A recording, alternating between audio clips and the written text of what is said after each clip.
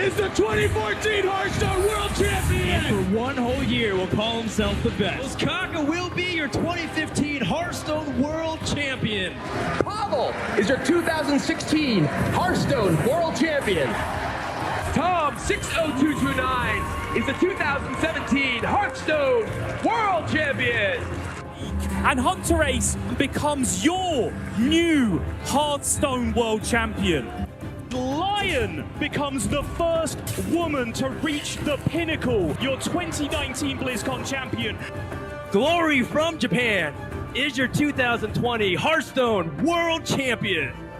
There, Possessi is your 2021 Hearthstone Grandmasters World Champion.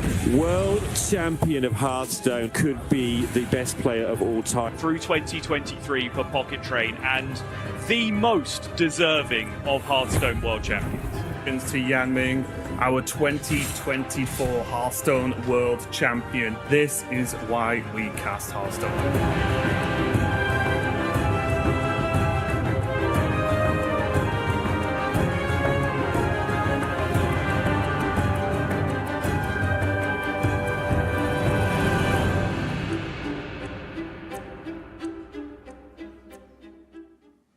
Hello everyone and welcome to day 3 of the Hearthstone World Championships. I'm Raven and joining me to kick off the day is Elvis, and we've got a lot more Hearthstone for you. Over the past 2 days, all of the players have played at least one match, I guess, in their group so far, and now we have Elimination Day.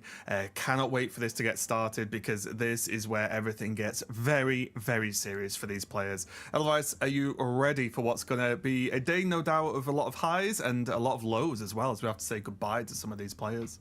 Yeah, it's going to be a tough one. You know, typically this sort of every match, very, very high stakes, is reserved for the top 8, right? That's just where the stakes really, really pick up. But by the nature of our getting to cast every single match this time around, we have saved all of these elimination matches that previously have been done as part of the group stage are all taking place today. So we see how people got into their various groups previously, or sorry, how they qualified rather for the World Championship.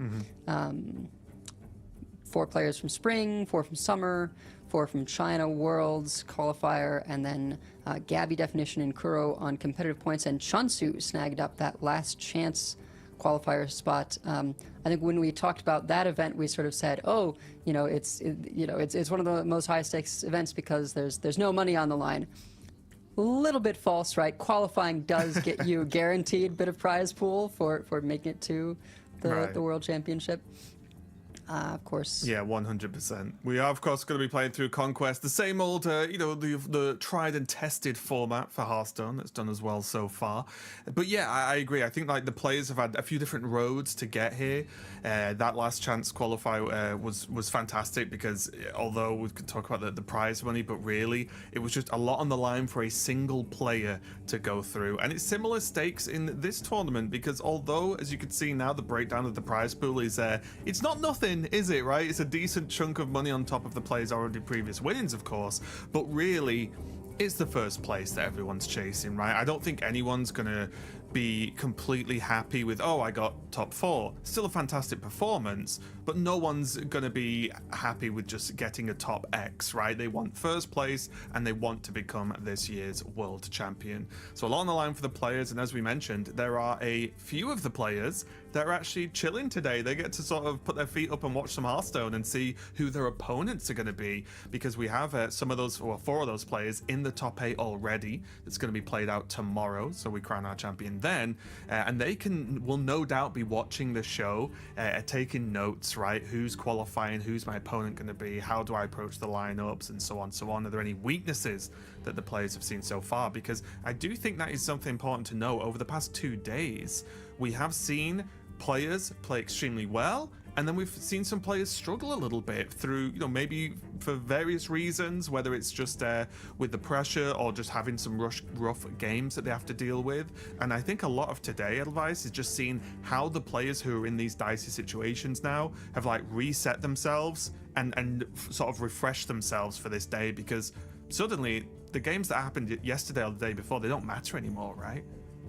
Yeah, if you can manage to, get your 1 or sometimes 2 wins today, right, you'll still manage to secure your spot.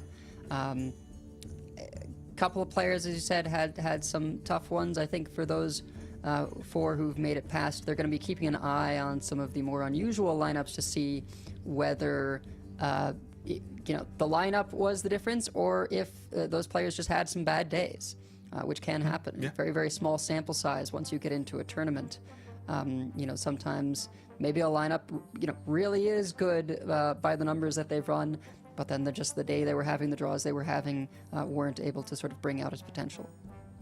Yeah, and as you can see on screen right now, we do have our new Twitch extension where you can check out the schedule, as you can see now, the players' deck lists, the classes they're playing, basically pretty much everything about the game that you're watching, as well as the players that are competing here as well. A really fantastic tool. It's been live on Twitch if you're watching on there for a couple of days. Make sure to click on the little Hearthstone icon that will show up if you hover over the Twitch screen, and you should be able to enable it if it hasn't been enabled yet, and it'll just pop up with all of this information you can keep track of as the games go. So if you're looking for the deck list for the player that you're watching right now, yeah, they're right in front of you if you want them to be.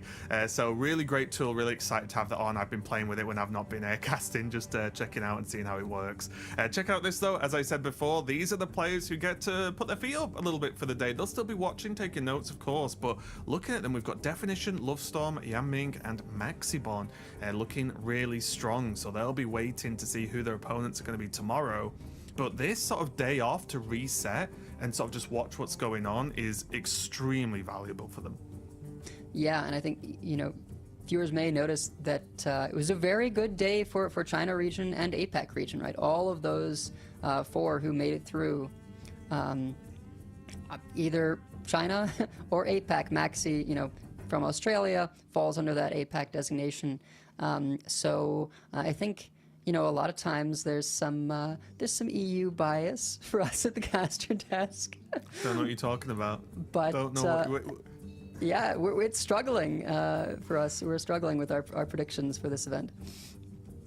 Yeah, definitely. But you can see the power level of these groups, right? Our first match on stream today is going to be Shouti versus Pocket Train. And this is an elimination match, as we've talked about. All these matches, whoever loses is out. It's as simple as that. So this is going to be a tough one. It's a fantastic 2 players, right, to be playing a game of Hearthstone that we get to watch. That's going to be great. But knowing that one of these is 100% not going to make it to tomorrow is huge. And as we can see here, as we take a look at the bans, the Druid, Pocket Train, one of the players who's brought a bit of a different lineup to the tournament this week. Druid being banned out, so the more unique deck being removed from Pocket Train's arsenal there, whereas Shouti has the Shaman removed, which is a bit of a strange one because we've seen Shaman not really overperforming, I'd say, but it is one that is more of a requirement due to the lineup that Pocket Train has. Yeah, both, if the Druid had been left around, the Shaman, it can just have such overwhelming momentum. The Druid doesn't have the tools to deal with, and that Warrior on Pocket Train's side is not Quest Warrior like most of the players here. It is Dragon Warrior, and unless you build Dragon Warrior like very specifically to be able to handle Shaman with like Punch Card or something, you can really, really struggle with having comeback tools. Yeah, 100%. It looks like no messing around. We're diving straight in. I love it. We see everything on the screen now on the left. If you want to keep track of the classes that have been played, classes that are banned, of course, as well. But we've got Shouti on the top with that Quest Warrior going up against Pocket Train's Death Knight. This is one of the more, I would say, current meta, like classic matchups, I would say, one of the more popular ones, just because of the sheer volume of people playing Death Knight, Quest Warrior, and then you sort of throw some Rogue and Hunter in there. These are like the decks, right? Well, there's certainly the decks if you lean towards sort of a slower, more controlling playstyle. These are what's on offer. I think Priest has not really been able to keep up in a long time. Warlock somewhat recently received some hits to their control package, and Hydralisk Cavern going from 3 mana to 4 mana. So yeah, if you are itching for kind of decks that go long that gain life for armor, this is what you can do. Yeah, and weirdly enough, this is the matchup where the Death Knight, where often is the control player out of a lot of matchups, becomes more of the aggro player, right? Because you can see Shouti has kept hold of that quest, of course. Once that quest is done, then it's most of the time mere moments till the game ends in the Warrior's favor, right? So it's definitely going to be on Pocket here to develop these minions nice and early, which he has done quite successfully, and put as much pressure on as possible, because Pocket wants this game to end as quickly as he can.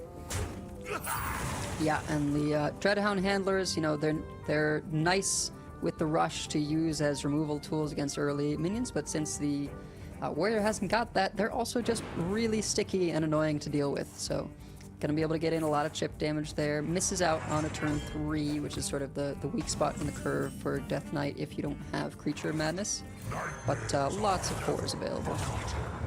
Yeah, these are huge as well, these early minions, because there's a lot of focus around corpse count, right, in DK at the moment, because they have the option of huge swing turns with Exarch Maladar, especially when you can see that Ysera in hand as well. So really, you're always looking how many corpses are available on generally turn 6, and how much are they able to push out, because that is something you can do, which is overwhelm the Warrior. Yes, Warrior's always known for clearing board, AoE, brawl, but you make them have to have it, and a lot of the time you make them have to have it multiple times across multiple turns, which makes it a little bit more difficult for Shouti. Yeah, although in this case a bit of a detriment allows Shouti to play this Hostile Invader and still have 5 minions in play after the Crocodilus for a free for glory, which is going to be able to clean up pretty much all of this.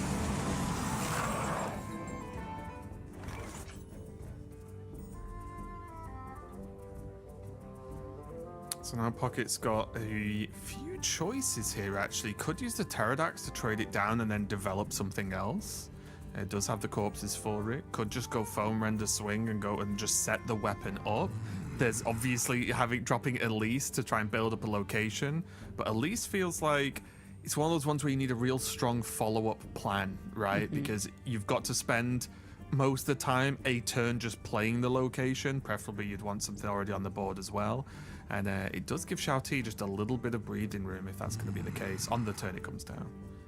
Yeah, this Elise does have a Dark Gift of Charge, so at least it's, getting a little bit in the turn you play it. But yeah, sometimes location, particularly even though copy is the most valuable, if you're going for 5/5 copy, you want to have something juicy in play to make a copy of it, right? And Pterodax is often one of those things. Pocket shaking his head, maybe not too happy with that turn. Does get to load up the foam render, right? So it's not there forever, right? But the plan is for it to be there for quite a while because it uses corpses as durability, right? So it's not too bad, but still just having nothing on board, basically giving Shouti a free turn to an extent, right? There's no minion pressure. Sure, there's the weapon, but not the end of the world. I would definitely like to see some form of ramp here, but unfortunately there's only Elise that works with playing the ramp at the same time. Would have loved the ramp into Yor if possible. Yeah, you can't be too upset about it, right? Getting to throw your Elise down and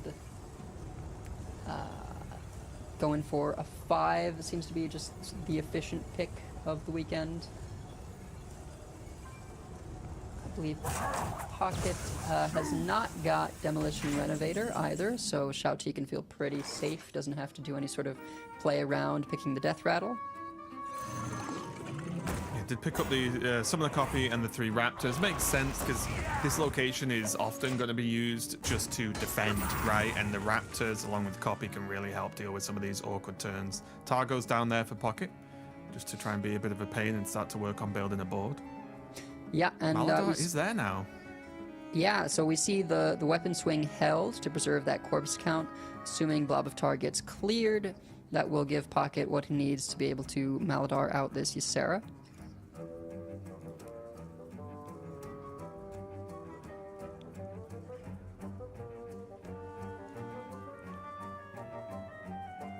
Shouti just working out exactly what he wants to do. A little bit again, it's one of those like commitment turns where do you want to play the location's pretty good right now, but is it the best you can do? Because if location's coming down, that's pretty much everything that you're really going to do that turn, right? One more mana would make things very nice with location or can go just a different route, play something else down, but I think just getting it down now feels fine because it's about as good as you're going to get. Oh no, it's going for Marin. Okay, just wants to get the wand. Yeah, I think the lack of pressure here for Shouti is sort of like, he doesn't need the rushes off of location right now. He doesn't have a great copy target. So it makes sense to me just kind of getting that wand while he has the ability. And the weapon swing also may have been an indication of like, okay, I should expect a Maladar play next turn.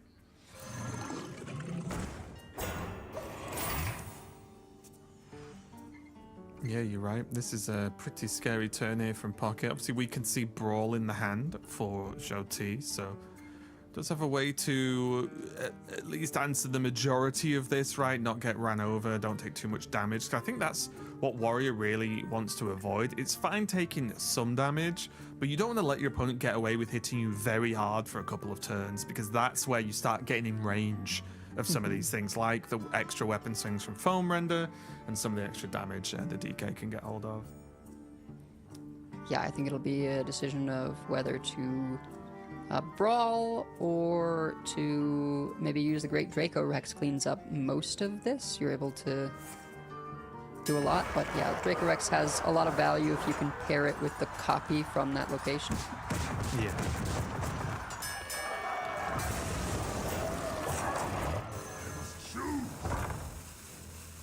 Pretty nice as well, just having the rest of the turn to drop the location. Obviously can't proc it this turn because it needs a copy target, but just spending the mana now just while you can is what's the important thing. Very similar to what you said about Marin, right? It's like just spend the mana while you're relatively safe to do so, and then it's going to pay off in the late game. Death calls. Yeah, and as I mentioned earlier, no fear of it getting blown up without being activated. So, however, if Pocket goes for his Elise here and tries to sneak in, with a copy Savage Roar or something, would then be facing down Demolition Renovator against his location. I mean, suddenly this man is okay. No? Okay.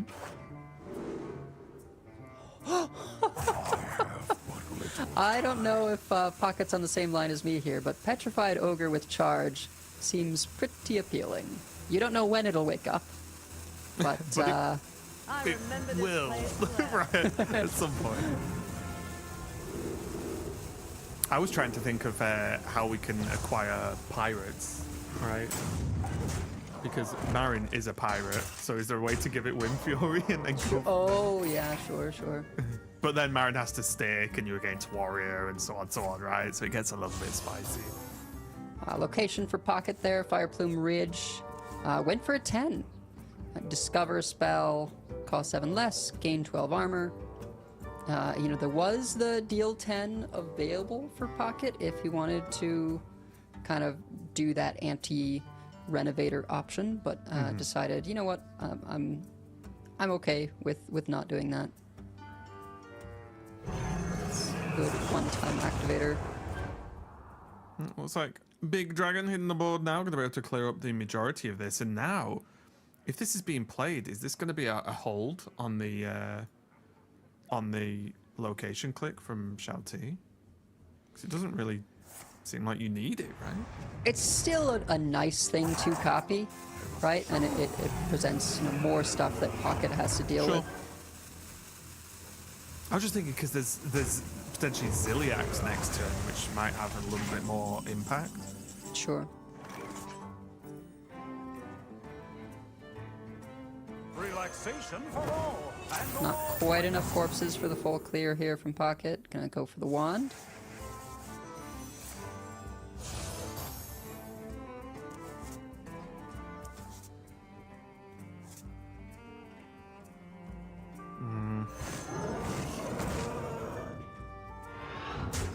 able to clear up. As well. Yeah, can clear up all the little things with the Infested Breath and the Hero Power, just leaving Dracorex and saving the Infested Breath so that if the Dracorex is used, it'll have to take some damage. Yeah, fair idea, right? You're not giving it 0-2 to trade into. Makes sense. Now this is where things can weirdly start to steamroll, right? Whether this is Freeze, whether this is Ziliax coming down, like whatever happens, this Marin is not surviving for another turn, and Shouti can just push all of these minions that are on board right now to face and put a lot of pressure on. Yeah, and Death Knight doesn't have quite as many defensive tools, right? Fire Plume location there for Pocket. Will be able to gain 12 armor at least one time, but perhaps unlikely to do so again with Renovator in Shouti's hand.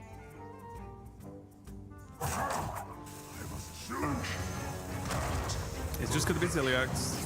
Yeah. Makes a lot of sense. Just pile on the board and just say there still isn't many corpses left, right? So it's unlikely that anything disastrous is going to happen to this board. It's all upon to Pocket Train now to try and get something done. Ceaseless, as we can see, of course, is a little bit of a ways away. Yeah, I mean, almost surprised to have seen the weapon swing from Pocket earlier, right? Just because he maybe would be needing those corpses with Corpse Explosion in hand. So Pocket looking for steal? Ooh, none of these. Quick analysis, they're not good.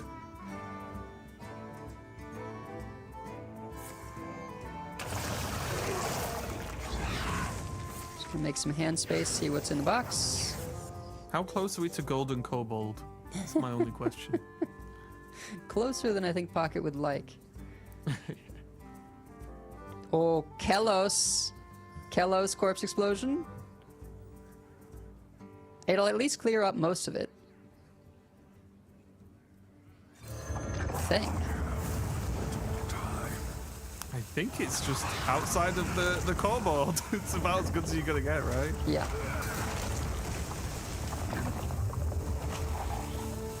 Yeah, not able to get the 2020 out, but gives enough corpses for the clear. However, Shouti's quest now is complete.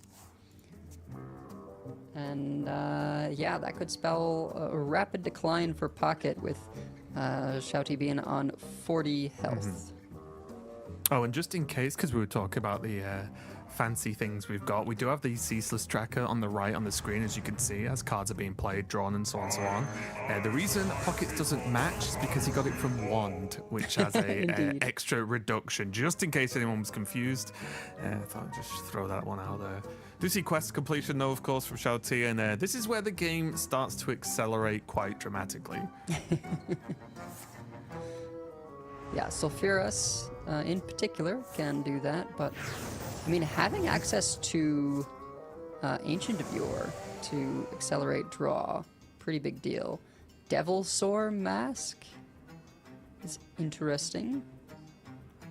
Yeah, I'm honestly just looking at this and just thinking, like, is there a way that exists for Pocket Train to actually do anything here?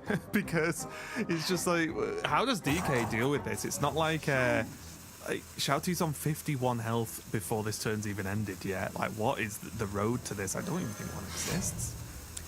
Yeah, I mean, it certainly seems like we may be in Kobold territory pretty soon. Yeah,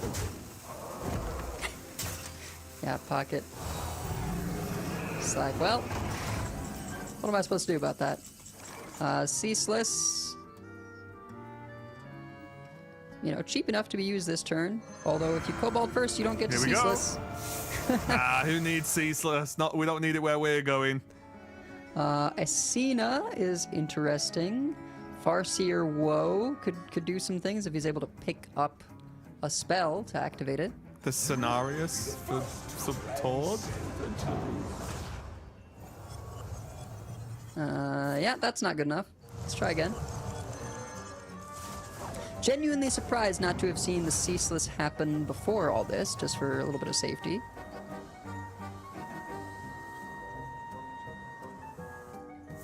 I guess the problem is it still costs mana, right?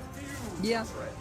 So it's less safe because there's a weapon equipped. So if you didn't really get too much, the hero power and the weapon could become problematic depending on what the mana cost would be. Obviously, Sure. Pocket is likely to be able to play something, but Pocket's probably like, I need something miraculous to happen. So I'm just going to go full mana. Oh, wait. Antonidas lead? No, of course not. I'm joking. No spells. But it would have been hilarious. That is the thing about the Kobold, is it only gives you minions. So anything that cares about casting spells, you're gonna have to wait a little bit. And, yeah, Pocket just saying, no, I'm done.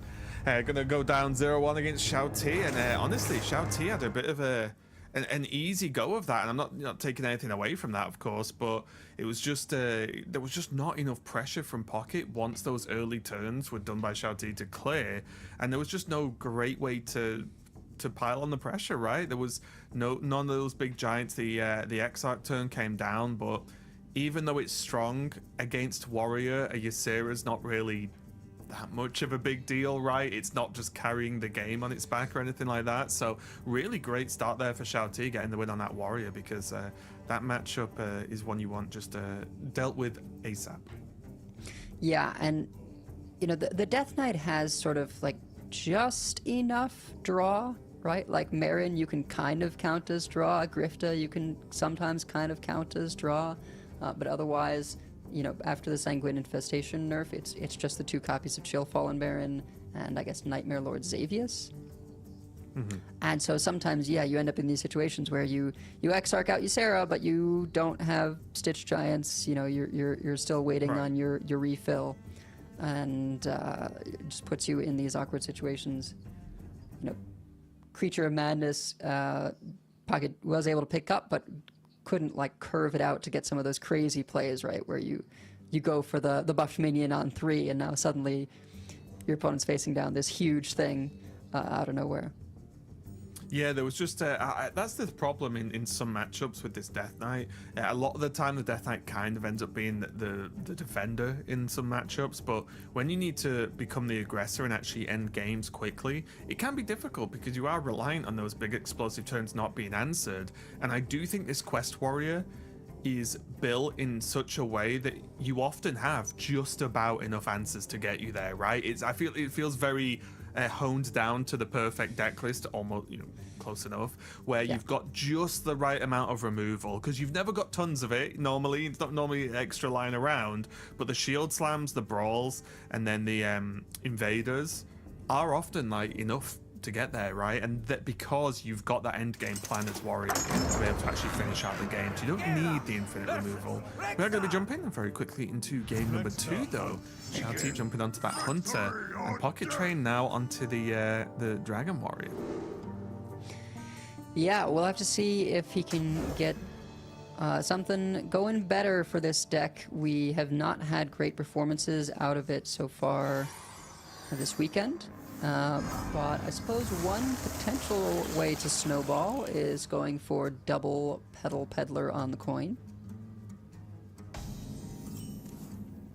Yeah, that's it. I'm not even remotely close to Pocket Train's level of play, but the only way I've had this deck work, the multiple times I've sat and done sessions testing it, is if you just go all in and snowball from like turn 1. There's a few different ways that can happen, right? There's a few different routes to do it, depending on your opening hand. But when I've been pushed off board as Dragon Warrior, in most matchups, it feels incredibly difficult to fight back on. Yeah, I mean, that is sort of the nature of its style, right? Whether it is something like this, which is, you know, welcome but not common, or something more like Sanguine Depths into Stonecarver, which buffs any damage minion, including itself. So Depths on 1 to then use it on a Stonecarver on 2. Suddenly you've got a 5/5, right? And it's just going to keep growing if the opponent can't deal with that 5/5 on turn 2, which most decks cannot. Shouti, you know, just look at these discover options. Already got on alien encounters. Yeah. So I'm gonna go for the tracking. That was the spells off of the Windrunner Sisters. This is an extra tracking, but yeah, definitely agree with the pick given nature of his hand. Yeah, and it lines up, right? You could do tracking next turn into the alien encounters you've already got. So that's still fine as an absolute worst case scenario, because the rest of the hand doesn't really do anything for a little while. Yeah.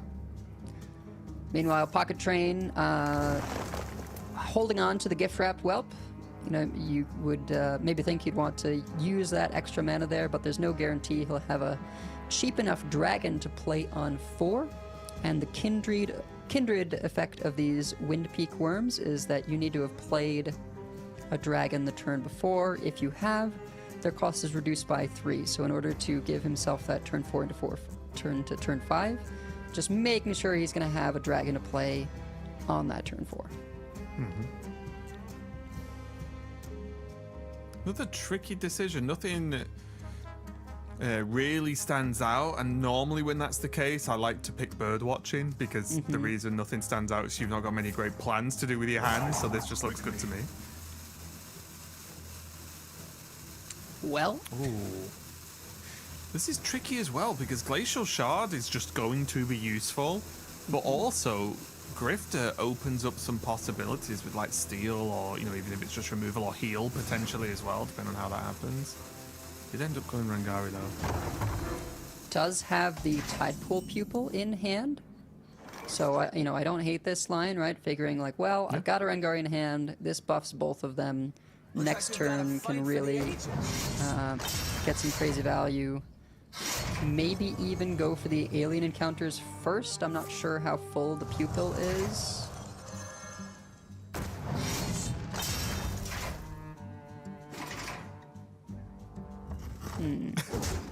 Not ideal, not the worst. Just like, okay. Yeah, just an absolutely just mid weapon. Still though, Pan, a ton of pressure on. He does have the 2 Wind Peaks.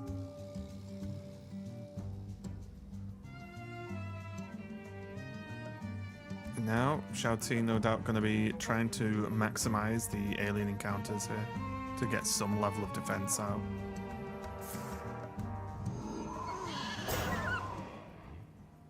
Yep, just gonna go ahead and get that in the pupil. Could now go for, you know, double scout pupil to get even more alien encounters, but that is considerably all in.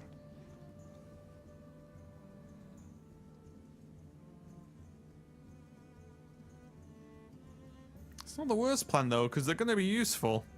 Yep. It's not like they're going to be stuck in hand, right? Yeah, I like it. When, this way you get to play the one that you take.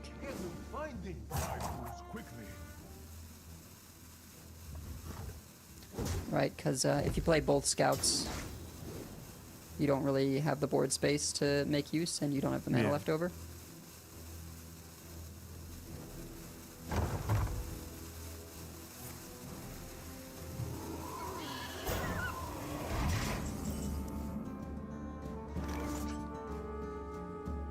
And this is where things start to get a little bit tricky, because it's just these encounters just soak so much damage. Like the game would just be over, right, if there weren't taunts in the way. Yes. These are going to soak basically a turn's worth of damage, and then next turn Air Pocket's expecting more taunts plus the rest of a turn, right, for Shouti to start fighting back. And as I said, if you remove all the minions off the board of this kind of push, it is very difficult for the warrior to actually end the game. Now, Shouti is relatively low health on 16, so it's not like Shouti's got tons of health to play around with, but 16, I would argue, is enough to get the job done, right? As long as he can push, get these dragons off the board this turn. Yeah, Pocket was really hoping for, you know, one more push, right, so that he could, if Shouti was at 10, then he could just chain Wind Peaked Worm into Wind Peak Worm. The only available healing for the hunter, it comes from Grifta. Oh, wait, this is huge, right? Bob use alien encounters this turn and then just get 2 Bobs. Yeah, that is fairly and then that filthy Bob for the next matchup. turn, and then Bob or Ziliax the turn after. Yeah, and then Bob. still have one left. Oh, a Neri. Interesting. Oh, fair enough. Okay, let's see where this goes because I just thought Bob kind of just solved a lot of problems for me and solved the turn 7 problem, but it's like Shouti's just going tempo. Get Neri on board. I mean, Neri can sometimes serve as a taunt in its own right, but true. not as effectively, I should think, as just completely freezing out your opponent's board. I think the scary thing with this choice, and I guess you sort of just trust your deck to an extent, but there's no Nile hero power, right? There's no actual discover ways in Shouti's hand right now. So that's why I was thinking, oh, well, look at what does the hand say. You've got Ziliax, so then you can buy turn 7 with Bob, then have Ziliax, then have another Bob, and maybe that's just does the job, right? Because Ziliax is very good against this type of deck. But yeah, Shouti's seen something I don't with the Neri. Maybe it is just, I have so many Discover cards in hand that it'll be fine. Well, there's nothing in hand, deck, though, sorry, right? not hand. Apologies, I meant deck. I meant deck, yeah. I meant there's so many cards in the deck, it's so likely to draw into the hand next turn. It's a bluff, if anything, yeah. Which, it's not like talking's my job or anything, right? Pocket does, does take the bluff. And Shouti rewarded with a mixologist pickup, but also, and perhaps this is why he gave up the Bob. Second proc, able to get this Ziliax down. And Pocket wishing he had Wind Speaker activation now for these.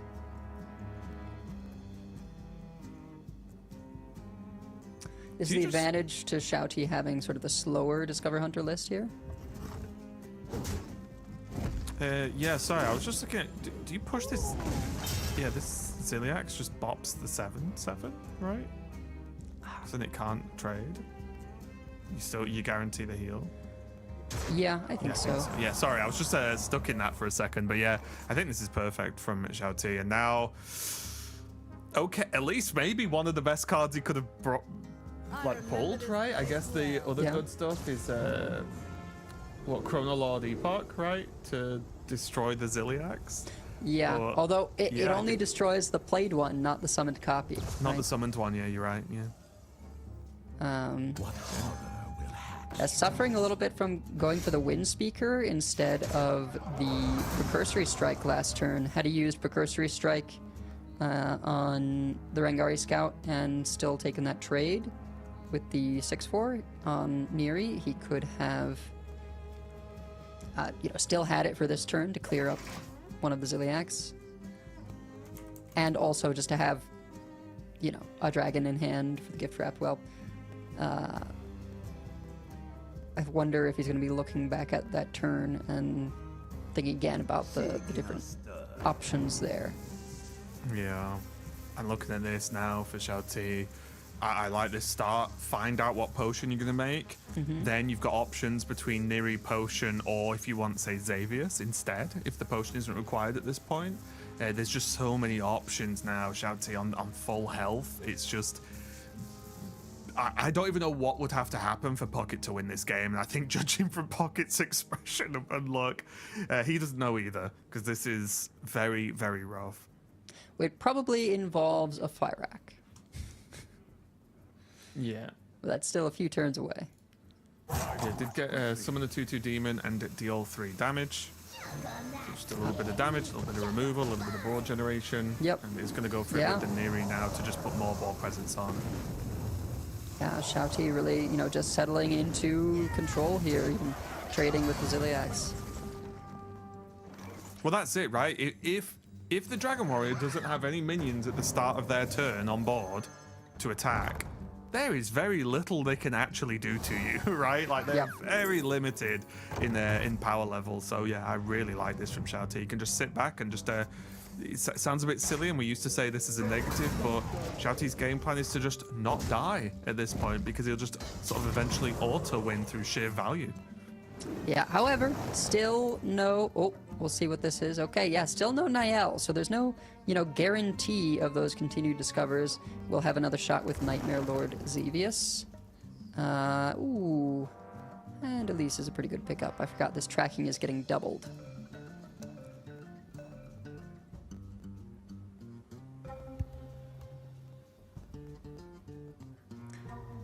Pocket did get pretty good pickups there, able to Ziliax next turn, and maybe follow up with summoning a copy of Stone Carver if you can get something damaged.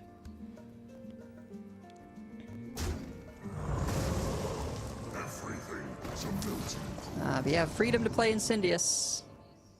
That's when you know you're feeling good about life, isn't it? Yeah, when you just gets a little scary. basically Incendious pass against Dragon Warrior, you're feeling pretty nice on full health. Even slips in the Glacier Shard. Perfect.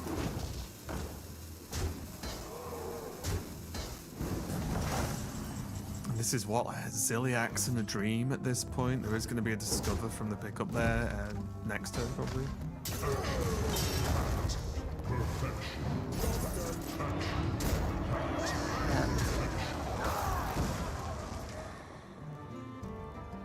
And I think at this point, Pocket has to just hope that Shouti is, ends up running dry. It doesn't happen too often with the Discover Hunter, but it can happen sometimes for a couple of turns if they don't have Niall.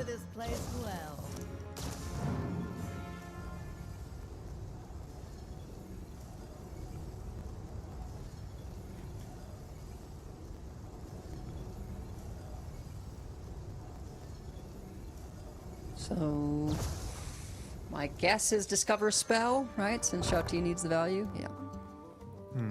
Discover plus I've been Raptors. tempted with Copy. I'm not gonna lie. Copy the Incendious, get those Yep. eruptions even more upgraded, yeah. Yeah, it's just tempting because it just feels powerful to do, right? Yeah, yeah. RC Rampage available here and playable. Spirit Bond allows a pretty nice, efficient clear, though. Yeah.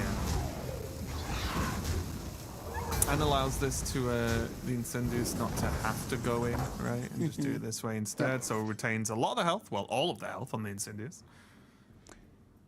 Yep. I would guess Pocket will start with the either the Shadow Flame Suffusion or, yeah, copying the Stone Carver, see what the discovered spell is. Guard Duty is aboard in a box.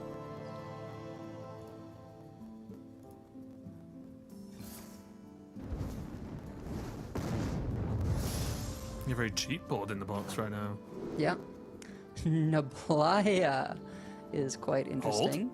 Yeah, I was going to say, hang on a minute, we like damaged minions, don't we? Yeah, I would maybe have been looking as well at the mech, right? Since it had summoned a 2/2 copy, and so both of those would then have Death Rattle of summoning Boombots. But yeah, Nablaya certainly has the higher ceiling. Nightmares are never forgotten. Oh, and there's the Niall picked up. Yeah, it's just got to be right. That's almost not even a thought. Also, as well, we see Ceaseless is getting quite close to becoming playable, especially once this turn ends. It's going to be in that range, and I think Ceaseless, if it's able to be dropped by Shouti relatively safely, or if this board is cleaned up by eruptions, this might be the last push for Pocket. Or by Sylvanas. Yeah, is it 4 damage? I think it's 4. Yeah, there's still the +1/+1. Yeah. But it, allows you to still preserve your eruptions, let them upgrade even further. And a little bit more reliable, right? Because just because you pick one eruption doesn't mean you're going to then draw another. Yeah, Shouti just being hyper careful here and just saying, I'll just full trade as much as possible. Now there's a 3/8 taunt in the way too. That's going to be problematic for Pocket Train to deal with. So just being hyper safe. Next turn there's another Discover now that the hero power's finally up for Shouti. And then there's Ceaseless, Mixologist. There's basically now the tools he can actually get done with finishing the game. Proportions look good. Is he going to hit? Yeah, I was going to say, is he going to target his own one for him? Makes sense. And then get copies. Undefeated champion, a 13/13 charge there instead of rush. Oh, I forgot that Nablaya gave the copies rush.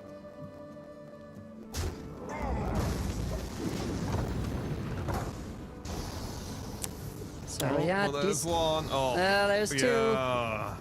And Just Shouti too not at much. 13. Is it? It is summon a copy on this location, though.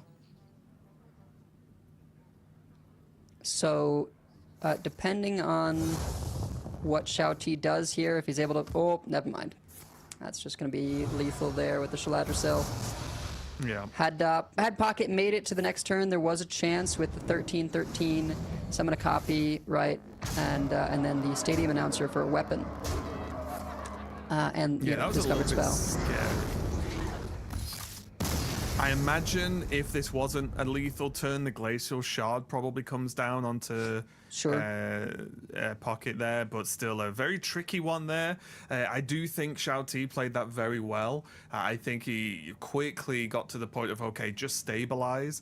Most of that game was without Niall's hero power too. Yeah. So that was a bit of a tricky one to handle throughout some of those turns, but Shouti did it, and now it's currently leading 2-0, and Pocket needs something to start going right. I think that game wasn't bad at all. It's just that it's tough when Hunter has access to some of those tools, mainly when we saw the taunt wall come up, right, is the big problem, because then suddenly Pocket needs to take turns off, just smacking through these taunts over and over again, and that's really what gave Shouti the time. Yeah, and then Shouti only has the Cycle Rogue remaining, which, you know, of decks to have to win against 3 times, Rogue is not where I would want to be up against. Yeah, it's a little bit tricky, although it did happen yesterday, right? Yeah. On the last match of the day, and Kuro had just Rogue left and actually got reverse swept, which was a pretty crazy matchup. Both players doing very, very well. Recommend watching the VOD after today's stream, of course, if you're going to be awake for that many hours. But yeah, it is going to be an uphill climb here for Pocket for sure, because the Rogue, it's so fast and it is fairly reliable, right? Which is the big strength of it. And I think Shouti, again, I'll just say unlikely to be a player that's going to make too many mistakes, especially in this scenario with this deck.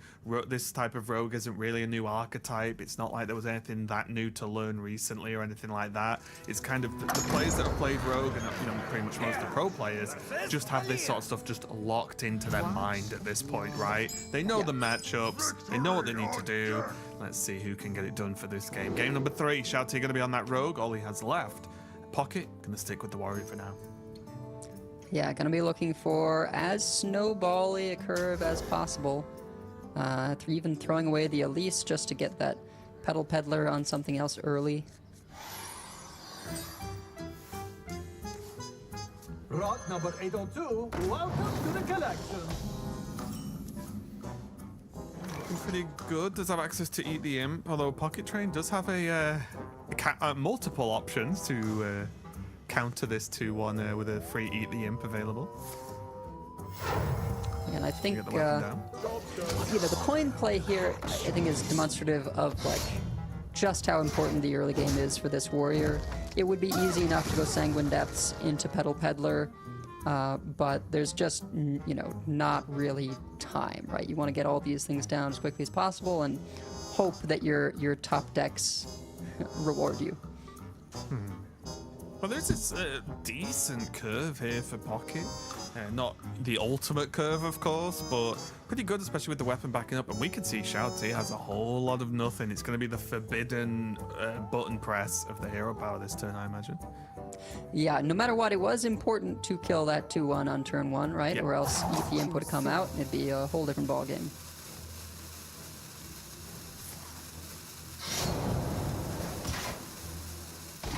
So a little bit of good news for Pocket there. Had a bit of a rough series so far, but important to take these little wins where you can and try and get that mindset in the right place. Oh, Shouti. A whole lot of nothing to do. No. Poke him in the face and then press the button again. Yeah. That's what's tricky. You can't even. Okay, you can, but you're not feeling great about. Oh, I'll just hit this 1-4 and soften it up. It's like there's a lot of punishes to that you might not like. Yep. So yes, it's hit face and pass. Like you don't want to trip yourself into this problem. Yeah. Picks up the well. Yeah. Really nice.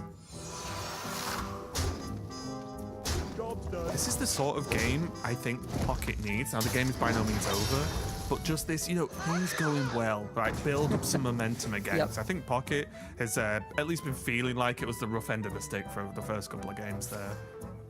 Yep. Shouti says, I don't really want to discard that, but I do sort of want to eat a minion this turn. Rewarded picking up the Wisp as a target for Eat the Imp, and now full board of with double Phoenix. Yeah, and that's regardless of what's drawn, right? There's still chance of ENG shenanigans.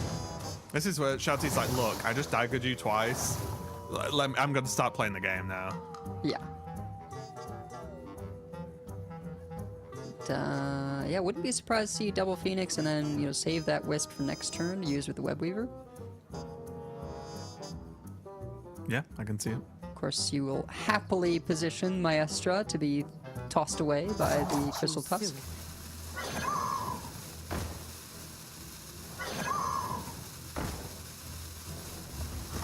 Yeah, this makes sense, right? Turn sort of, I'm not going to say the turn plays itself next turn for Shouti, but the setup is there, as you quite rightly broke down for us.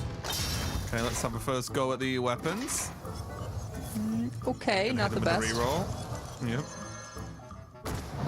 You can't be Fiery War Axe by a rogue as a warrior. I think he gets some draw. He's stolen Shouti's tusk. Went back in time to steal the weapon. And yeah, this makes sense to me. Just sort of like, you can take your Phoenix trades where you want them. It is far worse for Pocket if he lets the Phoenixes go into Shouti's hand at the end of his turn than if Shouti gets them back at the end of his own. Yeah. Yeah, you're just missing out on damage, right? Like, Pocket knows the rule here. Go face every single turn that it's humanly possible. Does have a Zephyrus in hand as well.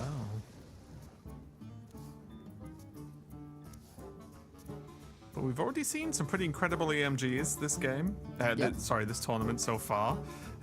They can really change the state of the game quite easily, but Shouti does have to get them cheap enough, which is a little bit easier said than done at the moment. Yeah, coming up, Pocket able to get some face damage into hand with the Dream Planner Zephyrus, and I'm not positive, but I do feel like of decks that Chrono Lord Epoch can be good against, barring EMG turns, of course, the Rogue is the one that sort of plays the most minions straight up from hand in a turn. And so I could see instances where they do a big Web Weaver turn and you just Chrono Lord Epoch and clear it all.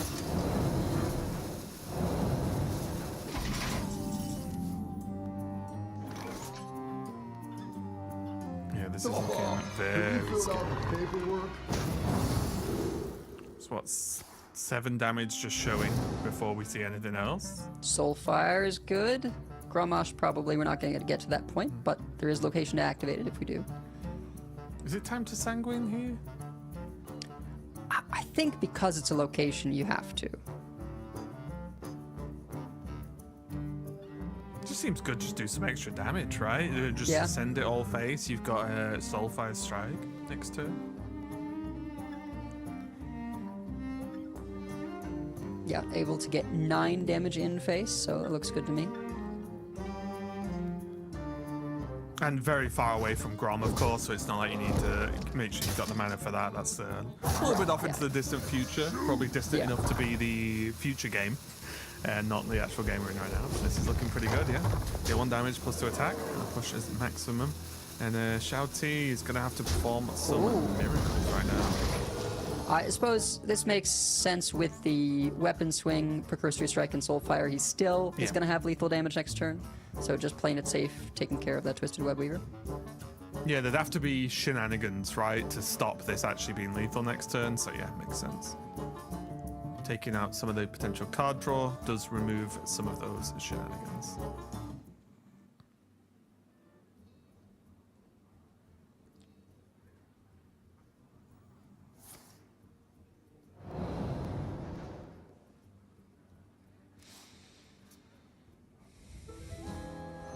Shouti is going to have to pull something out the bag here. Yeah, it might just be a scenario where it's just I'll remove as much as I can and just cross fingers, right? Hope for the best. Yep. Rogue does not really have ways to heal. That's always been a characteristic of the class. I mean, it probably is like EMG into taunt, right? Is that or some kind of thing that keeps him alive? Oh yeah. Yeah, I mean, that's what he's going for here, right? Prepping the dubious purchase.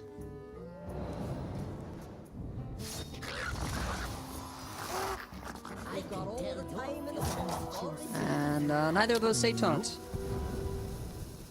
Quick, go back in time and change. Oh, wait, was that the other EMG? It sure was. Trade both away. Gets to roll again. Or whatever. Oh, quick. I'm saying quick, like Shouti's probably not already locked in these. And no misses taunt again. Yeah. So Pocket is going to finish up this game with a victory here, starting to bring it back with a win on this Dragon Warrior, and maybe a little bit of relief as well, because things went a lot better that game. Very clear plan, and it always helps when your opponent effectively passes 2 turns in a row in the early game. Yeah, that's always something you would like your opponents to do for you, because that's very kind. So yeah, a bit of a tough one there for Shouti, but did the best of it that he could. But Pocket Train got to be feeling great. Just rough first couple of games, and then suddenly, okay, Dragon Warrior is going to do its thing, and then we'll move on from there. So still got a lot of work to do, but at least there's some kind of light at the end of the tunnel. Yeah, and certainly, you know, Shaman and Death Knight still both have the capability of, you know, presenting enough pressure to deal with slower rogue turns. But we've seen a couple of turn 3 EMGs so far this weekend, and I think that's the kind of thing that's just not in your control if you're Pocket Train. So he's just gonna kind of hope for a little bit of good luck, a little bit of poor draws for Shouti, to give just enough time for you know, Shaman to do its thing, for Death Knight to I don't even know if you can consistently like overwhelm the rogue as Death Knight, or if it's more just like you try and set up complex boards to mess with their game plan. Yeah, it's a tricky one. We are going to find out, because I believe we are diving into Death Knight versus Rogue. But yeah, it's a bit of a tricky one, but I think that about most Death Knight matchups for me. I don't know why, but this sort of rough build of Death Knight just never felt that comfortable when I've been testing it. But it is one of those things where you need the Rogue to just have a little bit of a slow start, don't be too minion heavy, and as long as you can just, it sounds a bit silly, but like keep playing cards, right? You don't really want to have slow or passing turns as Death Knight in this matchup, because you need to put the foot down, or the Rogue's just going to relax, because I think Death Knight very generally struggles to get out of range of actual high damage rogue turns, right? There's only really warriors that get that done. Yeah, you have to be able to get a lot of your minions to take the hits. But we saw Pocket recoil from the cards he was given after that mulligan. You know, it was an instance of he had a decent hand, but not a great one.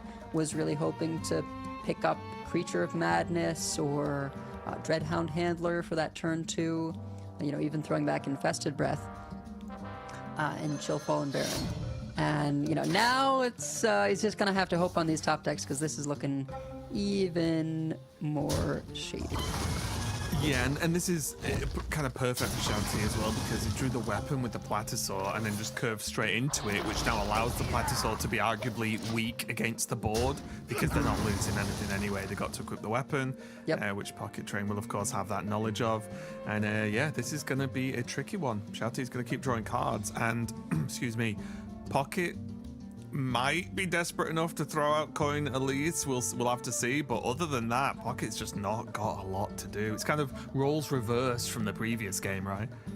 Yeah. I mean, the Pterodaxes can present a good tempo swing later on, but you don't really want to be thinking about later on, right? You want to be getting those minions down to make Shouti have to think. Yeah, later on, you might just be dead. So, yeah, it's going to be a little bit unfortunate. Shouti not taking the time with this one, I imagine. Is this the sort of thing where, because the hand doesn't look amazing, is this ever a you don't swing and maybe wait one more turn? Yeah, Is there, I ever think a reason to, like, yeah, okay. I think you can afford to, right? The fact that Pocket doesn't really have anything going on, Shouti can just sort of say, we'll wait, see what we get. Plays the Mauler so that there are, some rocks in there. Utility they can serve in the early game is just sort of increasing that draw count for EMG. Right. Wow, Pocket going for... I didn't know if there was a chance Pocket was going for the 1-cost location just to guarantee something to do next turn. It's going to go for 5, though, so there's a chance as Pocket threw his hands up in the air going, well, yeah, I guess we see. Again, if you are just tuning in recently to this series, if you joined us just a little bit late, this is elimination, as are all of the matches you will see today on stream. So the loser of this is done with their run in the World Championship. So if Shouti takes a victory, Pocket is unfortunately going to be knocked out. If Pocket takes a victory in this game, then we play game number 5.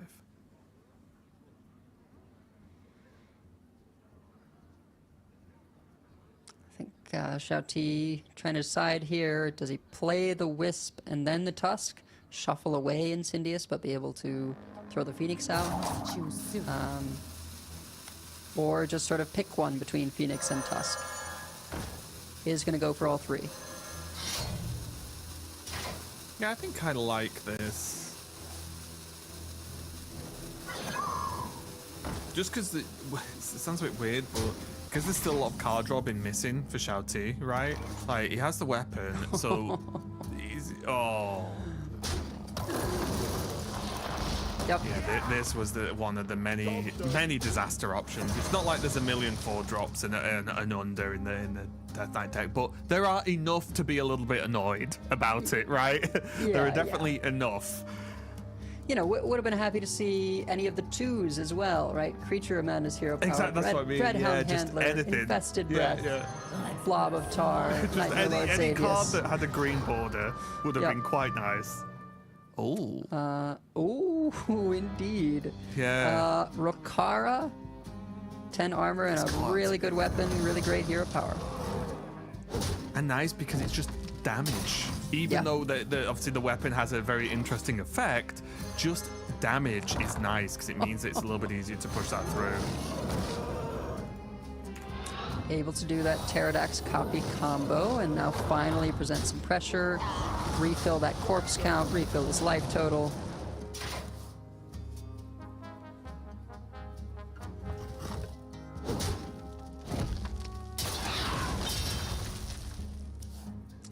Webweaver pickup from Shouti, gonna let him start to get some refill of his own. Rot number 802, welcome to the collection.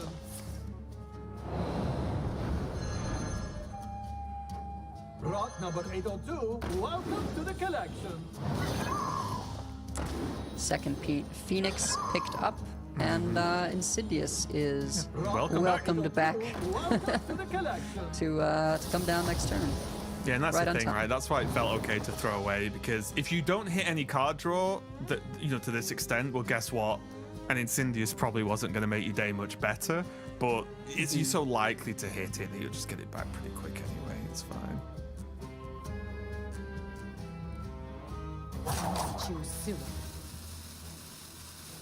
I think, just slam this, just go, I don't want to say all in, because that has connotations of Shouti having nothing else to win the game with, but I like just dropping max stats down, right? Making Pocket have it.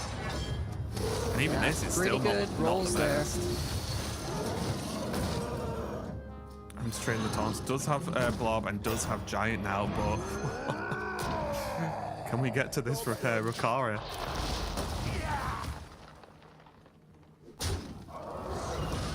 Yeah, gosh. That would be an unpleasant surprise for Pocket, but I think just Incendious go, most likely. Yeah, Pocket crossed his fingers, I think, hoping that no Incendious, please. we know better. It is at 30, right? So has managed to get topped off because of the pterodaxes. We can see it's another kind of long way away till Pocket's next power play, right? Like, yes, there's Marin next turn, but can't play the wand in the same turn. Like, basically, if this push doesn't hold Shouti back, there could be a lot of trouble. And I think Shouti is trying to decide, can he play Incendius? The Blob of Tar does really muck things up in terms of the breakpoints, right? All of these 3-attack minions mean that you're going to have to send 2 things into it, which means, Shouti then has to pick between, targets he wants to go into. And yeah, this is just the more efficient way to clear it. Going to take a turn off to get the Rikara down.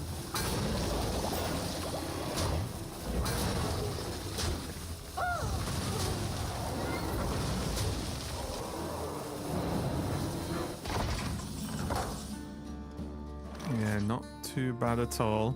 And again, Pocket Train's follow-up is fine. It's not bad at all. Does have location to press, does have foam rendered, it can just play the Marin if he wants to do that. But still just Shouti being fairly safe himself is the scary bit, isn't it?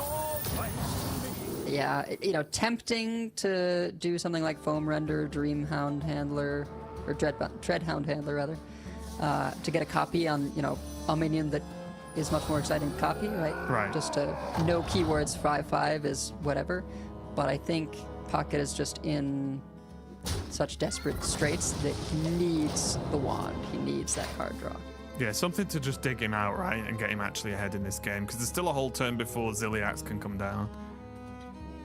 But Shouti, weirdly, it sounds weird to say, turn 8 quite late for Incendius not being played, right? Like a lot of the time we're used to seeing them coin now and so on as rogue, so yeah, kind of interesting. One, as well, so he wanted to get the better breakpoints on clearing the Blob of Tar, but he had to know that with the location coming online, there was gonna be Raptors, there was gonna be a 5/5 in play. Pocket would have a turn to play stuff. And now it's to the point he basically has to play the Incendius. Yeah. And then next turn there's Thanos, there's also Eat the Imps, there's the Mauler, so you'd assume, and I assume Pocket's thinking the same thing, is like next turn's the danger turn, the turn the game could end effectively, right? So we'll have to do everything possible to try and defend against this. And now we're going to see what Shouti is going to do with this weapon as well. Yep. Okay, going to go for this one, okay. Push a little bit extra to face. Yeah, thinking about throwing the Elise face as well. Yeah, I like it. Just max damage in case they heal, right? We're gonna race. Pocket gonna hope for a miracle off the Wondrous Wand. Oh, Crown's okay, but I think he would have liked to see something else. Can be good pressure. There's also the backup of Grifter in a world where you get Grifter heal, potentially, as well. Yeah. I think he's going to have to look for that. Yeah. Yeah, I'm going to go dig in. For once, don't really care about seeing the DLC. Oh, no heal. And so yeah, you got to be nervous. I'm guessing it's just try and get a minion that I don't have the knowledge of every single minion that can generate, but if there's something there that can maybe help in some way, I don't know, but it's better than nothing, right? Well, I think it's that you can't give Shouti the draw, right? Yes, yeah. Because you don't care about discard when they cast when drawn. And unfortunately, that was, I think, enough eruptions drawn before rocks. Pocket was just low enough that I don't think it's going to make a difference. There's another eruption. Yeah, well, there's no in the deck, right? I don't think there's any in the... No, yeah, no rocks at all yet. Yeah. Yeah, just 2 eruptions left at the moment. And Pocket waving goodbye. I think he knows. Again, all these players very, very knowledgeable on this road deck and what its damage breakpoints are, what's the expected damage. But Pocket just cannot quite get this done, cannot survive long enough. And Shouti is going to be all over this. Yeah, it was, close near the end there. If anything had been, a turn earlier for Pocket, right? If maybe, maybe if he had been able to save the coin, right, then he can play the Ziliax, right, coin it out on that turn. But it's hard to know, and the plays in the early game were looking so dead that you need to get something down, and so Coin Elise seemed after the time. Yeah, really. Well, that's gonna really be it for my pick. yeah, true. I completely forgot about all of that. Yeah, there was a lot of picks involved in the elimination matches today. But yeah, it's a tough one for Pocket. I think definitely a rough couple of games at the start. Couldn't really get going. Shouti, I think, played very, very well, as did Pocket, did the best with what he had. And that's going to be the story of the day, everyone. They're all elimination matches, and guess what? We're at the World Championship, so they're all great players as well. So we are going to see, I don't even want to say upsets, because that's the wrong word. Shouti generally agreed upon to be one of the best Hearthstone players we've seen ever, to an extent, right? Yeah. So like, there's no upsets really, but Pocket, obviously a world champion, and has tons of fans. It's sad to see him knocked out, but again, you knocked out to Shouti, who's another fantastic player. That's just going to be the sort of story of the day, I'm afraid. But huge congratulations to Shouti, and as you said right at the start of the show, China and APAC sort of as the two regions that are just performing so far. We're very interested to see how this top 8 develops over the course of today. Yeah, absolutely. And it's all right. Pocket can always join us washed up at the casting desk. Yeah, he's always welcome, although I do not make those decisions, so I can commit to anything because everyone knows my opinion doesn't matter. Regardless, we are going to go to a quick break, and we'll jump into the next match very, very shortly. Don't go anywhere, and we'll be right back.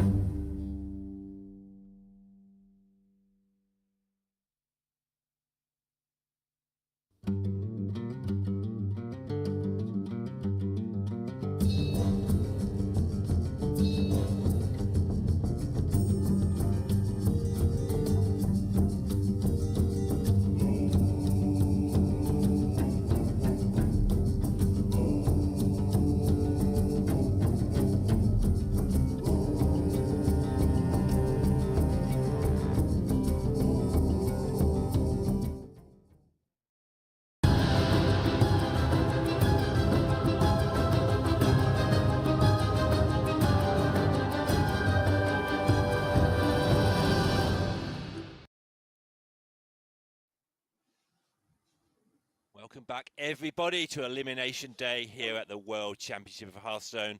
Pocket Train, former champion, has left the building, but Shouti, one of the most popular and highly respected players, has gone forward into this next match. And with me, I'm delighted to say, to steer me through this match, is Rekvam. He's caught so many strays from me over the years via this broadcast. He's got a chance to get his revenge. Rekvam, you enjoying it so far? Hello, Laurie. Hello, everyone. Yeah, I'm loving the World Championship this year. It's been great. Love that I have the opportunity to cast, and what a nice match we have for us. Shouti and Tansoku, two veterans of the scene. Shouti considered one of the GOATs of China, and he's got a bit of a redemption to make, I'd say, after his day one showing, and he's on his way there. We can't ignore it. What did you make of that turn when he just... his brain fell out or something during the Hunter turn yesterday, 2 days ago? What did you make of that?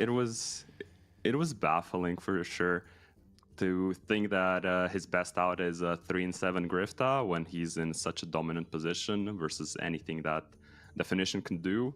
It really caught me off guard. Not something I'd ever expect him to do, but it's not even the most shocking thing we've seen recently in World Championships. So that's, I won't ask you what that might be. Okay. So obviously Shouti, as we look at the group there, has a chance to go through here. You watched a lot, I know, of the Chinese qualifiers. Is he the best of the Chinese players, do you think? Is he standalone the best, or is there someone up there with him? I think all four of the Chinese qualifiers are definitely the top four of China. I think the best players made it. They showed it in their tournament performances. And personally, I think Lovestorm was the one that stood out a little bit more than the rest. That's why I chose him as my champion as well. But Shouti has played pretty consistently well in these tournaments. I think he won one or two of them as well. So definitely deserved spot at the World Championship for him. And in this match, we're going to be covering Shouti, Tansoku. I mean, you've been to 2 Worlds, right? So Shouti Correct. in his 4th World Championships, Tansoku in his 1st. Does it make any difference? Do you feel it first time out more than second time out? I think you do feel it. It's pretty natural to feel a bit more pressure coming into your first championship. But Tansoku has a lot of tournament experience under his belt. He has won a Masters Tour as well, which, in my opinion, those big Masters Tours with 400 players are so much harder to win and do well in than these smaller 16-player tournaments. So he has proven himself at the biggest stages. Worlds is its own special type of pressure, but I think he's been handling it pretty well so far, and his play has been pretty on point. So I guess while Shouti's taking just a short break, obviously giving him a bit of time to prepare for the next match, talk a little bit about what it's like to be a pro player again. So you're well known for being very good at making lineups behind the scenes, helping other pro players with their lineups. What is the difference between a 16-player tournament like this lineup and a lineup for a 400-player Masters Tour? What concessions do you have to make to the fact there's weaker players? A 16-player tournament will usually feature the top of the top, and the top of the top like more mechanically intensive decks, more decks where they can make a lot of choices, while in an open field of, let's say, 400 players, there's going to be a lot of curveballs. There's going to be more of those Dragon Warriors, there's going to be more of those Hagata Shamans, for example, whereas in this field you really have to prepare mostly for Discover Hunter, for Cycle Rogue especially, which we might not see as much in a 400-player field, because you really cannot make any mistakes with the Cycle Rogue. We saw in the previous series how easy it can be for the deck to break if you don't make sure that everything you do goes perfectly. So I'd say that is the biggest difference. Just the player quality means that there's more of these combo style decks than those curve style, just get stuff onto the board and make my turns easier so I don't make any mistakes type of decks.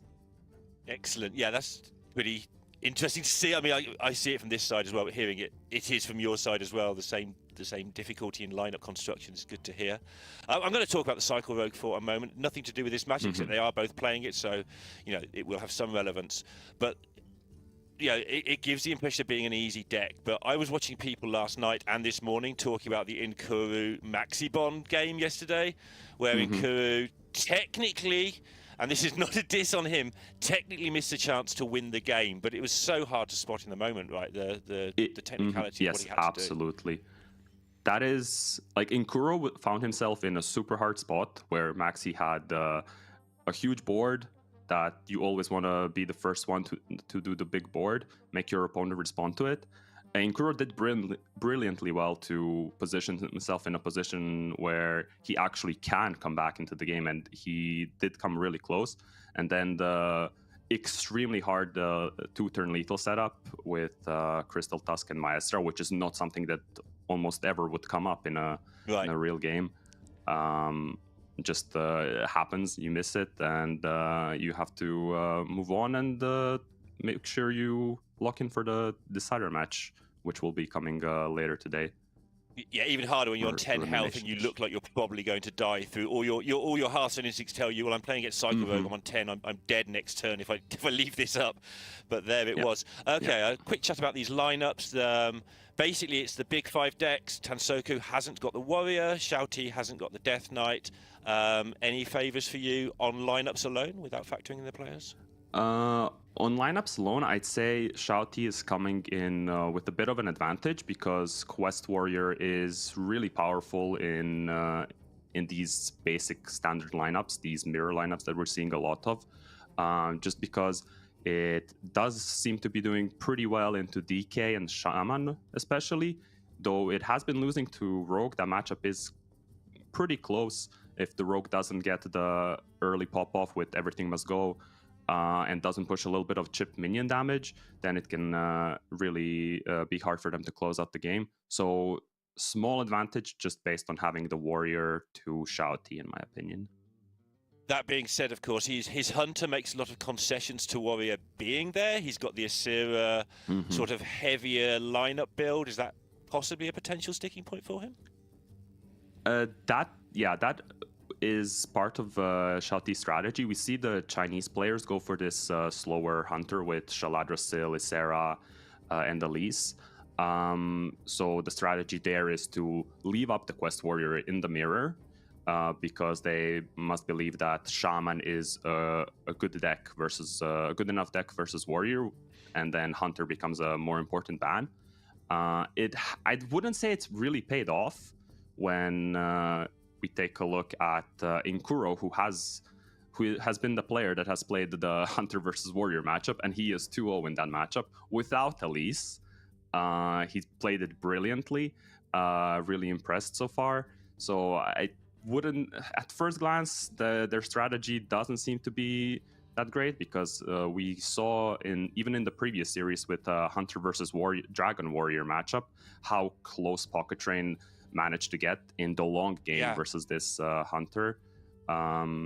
So it could be a pain point because the Tansoku does not have the Warrior which the Shouti's Hunter is teched for. And again, we are just getting them ready. Again, Shouti the players are basically allowed to claim 10 minutes off if they need them between matches. And honestly, they should, in general, claim those 10 minutes, because it's dashing into a second matchup when you've prepared for the first matchup a lot. How much do you do that? How much do you prepare for, like, match 1 over match 2 and just take it one match at a time overnight? I try to always prepare for the first match as much as possible. If you get the time, it's good to be prepared for all of your group opponents, but making sure you lock in for the first one, that you're on point and that you don't drop into the lower bracket, it is always going to be more on your mind.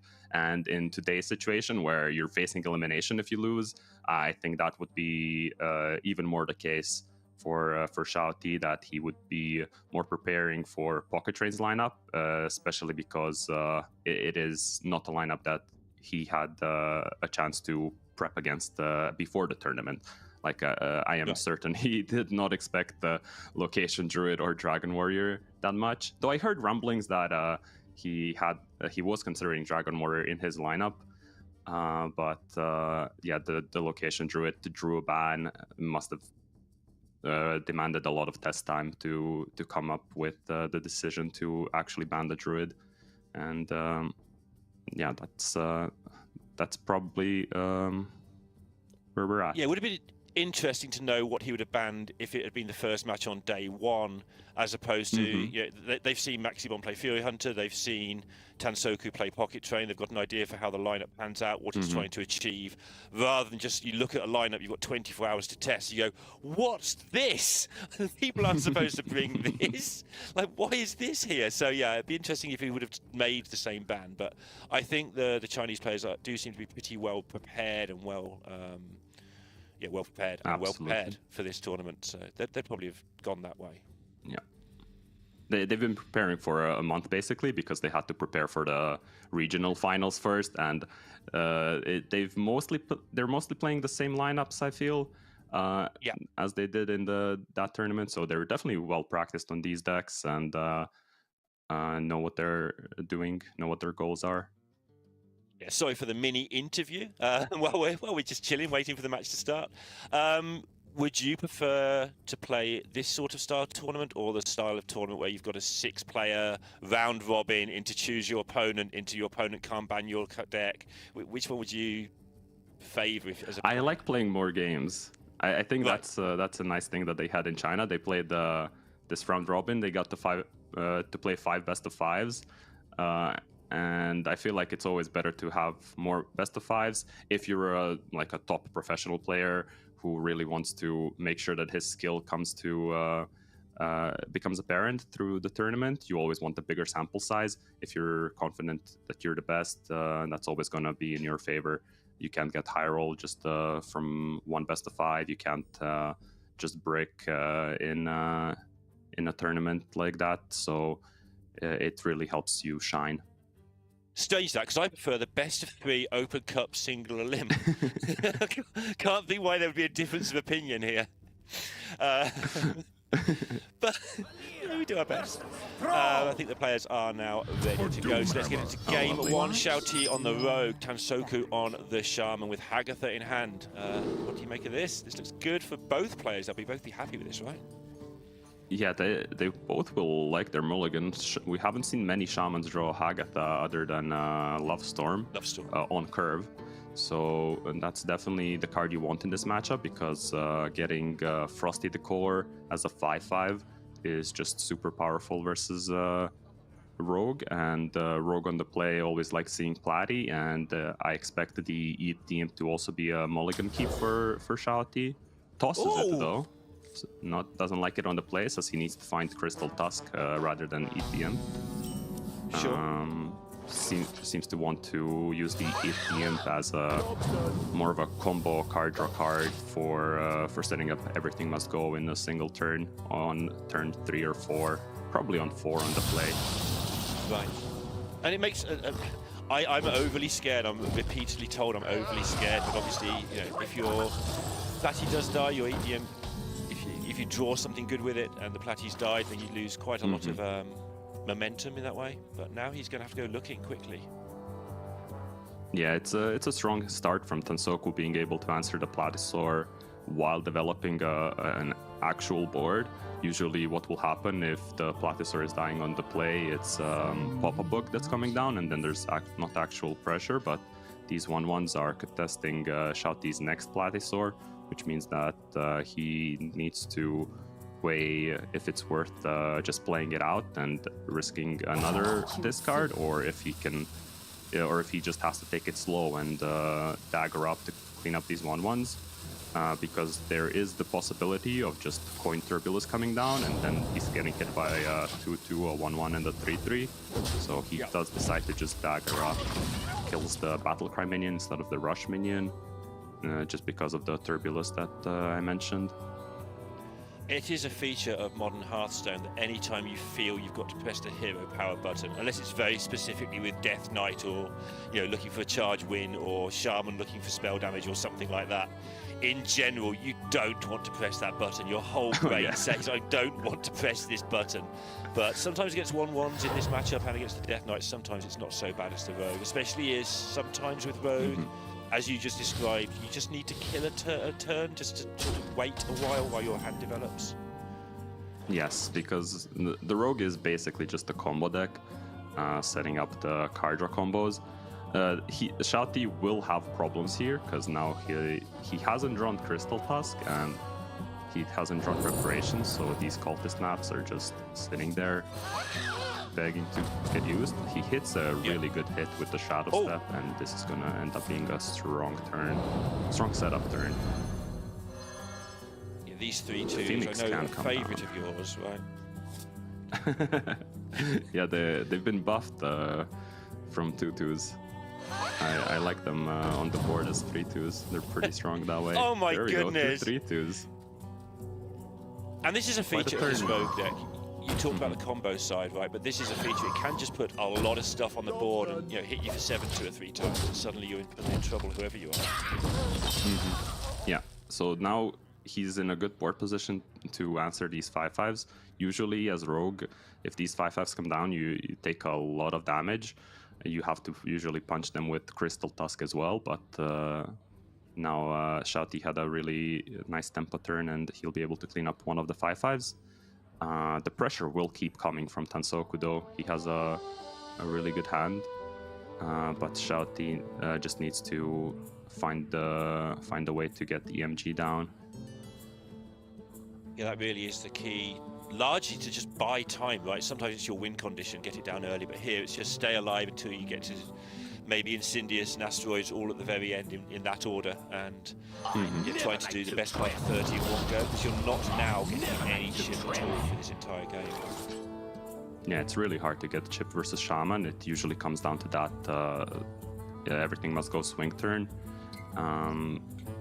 especially when they draw like this. Just spending all their mana really efficiently, which is not something we've seen Shamans do in this tournament so far, but this game it's really all coming together for Tansoku. And I think, I mean, you can correct me again, but I think that's one of the things the pro players don't like about if they do have to play Shaman, is that you are in the hands a lot more than other decks of just what you draw. Like, you just sometimes are unable to play the game, sometimes it wins on its own, and there's not much in the middle. Yeah, exactly. This cultist map, though, was insanely strong for Shouti. Picks up prep and the dubious purchase, gets to deal with the Shaman's board for free, basically, while drawing cards. Now he can go for a Web Weaver turn on the follow-up on turn 5. He's suddenly in a really good spot. These cultist maps have hit exactly what he's needed. Yeah, the one and only really awkward thing about Hagatha is this one turn where you have to play a 4/3 and pass. Right? This is kind of the one turn where the Rogue gets a little bit of a breather. Yeah, and this is the turn where Shouti will probably try to go in if he can. Oh, that is a good pickup as well. Second prep for the EDM, and the Web Weaver is instantly coming down, making hat space for the draw 3. Then the double Phoenix will draw 2 more. It's already 6 card drawns to start the turn. And then just needs to pick up a little bit of something. Maybe a second EDM, Shadow Step for the Platysaur. This could be a double everything must go turn. Really good. Just a lesson here for people who are picking this deck up, who have played the Mauler by now. You really want your Maulers after your Eruptions. Not always possible against a more aggressive deck. Sometimes you want the Asteroids in your deck to sort of try and clear some of the mess up. But in general, the way Rek'Sai just described that, this is what you want to be doing. Saving these Maulers till later, using everything else you can in your power and try and get the double, everything must go down, and that's exactly what we're going to see.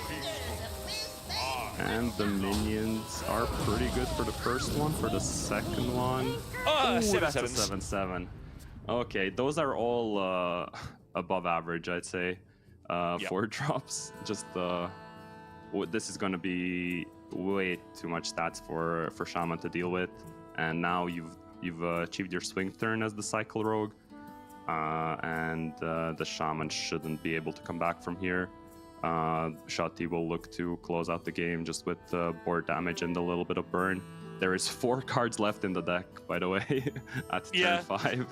He's gone right the way through. He's sitting there planning how to make sure he beats Frosty Decor right now. It's not there. Tansoku really doesn't have much of a play at all here. Like, next turn should just be lethal. Yeah, Tansoku has this one cult neophyte in his list that he would have liked to have last turn. Yeah. But you're late. And now he's just going to be in a losing position.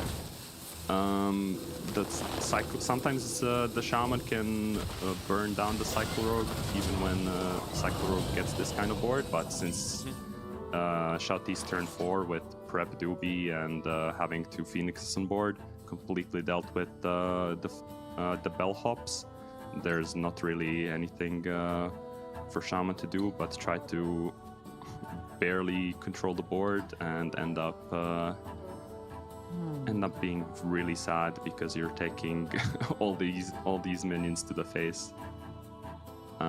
So from Shouti's spot here, he's just got to work out, does he want to use Incendious next turn to deal 5 in any world? Like, does he want to set up the Crystal Tusk now just to make sure of that? Is there anything he wants to do? Does he want to put any asteroids in the deck now? Because it will be 2 turns before he gets to do it. He doesn't do it now. And just work out how to secure the 2-turn lethal. I expect him to just put all the asteroids in the deck, make another 3-2 Phoenix, and equip Crystal Tusk, clean up the board, make sure there's no funny business that can happen. Yeah. Well, clean up the board, clean up the 0-1s, and send everything else pays, because what is the Shaman really able to do in this situation? The 4-drops are just too big for Avatar form to ever be a relevant card for this turn. It's a very good example of what we've been talking about. No, it's just coming down to if there's a miracle card from Elise, and there is not. So he's trying to find spell, right? I mean, there isn't going to be one, but at least he's looking.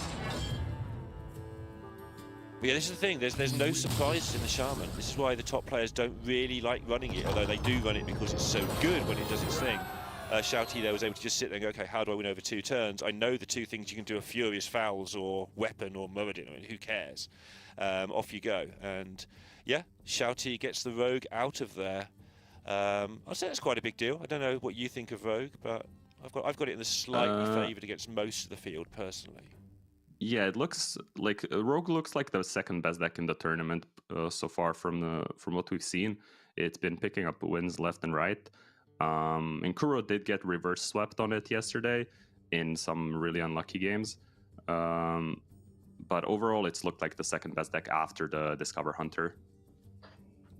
Yeah, it makes sense. And the Warrior might look a little bit better once we've got rid of the people who don't like Warriors. Like, there's that's a fairly well-positioned deck. The weakness, again, we talk about a lot, is that you can...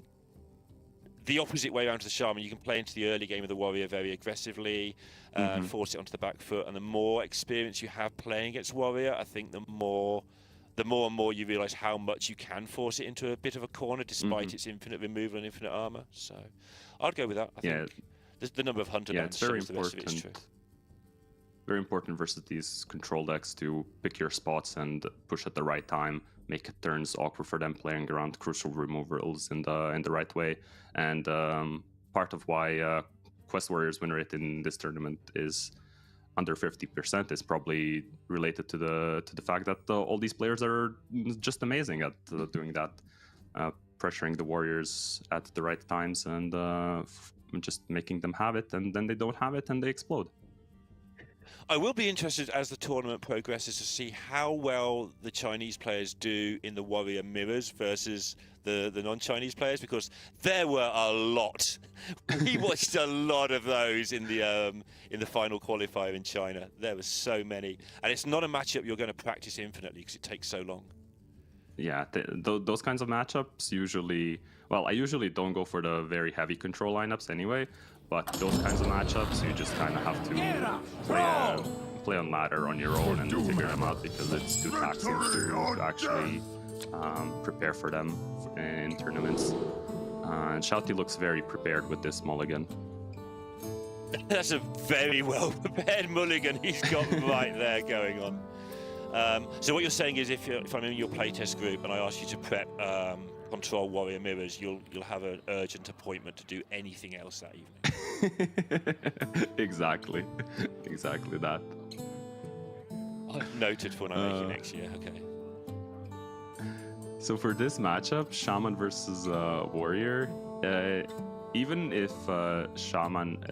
Warrior has a hand like this with coin new heights into Elise, the Shaman can still easily get there versus that, but they need a very specific hand of Hagatha and Shudder Block for Wish Upon the Star.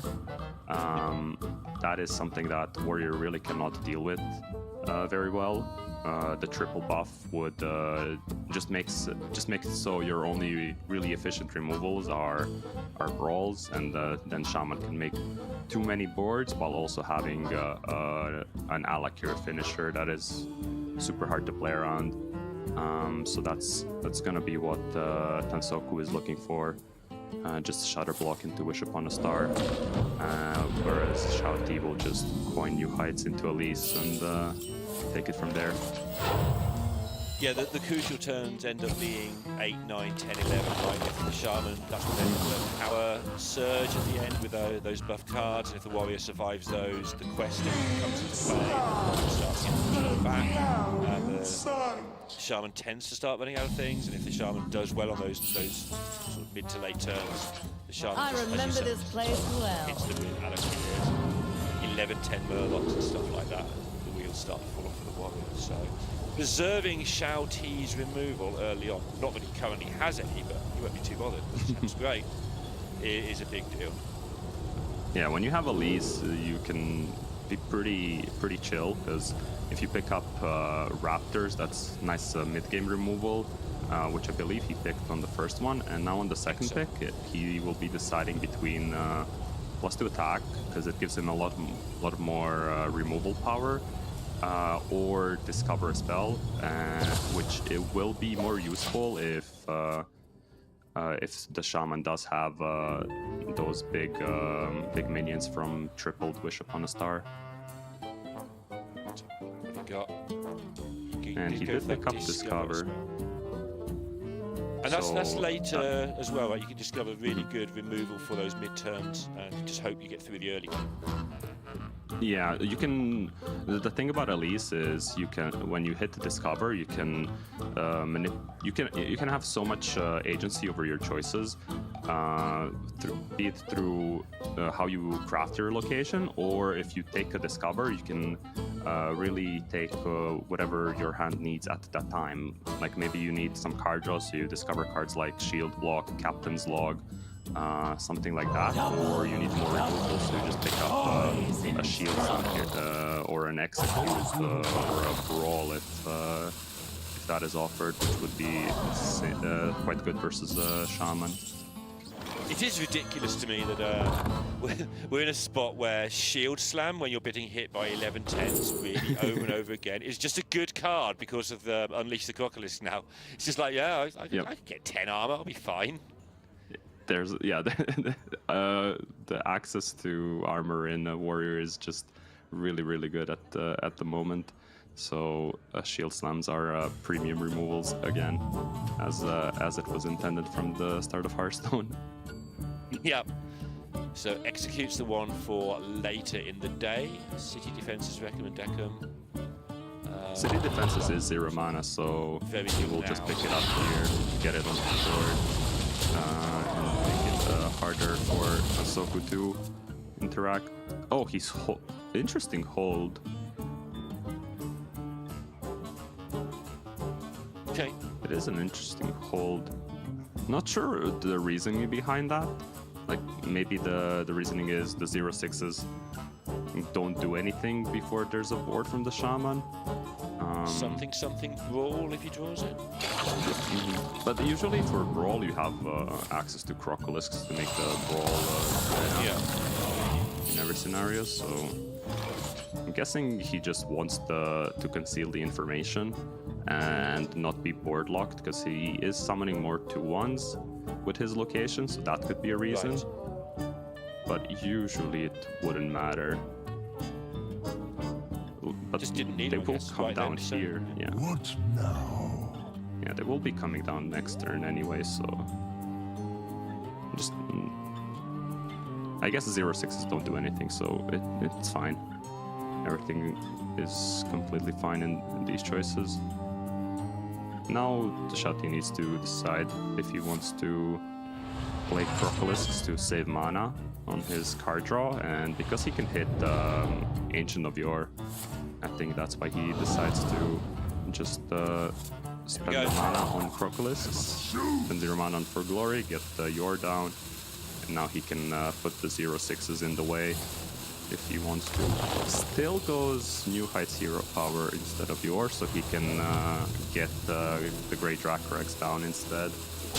And then he'll use the city defenses, probably to protect the Dracorex on the board. Yeah, and that's important as well with the Yore as well. They'd be handy just to give you something to defend with while you're doing nothing for a turn. Obviously, Dracorex at its most powerful about now in the game, while the Shaman's still sort of ramping it up to those 8/8s and bigger later on. So Yeah, that makes sense to me. Tansoku really wanted to top deck Shatter Block here. If he top decked that, then he'd be in a pretty good spot curving into the Fairy Tail Slam that casts Wish Upon a Star. But now he has to just thin his deck with Flight of the Firehawk. And his biggest problem is everything he does gets deleted by the Great Dracorex. So he cannot really make a board this turn, which would be good against that. And at the same How does time, he kill the there's Dracorex? he just does not have a way to kill it. So he has to just use his card draws here. Probably picks up the Growfin, and now he has the answer, kind of, to the Dracorex. It will cost him a lot. And the city defenses will protect the Dracorex. If Shouti even chooses that it needs to come down here, which generally you want it to come down to stop Wish Upon a Star from landing onto an actual board. Yeah, he'd be pretty sure it's there as well, having not seen the 6. So.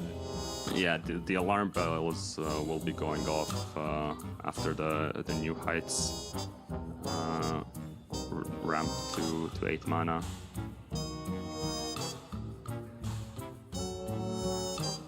Shouti does like to use all of his time while he's working out what's going on. He is very methodical, I've noticed. And this is his 4th World Championship, seems to be doing pretty well for himself. Might be working. Oh, would we like a 9/16 Dracorex? Can we arrange one of those? Oh, I mean, the reserved spot is really good with this hand. 50-50 to buff either Dracorex or Ziliax at this point. And Ziliax, it straight away. You know what? There we go. Still holding the city defenses. Wow. He's in a very dominant spot, so he can kind of do whatever he wants. Yeah, just hold the those Dracorex is killable at least with Furious Foul. So that is a nice setup from Tansoku to be able to kill it. I would have liked this Dracorex to be unkillable behind 0/6 stones personally. Yeah, same though. So that's a bit weird. But I you've held it for a moment. You've held it for an appropriate moment. That felt like an appropriate moment to me.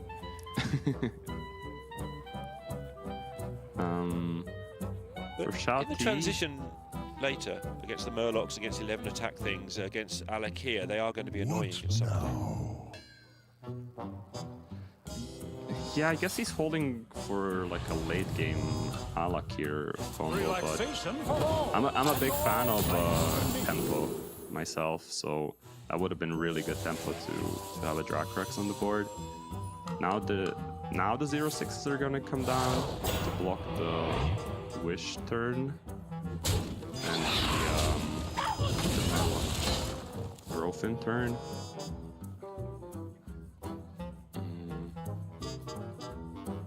Yeah, everything's just a bit awkward for Tansoku. He's in desperate need of the Shudder block, and this could be the turn to get it down. Try to find it with birdwatching. Should be pretty good odds on hitting that. Yeah, it might be but one of the last might make it too AFK. Yeah, and how many minions are there in the deck at this point? Not very many. There is Ziliax, Shudder Block, 1 Bellhop, 1 Neophyte, 1 Growfin, so 5 by my count. It's almost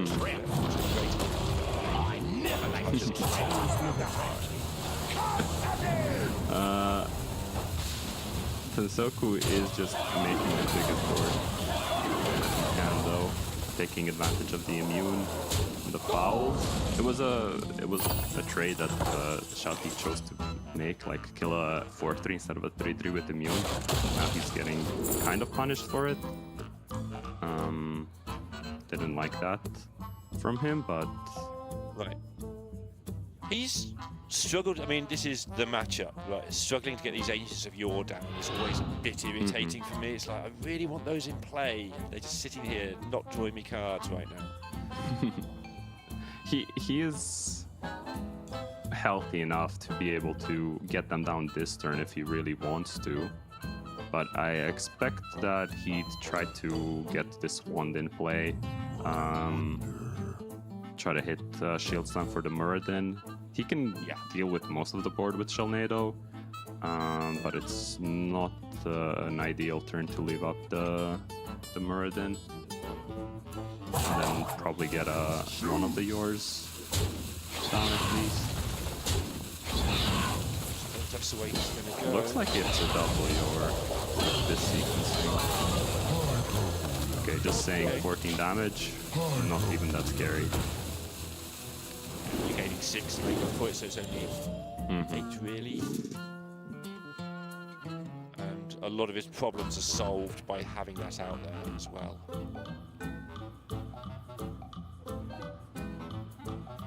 Also prolongs the really Ziliax, he prolongs the Ziliax by doing this, like, get rid of my armor and I'll start healing when I actually take health damage, rather than just play my Ziliax as a minion, so that's nice. I mean, ideally, you wouldn't take all the damage if you can. No, sure, but if you're going to take some, you want your Ziliax to do some healing. Armor is still pretty relevant.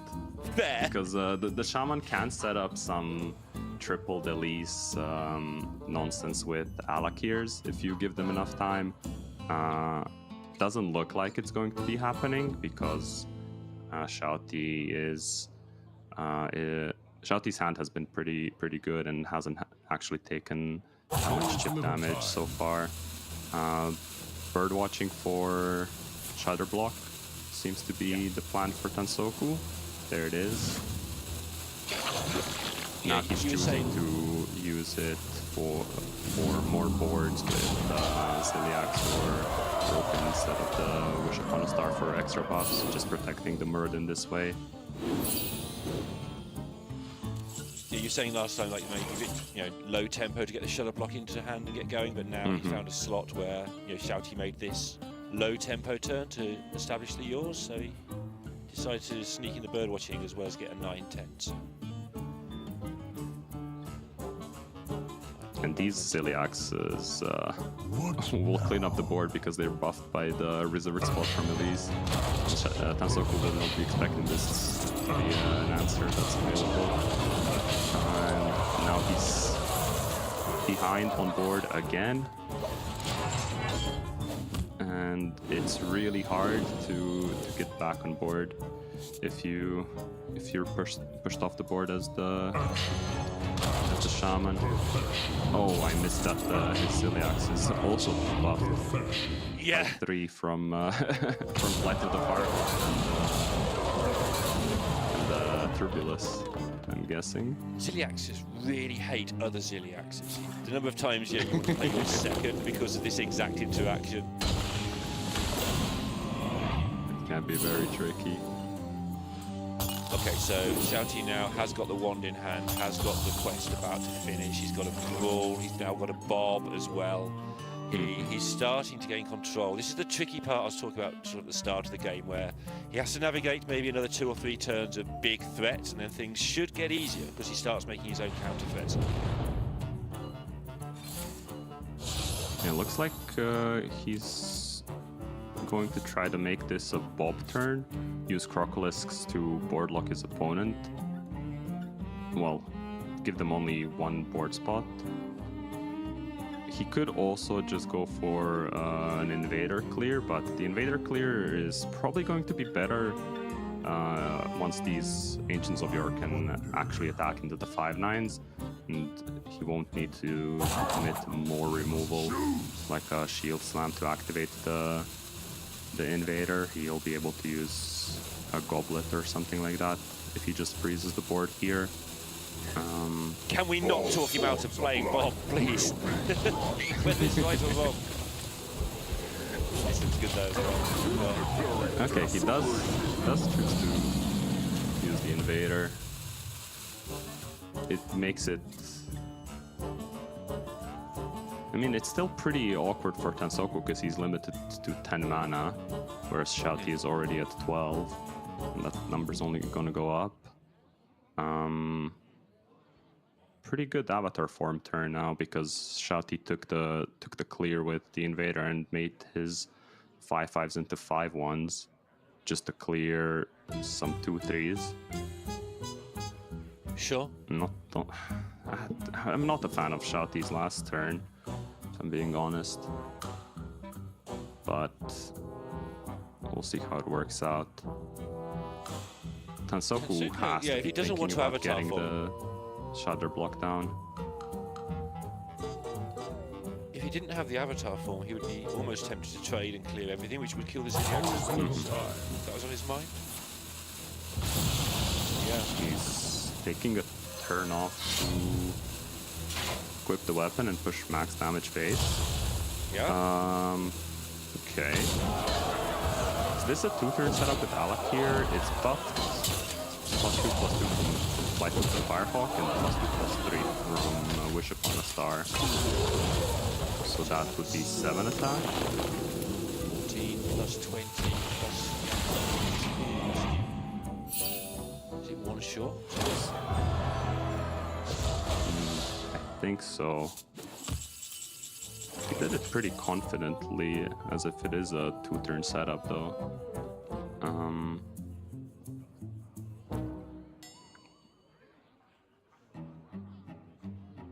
And now Shouti is in a tricky spot. Yeah. His hand is kind of full. Nowhere.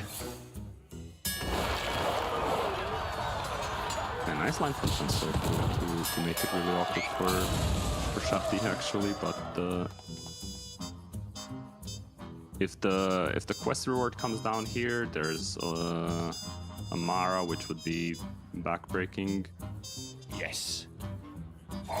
Setting the warrior to 40. Would be plenty. Ooh, that's not those it, aren't though. what you want to see. So now Crown will come down, try to find something to put in the way. Ham just to get a taunt in. Okay. Yeah. So almost desperation, but if he does get to the next turn, he might be okay. There's gonna be another board coming from the Shaman. But now the Ceaseless Expanse is active. Is mana short, yeah. Would love this at least to have, to get something game-winning here. Yeah, I think it's going to come down here though, with the shatter block, and then you try to pivot into a 10 mana location that affects the board, maybe Raptor's attack combination, or just go for 2 5-mana locations with which then can clean up the board just as well. He can also go for... He hits Raptor attack on the second one. And he needs copy for the Alakir lethals. That'll be the way he wins the game. On the wrong side. There you go. That's the first one. Discover spell, Raptors. So you can navigate any of this. Yeah, second I've never had to deal with 3 terror runs before. Discover spell, Raptors. I think all 3 are different. Maybe there's an error. I saw the third one has 6 armor, the second one has rushers. So I can read them out, but I can't show them. It seems to be going for the first one. So the third one is gain 6, summon a 5/5 copy.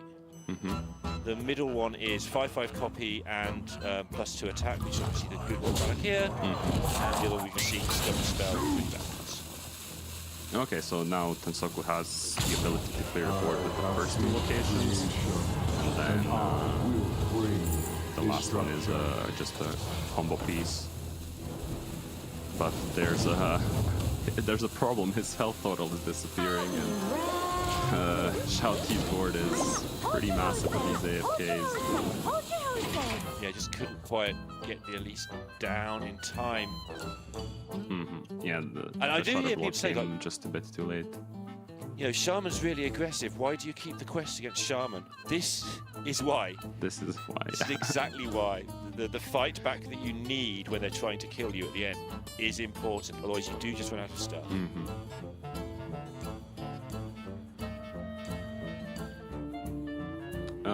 For Tansoku, he might be looking at some kind of Elise Discover out at this point. He can make a big board, but that's not gonna cut it because there's a 16/16 ceaseless because of the AFKs. So yeah, he's just slamming one of the locations, try to hit a Discover that keeps him in the game. Meteor Storm is usually pretty okay for 2 mana, but not here.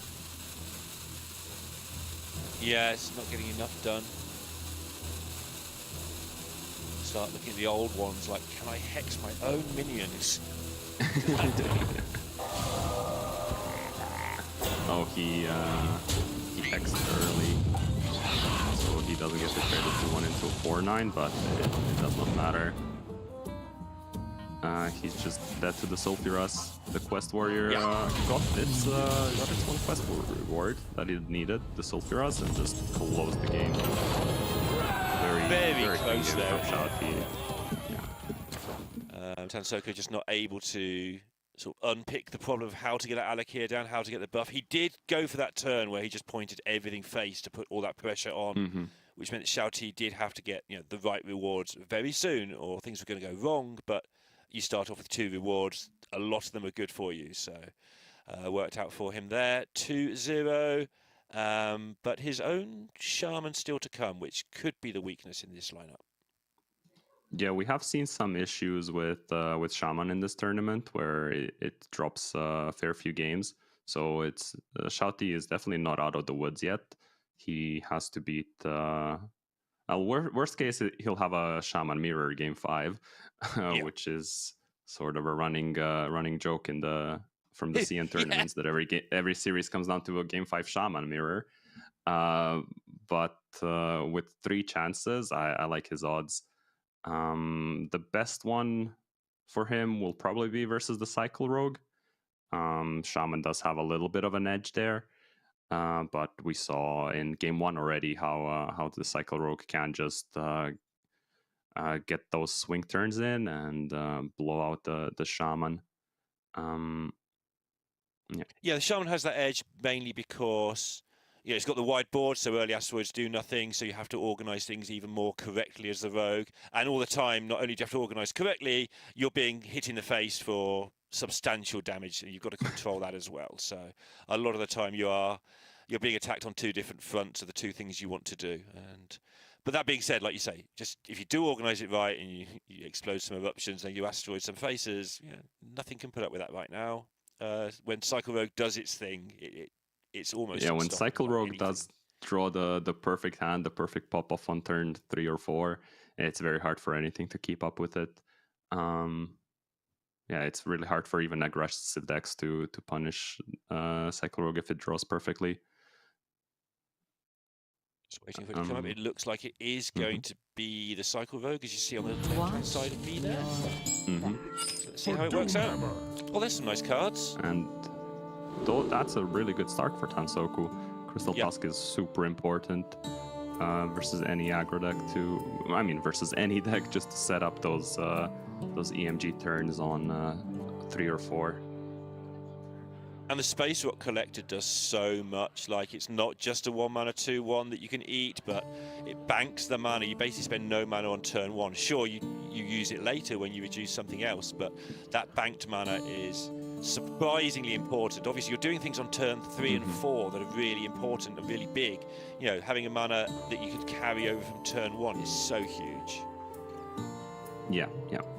Just the 1 mana can be a difference between getting a prep doobie into your turn versus not being able to do that. So it's a big pickup for Tansoku. Shouti won't be too sad with this hand, right? Bellhop with a spell early on is never too disastrous. Double held Bellhop is kind of worse in some ways because you can't buff them so easily, but you still get to coin Bellhop into Bellhop and tell the rogue you've got to do it the hard way. Yeah, it's sort of better for in a way it's better for the shaman that they're not buffed if you have 2 of them, because you get to put the pressure onto the board instantly and stop this Tusk from just hitting the face without any punishment from these taunt minions. And Tansoku with the double Tusk just deciding if you would rather have 2 Tusks or throw away one of the Tusks and keep the DM, because he might be thinking that he can't go in on turn 3 anyway, and then he'd like to just have a re-equip of the Tusk for next turn. So like he would equip Tusk this turn, then break it and attack with it with the second one on turn 3, and then he would draw naturally into EDM and have a better setup, see more cards from his deck, but decides to go for tossing away the Tusk and then probably cycling the cards with EDM on this turn, though being forced to take all this damage is not going to make him happy. No, not at all. Okay, he did save the Tusk swing, so he does get to clear something up here. So I'll throw the Wind Weaver out there. And yeah, he can't actually go for the EMG this turn, so he has to hold EDM, and then he knows he's losing the Web Weaver. And this way, if Shouti has like an expected turn, there should be a minion sticking. So he will have an EDM target. So the expected turn for Shouti would here be Turbulus or second Bellhop, usually. Maybe Flight of the Firehawk in some scenarios. But yeah, this is the most expected for Tansoku, and now he gets to EDM on the Platysaur. But starting the turn with Crystal Tusk attack, so you see what 2 cards you draw is correct sequencing. Yeah, he decided this is the turn he probably needs to go in, so get your 3 cards first, make sure you want to do it. Something weird happens in your draw, there you go. He's just looking for a threat, so he can get the dubious purchase down as well. Has a couple more draws for it if he wants them. Double Shadow Step if he wants to do that, there is a lot. now he will probably not keep cycling and you can just Shadow Step and play a Phoenix and try to go in next turn. But Yeah, it is getting really hard. Yeah, that is what he's leaning towards. That's good self-control there, because sometimes you tilt in this spot. No, actually, you're going to give me my EMG. I'm going to keep drawing until I hit it, and then you just draw a threat, and I don't know, some web weaver or something, and you just die because you've got no resources left. So yeah, good control there. Obviously, he's a world-class player. He's going to have that, but sometimes on ladder, just keep digging. On my cards, I'm owed them. On They're ladder, mine. you can play around on ladder. Try to hit the high rolls for showboating purposes. Try to go for turn 2 EMG. I've seen those plays, and I've seen people hit them. So sometimes it works. It's just the crying inside that I'm owed my EMG. And in fairness, I mean, there's 2 of them in there. You do get 4 shots at it. It's not a, sorry, 2 shots at it. There's 2, so there's 4 chances. It's about a 25% chance if you go for it there, you do hit it. So you have got to weigh up how bad your hand is. There is a reason to go for it. If this was significantly worse on board and you had to hit them, you have a go. Shouti cleans up the board, hits the rogue in the head, and makes sure he intervenes the Muradin.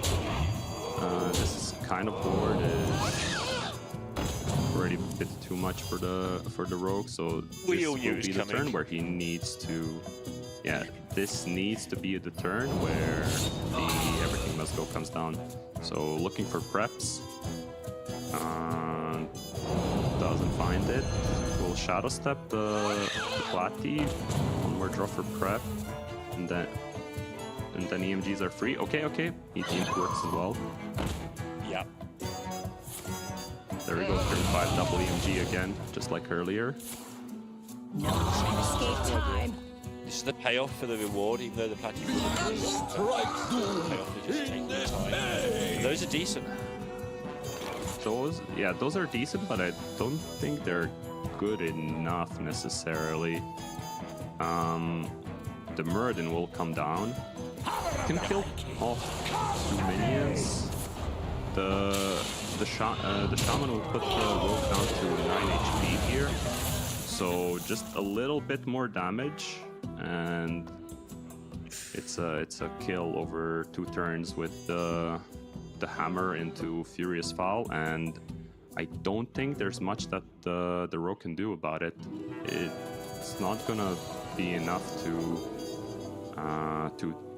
turn the shaman. So I just want to hit him for 3 here because I've got 76s and 3s flying around on the board. Make him trade into 3. Make him get rid of it. I know. Yeah, I want that 3 damage. I just want it. Send it. Tansoku will be looking for prep cultist map into Incendious, so he can prep O Manager and get the Incendious down, because that is the only way he realistically sets up a 2-turn versus the High King's Hammer. He misses the Incendious though, so now he has to pivot into trying to kill with Maulers over 2 turns, which will be much harder than just if he had found an Incendious. But so much stuff in the way. It is doable. It is doable actually. It's a lot of damage. These taunts are very annoying for him though. So now we get to count the damage. 2, 4, 6, 8. So 12 on board for next turn. And needs to find 12 more in asteroids. In the asteroids, yeah. Whether you get the power loss or not matters a lot. But a lot of card draw there. And Shouti with the question: do you want to risk it and just put 60 face on the hammer, or do you want to frosty decor and tidy up and just chill? I think if he's going to just send everything face, he needs to play the Furious Foul so they can tank asteroid hits so he doesn't die. Because there's no more EMGs, there's no taunts that can actually stop him from killing the rogue. So if he just doesn't die this turn, he wins the game in 2 turns. So he needs to put minions on the board to tank asteroid hits. That's why he should play Furious Foul if he's just sending everything face. I think that's the play for him. He will make sure count everything. Since he knows that there was no Insignia, but he really doesn't want to give the rogue time. So yeah, the Furious Fouls comes down. That's basically plus 8 health. Plus 6 if there's a Thalnos. But yeah, it's just about this turn. Asteroid hit into the minion. That's really good for Shouti. Yeah. Into the minion again. Yeah, he's getting rewarded for. I'd have taken 6 here for sure, because I wouldn't have processed that I didn't have a taunt to go into. I'm sure I would on ladder. The second you say, I'm like, yeah, that's definitely right. But oh my goodness, 6 damage I didn't need to take. So now for Tansoku, is there a Shadow Step left in the deck? I don't think so. I think we've seen both. Yeah, we've seen both on the Platysaurs, yes. Platy, yeah. So this is, that means there's 3 more asteroid hits, so that's at most 9 damage. Yeah. Which will not be enough to kill Shouti. 12 with the old manager. Okay.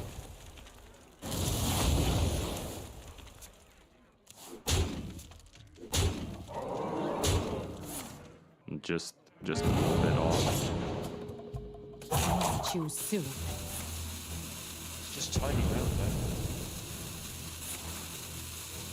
But it does look like Shouti has navigated it, Greg Bowman. The first 2 matches today looks a lot tidier than yesterday, right? It's been better. It's been better for sure. We have mismatched. No, one more in the deck, and it's just a bit off. With better order for the asteroids, like if he doesn't start the turn with the 3 asteroids, then that would have been enough damage to kill. Shouti. No such luck for Tansoku. Choosing the order of the fouls and the weapon made a massive difference. I like to highlight those, and I'm glad you pointed that out, because he would have lost if he'd got that very. Like, it's not that nuanced, it's fairly obvious when you hear it, but that very easy to mistake. Doesn't matter which one of these 2 things I do, I just hit you for 6 and I hit you for 6 more and you die or I die. But no, the extra, 6 health on the board just gave him all that protection he needed. And it counted as 8 health the way the asteroids went. So amazing to see how little things like that make such a huge difference. But anything else, any final thoughts on this match? And then we'll get into some more matches for other people. Clean play from Shouti. Drew well, made no mistakes really, and just got rewarded. That's what happens sometimes. Cool. You just get an easy series. Well, thanks so much for hanging out with us in this cast. I think we'll see you again later today as well. But that is Group A wrapped up. Shouti and Definition progressing from that group, keeping some of the casters' predictions alive at least. But we're going to get into Group B, so we're going to take a short break, and we'll be back in 3 or 4 minutes with the next group.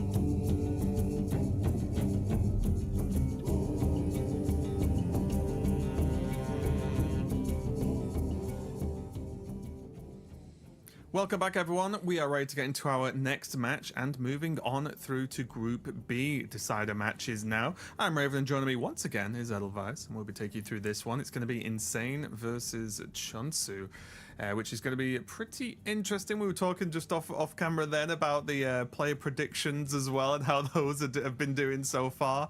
Not the best for some people, pretty good for the people who went with Shouti so far.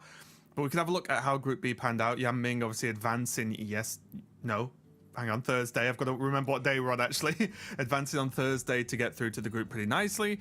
But now we're going to see these bottom 3 players fight for that last spot to go through. Yeah, and if I'm not mistaken, it was Cheonsu your pick? Yeah, he was. Yeah, fingers crossed. Yeah, you may find yourself where I'm sitting after this as well. We shall have to see. Of course, Sottle and other Shouti pick players redeemed, right? But yeah, Insane versus Cheonsu. I feel like this is kind of the big lineup difference that is most frequent, right? Is like, do you have Shaman? Do you not have Shaman?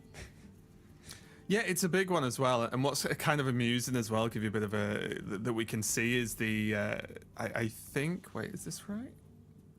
Oh, yeah, sorry, yeah. So, like, Cheonsu banned Hunter, and now he's playing Hunter, and Insane banned the Warrior, and he's playing Warrior in the first game. So we've got kind of a funny one kicking it off. But you're completely right. It's a big question mark on where Rogue sits versus Shaman. We've obviously seen some Shaman do pretty well overall, but I do think that Rogue... We've seen some of the ups and downs of Rogue, haven't we, so far, definitely. But I think if I was picking and I was probably better at it, I would have probably locked in Rogue for like the better lineup overall. However, Shaman, a lot of these good players have been bringing the Shaman list, and we'll see how it goes. But yeah, going to be a really close one because I think Insane's a fantastic player, but I'm just thinking about my predictions. Like every single time, I'm just like, I've got to beat Sottle. That is my one goal with predictions, no doubt. But Cheonsu did very, very well in the last call qualifier to get that spot. I think he played really confidently and got a lot of good work done, honestly. So a lot of this, as always, is going to come down into who can sort of keep their cool the longest. Yeah, and that last chance qualifier, very, very rigorous. It was only one player making it out. Of course, beat out a couple of America's players like Banter, who we will see again later this week. Yeah, looking at these opening hands, not too bad at all for Cheonsu here. He's going to keep hold of the Varisa. Got rid of everything else because when you're going first, the Parrot Sanctuary doesn't quite play out how you'd like it to, right? With the 3 drops, it doesn't really work like that normally. So I do like the mulligan overall. Insane, on the other hand, holding on to that quest, as we've discussed in this matchup in the past, but also just having access to pretty early ramp. And Warrior, we've talked a lot about, it doesn't really do too much in the early game. Well, if you get new heights, that is something very positive to do in the early game. Yeah, no immediate plays available were it to be coined out, so we might see Insane just, wait a turn to do it. Yeah, I think seeing nothing early on that's going to cause him any problems. Obviously, you're expecting something to come down on turn 3 when you're playing against Hunter. But even that, if it's one of the sisters, like, fine, there's a 2-4 on the board, and you'll happily take the ramp to deal with that for a little bit later on. Yeah, and I like this order, right, going for the Discover spell. There can be really big swings when it comes to discovering a spell since there's no discounts in what you find. And Cheonsu is saying, I'd rather discover 1 spell and buff my entire deck of minions by +2/+2. Thank you very much. Yeah, especially because there's just like the 1 card draw, right? That's going to be the potential difference there. So, okay, it was a minion. That's kind of funny. Sisters, my will shall lead us to victory. Still looking pretty good for Cheonsu, just getting the sisters down and again, arguably in the right order overall, especially if you can get to Sylvanas a little bit later on. It will have basically max damage from that. Does have Incendius ready, does have this Brewmaster available. Not for, I imagine not for any time soon, unless there's an early decision to bounce one of the sisters and go again. That could be pretty interesting, but Insane does have a pretty good turn here if he wants it. Yep, and there it is. Yeah, just you know, very safe. Once you start playing Elise there, it messes up the curve a little bit. You start taking some of that chip damage, and Hostile Invader, like even after you do the double whammy of Battle Cry and Spell Burst, having to deal with that death rattle afterwards can just be really, really annoying. Yeah, and it's still a 3-5, right? Like, that's decent stats, especially in this sort of current meta room where there's Hunter, there's Rogue, and there's Death Knight as well, where there's a lot of things that a 3-5 actually trades pretty well with, right, across the board. So not too bad, even just the shape of the minion in general. Cheonsu going for, I imagine, Mixologist here, because it's the only thing that can draw you a card. Yeah, I would guess so. Quickly, shaking us. And it's just a 6/6, so it's making this Hostile Invader not look too cool. There's that. Job done. It's going to be deal 2, deal 3 as the potion choice. I remember this place. We're reveling in this new technology. Where we Oh, get that's to... getting clicked every time. Yeah, 100%. Well, I mean, in all honesty, up until this point, we've just had to just say, okay, it probably is this until we see it, right? Because it's like, what would we pick in this scenario? But it's always good to be 100%. And we do see the Elise come down here, and I will then click again to show a copy of 5/5 and gain armor here for Insane on the top. Yeah, being able to pick up armor, I think very, very nice to try and pad yourself against potential, huge burst damage from the Hunter. They do have the ability with Grifta Potion or, Mixologist Potions and Neri and Gari Scouts to sometimes sneak out lethals that way.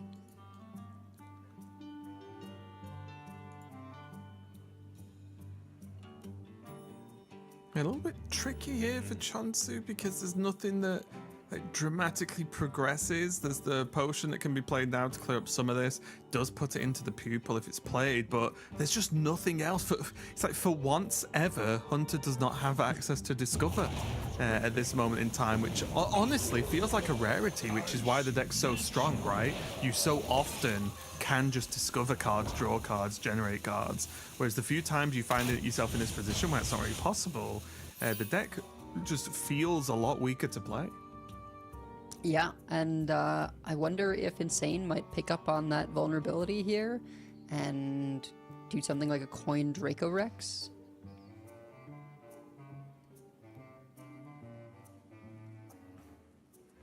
Yeah, that could be interesting, couldn't it? Again, on the other side here, Insane has some good options, but nothing direct. So I'm trying to think, if Coin Draco Rex comes out, then the Incendious doesn't just get dealt with as a follow-up, but is likely to be able to be dealt with, right? If the play would be Incendious Pass. Yeah. Insane going a little bit safer here, just gonna shield block, and I imagine develop the location. These Hunters not really joining the party when it comes to Demolition Renovator.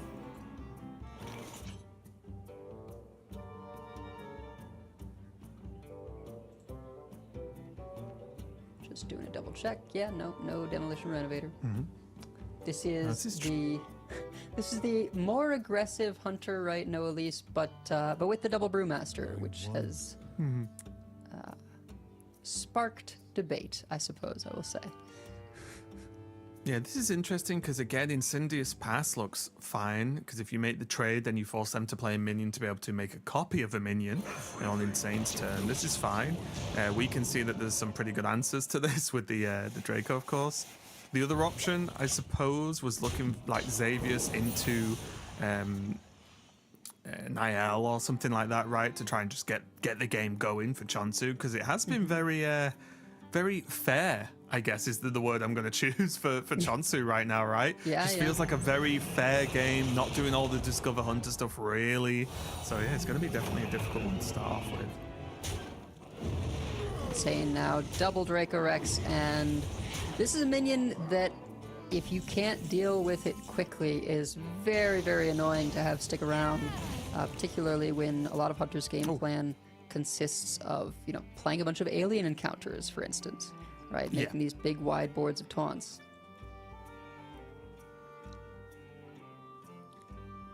Well, this is exactly what Cheonsu's after here. Going to start using that Sanctuary, which is very important because we're staring at the Renovator in hand for Insane. But can use that, can start proccing this track in and start actually getting work done. Also, of course, has the 2 Rangari Scouts to be able to double up on that Discover as well. And now a second Tide Pool pupil, sorry. So Cheonsu's very suddenly, very much back in the game, I would say. Yeah, I think, you know, Niall, that was about as late as it could come. Because, you know, once Insane is, you know, if he's able to open that location again, copy the Draco Rex, right, there's just not really any ability for Cheonsu to develop. He does Bob get the can cheap get Bob. interesting. Yeah, nice as well because it's funny, the -2 attack doesn't really change much. One, because it's double buffed anyway, but also you're not really playing Bob for the stats, right? You want that freeze effect, so it's actually one of the much better minions to hit with that mana reduction effect from Xavier's. You know, I'll be curious what Cheonsu goes for with that Bob, if he's going to use it, you know, aggressively. We have seen, I think once yesterday, someone go for Refresh, right? Pick a 3-drop. Right. Could also save it for a long game plan of getting a copy of the Warrior Quest reward, right? The Torvius. Yeah, really tricky one because there's the base level, right, where you just use it to repeat freeze potentially with Brewmaster because it's so cheap. That's pretty easy to do. Yeah. But yeah, this is going to be tricky for Cheonsu to deal with because these 2 Ziliacs just line up perfectly. Let the 5/6 go face, pressure, and like Cheonsu's in a real threat of actually just dying soon, right? 19 health, big board on the other side for Insane. It's definitely on Cheonsu here to get something done. One spell away from at least the first Tide Pool pupil being filled. You're probably going to start with a Discover, see what happens, and then build the rest of the turn around that outcome, I imagine.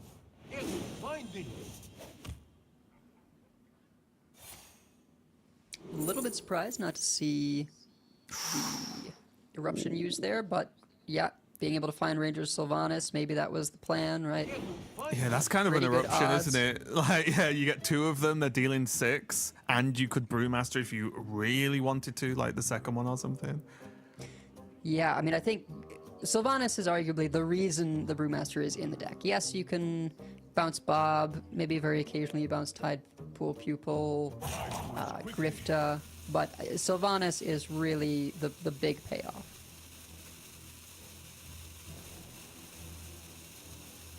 I like doing bird watching again and then dropping 1 Sylvanas and you've got Oh my god. And then you've got shenanigans for next turn with the other Sylvanas and then multiple Brewmasters, right? If so desired, of course. Still got Insane 2 charges on this Pirate Sanctuary as well. Yeah. Insane is going to have the information that there is a copy of that Sylvanas.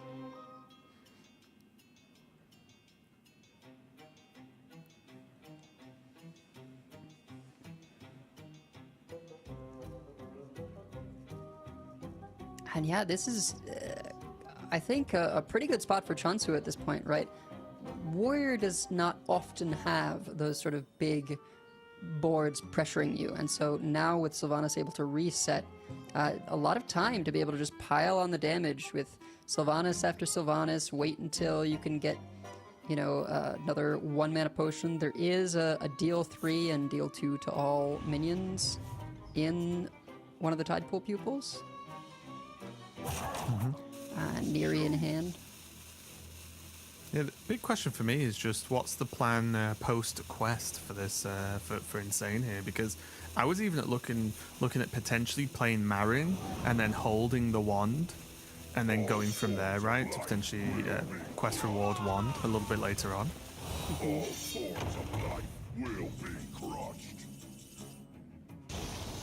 More eruptions coming out.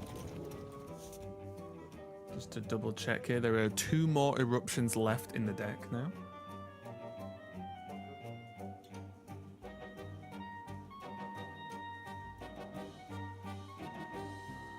Still 2 arcane shots in there as well. Not exactly looking great right now when your opponent's on 40 health, but that sort of thing does add up, especially with Niri. Ability here to keep this as a 6-1, attack in, and then bounce it.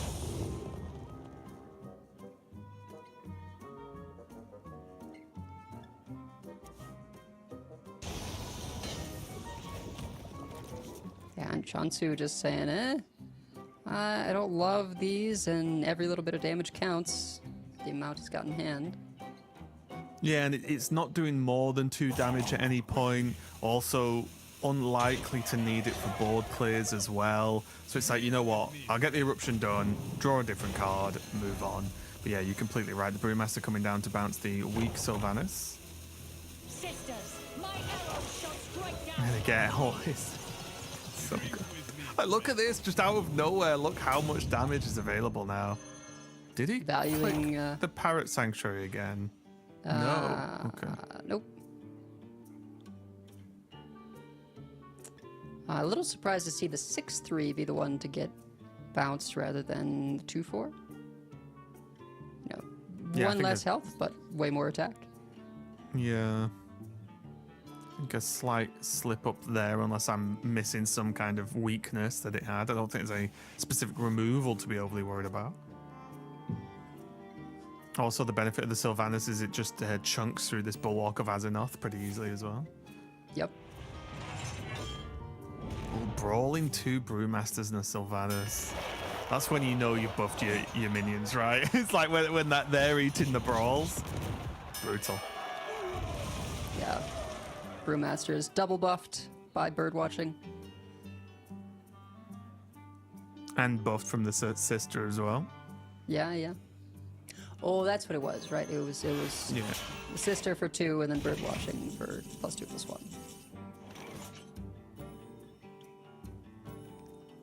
Sisters, my arrow shall strike down our foes. Immediately chew through that weapon. Yep. And there's more Brewmasters where they came from as well.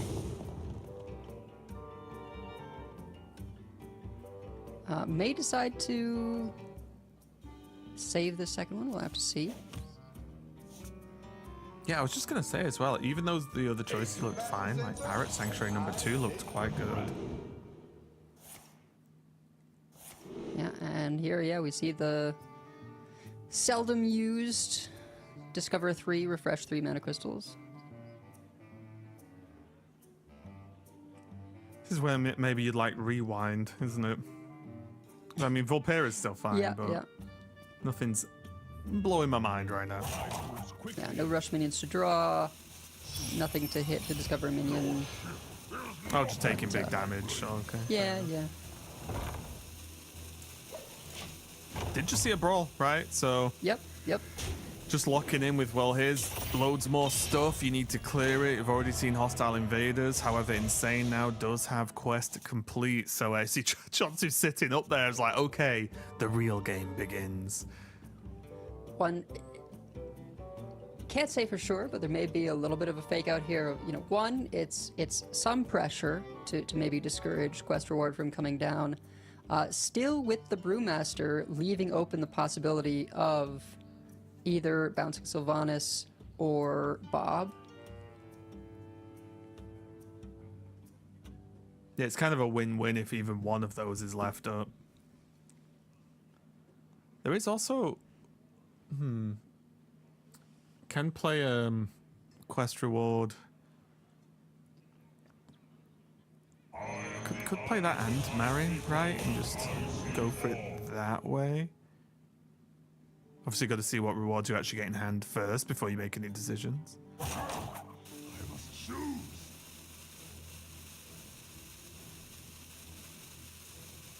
It's probably going to have to be some kind of defense, right? It's just not quite enough health to feel safe if you're going to leave up a chunk of the board. Well, and Cheonsu has been saving these locations, right? Which has to be a little bit eerie. You know, ability to have basically Tideful Pupils 4-0 to do on a big Neri Rengari scout turn.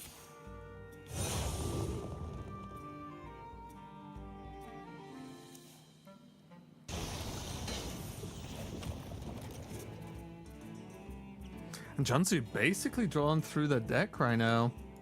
Not much left in there, and it's pretty much all damage. I guess Grifter is the big one that's still not been drawn right in terms of actually generating high damage counts. Yeah, very easy to pick it up though between the two trackings in hand. Oh yeah, for sure. We'll make board space as well with this Parrot Sanctuary if it's been chosen to be pressed before they do anything else.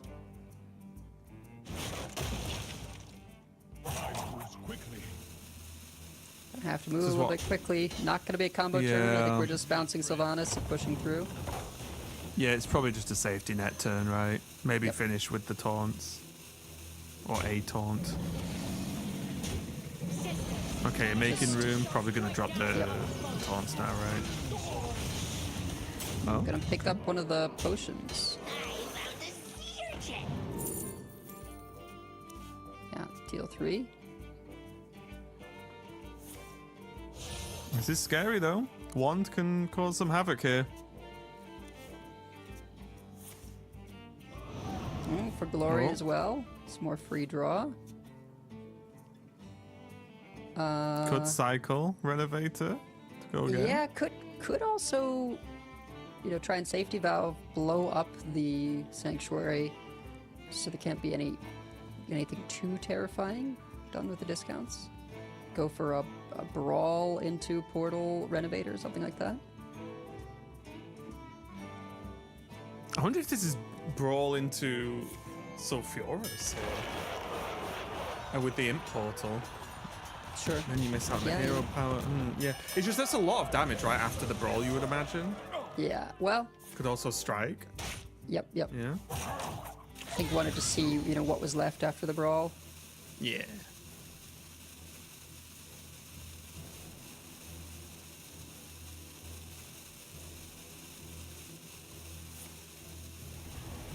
Yeah, just going for absolute safety, not even getting out the portal.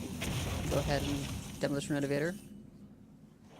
Yeah, instead of trying to particularly close out the game next turn, Insane going for a more defensive play and trying just not to die.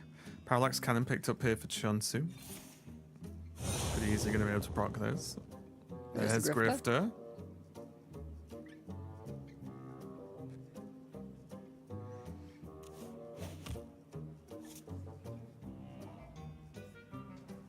Both players just very close to ending this game, but neither one just quite getting there. Yeah, time to see. Moment of truth. Is it deal 6? It is not. And oh, it's not even reduce either. Yeah, no reduce, no steal, not even. I think the option number 3 you would like to see is get 3 random legendaries. Yeah, just gonna go for taunt. And I have to wonder if maybe he was banking a little bit too much on hitting that deal 6. Has cleverly been, you see there, holding off on getting a spell played in the pupil this whole time. The second pupil. Yeah. That's why no alien encounters and everything else earlier. To be able to get something else that deals damage in there for the near return. Okay, well that's ceaseless.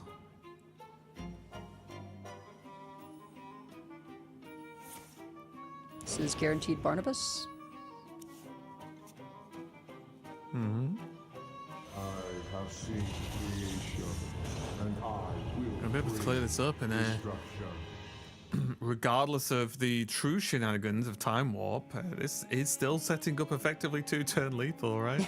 Yeah. It's going to be a lot of damage on the board.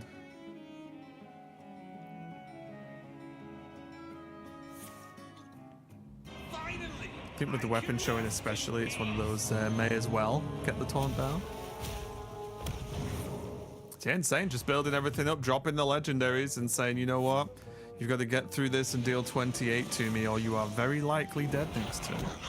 Especially with all those Sylvanas gone.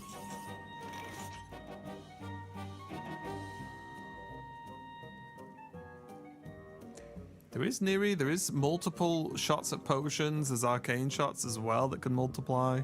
There is a lot of damage available from Cheonsu here, but I do think that Grifter 6 would have made this a whole lot more simple.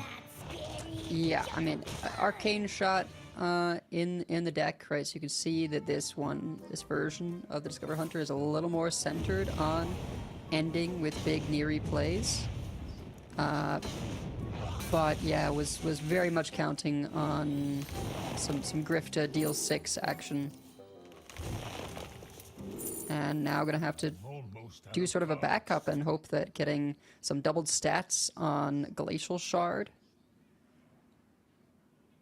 might this freeze, there's help. still one more potion to be made, right? Yep. Deal 3, okay, that's what you were after, yeah. Yep, deal 3 freeze.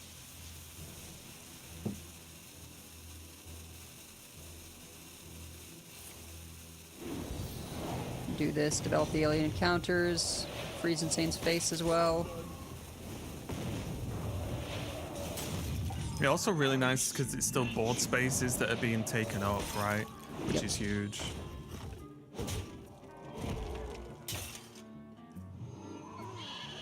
Taunts in the way, nothing actively able to attack. As it stands, this may just be enough. Yeah, Insane no time warp. No time warp.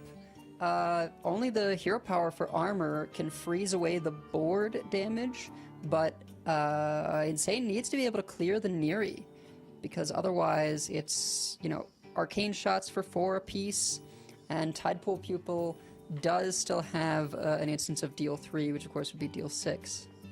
And 14 is exactly enough. Yeah, this... Oof. Is this ever like so furious? Press the button and try and snipe? Is that as drastic as it's going to come down to? I'm maybe playing Cobalt. I don't know. I mean, I like that plan as well. But yeah, okay, armor up, Sulfurous.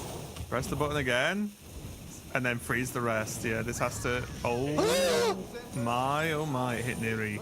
That is quite the snipe. I don't remember seeing a scope on that hammer. So no taunts though. Wait, how much damage is this anyway? Yeah, you can get 4 from the weapon.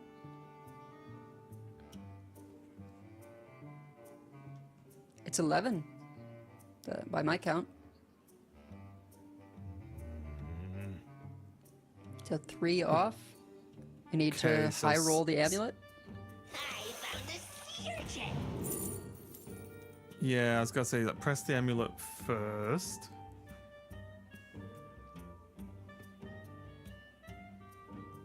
But you see how, Cheonsu has this easily if he rolls the 6 damage. Oh yeah, it wouldn't even be a discussion, right? And yeah, missing out on the doubling effects of Neri. Is this... Do you need to shoot minions? I think you have to, right? Otherwise, like, you need this Glacial Shard to connect. Yeah, I think this was the right choice. There's 4 health minions on board, so these 3/2s aren't quite as troublesome for the taunts, obviously, but still ceaseless problem. Bob has to go into one, the other's into the other. There's still the hero power from Sulfurous itself. Very scary. This Queen might be the time to Carnasa rip has the Rush. Kobold. Oh, of course.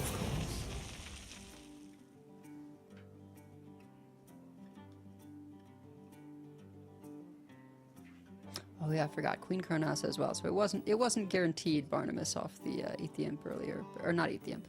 All you can eat. So much eating in that expansion. Eat stuff. Yeah. The food cards. Oh, okay. Takes out one of the taunts. That takes out the other one. And then, yeah, able to clear up enough of this damage that Cheonsu is out of this game. Really came down to the amulet there, but I do wonder if there may have been some kind of deviation from all in on amulet plan that might have got things done a little bit earlier.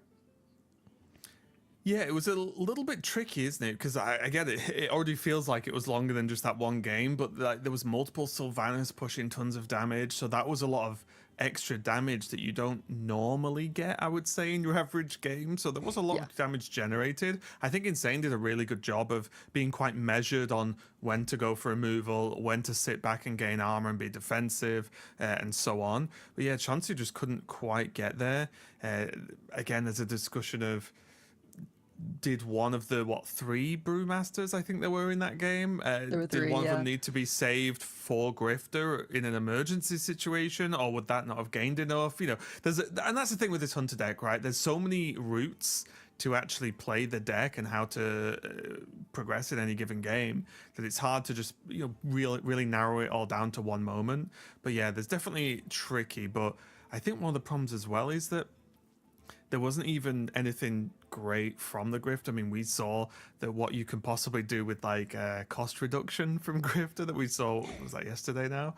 That was pretty spicy, but it's just like there wasn't anything even on offer, like just a taunt, like, okay, fine. Wasn't really good enough. So a little bit unfortunate there for Cheonsu. Did have some good plans, just didn't quite pay off, but it does mean Insane is going to be that one step ahead now. 1-0 in this series so far with just DK and Rogue left over. But still, Cheonsu, I don't think the Undertaker loss is the end of the world. I think Hunter's just going to get a win at some point if it is played again by Cheonsu. It looks like we're going to go into the Rogue versus Shaman matchup. For Doomhammer. Yeah, and this Shaman, we've seen the highs, we've seen the lows, and it's really, you know, been all over the place. I think this matchup in particular is one of those where it's like, well, if the Shaman gets the early stats just very, very quickly, it can seem like, you know, what could Rogue possibly do? But then Rogue has similar blowout plays available. Yeah, it's one of those, isn't it? Like, oh, what could Rogue possibly do? And then they do it, and you're like, oh, fair enough. Like, they have the ability to pull that out of the bag, but let's see how it goes. Cheonsu getting off to a pretty decent start, getting the Murlocs down nice and easy. Does have that Turbulence and the Pirate Sanctuary to back it up.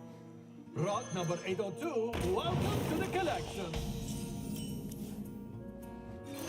Oh, and yeah, and that is how important that card is. We both oohed it at the same time. Yeah, having access to Hagatha on turn 3 is probably, at least for me, the highest impact thing that can happen in this game as the Shaman. I think so. Yeah, I mean, it is the namesake of the deck. They call it Hagatha Shaman for a reason. And yeah, particularly with 2 Parrot Sanctuaries available, with Turbulence, you know, just a little cherry on top. You can buff the spells that you draw, buff those minions +1/+1. I think it's just having the ability to shutter block some of these spells is pretty crazy, and even just the play of Frosty Decor Slime very, very early on. You get a 5/5 with 2/4 taunts defending it, is significant pressure. Yeah. That's it, isn't it? Just stuff, right? Just throwing stuff out early on creates a lot of problems. Insane locking in a little back and forth play with the Phoenixes. Putting on a little bit of pressure himself, but yeah, there's the wins, and we all know how that feels. The early Hagatha, and you just know it's going to be a bad day, or at least in this instance, a bad game. Yep, location pressed means that turn 4 Fairy Tale Slime with Frosty Decors is going to be coming down.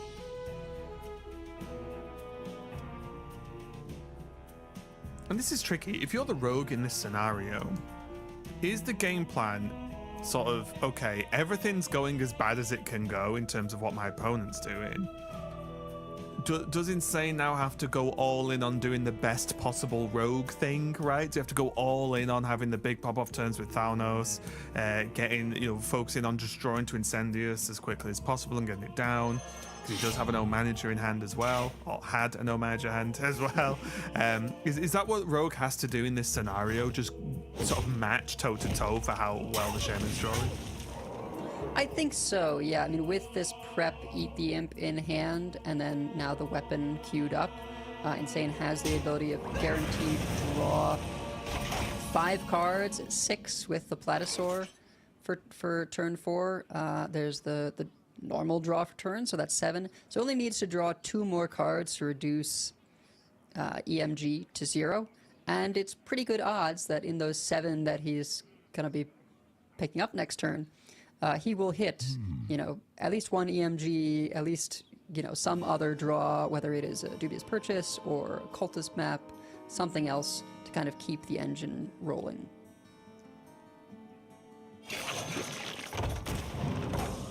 Yeah, and the Fairy Tale Slab coming down now for that Frosty Deco. Not that there was ever too much to think about, right? I know Cheonsu obviously fine, the players taking their time, but would have been a lot of convincing required to not play that this turn, and Insane will be prepared for this and sort of going through the motions now of just, okay, how do I progress the game plan?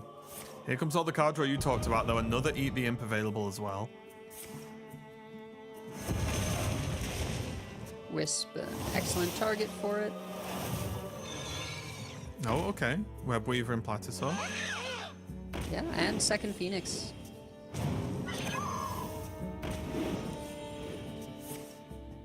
Ooh, that Dubious just shy of playability, but is able to get the epic good. Let's go down. Pretty poor hits there. Yeah, everything must go to the bin by the looks of the stats on these things. Not the best at all. When you're struggling to deal with the Frosty Decor minions with your everything must go, you know you're having a bad day. Yeah, now it's a question of what do you want to eat? Goes ahead and eats, tossing away the Dubious Purchase, draw 3, hoping to hit another EMG. Does find it, hopes for better hits. There, okay. Better, yeah. I'll be honest, both those times I was just looking at Insane's camera to just be like, you learn everything you need to know because they see it before we do, just because the way Spectator works. So it's like, okay, first reaction, disappointed, they're definitely bad. Next reaction, no reaction, okay, they're probably fine. Yeah, not, not strong enough to sort of make up for the poor roll before, but, solidly average, I'd say.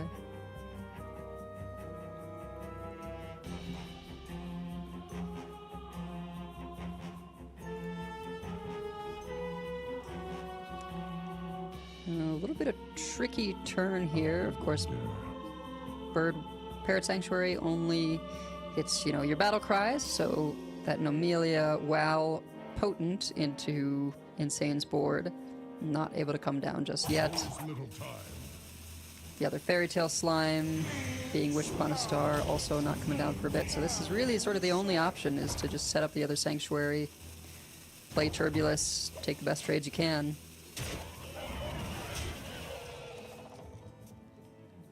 Yeah, pretty much the best he can do here. But Insane seems to have got, even with a bit of a, well, not the best start, seeing Hagatha come down, got good control of this game, right? Like, it still managed to do the big rogue setups we talked about.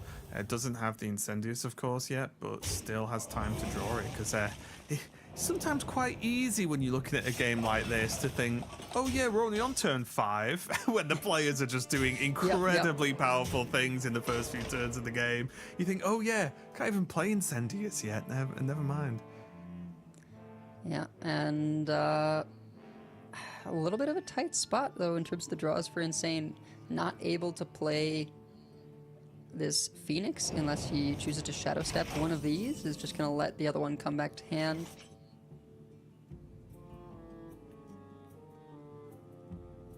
And yeah, no Incendius in sight. Bottom 6 cards.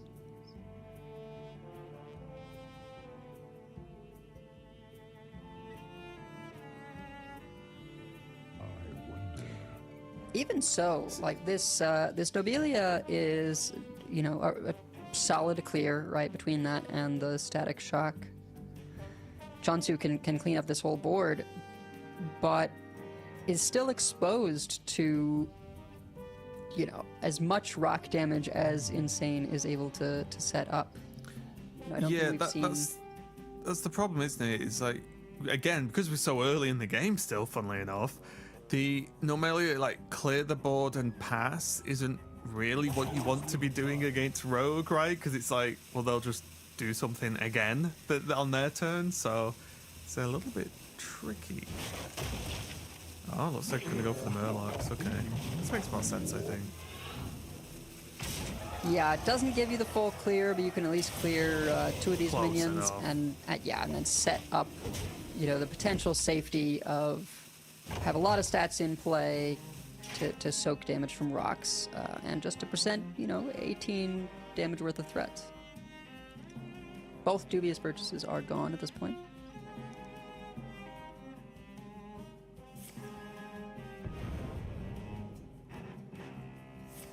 Yeah, weirdly enough, looking at this, is this one of those ones where, like, yeah, I need to either kill them or clear the board for Insane now, because it's looking a little bit scary. Yeah, well, and... Does that Thanos? Insane there, I think, was really hoping to see specifically Incendious plus O Manager, then... Well, actually, it's too late for O Manager to make its difference in terms of coin, but Incendious in general, right? Something they can pick on the first one, and then the second one to be Incendious. But now is just going to have to go in a little bit. Yeah, just draw. Well, there's Incendious. Draw as many asteroids as possible to start chunking down these minions to have any chance of living. Does still have Web Weaver and some more card draw, of course. And there is still 4 asteroids in the deck. 3. 2. Yeah, So the last card is the other Mauler. Yeah, they did their job, certainly. Yeah.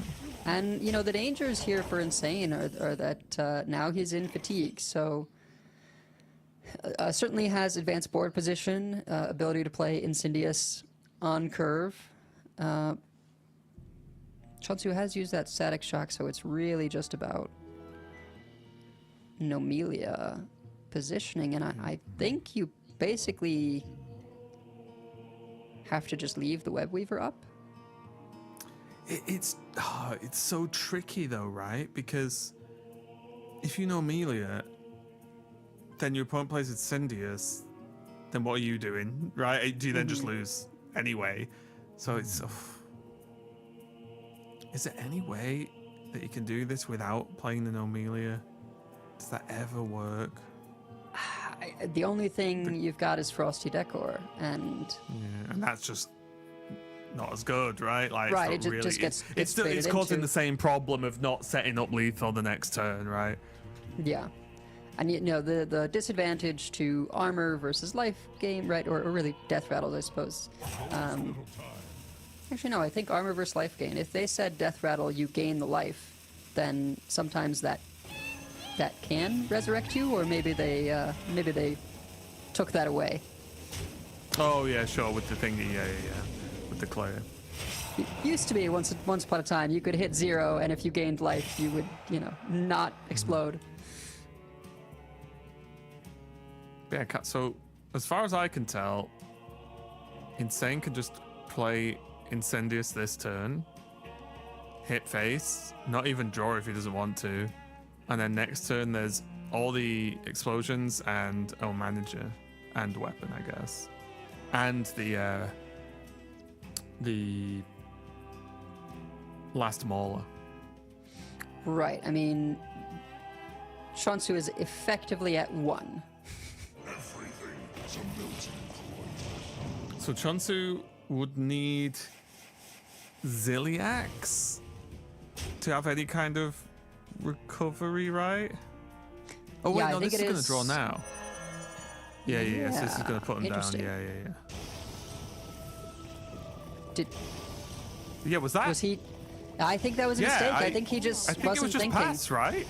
Yeah. No, you know, I think it was just, well, I've got a wisp. Yeah. Let me just get the extra bit of damage in, right? And just completely forgetting, oh yeah, this is going to draw. It's going to immediately draw the eruptions. So That's a big deal because Frosty Decor now represents a relevant defensive tool. Yeah, that's why I'm just making weird noises, to be honest, because, I mean, Insane knows. As soon as that Wisp hit the board, he went, oh no, like, what have I done? Because that's why I was trying to say, like, it's such a back and forth simple interaction. Incendious, pass, and then what can Cheonsu do apart from what exactly? Because the location, was the location up still?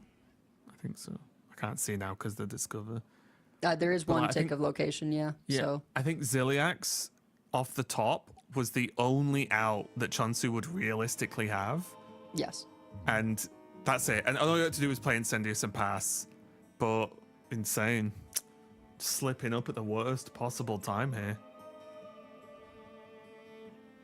And he'll kick himself for it, because I think that game, unless someone, maybe in the green room or the other casters are going to point out a different way Cheonsu wins, if it was Incendious pass, then yeah, I don't know, that game seemed almost solved to me.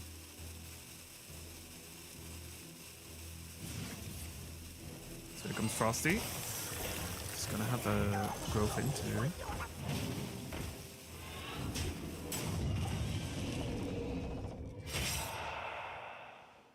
Now Insane, I don't really know how this is gonna go, because there's no way to draw, right? Yeah. So it's not like you can go Mauler, O-Manager. Oh wait, no, there is. Well, but Platisaur's in there, right? Oh, I see what you're for the rocks, but you take damage, right? Insane is well into fatigue at this point. I'm just thinking, is that the only way that you scramble anything out of this, right? Because I don't, like, on 8 mana, it's not like you can Maestro any hero, right? Because you're just dead because you don't have the mana to play a hero anyway, so that doesn't matter. Yeah, I mean, I think Insane is basically in the most, throw your hands up in prayer position, right? Yeah. It would be Mauler, O-Manager, Cheonsu's face, and then play the Platisaur. Mm-hmm. Oh wait, would you? Is it definitely? I guess it does. I'm not sure if it matters if you O-Manager the face or the 4/1, right? It's just at different targets, but. Sure. Yeah, you can wait to see the hits. Yeah. So this order was better, right? Then you get to choose 'cause you can decide, where to O-Manager. yeah. If it's lethal, then you do it. But yeah, but it doesn't matter because the extra fatigue. Yeah, he'll be kicking himself with that one. That is just one of those moments where your brain switches off for a split second, but unfortunately, that's all it takes, right? One click where your brain just autopilots onto, oh, well, I have Webweaver and Wisp. I want to draw these eruptions, right? That's what you want. And then as soon as you realize, wait, I've only just played Incendious, like this isn't going to work. Huge. Unfortunately, there for Insane, that was a tough one. So he's got time to recover though. This is still just 1-1, right? And Cheonsu was in a really bad spot there. So arguably, the games are still going Insane's way. It's just a slip up caused that one to just wriggle away there for him there. But yeah, tough series so far, I think, for both players. Maybe not having the time of their lives right now. Yeah, I mean, and I think extra factor there is, of course, that you've let the Shaman get through, right? And if not having brought Shaman, you consider Shaman to be sort of weakest deck in Cheonsu's lineup, then you would hope to be able to prey on it further. And so now that it's through, Insane is going to have to deal with the decks that, at least based on his lineup, he respects a bit more in terms of the Hunter and the DK. Yeah, and that feels a lot worse, right? It's like suddenly you go, the Shaman's gone. Oh, I've got Hunter left. Like, that's a problem. Insane still has his own DK, of course, and the Rogue once again. But that, I think now all focus is going to be on what's Insane's recovery skills like, because that is one of the ones, because these players pride themselves on being as good as they are, those are the moments that kick you the hardest, right? Because the whole point of these players being here is that they're some of the best players in the world, and then even the best can have a bad moment, right? But that is something that's going to be so frustrating for Insane. We saw it on camera as soon as he did it until the game ended, right? It was set the frustrated expression. So I hope that Insane just can, has the ability to wipe the slate clean, because I say this all the time, but that game no longer matters, right? It's happened.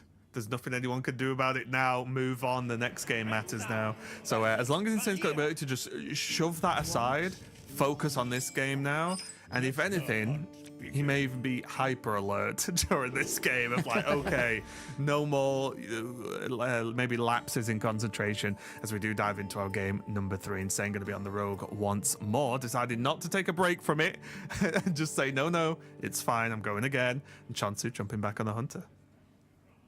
Yeah, and it's not the most disastrous of circumstances, right? Had one game lead, now it's brought up to 1-1. It's not like now suddenly his life is on the line because he's down 2-1, right? I think that would be sort of even more tense. But yeah, I think it's always sort of interesting to see kind of player, whether you double down, as Insane has, or decide to take a break, right, as others may.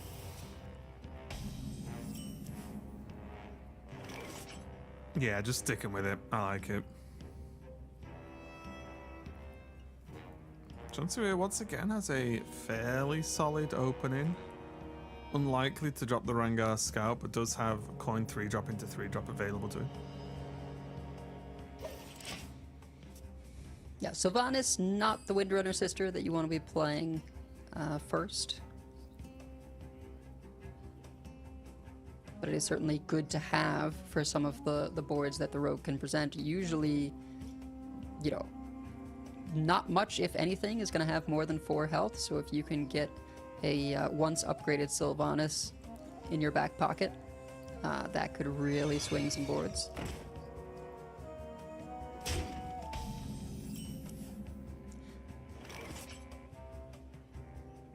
Yeah, I like this pressure from Insane. Yeah, it also helps take some of the... It's like splitting focus now for Cheonsu, right? Like, okay, well, what do you want to kill now? Because you could kill Platisaur, which could discard, X card, but then you're leaving this up, right? And now maybe this is going to pop off because of that. So I like the attempt there from Insane. It does get to keep the Web Weaver now. No real payoff for keeping the Web Weaver, unfortunately. But, were it not for this weapon being there, and it is a one-of, then say that Platisaur sticks, now Insane has Web Weaver in play and can step the Platisaur, replay it, draw 2 cards, get the Phoenix in play, he's really off to the races. So I think it was well worth the risk. Shaking us stir.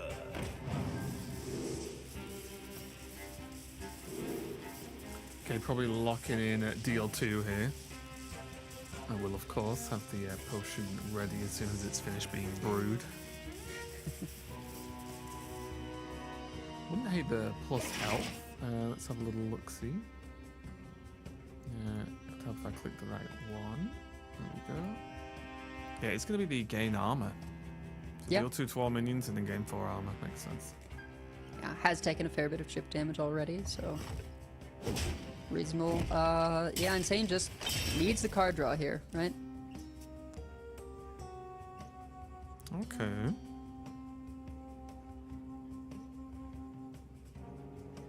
Does have options to go with Web Weaver, but this Web Weaver is feeling more and more like a 2-3.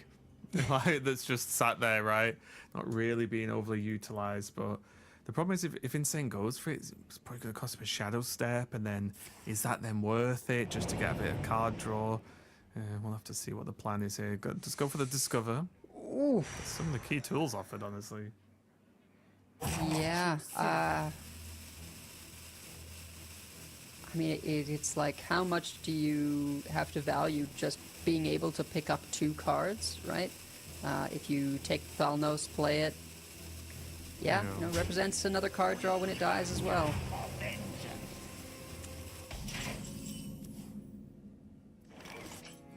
And should allow that Incendious to be available as soon as possible for Insane. Yep.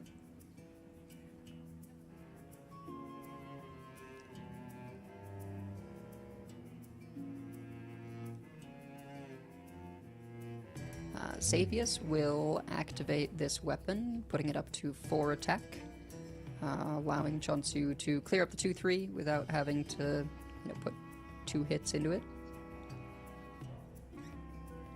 Yeah, it looks okay to me. Just very clean turn, nothing mind-blowing, but you just take the minion on board. Maybe some of these are good for taunt, copy. Probably the Neri, yeah. Yeah, it's a lot of health on a Neri, and extra nice win.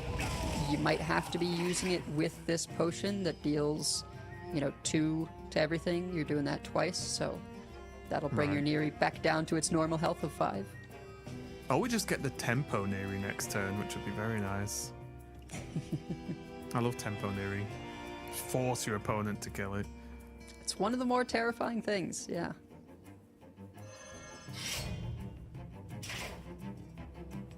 I was gonna say bye to that Shadow Step for now. Yeah, picked up the O Manager to set up for next turn, potentially coin Incendious. Yeah, I imagine it's going to be used to clear off the Xavius, but that's what's kind of interesting, right? If you see the old manager this turn from Insane and you're Cheonsu, is that a reason to just slam Neri at that point, right? Because you expected them to play Incendious and then you just go, great, like, fine by me. Must be tempting.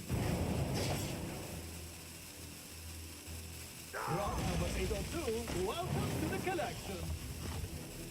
Yeah, and Cheonsu's sitting at 16, so they're certainly going to be in need of the armor from that Mixologist potion later on. But yeah, for now, doubling up stats on Rangari Scout, getting a double tracking going, saying, okay, I dare you to play Insidious.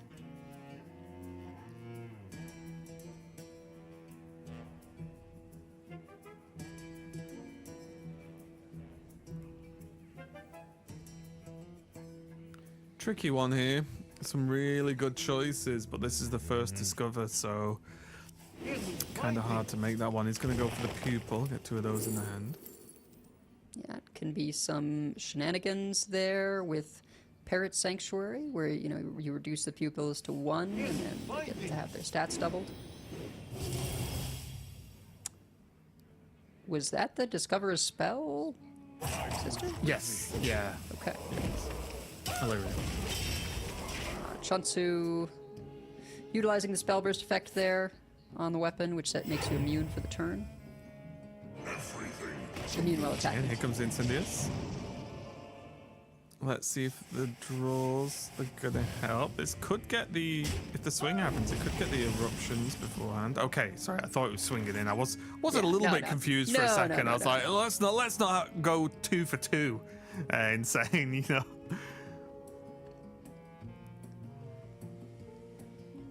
It's a little bit afraid.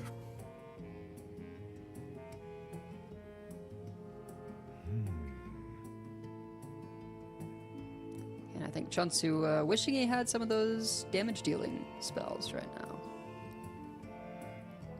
Yeah, there's still tracking available.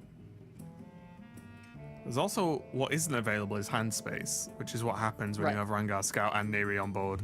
Yep. Yeah, tracking would trigger twice. But yeah, actually just going to go ahead and make sure to get this armor, clear up the Scout hand space. Does get the armor in the pupils. And yeah, Glacial Shard will be able to freeze up the weapon at a crucial turn, right? Gonna do everything Cheonsu can to keep this Neri alive. Yeah, and just stopping the card draw after seeing the eruptions, right, is a big deal too. It's literally anything that can help.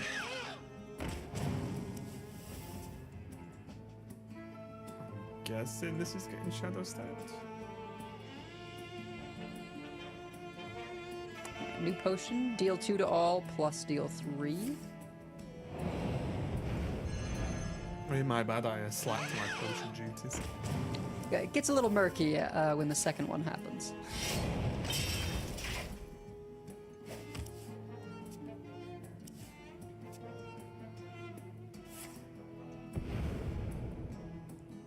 Okay, we've got Eat the Imp now available for Insane. More and more card draw.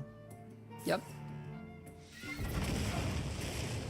I mean, having to spend even the 2 mana on the weapon break was kind of big. Well, he's managed to Yeah, handle it pretty well. absolutely. There's some eruptions, okay. Oh, well, some. One. Apologies.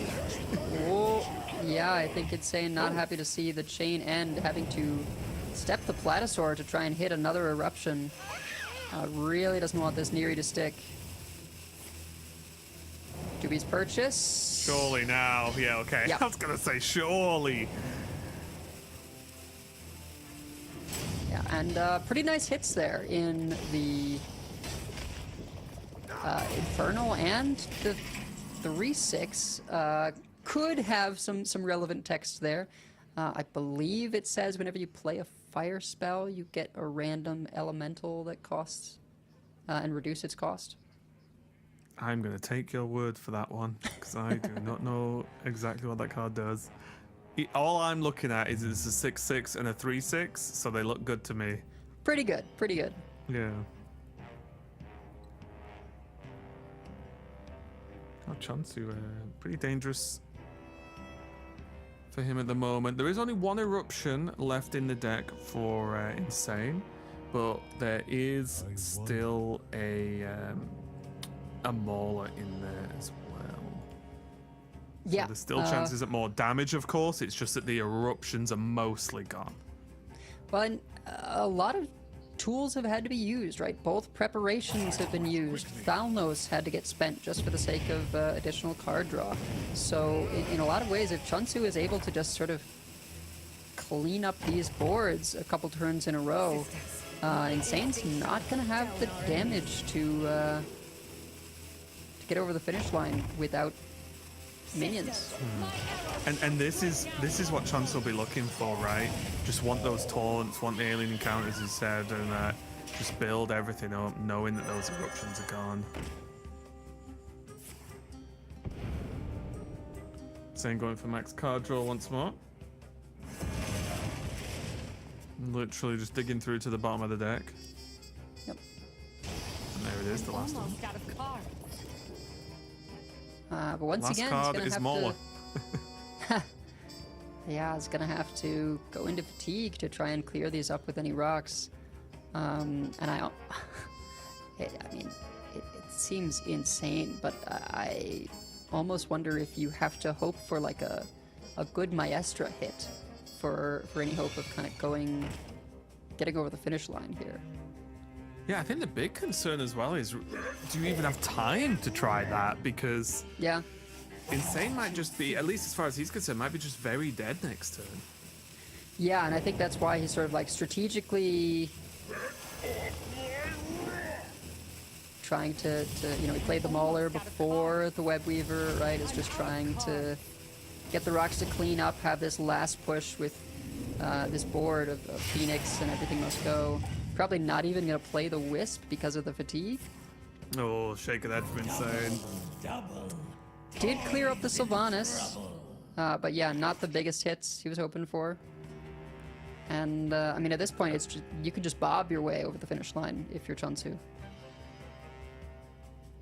Yeah, I can't remember exactly, but I think there's a decent chunk of even damage in this Tide Pool. I think there's a deal 3 and deal 2 to all minions potion, and there might also be a deal 2 to all minions and gain 4 armor. My instinct shall hunt down our enemies. Another precise. I guess. Okay, bursting shot. Yeah, that's a lot of damage. The precise shot is deal 3. Bursting shot, deal 2 3 times to enemies. Very scary. But you are right. It's this scenario where the game is pretty much solved, right? Because as you said, even though there's Maestra potential, not at this point, right? Because there just isn't the time to be able to play Maestra and a hero in the same turn, which is probably good for balance reasons, right? Is that you can't quite just throw out a random hero any given turn. But it does massively limit Insane's possibilities there. So Cheonsu fighting back, as I expect, as my prediction choice. Looking good. Again, these games have definitely been tough ones, I think, for both players, right? I don't think any of these games have been super clear cut or super clean, I guess, and been like those easy victories that we've seen in some other matchups, because sometimes the game just goes your way, right? But it does mean now Cheonsu just has Death Knight left over against Insane's Rogue and Death Knight, so there's a rough mirror and then the Rogue matchup as well, which can be potentially pretty scary. But I would be more concerned at this point with Insane's first Rogue game and then the potential frustration that being felt. Because even at the end of that one, right, I don't quite know. It might have just been a reaction to the EMG creations, right? I'm not sure. But it's just, it's a tough one to handle. So hopefully, again, Insane can just, try and pull it together and get some wins just to try and even this up a little bit. But Cheonsu just having DK left, not the best performing deck in the world, but by no means the worst. Yeah, certainly. And, even if you expect the Rogue to get over the finish line at some point, right, in 3 games, I think, Insane has got a struggle mentally. I think you can get inside your own head after a couple of losses like that. And mirrors are, sort of notoriously messy. Right, so if you get into a Death Knight mirror and maybe your draw is just a little bit worse, but you start perceiving it as being like even more than that, you really gotta hammer down the mental game. But so far, Crystal Tusk in hand, definitely what you want to see for Rogue. Yeah, there's a couple of cards that as long as you've got 1 or 2 of them in your early game as Rogue, you're like, okay, we can play the game, right? And Crystal Tusk is definitely high on that list. However, Cheonsu does get off to a pretty solid start. 1, 2, 3 against Rogue is exactly what you want. Oh no. Clumsy Steward? Oh no. 2-2 and elusive? Oh no. Oh, I would have slammed that so fast. But you know what? This is how I'm going to get to my next match. I think Cheonsu was just reading them going, wait a minute. Wait a minute. He's realized, just like, oh, I just win. Who could have thought it could be so easy? Oh my, oh my. And also, almost the perfect effect, right? Yeah. The elusive +2 what more do you want? Yeah, I mean, it already is a high health minion. For those wondering, what does this card do? Because it's not normally running things. This is 3-mana 2/4. After any card is drawn, make it temporary. What does temporary mean? It means that you will discard it if you don't play it that turn. So, as we saw... You know what Rogue likes to do. Yeah, Rogue likes to draw cards. This Rogue, in particular, is named Cycle. And I think similar to how we saw a protected customs enforcer be used to very powerful effect. Insane's not going to be happy to see this.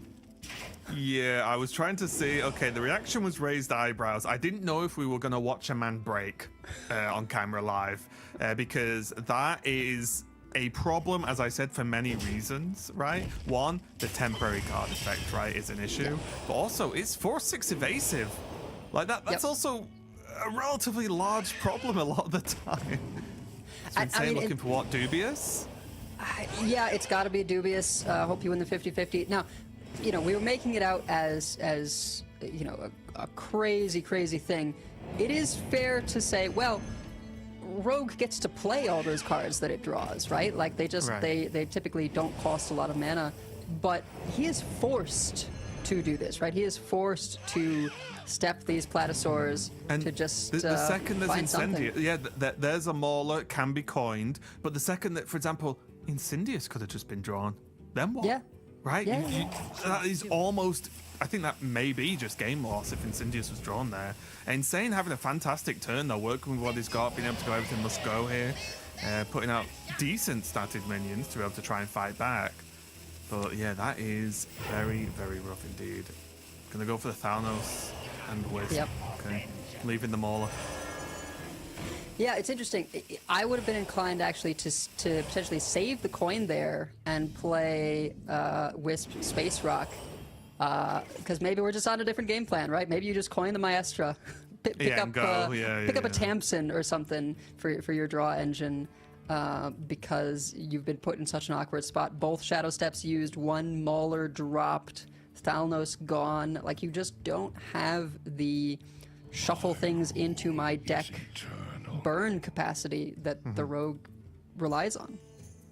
Interesting now, Chillfarm is going to draw a card, which then Cheonsu probably can't play, because guess what? Death Knight isn't Rogue. Right, yep. Do you think it's worth trading into the Thanos here? To just Yeah, make I an don't extra. know. It draws an extra card, but Insane can draw that card maybe after killing the 4/6, which means it's no longer temporary, right? Right. So I think trading in, forcing one more card to be temp is just worth it in that scenario. Yeah, and then you go ahead and kill the 2/4, I would imagine. But yeah, I guess so. Yeah, because it hits into the 2/2 clean, right? I was just wondering whether you go face and just say this is the game we're going to play. Yeah. Let them do the trades. But you And are look, a bit that was scared of Dubious. significant damage to Cheonsu as well, right? So it cuts both ways. Oh, okay. So there's map, but Dubious can be played, but it would draw 3 cards. I guess you can clear this first, right? If trade into the 4/4 first, and then could Dubious just for the card draw. Yep. Oh yeah, you trade the Baron down first, make Cheonsu's card temporary, then kill it, then draw. Oh, it's ceaseless. Okay, probably not the most impactful card actually. Cheonsu probably doesn't Probably care not too much. for this matchup. But in 78 more procs, could be good. Oh, and then, oh my, there's Incendious right on time, just dodging the temporary debuff. Yeah. Looks like, yeah, Cheonsu gonna hold off on the Pterodax because there is Exarch Maladar next turn. Yep. Or at least Insane available. option Might not to, come down next turn, but... Yeah. Effectively 2 options here, right? Slam the Maestra or put in the Crystal Tusk plus Everburning Phoenix.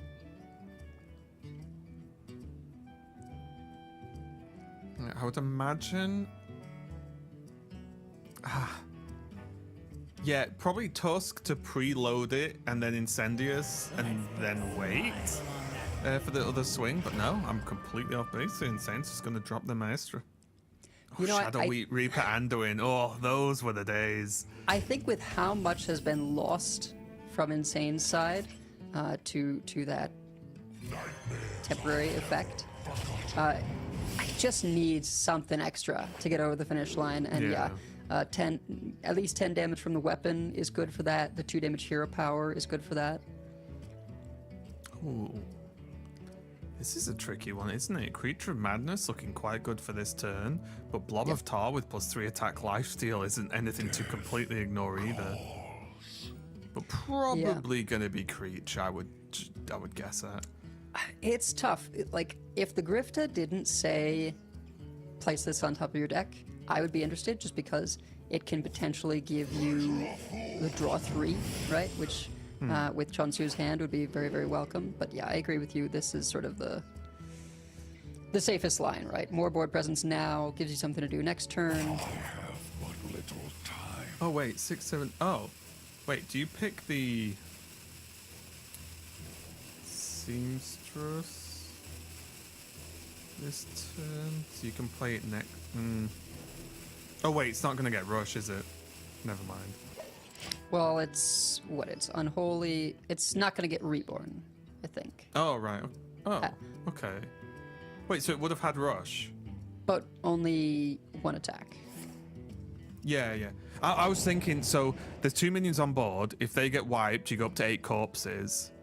Next turn, you could play it, trade it away potentially, and then you have 9 corpses, Maladar, Ysera. Sure, sure. Just always trying to get that Maladar combo off. But Ysera is sort of, one of the weaker ones to do it on if you don't have the sort of card draw follow-up, right? Oh yeah, I was just thinking of soaking rocks, potentially. Sure, yeah, yeah. Well, that's true. For that purpose, it's quite nice.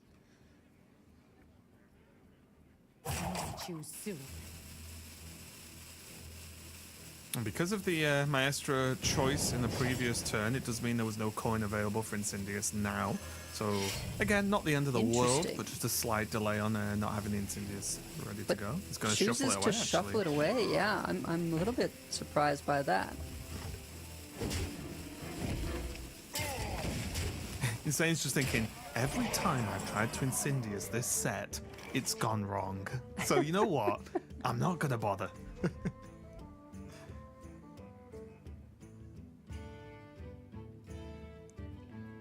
Lease pickup could do something pretty silly with the Exarch Maladar and play it for a 10 alongside Frostbitten Freebooter. I remember this place well.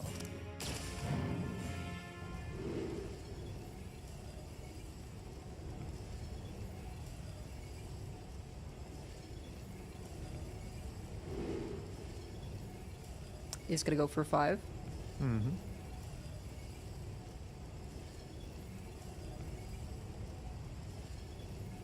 I guess the advantage here, right, is Cheonsu can Exarch out the Ysera still, and then with the 3 mana refresh, be able to play this 5-cost location. Yeah, that's true, actually, yeah. You're completely right.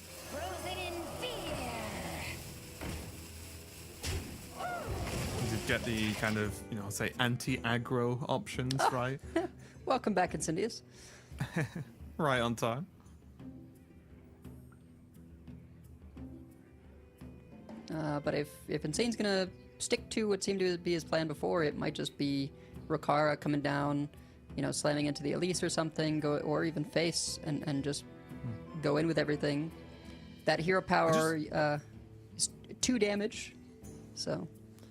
Yeah, I was just thinking, now, is it not potentially Incendius?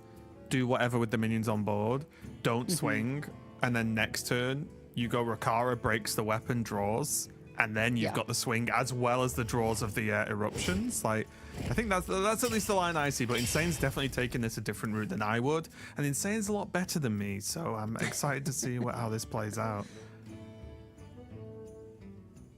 Yeah, another thing to consider that we haven't had to deal with for quite some time is that, if we did follow your line, it would allow you to go for the Rakara to unfreeze yourself, right? Since these freebooters can freeze face. And to be fair, this is kind of still the same thing. It's just Insane drew the cards now, but as always with Rogue, you don't have that many cards left in the deck at this point, so you maybe don't need that to save the card draw, right? This is still an effective way to do it, 100%. Suddenly, though, Cheonsu, very, very powerful follow-up play to what was already a powerful turn. I think he's just going to check that he's able to remove everything he wants to remove, and whether Shaladricel changes the plans.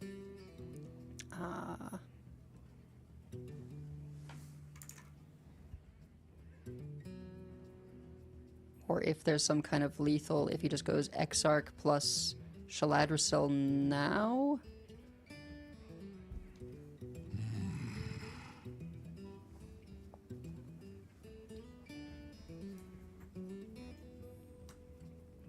Yeah, Reanimated Pterodax says to me that he sees some kind of other play than the Exarch Ysera location line. Yeah, well, this gets him a second one, right? Which is a lot of healing. Sure. So it's a lot of clear, a lot of healing, gets the freeze off. Does forego one of the raptors this way, but can... Yeah. Yes. Swapped it for face damage, I guess. Or guaranteed freeze, anyway. Yeah, it's 5 face damage, and... you know, and, yeah, freeze your opponent.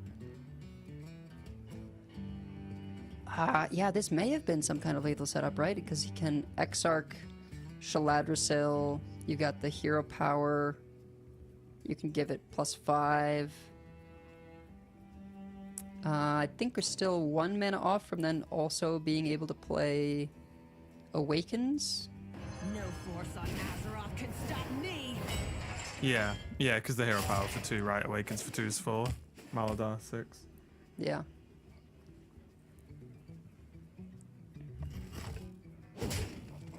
Insane gonna do the honorable play. Quip weapon, swing face. I like it. I respect it. Yeah, and I think it could sense that there's something weird going on here, right? You know, freezing my face, setting me to 13. Rokara, one of the few heroes that gains more than 5 armor, right? Gains you a whole 10. The good thing here for Cheonsu, at least, is it's not like this is 100% hidden information. Like, you see them play Maestra, right? And then you know one of the very common picks is Rokara. Yeah. So it's not like a shock, oh, I can't believe this hero just appeared, right? It's like, it's sort of sold, but he's going to go for the Ysera now. Yeah, and it has to be nervous because it's Insane just did the weave, right? He coined out the hero power for just 2 face damage. Honorable plays, I like it. Not had to do that since my Hunter days.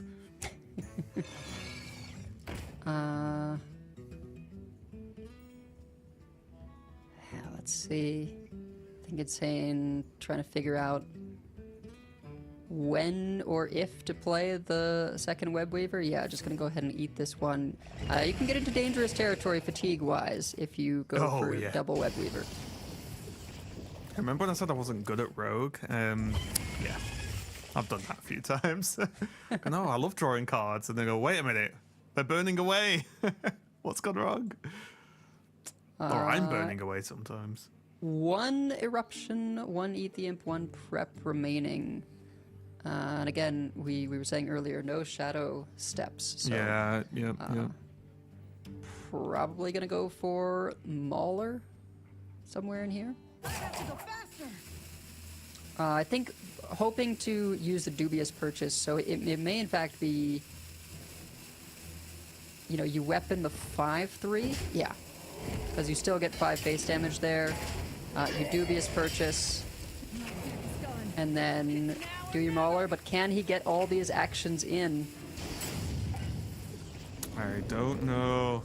Watch the camera to find out, because that's what I do. Yeah, I think he had to... the plays are ahead. Yeah, I think he had to just sort of do a in-between play of making a board, which is fair. You know, better to do something like this than to try and get the actions in with the Mauler and not be able to. I do think that there, you know, others will have to take a look at it, but I feel like there may have been a way to get the Mauler down and then draw the rocks and squeeze the hero power in there. Yeah, right? Is this just lethal? I think it is because of the and copy. Then the buff and then fatigue as well. Yeah, I think it is, right? I think, Cheonsu was just counting that up to triple check, but it's looking mighty fine to me. Tons of damage coming out. Got a copy there as well, and the extra 5 just to finish that off. And it looks like Cheonsu is going to be moving on in, honestly, a brutal series across the board. Not the fastest series we've ever had. Insane, obviously, having the big mistake, I guess, we saw earlier on in that road game, and just having a bit of a struggle from that point. Cheonsu, I think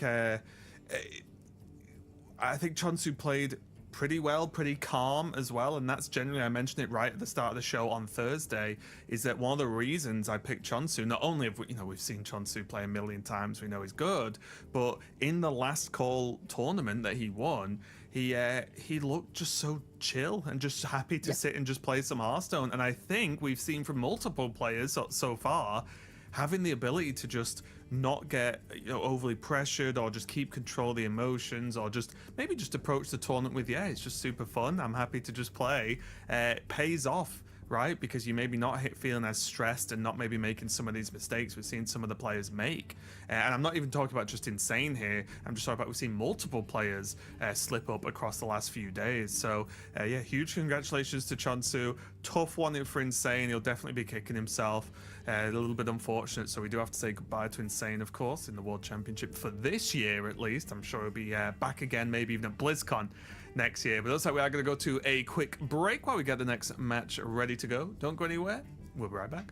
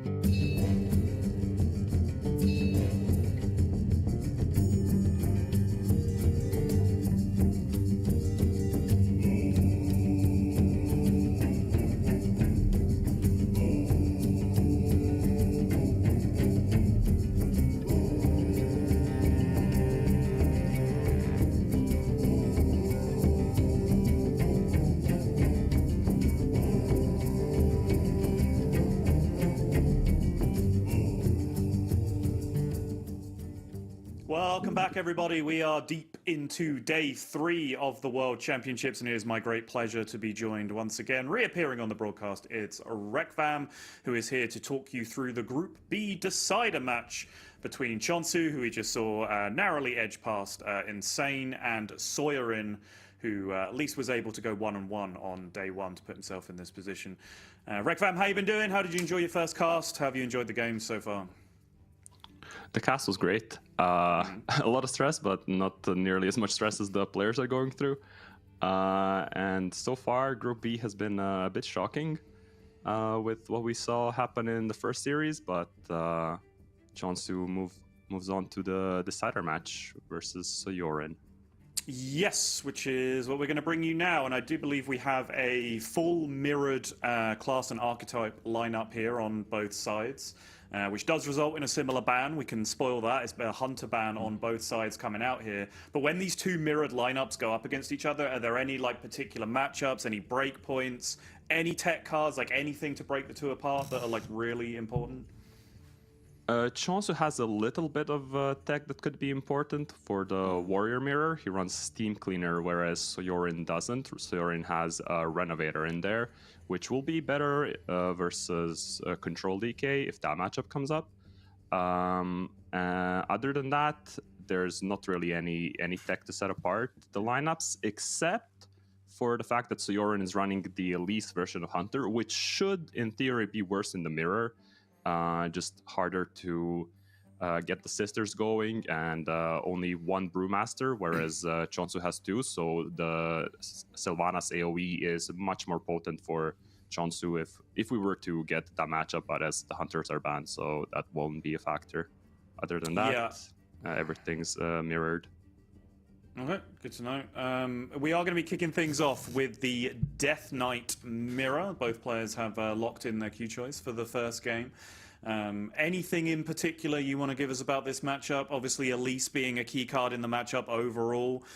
Can the player who doesn't get Elise compete, or is it really, really that important in the matchup overall? It is possible. It's very important to be on the play, I'd say. If you hit the Morbid Swarm into Creature of Madness curve, that really puts you in a dominant position. But there's a lot of mid-game shenanigans that can unfold with Maladar, big swing turns with Stitched Giant. If a player can get Maladar Sarah combo off on an early turn and get the mana advantage going that way, then maybe the lack of Elise could be overcome. Now, it looks like these two players are not hanging around. Cheonsu did get a little break in between the two series, as we have been hit by throughout the tournament days so far. We took a little bit of a longer break to compensate for that, which means less Talkstone, more Hearthstone. We can get straight into the action. Cheonsu with the full send on the mulligan. Soyerin just waiting to see what the opening hand looks like up there. Lots of Ysera effects going off at the start of game, of course. But there did look like a Morbid Swarm just appearing for Cheonsu on turn 1. Yes, very nice. That is pretty important. That is pretty important to make sure you're getting on board nice and early and dominating from the go. Not going to be happy with the rest of his hand though, but it's spending mana on Infested Breath is better than nothing. And Soyerin will just look for a good Dark Gift on any Creature of Madness 3-drop. Ideally, you get a Falric that copies itself. That's a lot of corpses. And that is. As we can see, there's also already an Elise in the hand for Soyerin, so he'll be much happier than Cheonsu is currently.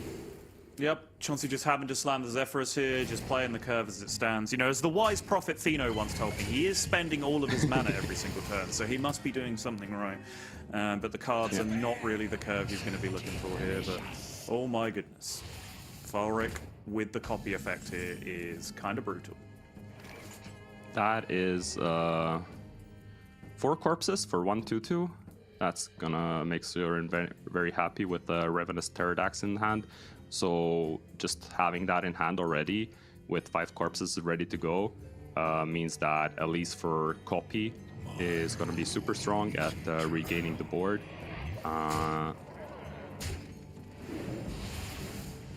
if he were to fall behind, which he kind of is because of the nature of being on the coin in the mirror matchup.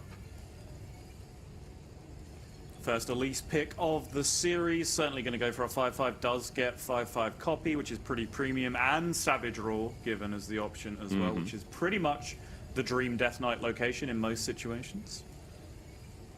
Yeah, pretty much exactly what you're looking for in the mirror. You'll take Raptors to get some corpses, you'll take Discover, but copy plus attack means that you have so much more reach in the mid game. If you get a foam render up, you can start pushing the damage and really threaten your opponent's health total. But Soyorin's health total is currently the one being threatened. Already down to 20. What has happened here, Rek'Vat? Thoughts, concerns? He didn't. That is really weird to not take copy with Pterodax in hand already. I almost wonder if that is a bug with our tracker, because that seems so bizarre to me. We will wait and see when the actual one hits the board, but that's what it's telling me right now. That is puzzling. Cheonsu isn't even that far from lethal here, is he? Savage Roar is already 8 damage, 10 damage with the hero power.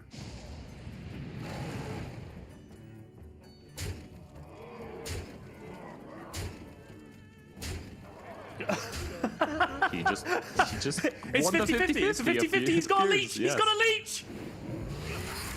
Oh my god! Forget all of that. Forget everything we said about the mid game, about Elise being important. Just go first, spend all your mana, hit the Savage Roar, win the 50-50 leech. It's all good. So rewind a couple of turns as well, right? Because there was the double Fabric on board, and he just played the Blob of Tar and didn't trade either of them, right? He just shipped face with all of his minions and said, okay, that means you can't clear any of my stuff, so it stays here for the Savage Roar from the Zephyrus next turn. Really clean setup from Cheonsu.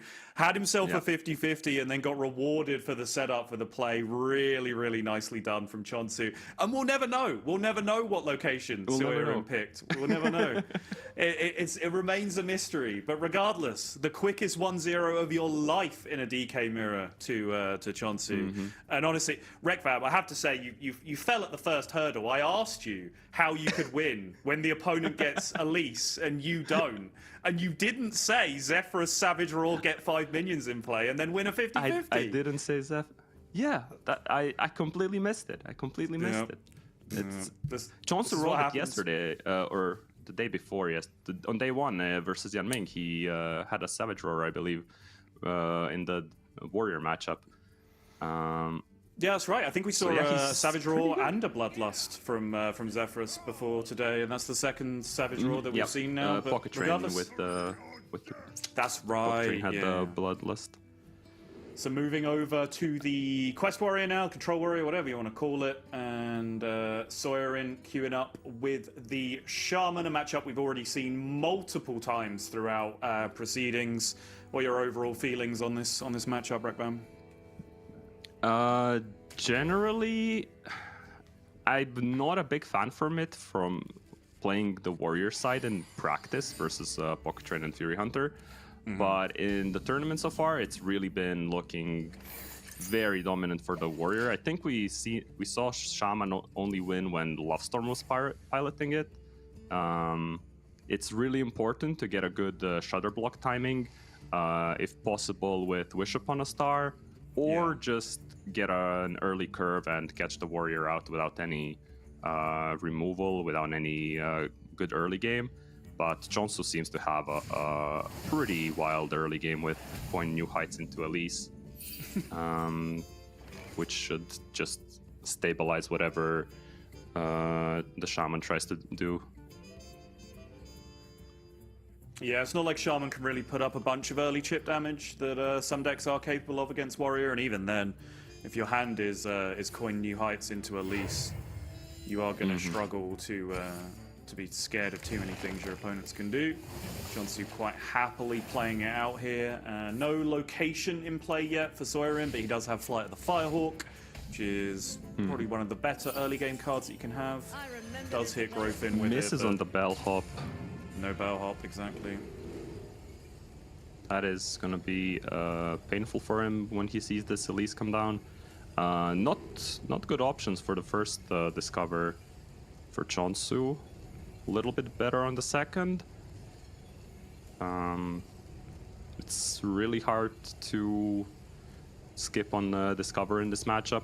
You just get so much mana cheat going, tempo removals, and Cheonsu does go for it. Picks up discover plus 2 attack location. The plus 2 attack won't be very useful, but the discover should mean he gets to work with this empty hand a little bit better. So this is the first big tempo turn for Soyerin. Somewhat underwhelming, as Rekvan was saying, because the bellhop was not picked up off Flight of the Firehawk. That is generally what you're always going to want to see in these kind of matchups. Cheonsu does now have options. He can choose to consolidate location, but that hostile invader with a 0 mana safety goggles looks a little too perfect for the situation in front of him. Brutal top deck for sure. All the pressure's gone, and the warrior is playing better tempo than Shaman in the early game, which is never a good sign. Nice top deck for Soyerin into the exact minions that he wanted. Now he can deal with this board and try to establish tempo next turn. He kind of should be clearing this turn because of the threat of copy location. Right. It's not unreasonable for Cheonsu to have picked it because he just had an empty board to play his Elise. So yeah, Soyerin will go with the Static Shock, but on the 3-1 Elise instead of clearing the board. Huh. That seems weird. It does, doesn't it? For what? I mean, that's a deliberate choice to leave the 3-5 alive, because it would have cleared the Elise anyway by killing the 3-5. So for what possible reason do you want to do that? I can't think of one. I really don't see a reason, yeah. No, okay. I think that was just an incorrect play. Now there's this hostile invader chilling on the board that we have to deal with to actually be able to get board back. Yeah, avatar form. So he ended up losing a 4-4. Or his 4-4 didn't do phase damage. Maybe you can say it forced a shield slam, but that's a trade that Cheonsu is probably happy to make. Yeah. Took extra face damage himself as well because of the buff, the 2 attack buff on the hostile invader from the location.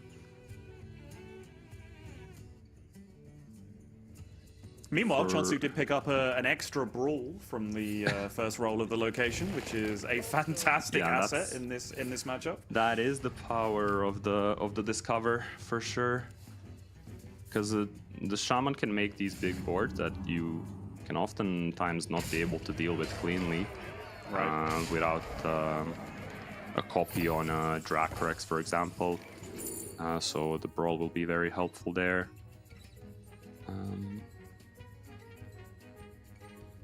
Well, Siphoning Growth enables 6 AoE with Hostile Invader in a future turn. Yes. Not very good here. He might just be forced to bob to try to get Soyerin to extend more into the brawl, because right now the brawl just isn't doing enough. So then, does that mean you take slow motion or you don't? Because obviously, you know there's double growth in. Slow motion would block the growth in turn, but you're actually kind of chill with your opponent doing that, right? So yeah, punch card probably makes the most sense. The growth in does come down. Soyerin could have tried hitting Shudder Block this turn with the bird watching. It was fairly decent odds. Yeah. Double Flight of the Firehawk was already played, and it as we saw in the previous series in Group A, where we watched this exact matchup play out with New Heights into Elise for Shouti versus Tansoku's Shaman. He never got the Shudder block down in time. This could have been a really good turn to try to get it into play, and if you miss, you just send the Furious Foul onto the board instead of just sending a growth in. The Bulwark ended up being a pretty perfect pickup for this turn as well, just letting him brawl away, plays the 5-5 just to contest board a little bit, and you need to get that thing played before you start doing anything impactful yourself as Warrior, and then obviously picking up the weapon just means this 10-7 is not currently a threat to Cheonsu at all, but he is extremely low on resources. He only has one Discover left from the location, no card draw in hand yet either, no For Glory or anything like that, so Sawyerin might just be able to threat chain him out here if Cheonsu doesn't find some resources soon. Luckily for him, he has this Terror Run into Captain's Log. That is probably the perfect pickup. And the Punch card synergy with the location and the Hostile Invader and the Bulwark is going to be really, really sexy here. What a beautiful clear.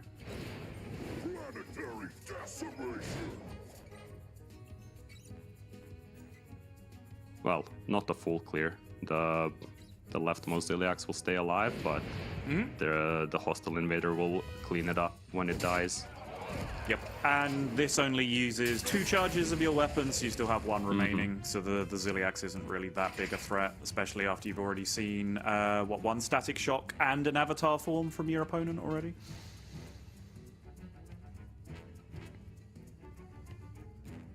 For Sawyerin, now he really needs to start looking for either another threat chain, force another removal, but like most of the removals so far have been generator removals.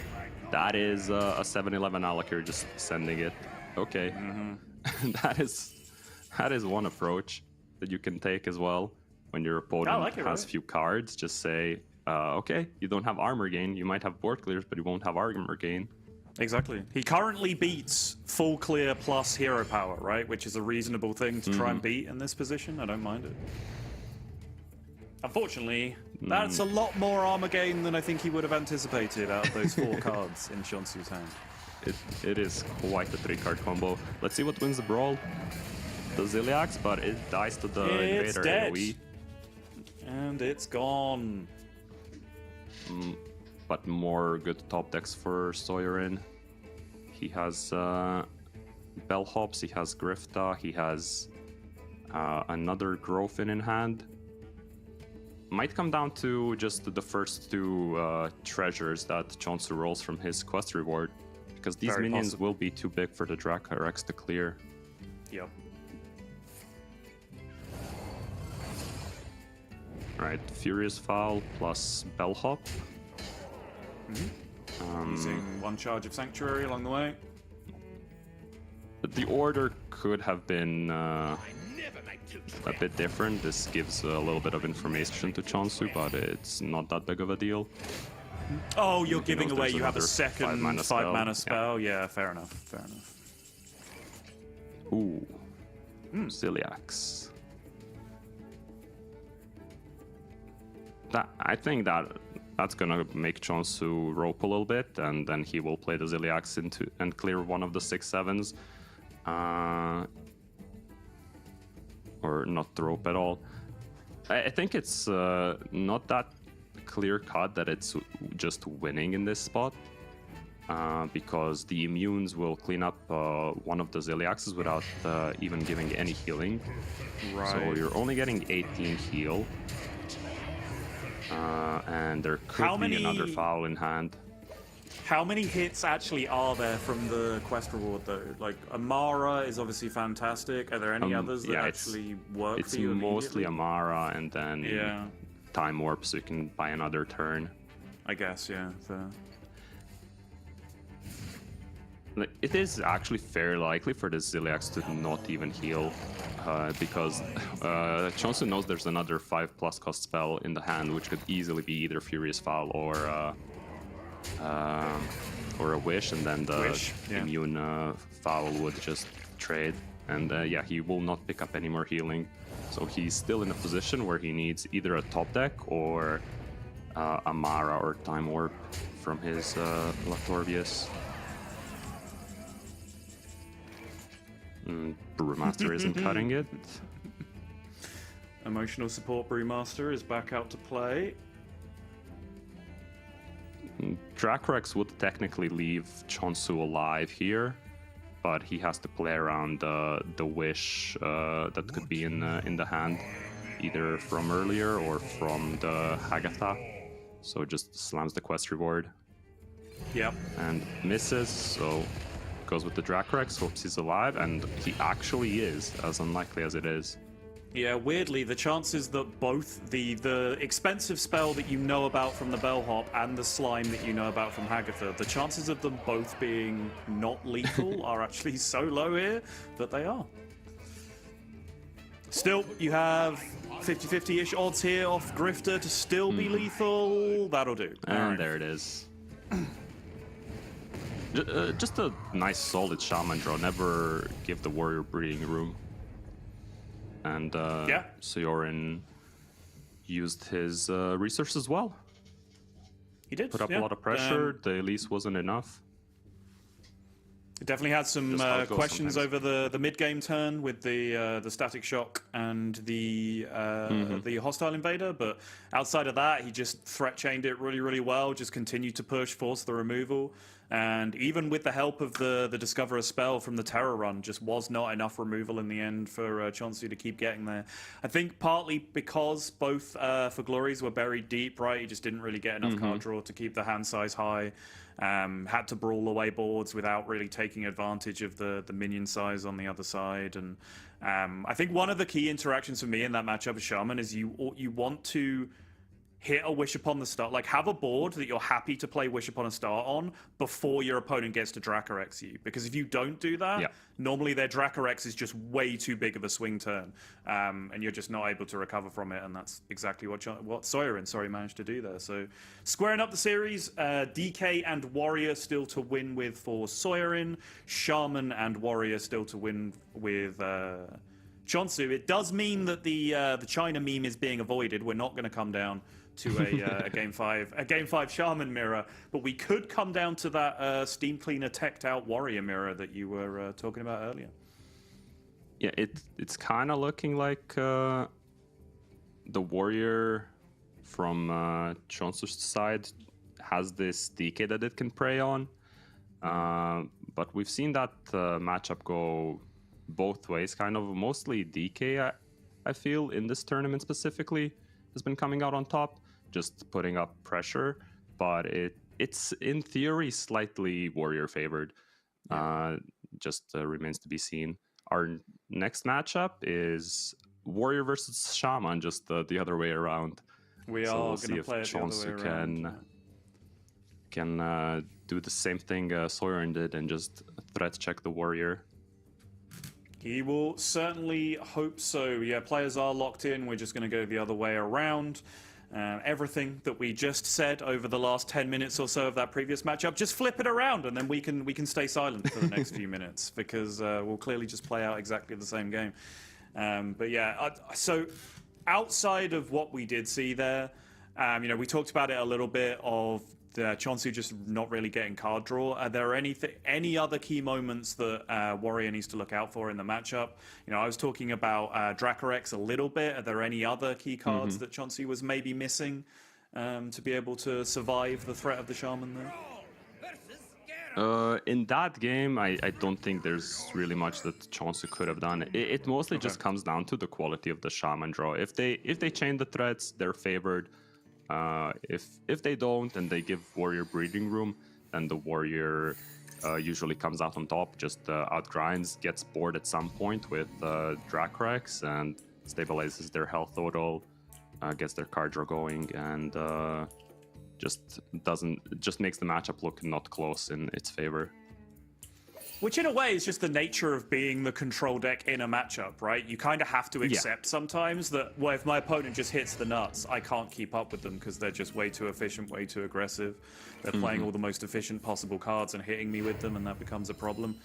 Cheonsu here just going straight to coin bellhop for the 3/3s, as is very solid here. Yep.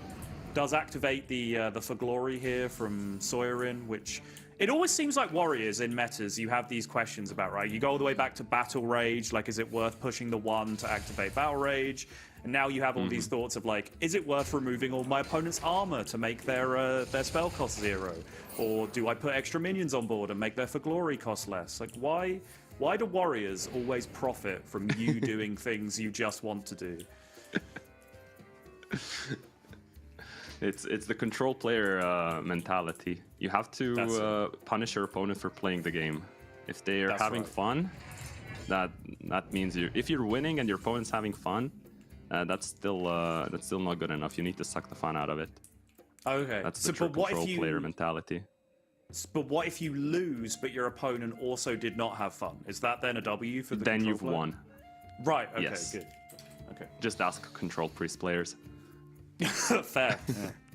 I'll give Tic Tac a call after this. Pretty awkward turn for Cheonsu. Hasn't picked up any top decks that he tried to play for with the aggressive line of coining bellhop, so now he's first to pass a turn. Would you look at that? It came up immediately. Cheonsu actually skipping an attack with the 2/3 Raptor on the right just to leave 2 armor on the opponent, which means they would not be able to go Hostile Invader safety goggles because they already have armor, meaning that their safety goggles would still cost mana. That is generally something that I think is not worth playing around. If you're not missing... if you're missing, like, 1 damage, that's already... I mean, because the margins can be very thin. Because the Warriors gain so much armor these days, you really want to push all the damage you can. And even in that spot, you just saw the Invader come down. He got to push 3 damage back. So he missed 2 to play around potentially getting full cleared. He does get rewarded in a way that by having full health on his Muradin, but I don't think it actually did that much to play around the goggles, even if it was in hand. It just ends up missing 2 damage to play around the card that wasn't in the opponent's hand. But Regvab, the crucial point that I think you're missing is that when you play around cards, you feel smarter, and that's really important. That is very true. Yeah, thank you. The Muradin, there is the answer. The Shield Slam. No matter what the outcome of the Brawl is, because I do believe the Brawl will come down. Yep. Just to make it so the Marin can come down next turn safely, or the Dracorex, depending on the board state.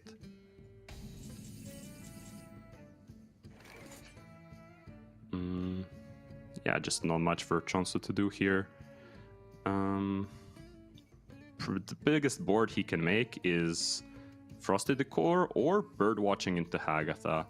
And his hand does scream of needing a top deck, which Hagatha would be a good play this turn.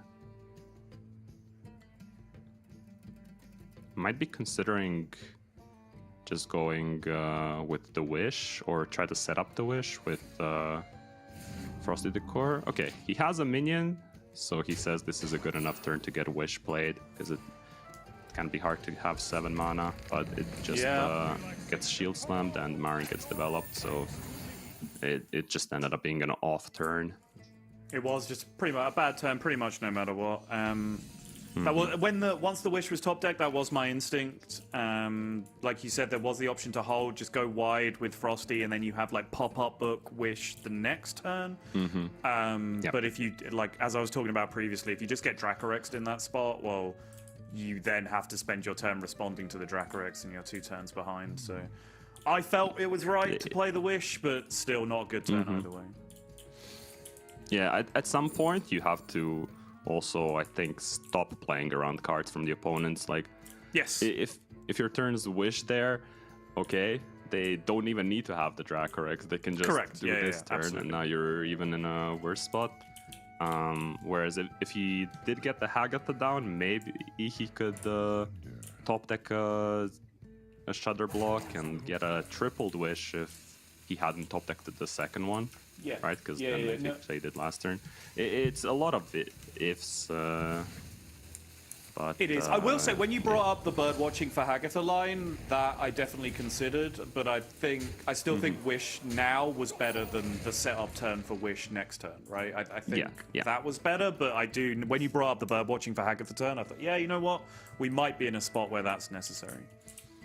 You see now, he's even bird watching, was offered the Hagatha and did not take it. Actually, he had to go to the Grave Pit instead for some clue. Just skipped it, yeah. Because now he is just in a spot where he wants to make those huge minions that actually kill the Dracorex, and this is a good setup now to kill the Dracorex. So he's getting rewarded for his choices now. Yep. And this might be a board that's awkward for the warrior. Yeah, mana available to play Ziliax, so having the frogs is great, not just to get more buffs from the Wish Upon the Star, but also because it really tanks those Ziliax attacks if that was going to be the option from Soyerin to deal with this. Okay. That is quite good here. Gets new heights in as well, which is nice because he's already max ramped to 10 mana, so now he gets to go over the cap. And the hand buffs are really nice on the Ziliax, and even if he just goes with the second run attack, that's gonna be really annoying for Cheonsu because he has to deal with these hand buffs. Otherwise, the Ziliax will be so massive. Are you casting with Raven later, Regbam? Do you have another one later on? Do you have a Raven cast? Yes. Or are you done? Okay, just to warn you. For later on, Raven would have been saying slam the monkey there and then double buff your entire hand of new legend. I just want to warn you that will come up. That's the kind of line you'll have to deal with. You know what? That's a pretty fun line. I'd be happy to watch that line. So he chose to cycle the shield block to try to get a brawl, I'm guessing, for next turn. Get closer to his Ceaseless, which is kind of close to being active, though not really. There is going to be a huge board.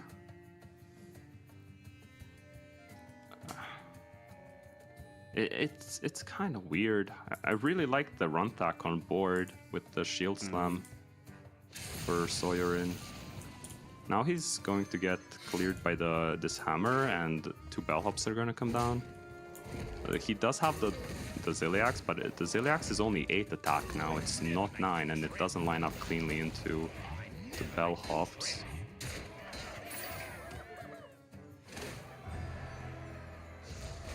So he's in a bit of an awkward spot again.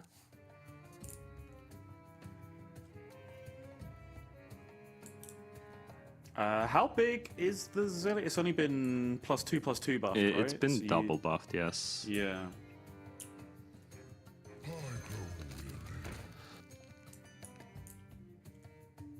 Starting the turn with your... Okay, didn't see that one coming, if I'm being honest. The Bulwark I expected to come down, but the instant your threw me off. The instant your... Yeah. It's certainly he really wants to cycle to his brawl, it seems. He wouldn't need the brawl if he just played the run attack last turn. I guess versus the Murloc Grofin maybe, but he had 3 run attacks on the board that needed to be dealt with in that scenario. Okay. Does it ramp to get more mana? Ceaseless not going to be active anytime soon. This Bulwark is tanking a lot. It's going to tank at least 15 damage. Still going to take 14 more. But there is a Renovator in the Soyorin's Warrior, so Cheonsu needs to be cognizant of that while picking these options. Probably going to go for a 5, try to get Copy or Discover. Death Rattle is interesting to play around the Renovator, but Copy is so good with Alakir that he might just pick that and not play around the Renovator for a bit. Yep, picks up 5/5 Copy and Discover a spell. Can chip away all these Bulwark charges pretty easily. Still push 14, as Rekbam was saying, and he is threatening lethal now with the double wish buffed Alakir in hand and the Copy, but Soyorin down to 7 cards in deck is more than entitled to have that Demolition Renovator by now. Yeah, Renovator plus Brawl is a turn that you would really expect Soyorin to be able to do, but he's just bottom sixing both of those cards, so he's stuck with Run Tack and then finally buffing the Ziliax up to 9 attack to be able to deal with the 7/9s.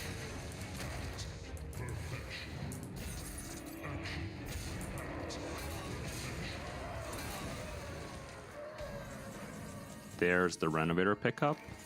Ooh. Yes, please. Sign me the up. The classic Ziliax on Ziliax action. That will get played. Ziliax Tennis.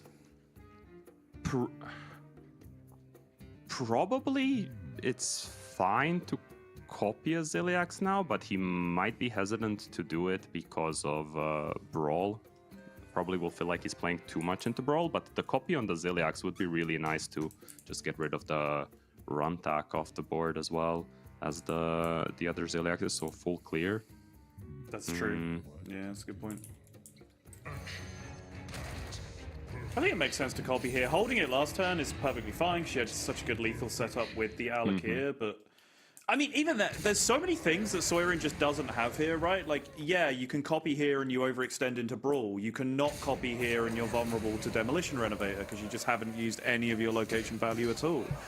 Everything that you're doing here can get punished by Soyorin doing something, but Soyorin just does not have any of those options at the moment. I do feel like since Cheonsu had the knowledge of Runtack plus Ziliax as a possible turn, he should have used a location charge last turn, even if it played into a Brawl. And now it would be opening into his next turn for the Alakir. And he's stuck being unable to click again, because he needs to hold it now for the Alakir finish. But there's just no Brawl for Soyorin, so none of it really matters. He could trade for it. He could trade for the Brawl. Is there a 4 Glory left? Like, how easy is it to get this Ceaseless playable? Oh, there it is. Finds it anyway. So the remaining cards were, yeah, there's a Goblet that could rebuy you at it, but there was no for Glory left, so pretty low odds. A little better than 1 in 4, but not much of being able to hit that. And that's just going to be 14 plus 10 plus 10.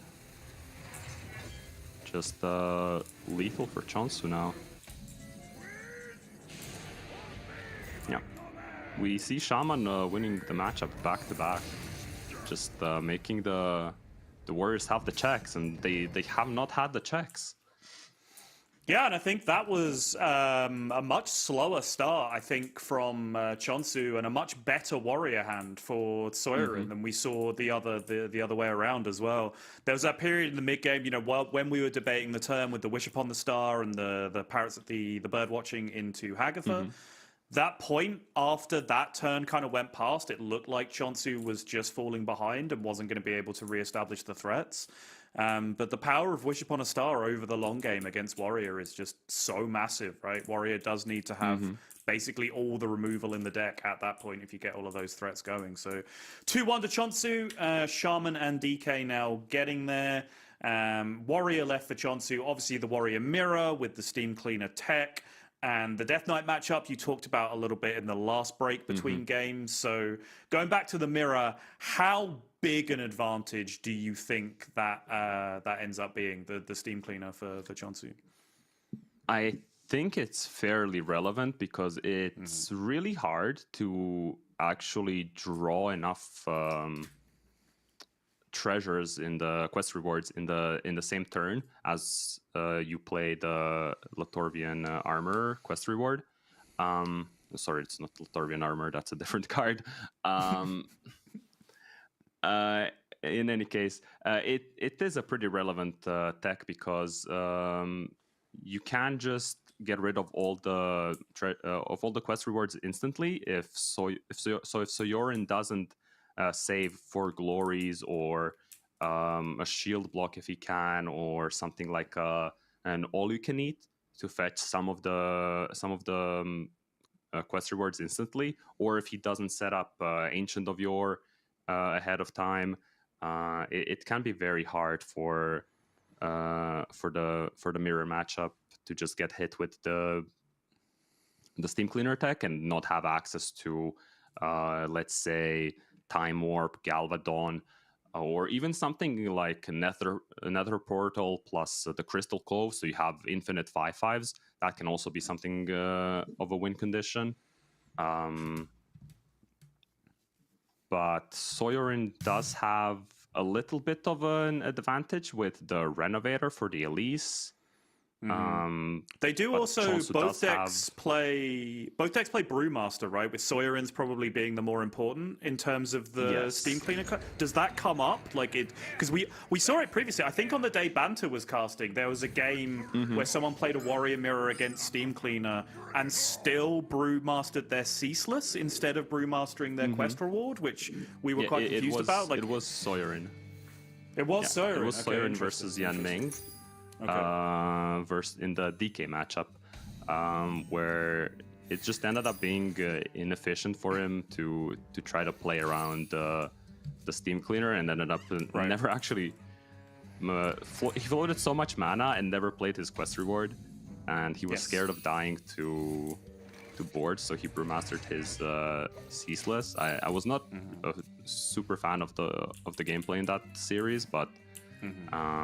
We'll see how it goes in the Warrior Mirror. The Warrior Mirror is a bit different because there's nothing really pressuring you to force you to brewmaster anything but the quest reward.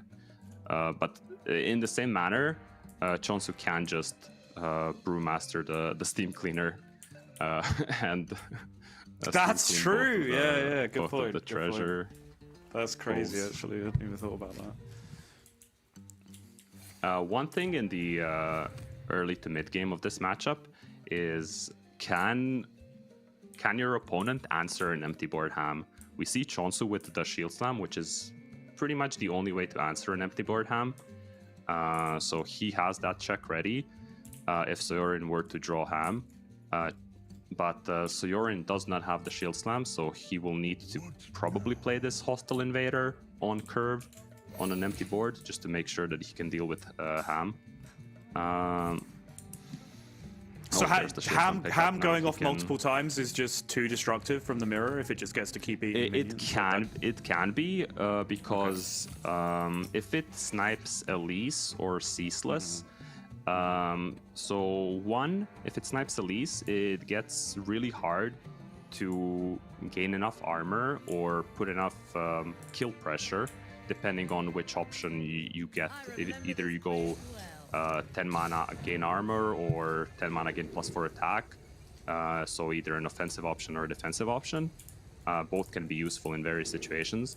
And if, for example, a Ceaseless gets eaten, it can be possible for your opponent to just make too many boards and force out the removals. We saw something similar in Gabi versus Tianming, I believe, where Gabi just made a board of 8/8 taunts, and Tianming couldn't really OTK, but then he hit the AFK with 2 Galvadons and barely got there. Yep. Looks like Soirin has gone straight for the 10 here, by the way, even with a early, relatively on-curve Elise. Cheonsu did pick up the 5. We will take a look at the Fire Plumes Ridge here for Soirin. 10-10 copy, deal 10 on Death Rattle. Okay. The Death Rattle to play around the Renovator inclusion, and 10-10 copy is just good overall. If you can copy Galvadon, it makes the OTK much easier. Cheonsu might be thinking about just coining Bob to get an extra Elise. The danger, obviously, is then you're giving your opponent 3 coins to turbo out their location. So he won't be doing that. But it is a play that you sometimes do in the mirror to get multiple Elises. And we see the empty board Hostile Invader to be ready to answer 2 hams. And likewise, this is a great shout from you, pointing out the importance of the hams, because Cheonsu went for the 5-5 copy, and then instead of coining out 1 ham, he actually went to wait 1 turn, establish the location, go for the copy, and Soirin had that covered really nicely with the other tech you exactly pointed out, the tempoed out Hostile Invader to be able to deal with the board state. And we see Soirin is now without the Ceaseless Expanse, which could be relevant in the late game scenarios, either for OTK or just for clearing boards. And the other hit was his own ham, right? Which means Cheonsu's minions are safe for the rest of the game as well. Cheonsu's Steam Cleaner is safe. Yep, and the Brewmaster for the second Steam Cleaner, but also very important. You did mention Bob briefly. We've seen it in this tournament. We've seen it used on Elise, just for extra Elises, or when your opponent gets Elise and you haven't got it. We did also see a really cute 2-turn lethal setup where Bob was used on the Barnabas to make the Galvadon cost 0 in the opponent's deck.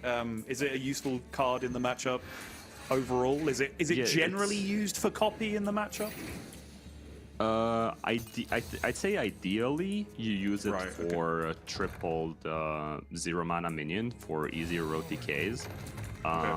Using it to copy any good minion from the opponent is a fine use. There's some scenarios, if your opponent isn't careful, where you can use it to board lock with Unleash the Crocolisk and bide some time for yourself to cycle through to your Time Warp after the quest. That is probably the rarest usage, as these players will not be leaving themselves board locked. So I'd say mostly for tripling after Barnabas, if you can get it off. And just to go back to step 1, just to cover for the viewers who are watching who aren't aware of the general win condition in this matchup, generally you're using some combination of Galvadon and Time Walk from your quest reward. Galvadon just makes a giant buffed attack Wind Fury minion. Time Walk gives you an extra turn, so you can set up these OTK turns that your opponent can't play around. Now, because of that, you might think Bulwark of Azzinoth is actually a really, really useful card to hold for the long term to try and play around that from the opponent. But you do tend to see Warriors throw it out pretty liberally in this matchup. Why is that? Mana reasons, hand size reasons. Usually you can't hold that many cards for later on. You have to just get rid of your hand, make sure you're using all your mana efficiently, because this is a matchup where if you fall behind and your opponent's just spending all their mana, just cycling through their deck better, they will be the ones to be in a better position and get all of their quest rewards first and be able to set up the OTK first. And they will then generally also have a little bit of a board that just chips through your bulwark anyway, and it doesn't really end up saving much more health than if you had played it at an earlier point and tried to be more efficient with their turns. For Cheonsu here, it was really important that he got this new heights in. He reached the 10 mana cap, so he had to absolutely play it this turn. So he's just trying to make sure that he's drawing as many cards as he can and being as efficient with his mana and card draw. And now he's even using Bulwark aggressively to just kill a Marin. I think his all-you-can-eat doesn't have enough targets for card draw at this point. Is that why he's holding it? There should be an Invader, a Marin, and a Ziliax still. So it's interesting that he held it. Yeah, all still in there.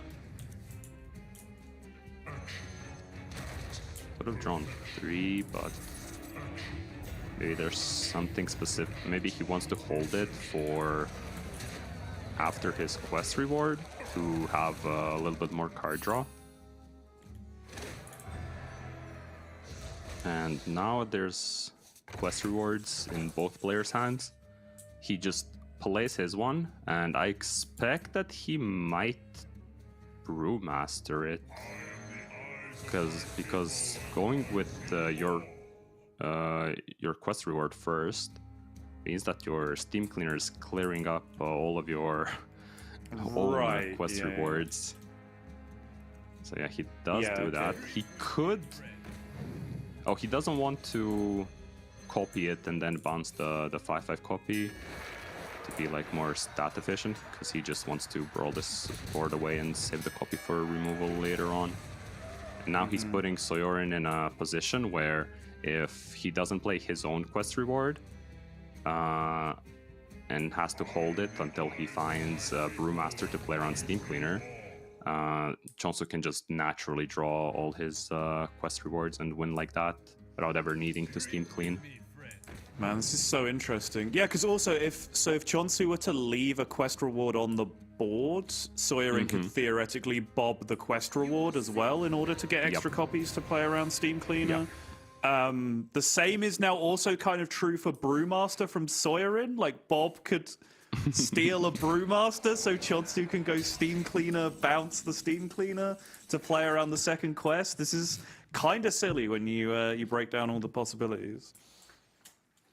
Yeah, it's very tricky to navigate, to play around every single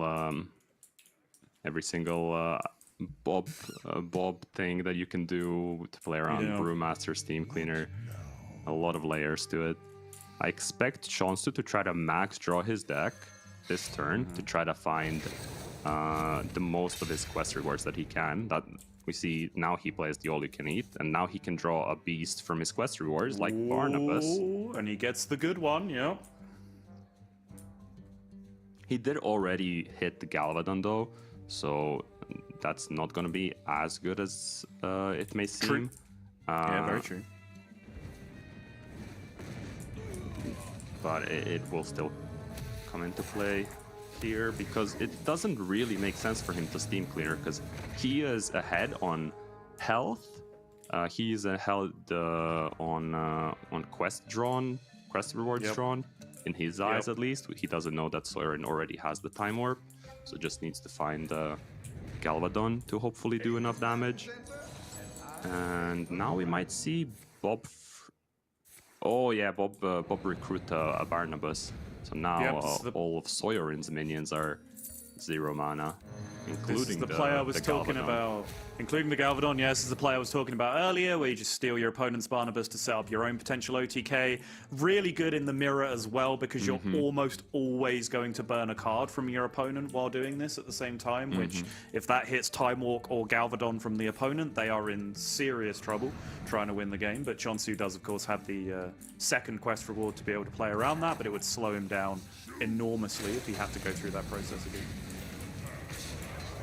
We see a Mega Fin for 0 mana. That's going to be nice with the Time Warp. And now suddenly Cheonsu is not in a good position anymore. He doesn't even have a clear for this board. Nope.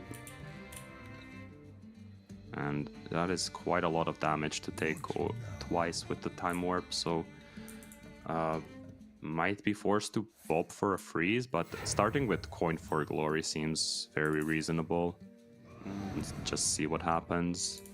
Okay. Yeah, there we go. That costs 0. Yeah. You can pretty much ignore our new tech Ceaseless Tracker, because he made every deck in his every minion in his deck cost 0 anyway. 0, yeah. Both Ceaseless are just going to be permanently 0. I think Cheonsu is considering the Bob for free still, because he doesn't die to Time Warp like that, and he's just doing you go Bob freeze, right? Because then you still. Oh no, he's actually still. Oh no, okay. Still goes ceaseless. And I like bobbing the Bob. size. It's just one. It's just one free card burn from your opponent, right? You just replace the Bob with the Bob. It kind of makes sense. So now we'll see Soyorin draw his 0 mana minions, or try to draw as many as he can. Hits that Carnassa still as draws the a beast, though. Dracorex. Yeah, draws a Dracorex as well.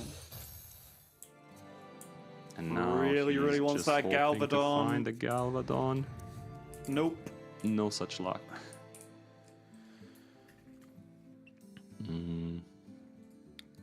Eight cards remaining Doesn't for have- Soyorin. He does not have enough draw anymore. I'm guessing he'll get the Nether Portal down, because those are 5/5s with Crystal Cove later. Yep. Oh, but the Invader's stuck, so the 3/2s aren't in a position to stick really. And now we'll also see why the Bulwark doesn't really do that much at this point. Yes, 100%. A minion stuck.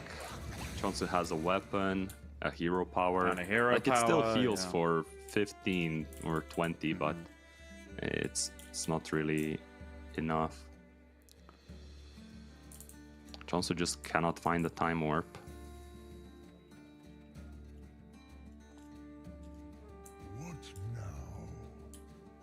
Soyorin does have enough mana to potentially just go Latorvius and dig for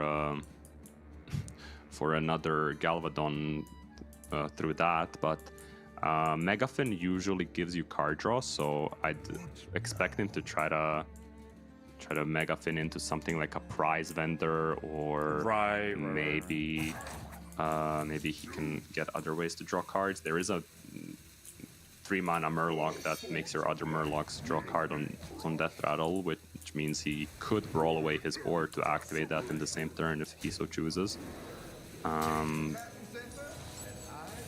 We'll have to wait and see. Going for 3 copies. There's of the a Bob minion, triple. he is. Woo, okay. Alright. I think the Marin looks better than it actually is, if I'm being honest. Because he still doesn't have Time Warp, right? And it does shuffle stuff into your deck, and you don't really have the hand size to cycle the cards with the Wondrous Wand. So in that case, because obviously it's minion only, right? Draw a minion, get 3 copies of it. Which minion was he looking for from the remainder of the deck? Because there's not. He already has really his own. any minion. Really any minion, just because he wants stats. He Right, probably okay, Megafin sure, just because it's an 8/8, but he'll take a Marin and try to make hand space. He does have 16. Oh no, he only has 13 mana to work with.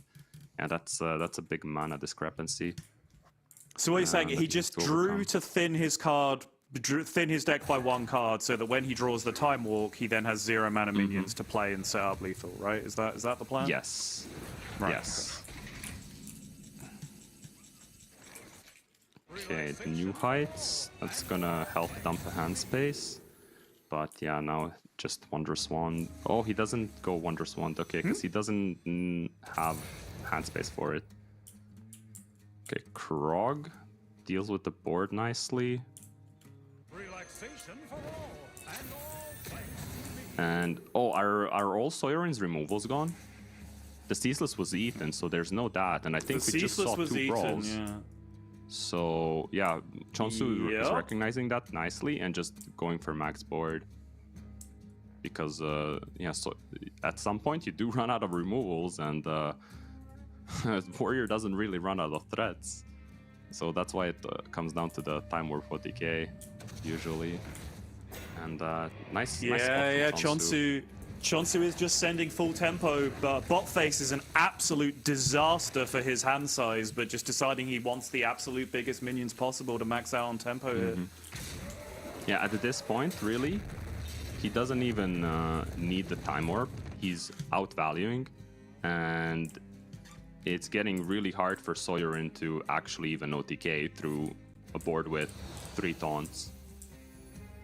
So now he does need to make his minions 5/5s, and he does not know the interaction because these are still 1/1s after you play the Crystal Core. Well, well, well. I'm gonna put my hands up. I did not know that either. Very cool. So it's going to be tempo time warp, it seems.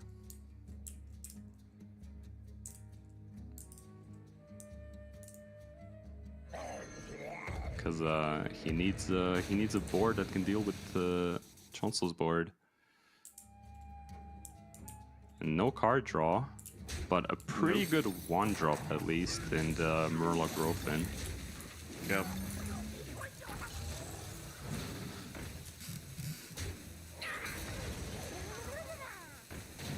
Rock Skipper is okay.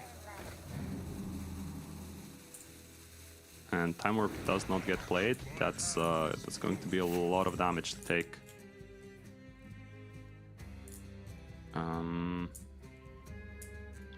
Was he dead to Time Warp here? Probably not. 16 plus 12 plus 8. So that's 46. No, 36. Yeah. Not quite. Sure. So is there now a world where you want to slam the Steam Cleaner just to Yes. like you're imagining your opponent does not have the pieces they need to win the game, right? So you can reset them back to square one with the Steam Cleaner now that you have this insane tempo. Yeah, and you have yourself an extra Marin, so you will not be taking the fatigue damage. They will, and you have board advantage, health advantage. It's looking pretty locked for Cheonsu to win this game. Random Murlocs, maybe, but the board will be 1/1s. I do believe the Krog will work now, again on these Crystal Core minions. Yeah, that was going to be my next question. Do you have to do anything to this board, or will the Krogs come to save the day yet again? Yes, it will. Back to 1/1s once more. Soyerin now staring at fatigue. And there's just no way for him to come back on board, really, because he cannot get to these Krogs. They are just going to farm him. Well, okay, Soyerin won't go into fatigue because he will have 20 Raptors from Queen Karnasa. Good point. Yeah, true. At some point, you will have to play them and cycle through your deck. Those will be 1-mana 5/5s, but it's probably at the point where these Krogs have farmed you so hard that you would rather go home and cry than try to win with the Broods or the Raptors.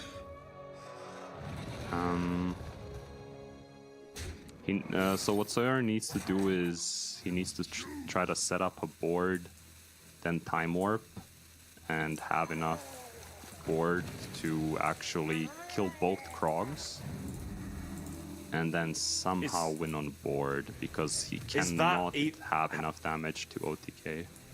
How is that possible when every minion you play is a 1/1 though? There's just no way that can happen, is there? Well, he needs to make 5/5s and then Time Warp, and then right. Okay, trigger, sure. And he will be able to actually deal with the board. So then I guess my next question is, what's he waiting for that he hasn't done that yet over the last 2 turns?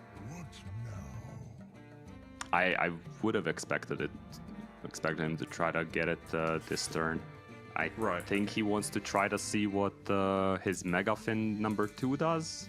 Maybe it does something better. And there's also the fact that Cheonsu has another Warrior quest reward in hand. He can just shuffle. It's hiding there, but it is there. So he has access to Time Warp still at any point. Galvadon coming down just for tempo. He's just playing a tempo Galvadon. I love this game. Yeah, get the spell. Nothing Sayori can do other than time warp now. And Cheonsu will just send everything face, make the biggest taunt he can. And this is smart, right? He just takes... Exactly, yeah, he just takes Stealth Wind Fury because now even if your plan happens where you time walk and you kill the Krogs, well then you're not killing the Wind Fury Stealth Galvadon that's still going to end up killing you in 2 turns time after you've taken the time walk. So this is super, super smart from Cheonsu. And I don't think there are any Murlocs with taunt in the game. So yeah, just Cheonsu. Really nice warrior mirror. No time warp. No problem. Great stuff. And the most adorable man in Hearthstone does it again. We were too busy talking about steam cleaners and brewmasters and all that kind of nonsense. He just made a he just exhausted the brawls. He ate the ceaseless, and he said, you know what? Crowns. That's all I need. Marins and crowns, and just pick giant legendary minions and hit my opponents with them. That is Hearthstone in its purest form right there, and a pretty solid performance from Cheonsu overall, and great to see because we talked about this during Last Chance. Like, Cheonsu's one of those legacy players who's been in and around that level of top player through so many different systems and iterations and Grandmasters and Masters Tour systems and everything. He's been around for so many years, and that breed of player that's played at this level for like the best part of a decade now is so rare, right? Like, Cheonsu is one of the very few to do it. I don't know if... Do you have much of a tournament history against Cheonsu, Rekvam? Anything? I have never faced Cheonsu in a tournament. No. Okay. Haven't had the pleasure. So that is... I feel like he would be a very tough opponent. That's the first time this weekend that we've asked one of our pro player guest casters that question, and they haven't immediately gone, yep, I beat him in this tournament, I beat him in this tournament, I beat him in this tournament. Just start listing it all off immediately. But anyway, you've got one more cast left for the day, I think. Any final thoughts you want to leave the people with before we go to a very short break? Final thoughts. Cheonsu played really well. Impressed by him, just like in Last Chance. Really happy that he made it through. And my next cast is Fury versus Tianming, and I will not be biased at all for that one. That sounds accurate. Yeah, congratulations. Congratulations to Cheonsu. He's going to be going through commiserations to Soyerin, who did not quite make it. We still have 2 more groups to play through Elimination and Decider for, so do not go anywhere. We got plenty more Hearthstone coming out to round out your Saturday. We will be right back after this very quick break.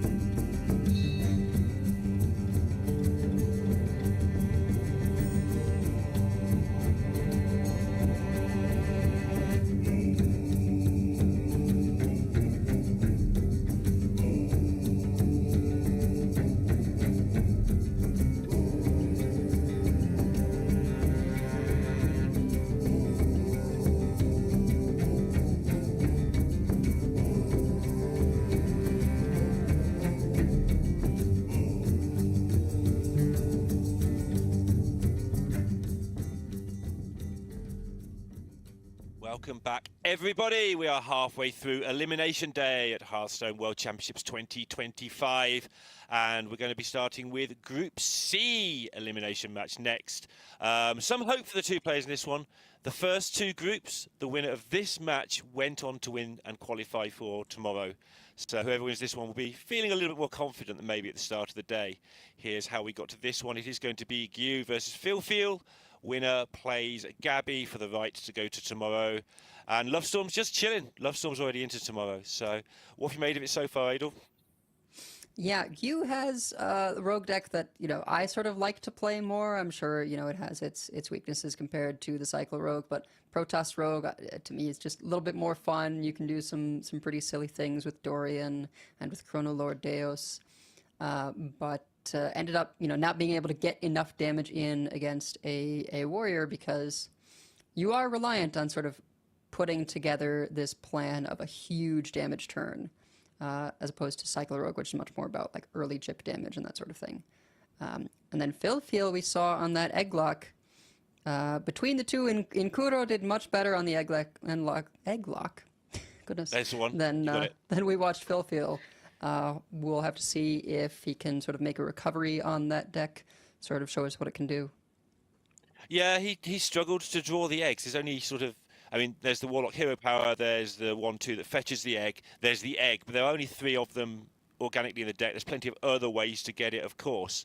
But he struggled to draw them early enough. He struggled to have ways to deal with them. And that deck does get punished if it goes sort of miss, don't play egg. Quite often there's an army of stuff coming at you and you're still going, well, I've got to play my egg. I can't use my removal on my opponent's stuff because then I can't make my egg explode or whatever it does.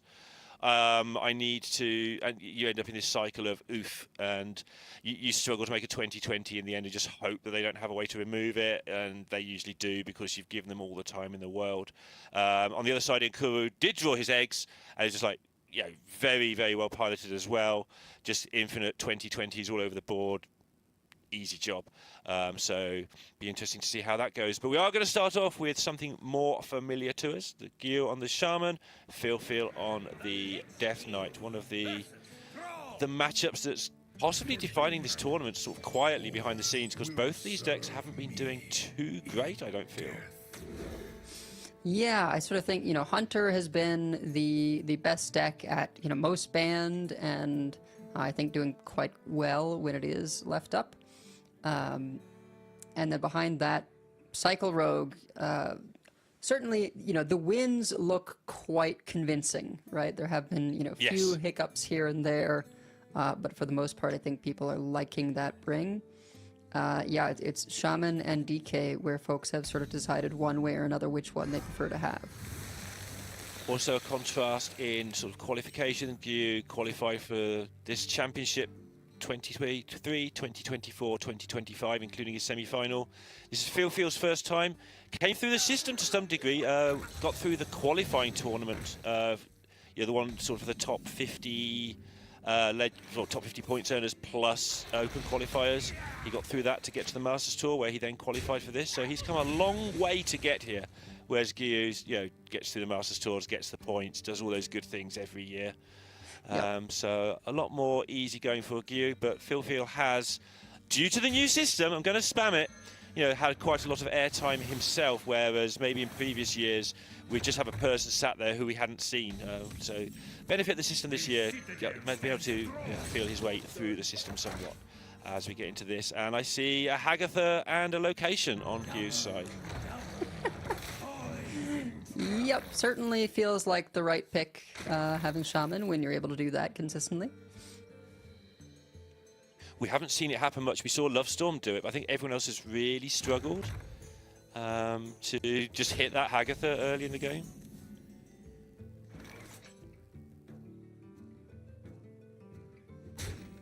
Say moment's hesitation there for Gyu, I think, deciding whether or not to tap the location. If he's going to coin this slime, or maybe go for something like the bellhop. Something like the bellhop, indeed. Bellhop plus bird watching. But yeah, I sort of figured with the tap slime was sort of where his head was at. Gonna spend that coin. Trouble is here in 2 turns time. You are getting wished as well. All this is going to get buffed. So the clock is on for Phil, not only to just not take damage from the things on the board, but to prevent the board from being there when the inevitable turn 6 buff occurs.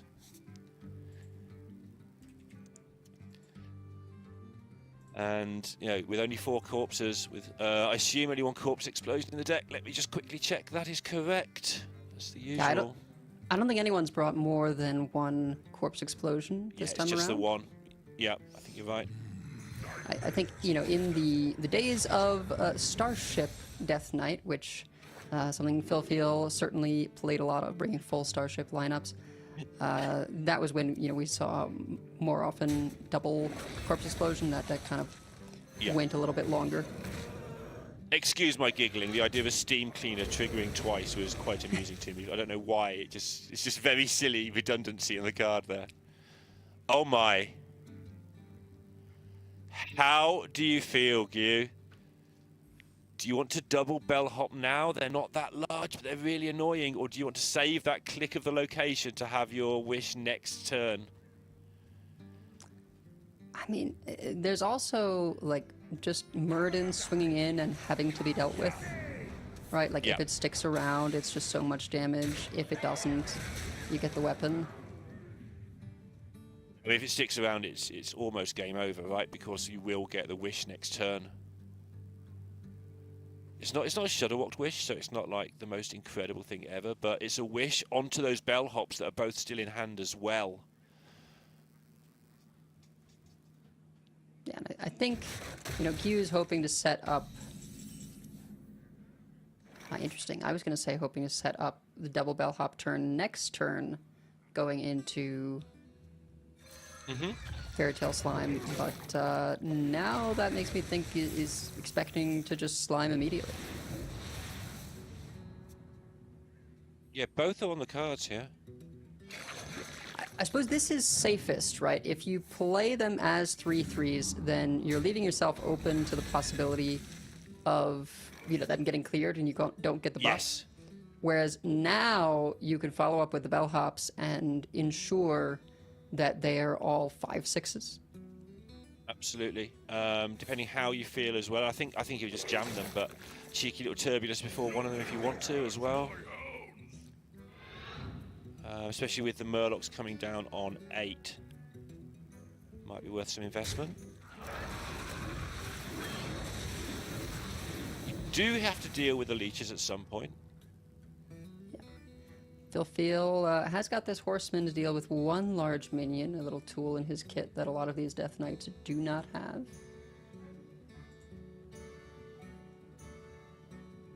Yeah, this is several decisions. I think use a static shock to pick off a leech just because. Why not? Unless you want to save it for your weapon later.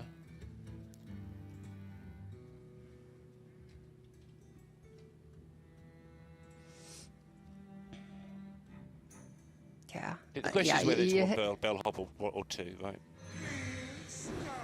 Yeah, and I think he's just going to kind of go halfway in. I mean, pushing 10 face, like, the leeches are annoying. Could remove 1 if you want, but ultimately without Husk, they're not doing that much. And even with Husk, like, all these things are so large that you kind of don't have to worry that much.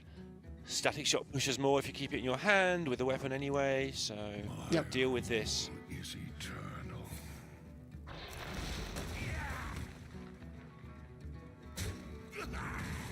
We can see that dealing with this is not the forte of this particular Death Knight hand. I think Phil is going to try and make the most out of these leashes, though. Setting up to remove 2 of these. Misses out on 1 leech due to board space, but you know, now at least the Husk has to be answered. Yeah. Which is actually super annoying because you want to play your Murloc and you don't really want your 8/8 to just hit a 3/5, but they are super irritating. You get a pair of enormous minions in play. I don't think you can complain too much. True. I like to complain though. Not. Yeah, okay, I do. Love it. Does have the option to play the avatar actually, right? The whatever it's called, the weapon. Avatar buff. form. Avatar form. That's the one. Yeah, could do that on one of these minions or on his own face for just the 2 damage AoE clear. Gets rid of all the leeches. Then you don't really care about the 3/5. Might be time to do that. It removes so much damage. It's effectively doing 5 damage by removing 5 leeches. But yeah, 2 11/12s is what he goes for. I get it. But the advantage to leaving them up, right, is you're not giving Philfeel the corpses that they would generate. And so with this many stats in play for you, the only real answer that Philfeel could have is that 1 of Corpse Explosion. Sure. Yeah. Although, I keep forgetting, I suppose they do get generated mid-explosion. Okay, sure. 1, 2, 3, 4, there was a 5 period plus 4 where is 9. that was turned off, but yeah. Still wouldn't kill the 11/12 in that circumstance. Yep. At least not on its own, without help. Yeah, annoying as they are, I think it's just like, with how big these minions are, you spend so much to deal with them, and this way, like, Gyu knows that he can use Avatar form with High King's Hammer next turn, and get to double up on both the AoE and the +2 attack that it gives himself. Missed on the steal. Yep. Should have taken so much of this damage off the board now. Has to once again chip through the hard way. Yeah, and take a 10. That's gonna be it. Yeah. Yeah, 10-10 and Discover. Needed armor, but also you have to expect your odds of being alive here not very high. Yeah, there's a lot of ways to do damage here, so did what he could, took the 10 because he'd get it down with Maladar and still have room for other things next turn, but Phil, the tournament's not going his way so far, as we can see by he's in this match, but also a lot of his matches have been like that, where his opponent has just got 1, 2, 3, 4, you're dying and no real answer available. And it goes to 1-0, gets the Shaman out of there, which he'll be very pleased about. Just left with that Protoss Rogue and his own Death Knight. Yeah, I think the combination of Parrot, Sanctuary, and Hagatha, where you get the Hagatha down on 3, you get one of the Slimes down on 4, is just outscaling what most decks can do at that point in the game. And then, it just sort of scales up from there. Yeah, you have to not take that early damage to be able to survive that wave of really big things from turn 8 onwards. You don't always survive it anyway, but at least you can set your game plan up, maybe have some board, maybe fight back, make them use those cards defensively, which I would have done mistakenly, whereas Gyu just went, leeches? What are they? I'm going to hit you for 11 and 12 and 28 or whatever it was at the end there. Yeah, that seems better than doing damage to 0-2s, I guess. It makes sense. Phil with this egg lock still to come. He must be fearing that because it didn't perform well for him yesterday. He did do us the honour of showing it. It has to win with it, so he showed it as 3 times, so we got to see the deck a bit. But even curious if he steers away from it today. Flashed a pair of actual eggs on camera for just a moment, I think, yesterday. Yeah. Recognizing that it was sort of the unique bring. I do suspect, though, that like one of the reasons to do it is if you can get a bunch of eggs in play early, right? Like when I say early, basically around when a rogue is going to start doing all their eruptions and rocks, that they can really cause problems in terms of eating up those hits. Yeah, absolutely, because normally the eruptions clear the way and then the asteroids hit you in the face because there's nothing else to hit. But the eruptions are never clearing the eggs, so the asteroids are always going to have something to run into. Also unlucky as well, like Tianming played against Inkuru, the same lineup as Phil's got, same 120. and banned the egg lock. So there's always an element of getting lucky in these tournaments in terms of what gets banned, what doesn't, who you match up against, what they think of you, and so on. Phil had to play the egg 3 times in one of his matches. Inkura didn't have to play it at all.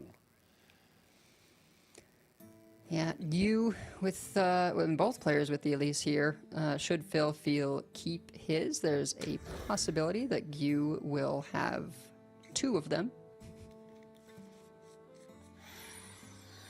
Which could get a little bit silly. It's one of the dangers. And it only come down on turn 3. Yeah, Elise on 3, Elise on 4, location on 5. Doesn't sound like a fun time for the opponent. Oh, he's hit. Yep, there it is.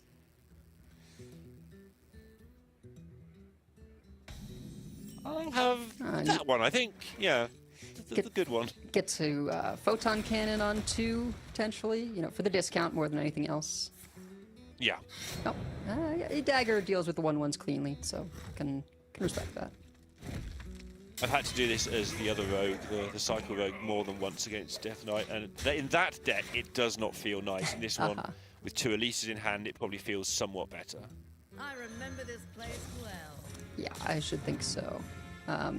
Could even see a 1 here. Copy is much more premium for this rogue, and so just mana efficiency is the name of the game. Yeah, because you get the very good minion copies, right? So. Yeah, and you don't care about stats the way that a Death Knight cares about, the copy actually being a good size. You can copy the hero power or something else. In this one, 1/1's fine. You're copying a Dorian, you're copying an Archon. It's the effect that you care about, not the stats. Lucky you're not casting with Sottle. He'll be telling about 1-drops. I think even Sottle gave up on that one eventually. Well, it was true at the time. There is the 1/1 copy. Don't pander to him. He was wrong categorically right now. That's all that matters. Something like that. Yeah, we but can he was. Okay, sure. show that location. The picks were deal 3 to all enemies and summon 1/1 copy. The deal 3 does go face, so that is a bit of extra damage, and I think also just a nod to Demolition Renovator, which we saw was in Phil's hand earlier, but got sent back in the mulligan. Yeah, plenty to renovate coming up as well. This is fairly unpleasant. For whom? I mean, yeah. So Gyu will not be unhappy with the hand that he has, but just the board state is just awkward and tedious. So it's unpleasant in that regard. He'd still take what he's got going on, obviously. Yeah, might take a break here, not go for the second Elise, just to try and deal with the blob of tar. Yeah, in terms of what you're saying, unpleasant though, you'd like to be able to do something like prep Photon Cannon to be able to get the Dubious on the blob of tar, but no guarantees. Yeah, this one is going to be a 5 cost. And might do something a little more defensive here. Yeah, he's got the copy loaded up, right, so he can do what he likes. Looks like... Let's have a look. I remember this place well. 5/5 copy. 5/5 copy. 3 Russians. Raptors. Yep.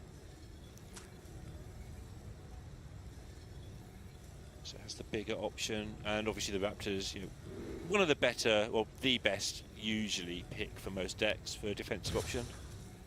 Yeah, particularly great for Death damage Knight. how you want. Death Knight, you need to generate a lot of corpses, and the Raptors are a good way to do that. Yeah, they're also good here, though, because they're a good way through the blob of tar, so I think we'll see the 5/5/1 dropped straight away. Yes, here we go. I remember this place well. Allow him to start actually doing some of that chippy damage that he'd like to be hoping to do.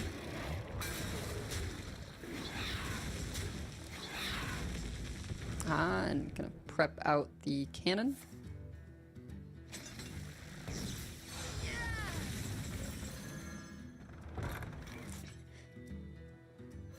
All discounts are nice, but really important to get the first one because it will turn the 1/1s generated from Dorian into 0 cost. Q is going to be checking that robocaller at the start of every turn to see if it says 5.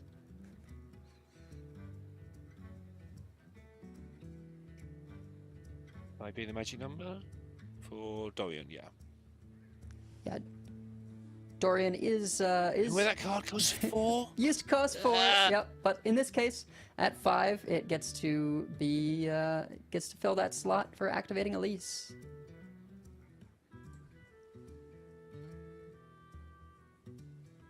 Nice, isn't it? It's nice when if you play the decks, it's nice when a nerf becomes a buff. Yeah. Or at least a side grade. I think considering whether to just go ahead and play the robocaller as draw 3 generally, or yeah, to go ahead and rip this dubious purchase, even though it doesn't hit anything amazing. Feel is pretty okay with that, especially hitting the handler instead of a 2/1. He can't see you, Phil. You can't push him off. I mean, I think he's pretty excited because Phil is holding a foam render. Has I think he got copy on his location as well, or maybe not. Super close already to just getting it done right on 17. Yeah, I mean, this is 3 swings of the weapon, right? Phil feels like I'm at 30. I just need, a couple of turns, get over the finish line. And that's the thing about Rogue. I believe that's Phil feels. Don't really have healing, yeah. So that's gonna come up for Phil next turn. At 30, weapon equipped. Gyu at 8. Not like Gyu had everything going for him here, but couldn't get through the blobs, couldn't get any sort of defensive measures lined up. Yeah, maybe an argument for going for armor, at some point on like, 'cause it was offered on the 5-cost location. I think could have gotten like Raptors plus armor, and you figure you've already got copy sealed up from the 1 cost. So perhaps a little bit of greed showing there and coming back to bite him. Yeah, you suggested it at the time as well. It did give him quite a lot of tempo in getting through the blob, generating the 5/5, but even so, Phil spotting the opportunity to chip away. And Foam Render does end things quite quickly when it gets going. Can make a pair of taunts. So that's something. Phil feels the look of a person who hasn't won a game yet this tournament. Rumble Enthusiast effect, it could be fairly relevant here, able to throw out the 1-cost location as an activator. Get 2 random shots here. Oh. Now get several, yeah. Okay. And he's saying, what is this nonsense? I had it locked up and now there's these taunts in the way. Yeah. So, he's not dying anytime soon, most likely. Shouti, Ziliax in hand, opponents on 7. You can get through this eventually. Yeah, still, it doesn't feel good. Being at this point, can use the weapon to clear up the 5/5 cleanly, at least. Leeches will generate some corpses. I think his best pickup here would be Exarch Maladar, because then he'd be able to... Well, this clears the other one, right? So... Yeah. Actually, is there a way to connect face here with that Savage Roar buff? Nah, it's not clean breakpoints. So you can connect face with the 3/1. The 3/1. Yeah. Which is relevant because it once again sets up lethal for next turn in theory. Yep. And now you get back to hoping that it doesn't happen again. Yeah, and there's the blink. So Dorian prep blink is, kind of what I was talking about in terms of being able to get the cheap versions for making an Archon. Can generate two Archons here, but Yeah, needed that to happen a bit earlier in the game so that they could be set up with the Chronolord Deus. Artemis will keep him alive into Ziliax, at least from what you can see on board. Mm-hmm. So it feels like that's a good idea.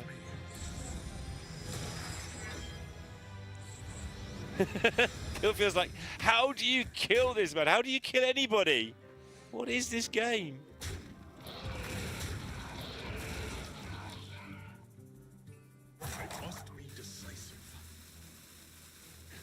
And yeah, I mean, Gyu just hoping that he'll have something to Ziliax into next turn.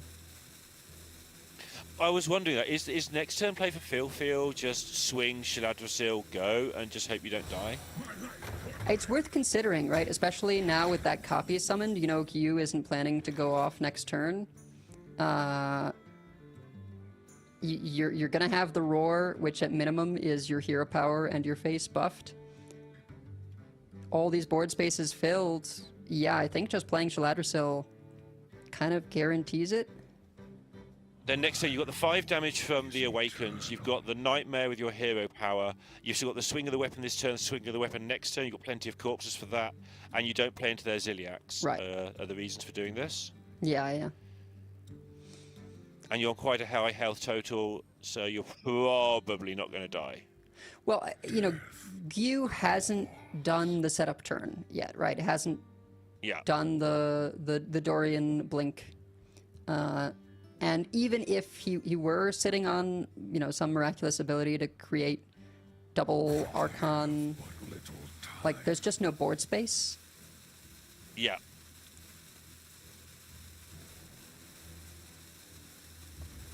Now, because that one location that makes a copy makes a 5/5 copy, you know, that is a little scary with these charge minions in play. But yeah, Philfield did see this line, maybe considering dreaming something, but yeah, just gonna hold and hope he's not dead to something surprising.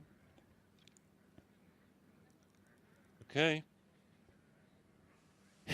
I put lethal on the board 3 turns in a row. Please, just one time. Just stop being alive. How can he do that? Is there any way he can gain some health? Is there anything he can deja vu into?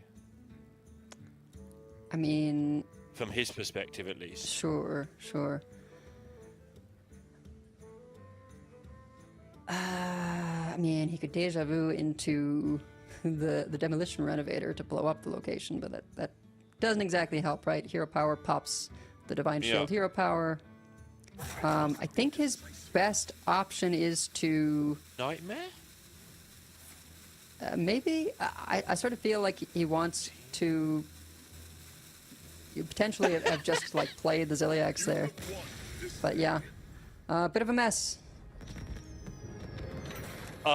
Phil gets a win on the board. It must be such a relief. Like, it's only one match. I'm not saying like he's lost 800 matches in a row, but it's his first Worlds. Struggled yesterday and in his first round, and now he's just didn't want to go 0-2 again. So getting that chalked up must be a relief for him. He can tell everybody for the rest of eternity that he's won at least a World Championship game, and now he can set about winning a match and winning the tournament. Good for him. And he's got his Warrior and his Egglock left, and suddenly the matchup looks a lot more even than it did in that opening hand. Honestly, I thought Gyu was going to run away with that when he hit the early Elise. Yeah, and I think against something like a Warrior that does take a lot more time usually, going for like the double copy, no armor gain makes some more sense, right? You can sort of, there's not really a whole lot you need to deal with from the Warrior until much later turns. But the Death Knight really is all about counter pressure, and especially when you've got this 5-attack weapon just chunking every turn. Even if you're at full life, right? It's 6 turns, as long as it's hitting face every time. So amplified by Elise, Raptor Roar location. Yeah, that's a situation where, maybe it would have been better with the armor. Maybe it just would have slowed things down a little bit. The thing is that if it slows things down just a little bit, Phil has to commit to the board, and then your Ziliax heals you, and it's a totally different game, right? So, and this isn't some hindsight thing. You know the deck a lot better than me, and you called it at the time that you'd have gone for the armor after you established the copy already. And that, again, might buying that extra time, might force to put things on board, and suddenly maybe everything pans out. You get an extra turn, and suddenly you kill your opponent. And all these decisions in Hearthstone, I always find it fascinating to follow the knock-on effect of just little things and how they magnify through the rest of the game. And then you'll talk to a more skilled opponent than you, and you'll say, I only made this little tiny mistake. And they'll be like, no, actually, that mistake has cost you 14 health because by not playing this 2-1 on turn 1 or something. You're like, okay. And there's a lot to be learned from the decision. I'm not saying they're right or they're wrong, but the decisions and how they change the course of the game. Yeah, and it's reasonable to think, right, the Death Knight has a lot of one-ofs. So, you know, in the scenario where there's not the one-of foam render, right, that's, you know, 15 more life that you're not having to deal with, and just sort of a looming threat over the course of the whole match. And, you know, a lot of times we see people just going like, well, make you have the corpse explosion. There's only one. And that's how it was with Q's Shaman, right? Phil didn't have the corpse explosion, and that was it. And we see people beat Warrior. We've seen it today. Like, make them not have the 7th removal, let alone the first one. Just keep making them not have one, even when the deck's loaded with them. And like you say, with a deck like this, where there is only one corpse explosion, couple of blobs, there's not that much real guaranteed clearance. If you make them have it and they don't have it, you do win the game quite often. That's how it works. So easy to say, especially when you're struggling sometimes to, if you're on ladder and you lost 4 games in a row, like, make them have it. Of course they've got it. I don't want to make them have it. I want to do something else. But you just got to stick at it and keep trying to make them have it. And then they have it again, and then I get upset. Well, I'm excited to see the egg lock again, to see if Phil can get a little bit better draws. I know you were testing that one out a bunch. Yeah. I don't know, how did it feel? A decent amount, yeah. Felt fine. It did feel a little bit draw dependent. It also felt like if my opponents, I was playing at sort of low 4 digits, so 1,000 legend. It did feel if my opponents were a little bit stronger, I might have struggled more, but there's the tricks to sort of avoiding it being stolen and all that stuff are a lot easier than I expected them to be. There's plenty of ways to play around the things that you first think, oh, what if it gets grifted? What if that? What if that? There's plenty of ways to set up extra eggs around brawls, around grifter and stuff. And it felt clunky, but fine. It felt hard to manage my removal because my removal is my egg removal at the same time. That was the thing I found most trouble is my cards are versatile, but every time I killed an opponent's minion, I was like, but I want to hit my egg. And that's the thing that I'd have found, I think, where I will be massively outplayed by Phil and by Nkoa for sure. But he doesn't fancy the egg again just yet. He's going to leave that till last. He's going to go with the Warrior. And it's going to be against this Rogue again. You were saying about the Rogue, how many times does it need to copy? How many times does it need to sort of get the Archons down against Warrior, typically? I mean, I think often you want to be ending the game with a pair of Archons in play and Chrono Lord Deus. That's a lot. But you have to have been presenting a fair amount of pressure over the course of the early game for that. And, you know, there's not a whole lot of ways to do that, right? You do have Creature of Madness, which can help. You know, sometimes you get enough copies that you're able to do an earlier Archon just 'cause, right? So that it's dealt with. Yep. Ooh, you maybe going to be taking the Ancient of Yore here. They're not really the best things. I think he was hoping that Phil, you know, there's a pro and con here, right? Going into turn 3, I think he wanted ramp, but you know, Phil not having it, probably the next best thing is draw. Yeah, it feels right. It feels like on 4 as well. It's not a bad time to just start drawing cards in the absence of your Elise. But he's got a plan for the ham.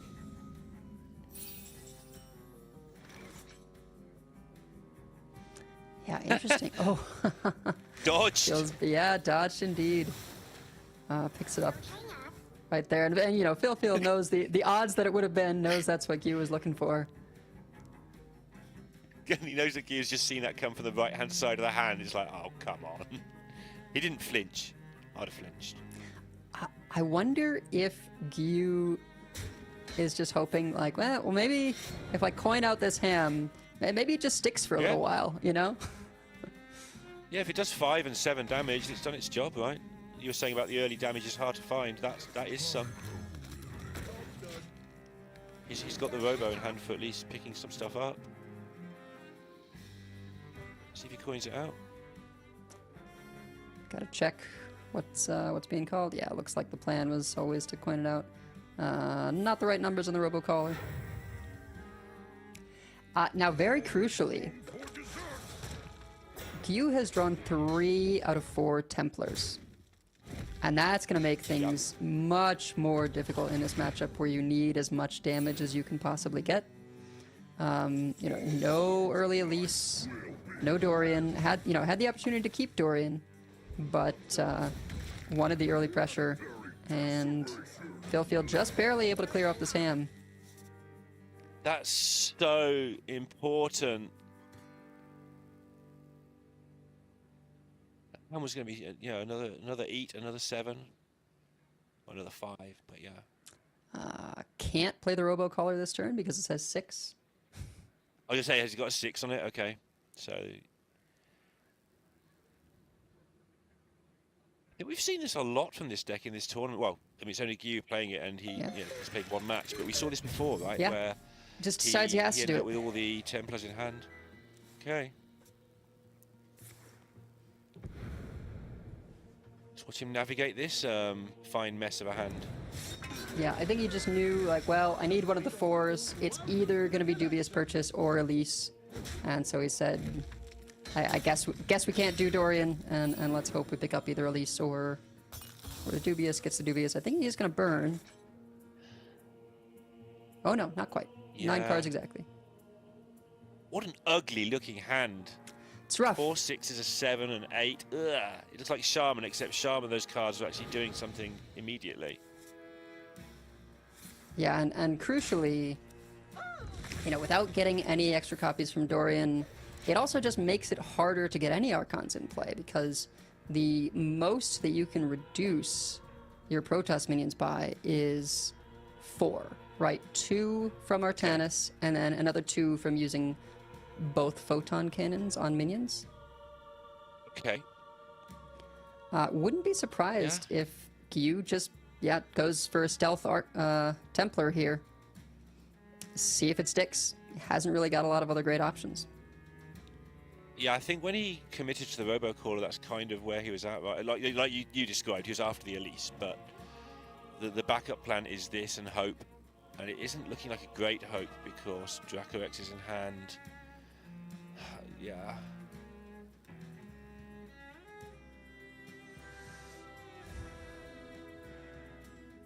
Yeah, I mean, other option. At least you'll get a combo off and get 1 Archon off, get some damage down.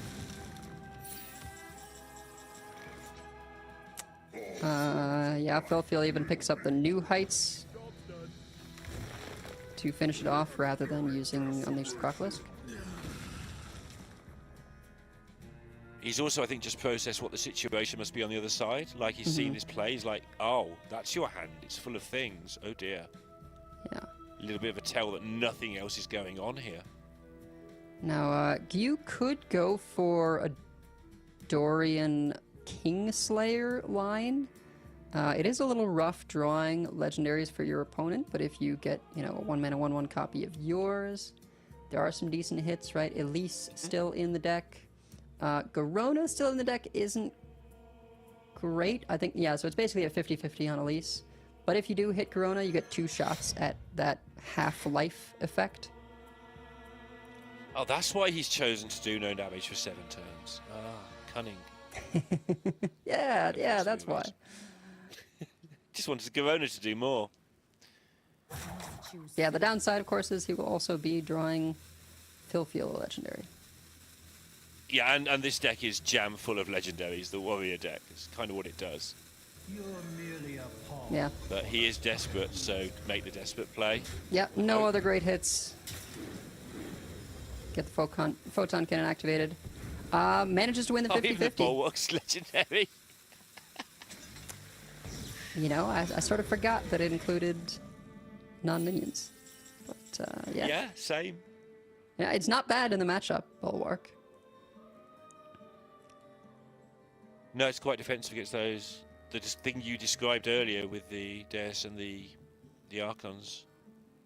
If you can predict when it's coming, which you can to some degree. Or delay it at least.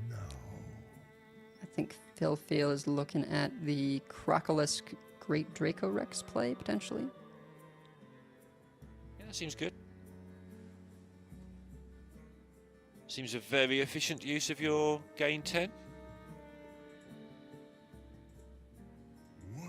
Always nice to get one of the little combos with it, and maybe deciding to save it for a later brawl in case something gets stealthed and awkward. But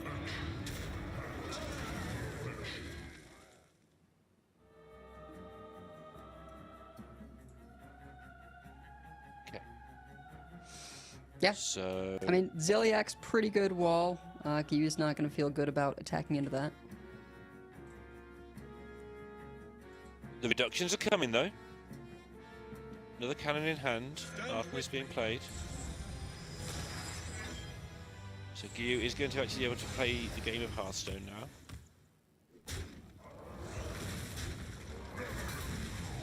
I think the problem for Gyu is that having missed on that Deja Vu for ramp, he's still going to be mana capped at 10. And so that alongside the lack of Dorian, you know, making a free version of the Templars means that it's just hard to, you can't make an Archon and play Chronolord Deus in the same turn. Yeah. And then one of your Templars has gone as well now, so even tougher to even try and sort of cheese it out and make it stick. So yeah, there's going to have to be... Feels decide now's the time. Yeah, going to have to be some kind of Garona shenanigans to get the life total down. Oh, I forgot Talgath was in there, so it was a 1 in 3, not a 50-50 on the Kingslayers. Okay. Elise location, you know, potentially discover a spell has more value for Gyu now, because he could discover an extra photon cannon and get the discount. Sure, yeah, you can discover them when they're in your deck, right? That's the rule, so... But for now, going for the old Ziliax. Yeah, we've seen that a lot today already, and obviously over the course of the last month or two, we've seen it so many times.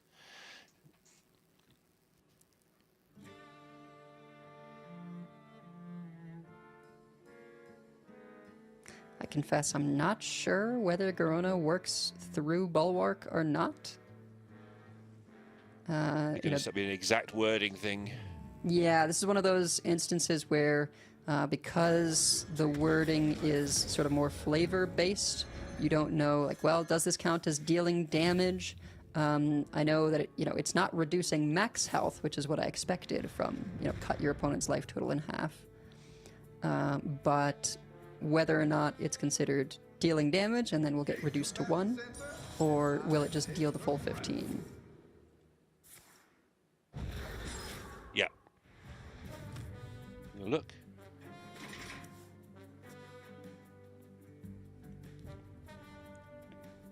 My very quick understanding, having just meditated for a moment into no particular reason, is that it probably cuts it in half.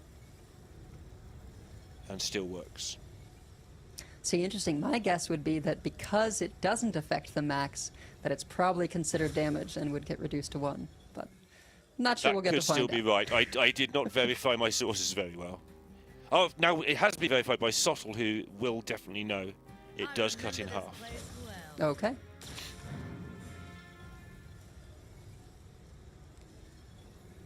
All right. Yeah, so that's a lot of copies. you can forego the Chronolord Deos and still, go for a bunch of copies of Archon. It is significant damage regardless. But Gyu is going to have to work through this Bulwark first. Even going to pick up a third Elise. Goodness. Yeah. Very, very clunky here. Obviously, Phil now has the 4 Glory lined up, the refills basically. Still has Dracorax waiting to do disgusting things. Didn't get the activations in. Really wanted to attack with the hero power there to start working away on that Bulwark. Not the, worst of rope runs we've had today, but, it certainly doesn't feel great. Oh, yeah, we've had some this tournament. We have had some.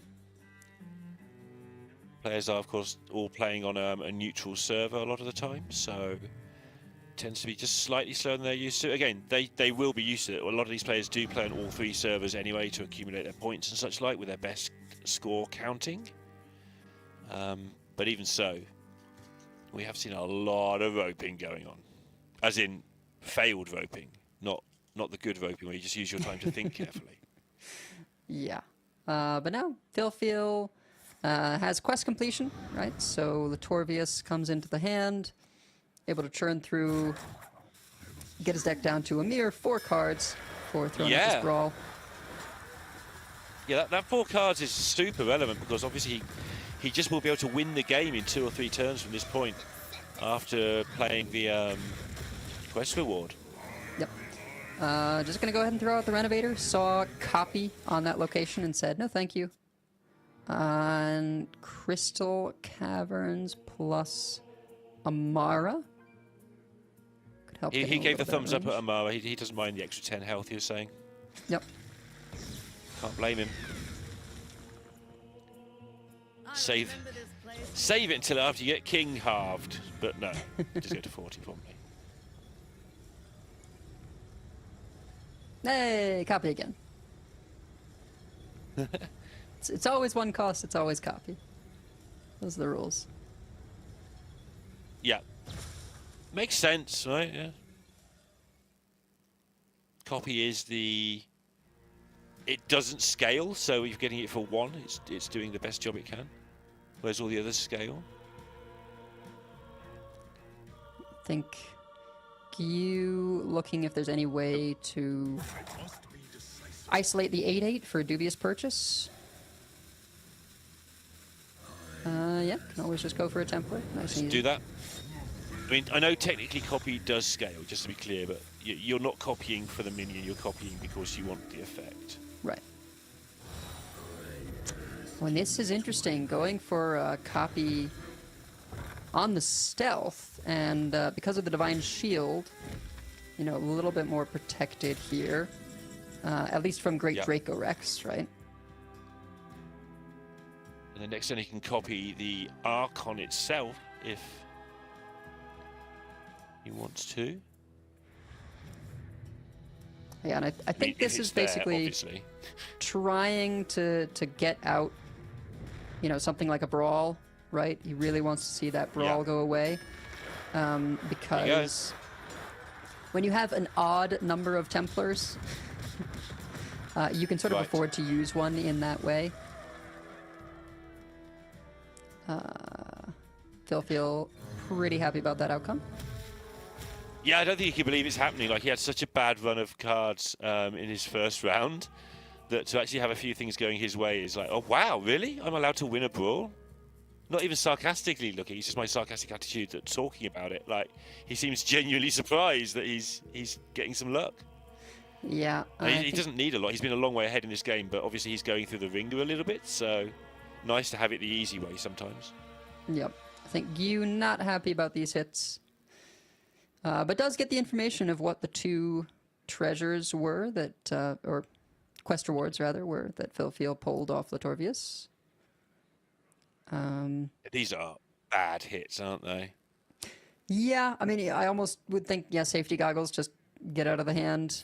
Gonna be a dubious purchase, wins 50. 2 dead cards, and a Shadow Step. Couple of blinks now. Well done, Blink. You knew the assignment. Be at the bottom of the deck. Proud of you. And here's a way that I forgot about. The step means this will cost 0. In addition to chipping away at the weapon, he's going to want to get this hero power in, though. Or, oh yeah, there we go. Chrono Daggers, very likely. Still needs the hero power swing. The damage race is on now. Phil obviously able to put out considerable damage, considerable healing. Good clear. Yeah, He does have the combo. Yeah, Phil has the Amara to go up to 40 plus, 34 armor showing. Oh wait, the attack didn't go in. So the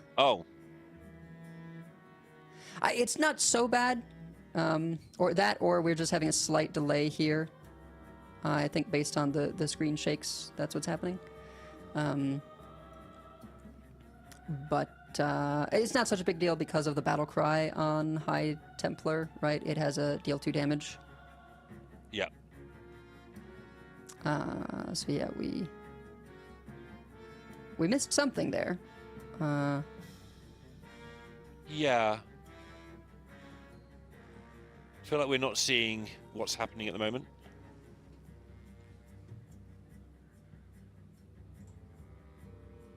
Just keep an eye on that for a second. But yeah, if I had to project what Gyu would be doing, oh well. So how much damage can Gyu do for the maximum in 1 turn is the most important thing now with the Shadow Step. Right. Yeah. It needs both locations open. There it is. Yeah. With both locations open, right, you get 2 copies. Honestly, it's maybe just Escape Pod here to stave off fatigue, but that or Circadiamancer. But yeah, the most damage you can get, right, is you can get Deus down. You go for both High Templars. You'll get to double up on those battle cries, which is, a total of 8, right? Then they form the Archon. You get 2 copies of the Archon, and each of the Archon end of turn effects is going to get doubled. So now I blank on whether or not, because Archon does 8 damage to the enemy face and then 2 damage, I think, just to all minions. I don't think that 2 damage also goes face. That's my understanding, but I can be wrong. I've only played this deck a handful of times, but yeah. So 8 times, so it's the 8 originally, and that does do 2, and then it's the 4 16s at the end. So I think it's something like 48 plus that 8 from the Templars. Okay. So 56. So that's why Frantically counting here, by the way. Yeah. And I think you was really hoping to hit with that Corona. This might be lethal. He can go face, he can ceaseless, hero power. Yeah. Yep. Time Warp. Yeah. And Time Warp. I think Phil was the just double like... hero power is the bit that made it Why really did it weird take me to count that so long? But yeah. Yep. Time Warp, just what he needed. And was pretty safe from what Gyu was able to present damage-wise, regardless. I think Gyu would have needed that Garona to hit to have much of a shot anyway. Right. That or would need sort of the board to stick after making that Archon play. So. Yeah, the second you see the Time Warp with Ceaseless in hand in a normal game, because it's when we're casting Warrior, it always seems to be the mirror. So you're going, well, you can't just play 18 attack and then play a Time Warp. It doesn't do any damage. But in a normal game, obviously you don't need to do the whole Galvadon thing. You just play a couple of cheap minions and hitting them with the thing you've got on the board, then hitting them with your 10-10 and whatever else you can get. In this case, a weapon a hero power that does 8. It's plenty. But the pressure of the situation and the double checking, triple checking, Phil has taken that 2-1 lead, but he's got one deck left, and it's the Egglock. which he struggled with in the first round. Yeah, and you know, Q, I think, not happy with sort of the order of the draws there, but having, you know, this rogue into the egg lock, a little more capacity to say, okay, you focus on working towards your thing, I'll focus on working towards my thing, and we'll sort of see who goes off first. And that may be. But then there's a DK, yeah, and the egg lock really likes a DK. You can't clear the eggs. If you just race and egg, blow up your own egg, blow up your own egg, blow up your own egg, make sure there's a copy, which is what you do anyway against everything, the DK just doesn't really have much to do about it. It might come down to a grifter trying to steal a 2020, that sort of thing. But, you know, corpse explosion doesn't help. It allows your survival instincts to just wait, and you have a lot going on. So I think Phil would be very happy with this situation, even if the Protoss Rogue turns out to be more difficult for him than he's expecting. Which it might not, because it is a bit of a slow burn, and again, the thing I found with the deck, against something like Dragon Warrior, you're having to kill their minions with your removal, so your egg isn't dying enough. Your Spirit Bombs cost 4, they hurt you, you're getting hurt by dragons. It's a bit of a juggling act. If your Protoss Rogue opponent's not putting much pressure on, and you could just, you know, Spirit Bomb your egg, drain life your egg, just do things to your egg, so you've got a 2020 egg and a nice little Archdruid, it might be reasonably unpressured. So we'll see how Gyu puts the pressure on against the egg lock, if that is the matchup. He has gone with the Death Knight first, though, on the left of the screen there. That way? I've never got this right before. Kinda. There we go. Yes, that way. It is going to be Q's Death Knight versus Phil Fields' Egg Warlock. And let's just take a look at Q's list, since there are some sort of slight variations in the Death Knights. Q, of course, has that Zephyrus, which played a pivotal role in a Death Knight game earlier, with the Savage Roar picked up that Sottle and Rekfem were casting. Phil rolls his eyes. No egg in the opener again. Didn't even keep Eat the Imp, which I think can be a keep, but has missed again. Just praying for Eggkeeper, or Egg of Kalos itself has had some really bad beats this weekend. Like, if he's doing it, it is correct, but I was sort of going off based off the stats when I was testing it, and I was keeping Eat the Imp on its own. Because you have got Sergeants, you have got Wisps, you've got some cheap stuff, and if you end up with that, you draw 3. But obviously you can draw an immediate 1 card just by throwing that card away and looking for your egg stuff. So he will know better than me. And Q knows he's in a good spot, seeing the tap come out. I think you play the Zephyrus skew. I think you have to put the pressure on early. You can get table flipped and you can look very silly, but I think you have to do it. Yeah, okay, I mean, cool. It's not even that silly, right? If you're getting table flipped for 2-1 and a 3-2. Sure. Interesting. Goes for impact battlefield rather than deal damage. Not what I would expect. Hex exists. Hex is in the pool. Yes, like, that would be the reason. If you get Hex, you win on the spot immediately if you Zephyrus into... and Phil Field knows what was picked. And he knows. Just like, well, it's not great odds. Did you rip it, or am I safe? It's not that bad either. It's like, I don't know if there's 10 or something like that. You can definitely hit it. It's definitely a card you're terrified of happening. Yeah, now he breathes. Now he can play the game. But he is on 21. And this is where the game actually gets awkward.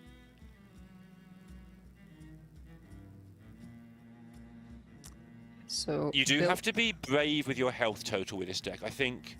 Yes. After I finished playing it and sort of did a bit of a climb, I went into another streamer chat, and they were saying, "Oh, you know, I found it hurt me too much." Well, when I was testing it, because I was testing and not too worried about my ladder placement, I was just playing my cards and seeing how much I could stress test taking damage. And I think you do have to just take that damage when needed. With the Spirit Bombs, the Hellfires, etc. You have to push your health total to the limit.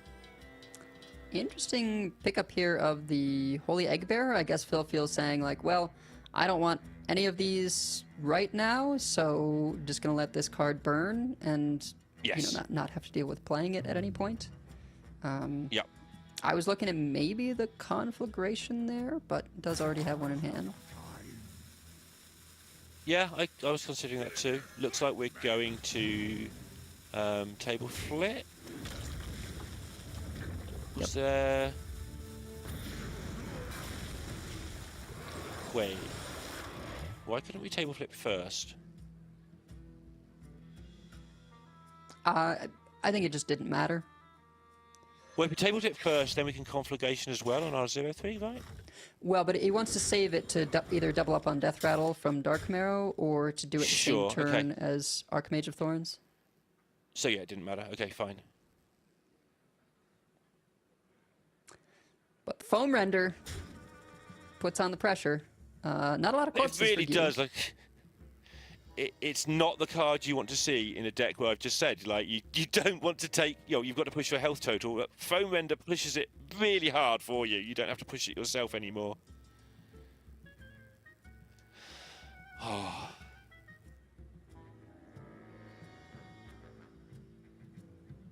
Q considering whether he wants to, you know, push the extra one or, you know, guarantee an extra corpse here by trading into the Abusive Sergeant. Push the one. You've got 8 on the board and then 5 the next turn. That's 13. I know that's not how it works exactly, but, you know, approximately the one might matter is the eyeball test, right? Yep. Remember what I was saying earlier about my struggles in playtesting? Do I drain? Do I kill my own minion with my drain souls, or do I kill the enemy minions? Here we go. Yeah, gotta do this for the Archmage of Thorns. But you usually like to have your eggs, you know, a little closer to all the way popped by now.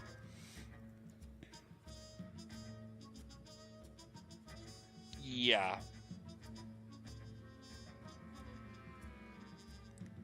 Kind of have to trust, I think. You got a second Archdruid, so it's not the disaster.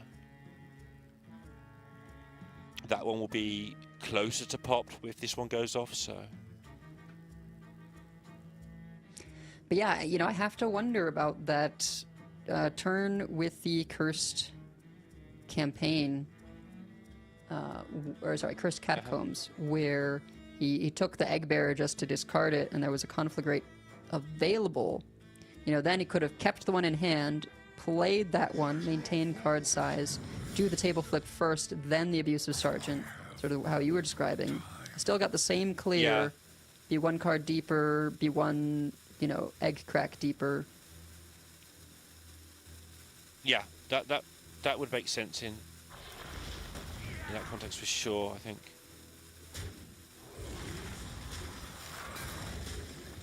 You just trying to rack up the corpses to be able to keep swinging with this Foam Render. He has the Twisting Nether coming up in a while as well now.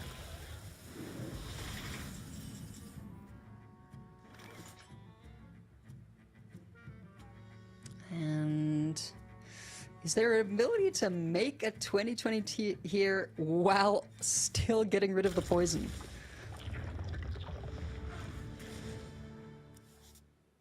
I have to see. Okay, yeah, Abusive you can use on something, and then you can Drain Soul the 1/2. Yeah, you need to get rid of the 1/2 obviously for the poison. Or, oh wait, sorry. I was thinking you can Abusive to kill the 1/2, yeah, and then Drain Soul your egg. But yeah, you know, this is fine, right? Here, Drain Soul the 1/2. If you want to get really fancy, could go for Hellfire, but then you're at 5, so if there's any chance of the 2020 getting cleared, you're taking the Foam Render and that's it. So... And you currently have lethal setup because of the ooze in play, which basically allows you to do 20 damage twice as long as one of your eggs is around. Yeah, yeah, this I like better.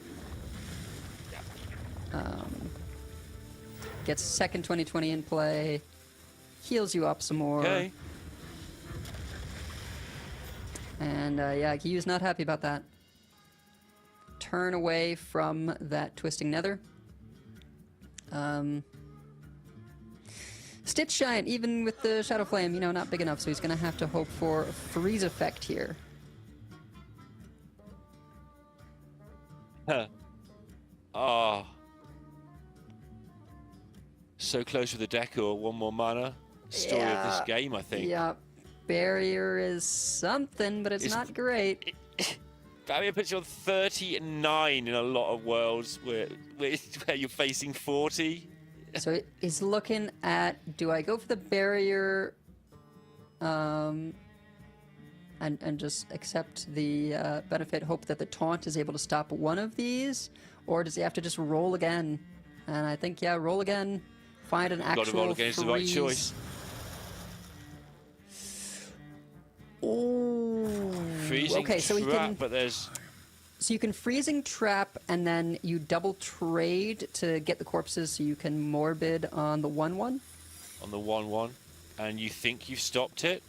Yeah, I mean the secret but there is is dissolving known, ooze on this side. right? Oh right, because of the leech, the leech gets it, you don't of even course, have yeah. to morbid swarm. But there's a dissolving ooze on this side of the board, which can buff the 0/3 egg into a 20/20. Mana for it.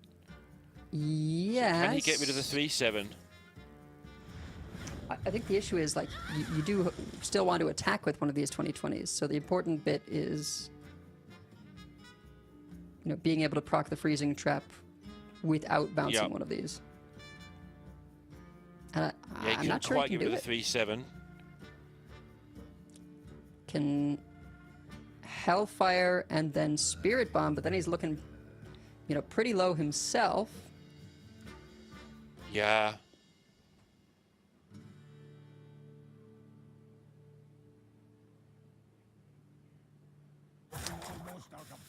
And he has to know that it is freezing.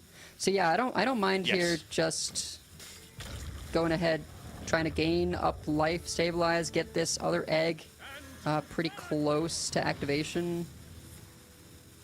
And play some other minions while you're at it as well, so they can activate it. Yeah, I mean, corpse count of 2 for Gyu, right? So there's really just no threat of corpse explosion being relevant. Forces Gyu to deal with another minion that can otherwise proc the freezing. He's so excited, Phil. Gyu's still calculating away. He's been here before, many times. Yeah. He is able to go for the Twisting Nether now, though. He is. He is.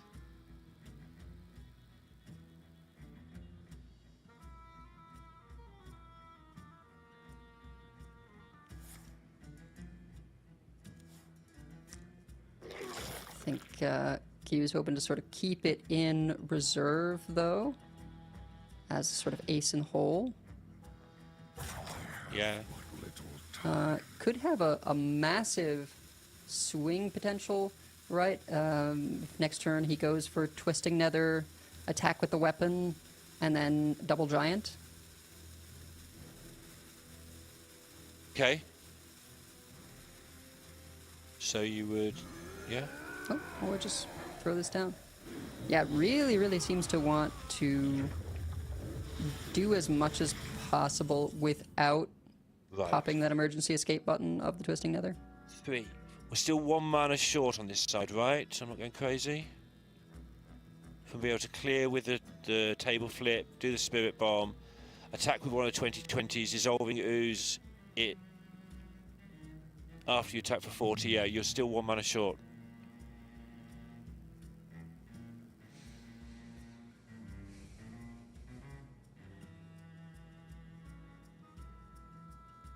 Yeah, and they You need to attack with both. You can't do enough damage with the other stuff, right? Okay. Yeah, they're a pretty good defense right now, and you know he doesn't mind necessarily the leeches working their way at these eggs, but this might just be a Hellfire or or Health Potion to double up. Yeah, here we go. This gets you another pair of 20/20s. Yeah. While still gaining you some health and leaving the leeches in play.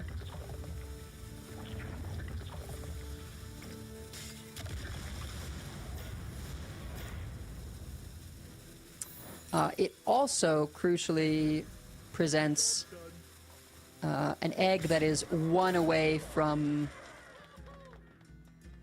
Nethering, yeah. Yeah, 1 away from, so that and the other one is 2 nether, away, which means if something weird happens, you can still use the other one. But I think you may just have to pull the trigger here.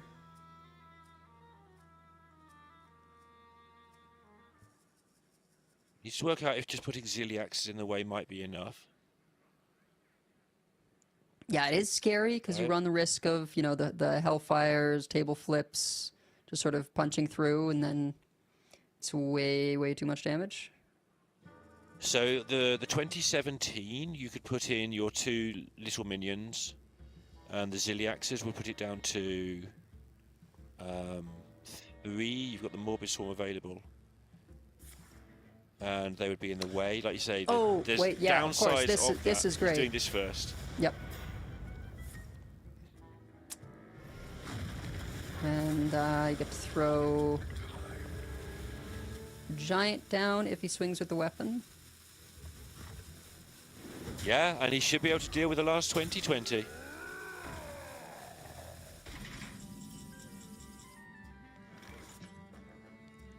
Wait. There's still an Umbra in Philfield's deck. There is. But nowhere in sight for now. And I think Philfield's going to have to put up that taunt defensively here. Along with maybe a freeze on the Giant. Because he wants to tap. He wants to dig for that Umbra. That's sort of the last big push. It's Coombs. Ooh, there it is. You have to play it now. And if it doesn't roll 20, because you could feasibly just get a bunch of early stage eggs. That's a miss. Yeah. That's another miss. Oh no! There's one. You are strongly favoured to get at least one. Oh, there's 2. Okay. There we go. Through the skin of his teeth. Does Shaladrasil do this though? Is there anything they can do now with Shaladrasil? You can bounce 1, right? Bounce 1. You've only got to find 1 damage from somewhere. Let's see. Well, no. Ziliax is 12. The Giant is 8, right? So you get to clear 1 of them. If you just play Ziliax and swing all.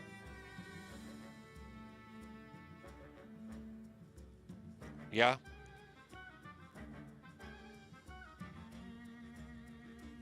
Then...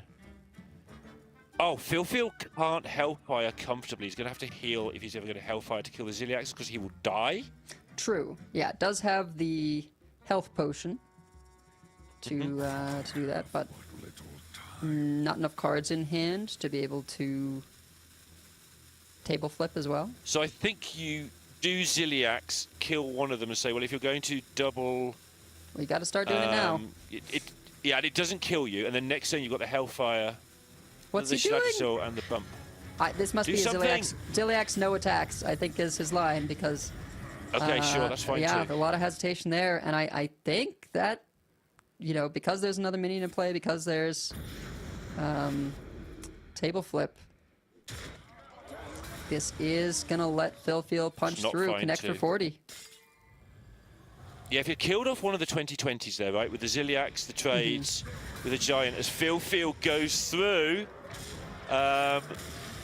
Gui would have had enough health to have 1 more turn with a chance at being able to dream a 2020, play the Awakens, and then swing with the face, and that might have got him there. But Philfield has pulled himself together after a rough start to this tournament, largely through no fault of his own, to be fair. He just couldn't draw the eggs. But he is into the decider match for Group C, and every person who came from the lower bracket has won the decider match so far today. Yeah, we'll have to see if the trend continues. You know, in that case, we would have our first Egglock player making it into day 2. I think Inkuro has 1 match he needs to win to make it in tomorrow, right?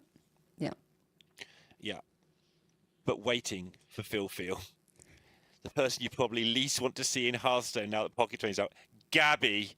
It's been around what feels like 100 years at this point. I think he's still 12. He will be playing Phil in this next match. So I'm going to get us out of here now because I think people want to see that and not me waffling on. But thanks so much, Adel, for this one. And we'll see you all in just a moment for the decider of Group C. Don't go anywhere. It's going to be great.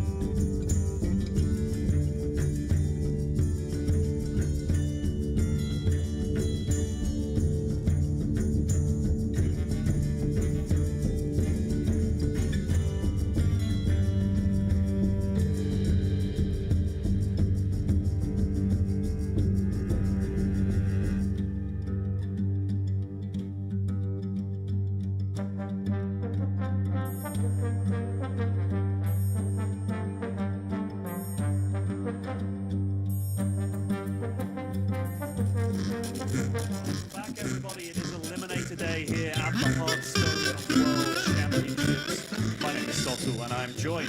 It's my great pleasure to introduce or reintroduce a face that will be familiar to pretty much anyone that watched any form of Hearthstone in early 2020s. Anyone particularly who paid attention to APAC Hearthstone, the Gia and Derek Dream Team taking you through the early shift on those marathon GM days. It is the one, the only Mr. Derek Brown. Derek, how are you doing? Hello, Sottle. Very excited to be back. Thank you for the very appropriate intro music as well, TJ. Appreciate that one. Yeah, sorry for my slightly lower pitch quality. I'm coming from you live from 1998, apparently. I'm in my father-in-law's office right now, and I am plugged into a VGA monitor, if you can remember such a thing, with the little screws on the side to go in. But in terms of the Hearthstone esports, I'm very excited to be back. It's been a great couple days. Some big upsets, I think it's fair to say, some great plays as well, and just kind of from a macro Hearthstone esports storyline standpoint, it's so interesting to see, you know? The caster never leaves you, Derek. You're 30 seconds back in and you've already dropped the phrase macro Hearthstone esports narrative standpoint. That's what we like to see. That's the real caster talk coming out. If you'll allow me to make my point, I think it's been really interesting, right? Shouti going through is something you and I clearly expected, right? With us picking him for our predictions.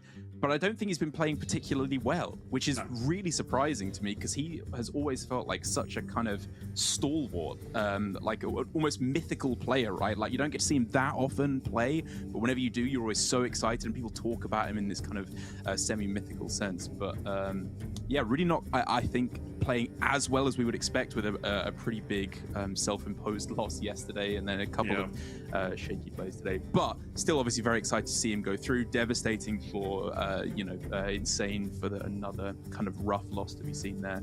But Group C is looking very, very interesting. Lovestorm looking on fire yesterday, or on Thursday, sorry. And Gabby here as well, getting to see him again finally after so narrowly missing out on winning out the group is really, really exciting to see because Gabby is just one of those eternally just joyful players to watch, so much larger than life physically as well as kind of narratively at this point, and I'm excited to see him play. Yeah, Gabby working hard on making sure the stature fits the aura now in recent years. Looking forward to him going up against Phil. If you are just joining us, you might have missed out on Phil, but he finally vibed his way to an Egglock victory to clutch out the series. He got down to the position that you want to be in when you bring that deck, which is Rogue and Death Knight left on the other side. Those are the two matchups that you absolutely eat with Egglock, so he was in a fantastic position in the series.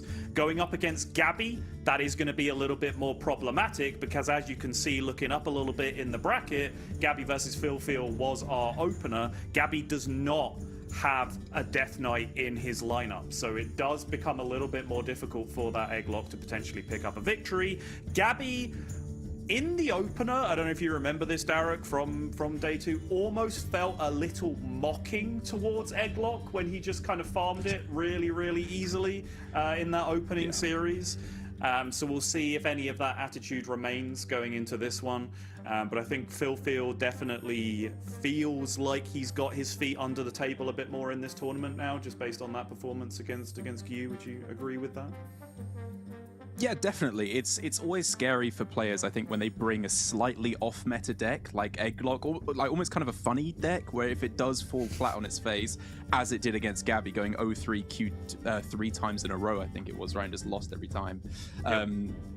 It's kind of like you're embarrassing yourself rather than just, oh, I got unlucky, oh, I didn't play well. It's, oh, before the tournament even started, I shot myself in the foot. But that's clearly not the case now for Phil. He's got a couple of a win with the deck under his belt, and if he's wearing a belt, it didn't look like it necessarily. But coming into this, it's looking a lot better for him now.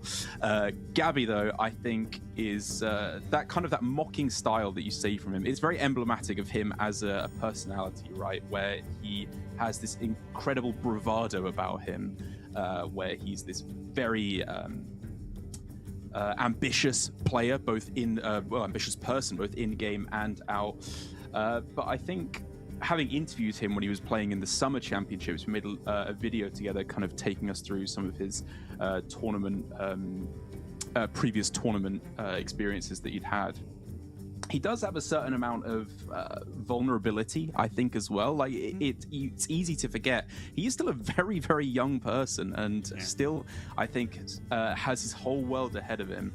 And despite having this very impressive attitude towards all endeavors that he undertakes, there is a certain level of I don't know, insecurity there. I think it's fair to say that he is trying to overcome. Obviously, he's very impressive as a player, and that shouldn't necessarily be there. But it's interesting to see that he's not just all kind of brash bravado, as might seem the case when you see him talk. So I'm excited to see, because I think, you know, when these players do get these big tournament wins, the emotions can finally come out. And I think Gabby, the only achievement that he's yet to claim in Hearthstone is being the world champion. So if nothing else, I'd just like to see how much that would mean to him, because everything else almost feels trivial at this point with how much he's achieved so far. There's, I think, 3 of those in this tournament. People might even be able to throw more into the mix, but I think Gabby, Fury Hunter, Shouti, you could all apply that description to, right? Yeah. Like, so many tournament wins under their belt, respect of their peers, respect of, you know, people who people came before them, their elders in the Hearthstone scene. Everyone absolutely understands that they are the real top tier of, you know, the last 5 or so years of Hearthstone. Shouti maybe even a little bit longer than that on top of that, but they don't have that world championship win under their belt, and that's what makes an event like this so special. It seems reductive, but it does come around once a year, and even when you have a game with the longevity of Hearthstone that's been going for 11 years and had 10 world championships, that still creates a very, very exclusive club. What, you like that? Do you like that one, Darren? Did you... Just thinking exclamation mark Artosis. You just can't stop firing off zingers. Just give me an exclamation mark Artosis in the chat. Absolutely. Yeah. So the fact that we have 3 players like that in this field, right? But then also a Yangming and a Pocket Trade in this field who are going for repeat world championships back to back in the case of one of them. Absolutely stacked field altogether. But we've been waffling for long enough. Let's actually talk about some of the Hearthstone that's in front of us. We've got Warrior versus the Egglock stacked up. Warrior, not a great matchup against the Egglock, but probably the best of the control decks at being able to deal with it, because what they can do that Death Knight can't is during all of that faffing period that we saw from Phil Feel against the Death Knight, where you have to draw the egg, then shoot the egg 2 or 3 times, then get your Dark Marrow down, your Archdruid down. During that time, Warrior can draw their deck and gain 50 armor in the time that that's happening, right? Which gives them so much stability against a couple of 2020s that then you just have to piece together that one turn that's like it's like a hostile invader with the spell burst, proc all the eggs, then brawl. You've got 15 mana because you've already ramped a couple of times during the game. You know, you have all the mana you need to clear. You get that one big clear to come down. You can get over the line, which is something that we did see almost exactly from Gabby in the first series. I would say maybe Phil Field did not quite have the delicacy and the attention to detail that you need to kind of prevent those situations happening, because obviously you're in such control of like the cadence of the recursiveness of your eggs, right? So you can have like one slightly cracked, one fully cracked, and a 2020 on the board, and then suddenly it's really hard to deal with. But I do think there's a lot of potential skill diff on both sides in this matchup, and I think Gabby perhaps got the better of that first time around. And we'll see if Phil Phil has picked up any tricks or two, along the way, because Gabby is going to toss that quest and just look for ramp, for card draw, for armor gain, and Bulwark of Azeroth. Actually, not a bad thing to have in hand either. Yeah, it's really interesting to kind of talk about that difference between DK versus Warrior when against the Egg Warlock, because we kind of saw in the previous series where Gyu did get some of that proactive game plan in the first few turns by building up a bit of board, trying to pressure, but didn't double down on it, whereas you and I in the waiting room were kind of talking about maybe Zephyrus for damage rather than board clear would have been more consistent, proactive, aggressive approach. Whereas, as you say, the Warrior does have a proactive game plan in these early turns, but it's less to do with aggression. It's more to do with this kind of progressing their card draw, their armor, as you say, building up to get those big clears later on. But while we can yammer about this back and forth, the main thing is that right now there is no egg and no clear way to find the egg for Phil. So it's just going to be a whole lot of juggling these cards back and forth and trying to make something happen. Phil having to coin nothing there as well, just to avoid the burn at the end of the turn. Not ideal, but just slamming through Eat the Imp as hard as possible. Gabby just fires out the Precursory Strike just to draw one extra card, pick up a minion. Now has the Hostile Invader in hand, and Gabby turns down the mana-efficient play of just preloading the Bulwark of Azzinoth, which I do respect, because Phil does have a couple of options in the deck to be able to chip away at that before the 2020s come out to play. And here we go, right out the gate. A big turn here.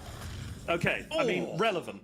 A relevant card, but not the absolute game-ending card, has been eaten by Ham there, which, yeah, that Ham is another big reason why Warrior does have a lot more game in this matchup than some of the other control decks do. I mean, that would have just been too perfect of a story to write. Phil's been knocked out because of what? Eggs and ham. But unfortunately, doesn't come to good fruition here. He does not like them, Sam, I am. But here we go. The game begins for Phil. And for Gabby here, what are we looking for? Is Derek, it just the case? Sorry, Derek. Are you sure you like your job? Like, these are the kind of hits that you only get from Derek Brown. Like, I think we need you back on the casting desk immediately. Yeah. Well, having a 3-month-old makes for a caster not. Yeah. Good point.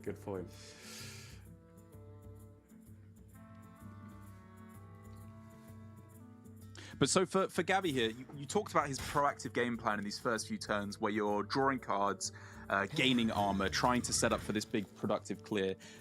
Is that still the game plan here where he's not under too much pressure quite yet? Like, it's been a bit of a slow start for Phil. Is Gabby still gearing up for just a big clear, or is he going to try and maybe get underneath this Kelos and go for an aggressive game plan? His opponent is down at 16. You just can't really do it with Warrior, though. You don't have the minion support to be able to do it. You know, even if you get like a really aggressive Elise location, they're just going to play like one table flip or one Hellfire and clear your whole board.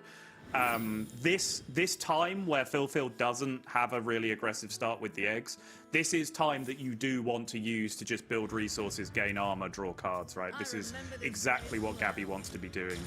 Getting down the yaw, gaining armor, drawing through his deck, already pretty much keeping pace with the deck that exclusively draws cards and has a card draw hero power by drawing cards so quickly. So Gabby doing everything he needs to be doing right now, just getting those resources built up.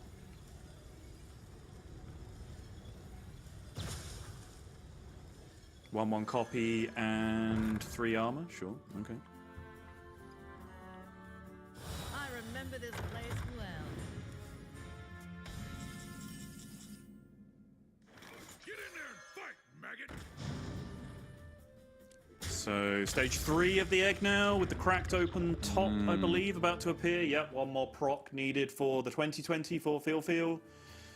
But you can already feel the loss of that Dark Marrow makes these turns a lot less explosive than they would be otherwise. Doesn't matter in a lot of matchups, because in a lot of matchups you don't have to deal 57 to win the game, but you can see already the case for the Warrior. Can tank a couple of 2020 hits, absolutely no problem here in the quest to set up a full clear. So as Phil here, please preemptively excuse me. How much do you have to tread on eggshells when you're going for these big setup turns? Can you just like make a bunch of 2020s and just pray they don't have the clear, or do you have to have some like backup uncracked eggs to be able to proc in case of a big clear? Like, what are you considering here? Is it just all in, or try and hold something back? Yeah, it's a great question.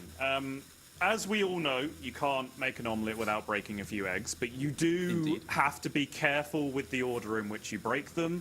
This kind of situation where you have 4 different recursive stacks is beautiful. You have one 2020, one relatively fresh egg, one egg that's only 1 proc away, and then the Archdruid as well, which is another step along the chain, because your big fear is always Hostile Invader. Hostile Invader can always deal with the egg on the far right that's like almost all the way open.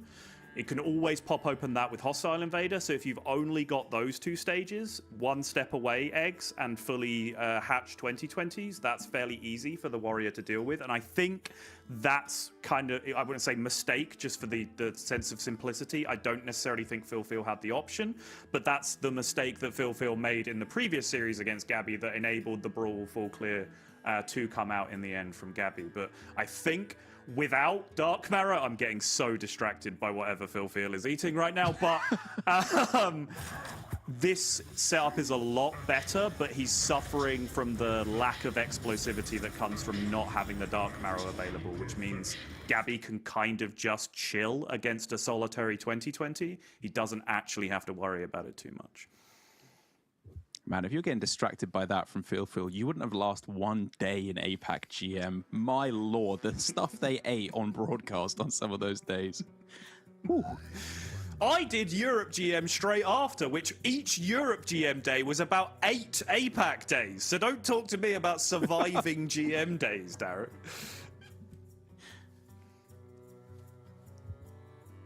APAC players just turned up and threw trees at each other for 5 minutes per series and then went home. Oh, man, those were good days.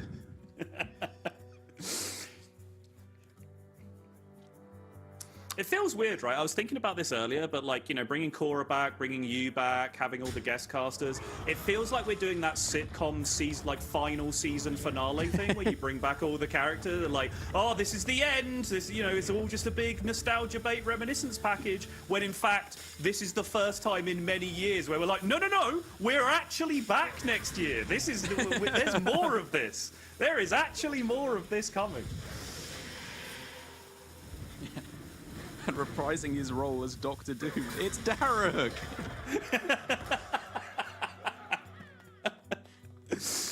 Yep. We've just got Robert Downey Jr. playing Gia now for the next season. I mean, if anyone would do it, it's him. Yeah, what a method actor. All right, whole lot of eggs on the board now as Gabby is, as you said, going for this big kind of clear-up turn. Is this a Hostile Invader turn? It honestly seems a whole lot too messy to me to be going for any kind of thing like that. Yep. So he's just going to say Bulwark of Azzinoth. He's under no real threat here. He can absolutely just take his time. And now he does have a pretty nice-looking aggressive game plan set up. He's also gaining mana. He's already at max mana 13. You can see at the top on the max mana counter. So he can start to edge towards the territory where something even like Great Dracorex plus Brawl becomes available if Phil waits too long, which again affects what level of eggs you can have hanging around.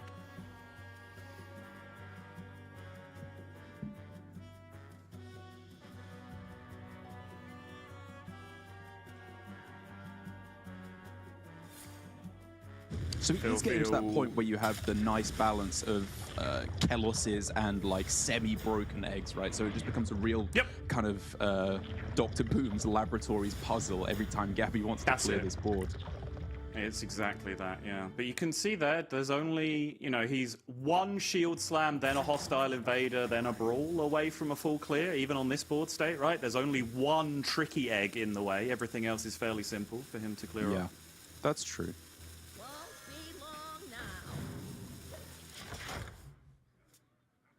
And I imagine Gabby might just take that opportunity right now. Yeah, it's looking pretty clean, isn't it? All things considered.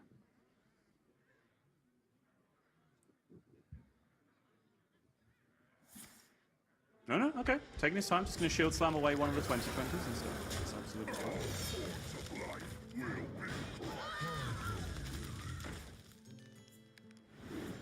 Happy to pick this apart over time. Yeah, such disciplined gameplay, isn't it? Like, because my instinct is to kind of see these eggs as a threat, which obviously they are, but not immediately, right? And a 2020 left on board with Bulwark doesn't matter at all.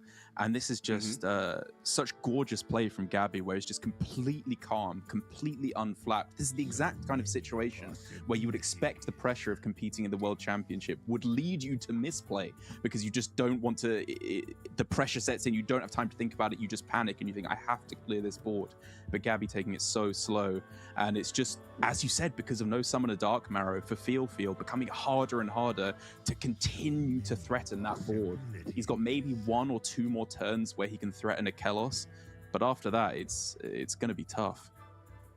And I think there might be a world, not having a massive amount of experience, I'm only just, crystallizing this idea now, where Gabby just says, I never have to clear these eggs. If you don't start hurrying up and making a bunch of eggs, you're dying to fatigue.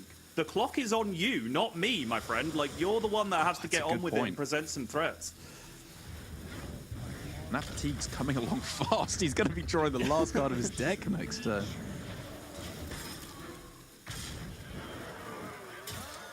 We shrug off that 2020 like it is no big deal. And Gabby is... If Gabby swings with the Bulwark this game, that would just be too much. Swing with the Bulwark for lethal would be so sick.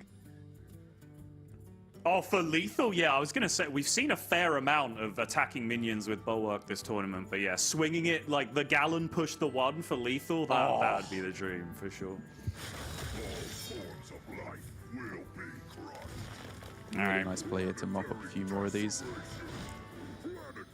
Yep. Double proc off the Spellburst and the copy. We'll proc open all of the eggs, everything lined up nicely. Brawl this away. You still have your Bulwark of Azzinoth up, so even if a 2020 does survive, no big deal. And then you just have the Umbra left to survive with Philfield taking fatigue. Not to mention, once the Bulwark is gone, 2020s do currently have to connect 4 times to end the game on Gabby, just from pure armor total. Oh, it is Ooze's last card. Let's just see what comes out of this Umbra first, then we can assess and see if there's anything that can be done here for Philfield. Because if it's all eggs, as you say, Gabby can just ignore it and just wait for Philfield to die on his own right. 1 2020? Okay. Ooh, 2 2020s. All right. That's a little more scary. That's pretty good. Oh, interesting. Is he not going for proccing another one straight away?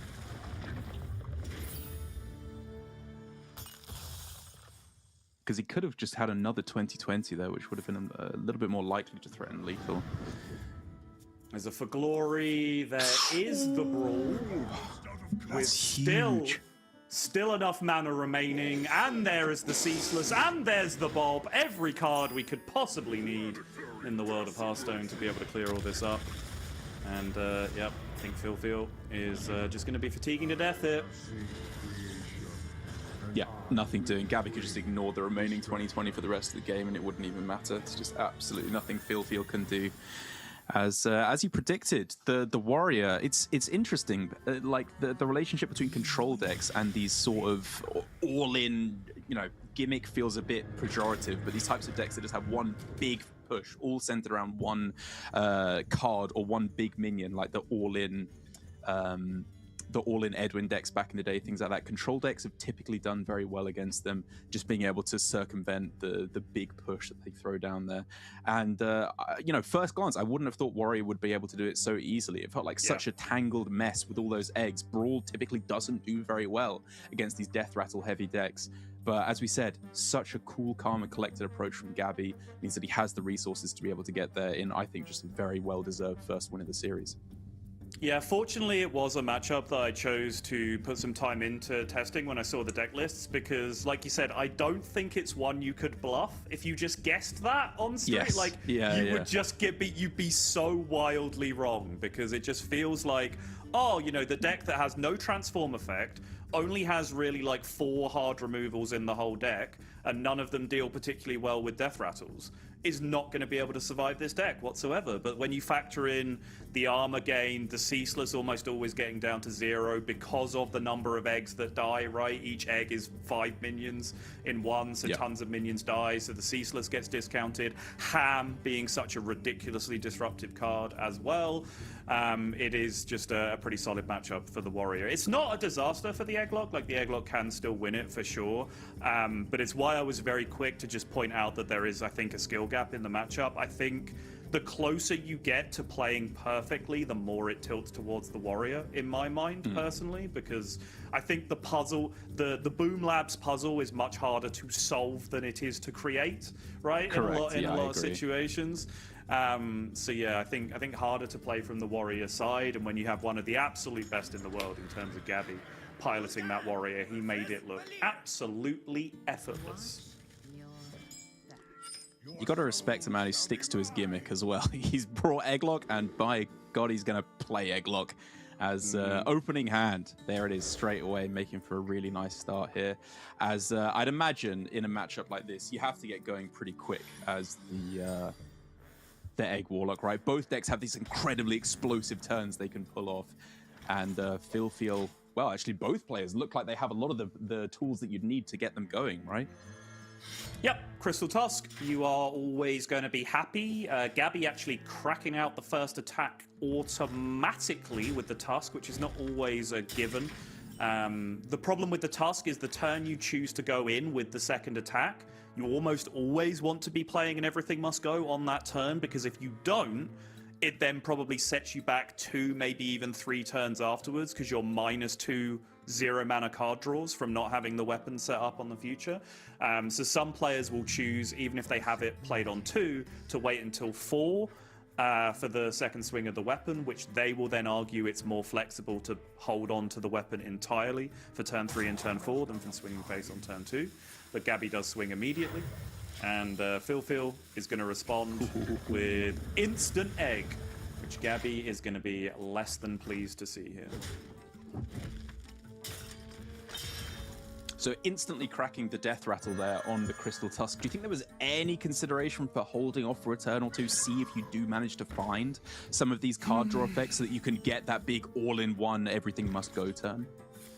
So the problem is, this matchup is very, very difficult for the Rogue. Once this egg gets consolidated on the board, good luck killing your opponent with asteroids, right? Like, how are you going to get asteroids to hit your opponent in the face ever from this point onwards? So really, the way that you win the matchup more often than not is turn 3 EMG and just hoping for that miracle to happen so that you can make this big board with a couple of Yeti-sized minions that don't get table flipped and connect with those. And then maybe your Incendius has enough damage in the late game to be able to get over the line, because as it stands now, Phil can just merrily march on with his business here, and Gabby's going to be a little bit too slow. So I think it was just one of those bad matchups, go for the small percentage outcome where it's offered to me, and yeah, Gabby just did not really find the hand to reward with the EMG. Yeah, I can respect that. Obviously right now I guess we're praying for I don't even know, Twisted Web Weaver could maybe give you enough card draw, and then a couple of miracles off the Everything Must Go. But I think, honestly, latest turn 6, there's going to be a Kelos on the board, right? It's looking like it could even be this turn.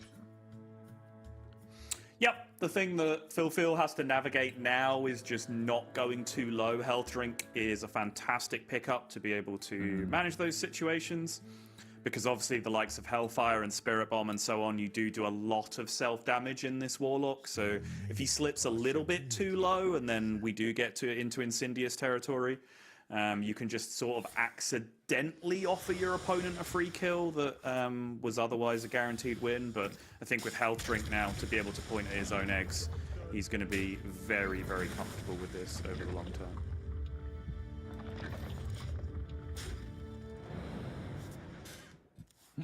Fingers crossed, psyching himself up. Phil against Gabby could actually be getting a win with the Egg Warlock after yesterday.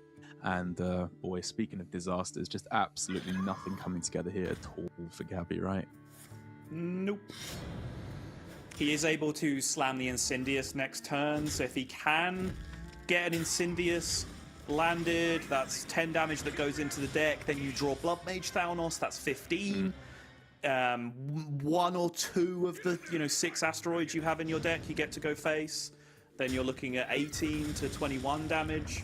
It is tough for Phil to get too much higher than that. So if Phil was a little bit slower, you have a chance. But boom, 2020s lethal on board. Can't play Incendious. Nothing else matters. Yep, just one of those games. It may not have seemed like a big turn, but I think that turn through when Gabby swung with the Tusk, it was either won or lost on that turn, right? Either he got the big miracle turn with the EMG, or he didn't. And in this instance, he did not. So Phil almost certainly going to be equalizing the score here at 1 game apiece. And you talked about how the Egg Warlock didn't have the Death Knight to go up against, right? To get the good matchup. How important of a win is this for Phil to get it with the Egg Warlock here? So it is huge. It's massive. The reason why 2 players have brought Egglock to this tournament is that it has a good matchup against Rogue and a good matchup against Death Knight. And you would be well within your rights to expect the majority of your opponents to have both of those decks. I do feel both of those players have been a little bit unlucky with the matchups that they have, and have featured people that have either excluded Rogue or excluded Death Knight, so they've only had one or the other. But more importantly than the actual matchup matrix, I think it's just an element of mental comfort for Phil, who was in this position yesterday, jammed the Egglock 3 times, exactly the same thing it looked like he was about to do here, and Gabby just batted him aside, just absolutely Lil Bro'd him out of the series and into the lower bracket. And was, like I said, just a little bit derisory in his mannerisms on camera while doing it to the Egglock as well. Phil did have one absolute stinker draw in that, where I think 3 of his bottom 8 cards were the 2 Egg Bearers and the Egg, which is obviously insanely unlucky to get to that point. So I think just from an avoidance of tilt perspective, Phil will be delighted to have that Warlock win on the board.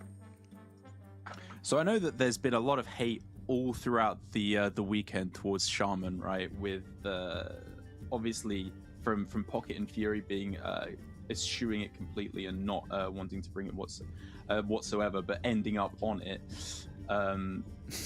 How do you think this is going to be ending up for Gabby, right? Is this going to be another problem deck? Has it actually been as dire as you guys have been making out, or has it been performing reasonably well, do you think? It's performed okay, but it's kind of performed as expected, right? The criticism, and it has become cliche at this point because it's been repeated so many times, but that's the essence of it being true, and us all having to state the fact over and over again for 3 days of broadcast so far, right? The problem with the deck is that it's very linear and very predictable in terms of what it's doing to the player and to the opponent. Because of that, when it does do the thing, it's incredibly powerful. And we've seen Lovestorm, for example, just hitting Location Hagatha repeatedly, and the deck looks absolutely unbeatable because the curve play, very Secret Paladin-esque. You just do the most efficient thing possible in Hearthstone every single turn, and your opponent explodes. The problem becomes when Control Warrior gets a Dracorex swing turn against you, and then suddenly your entire deck's useless because you can't re-establish a board into a minion like Dracorex. Your deck just doesn't really do that anymore, and lots of decks are capable of doing things like that. Discover Hunter similarly can do these like mana cheated 30 mana turns all in one turn where you create this huge swing, and then you're looking at that going, okay, I have the card Furious Fouls in my hand, right? Like it just doesn't achieve anything in response to what Hunter can hand out. So it's a very feast or famine deck. It's a deck that would not have been in my lineup coming into this. I would have been on Death Knight, Hunter, Cycle Rogue, Quest Warrior. The more I watched the tournament, the more I think that Copy Druid was actually a very good idea when it comes to Pocket and Fury's lineup. and just the rest of it is what fell over. Because Copy Druid's been eating bans for both of those players throughout this tournament, right? Which is great news, because that then means you would get to play Hunter, but then they didn't bring Hunter, so they don't get to capitalize off that, which is really bizarre. So the more I think about it, and having seen Pocket and Fury's lineup in action, I think I would have perhaps liked Copy Druid, Hunter, Rogue, Warrior as the solved lineup for this. But I think Shaman is a deck that is never going to be too far away from having some ability to win any game of Hearthstone. It's just, I'm surprised personally that a player with the ability to outplay like Gabby ends up on Shaman, because I don't think those outplay options exist as much in Shaman as they do in other decks. So I'm surprised to see Gabby on it, but we shall see. I mean, it's kind of emblematic of Gabby, though, right? Like, when he was in his real heyday of taking down MT after MT, he was just a pretty staunch 4 best decks player, right? There wasn't much consideration, I would say, for deck skill level, because, you know, obviously he would in any tournament be one of the better players with the decks he brought. But he really did just bring the best, the four best ladder decks, in his opinion, more than anything else, really.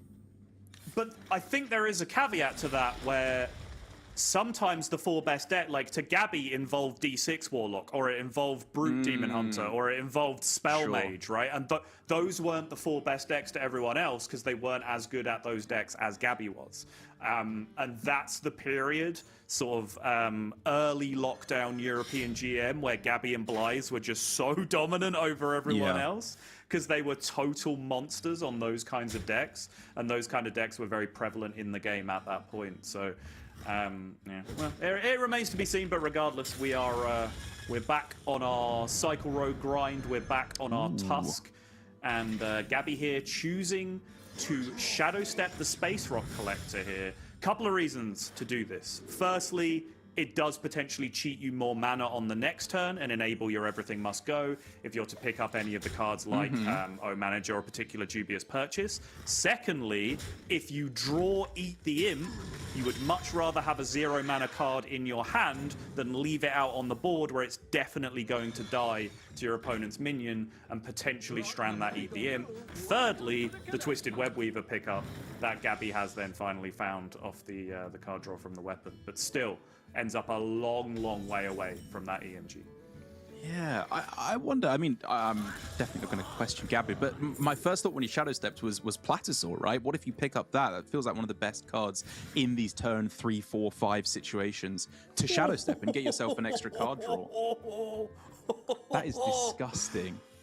Oh, he's Dark Gifted a 6/6, what's it called? Toy Snatcher Golem or something like that, which has then discovered a 0 mana Hideous Husk, discounted by 6 because of the 6 attack on the Dark Gifted minion.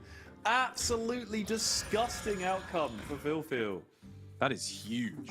Obviously a disappointing outcome to miss on the Webweaver to allow a little bit more card draw for Gabby, but right now it just doesn't seem like it really matters. Platasaur for 2 more draws. It's still not coming together. It's looking like it's going to be a little too slow. Yeah, Eat the Imp, no prep. All he needed was a prep or a step to be able to bring that together. I'm sure the Rogue haters are going, oh, all he needed was a prep or a step. Well, that sounds different for Rogue, but shut up, that's what happened, all right?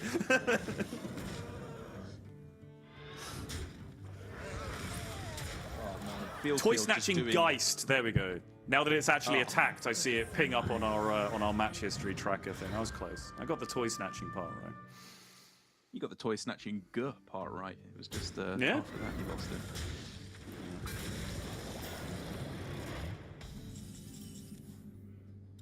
And this just has to be too slow, right, for Gabby to go hope that a big EMG turn can turn things around. Is there any hope for Incendius to be able to turn this around if he's not just dead right now? Not when he's dead. Not when he's dead, Derek. What a disgusting game. Exact lethal as well. Now, very hard to criticize a game that you've lost because your opponent went Dark Gift into buffed Toy Snatching Geist into 0 mana Hideous Husk, right? Yeah. Very hard to criticize. But from my experience and my knowledge and my ability on the deck, and certainly what I've seen real top players criticize others for doing with that deck, Gabby has now gone in on those weapon swings incredibly aggressively on turn 2 and turn 3. Which, you know, as I mentioned, if you miss, which you usually will, unless you have a specific hand, on those turn 3 second weapon swings, you're then set back so far for the potential EMG. To me, to my untrained eye, my moderately trained eye on looking, that seems aggressive. That seems ambitious, the way that Gabby is going about it. Would he have won that game? Almost certainly not. Like that series of outs was disgusting in that situation. Would he have won the game against turn 3 egg? Almost certainly not. That situation was far too difficult to deal with. However, I am a little surprised just looking on at how aggressively he is going after those early weapon swings. But we'll see. Yeah, it's just a case with all these types of decks about how much do you trust the deck, right? I know Lorinda has been talking a lot about this in our virtual green room, where when he's streaming this deck, people have been shouting at him to trust the deck more. You know, you can't make the plays with the cards you have in hand. You have to make them with the cards you might draw, and just trust that eventually, because you're drawing so many cards, you will find the cards that you need the majority of the time, even if it doesn't work out in practice every single time. And for Gabby, I guess he just believed in his deck to provide what he needed, but it did not do so in that game. So one last chance for Gabby here to get the win with the Cycle Rogue, and one last chance for Gabby to stay in the tournament at all. One more game lost here means that the Hearthstone superstar, the hope of France, rests entirely on his shoulders. Will Gabby be able to turn this around and advance through to the top 8? It's looking a little bit more likely based on this starting hand. Again, Crystal Tusk, 3 games in a row, is now finally the time where it will work. 100%. And this time he has a much nicer looking setup for some aggression. He's not... He's on the coin. He still has the coin. He hasn't coined out the weapon. He also potentially has great setups for Eat the Imp off the top. He does shuffle the Dubious Purchase back into the deck, of course, of Crystal Tusk. But he does also now have that backup plan of Incendious. So even if he doesn't hit Everything Must Go here, he could hit, for example, O Manager, and then have double coin Incendious in his hand ready to go, which also gives him a great route through the rest of the game.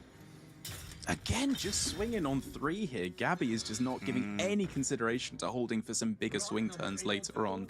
I guess when the rest of his hand is looking pretty dry in terms of card draw. Okay. I think he's going to chill you. I was about to say, if he draws exactly Dubious Purchase off this second Space Rock Collector, it is playable with the prep, but chooses just to hold here.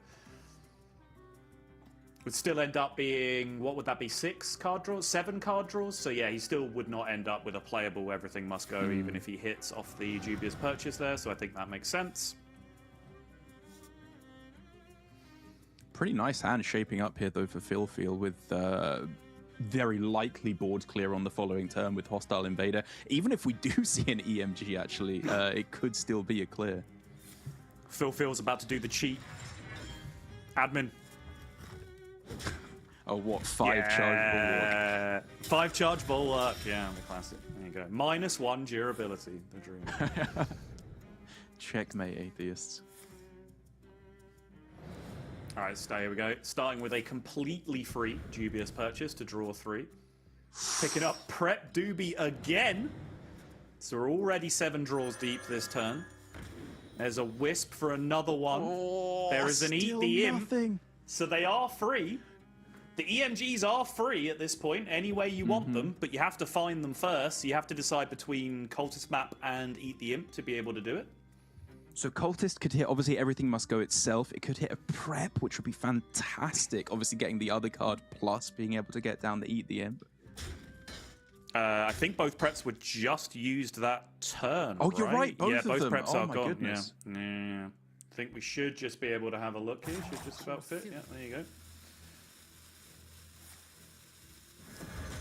But still 2 steps and a Phoenix in there, which would all cost 0 off the Cultist Map to be able to get the lucrative double card draw off that option. It's low. but still nothing. Doesn't want to commit the Shadow Steps here, I guess, saving them for a more mid-late game plan around Incendious, trying to get down, you know, the Thalnos, a whole bunch of meteors as well.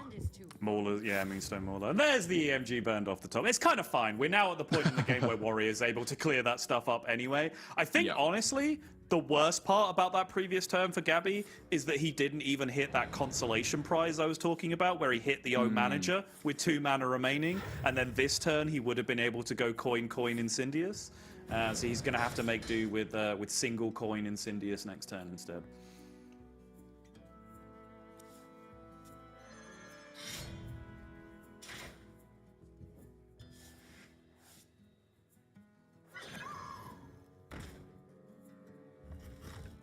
And so while we've been mainly focusing on Gabby's game plan on the other side, as it slows down for a turn here, is Feel's only metric of if he's winning or not, am I able to keep the board clear, or does he need to start shifting to some kind of proactive game plan or focus on his own deck's mission a little bit more instead? Yeah, no, it's a good shout. It is almost exactly at this point in the game where he needs to be thinking about doing that, because, as I mentioned, the EMG being burned actually wasn't that big a deal at this point.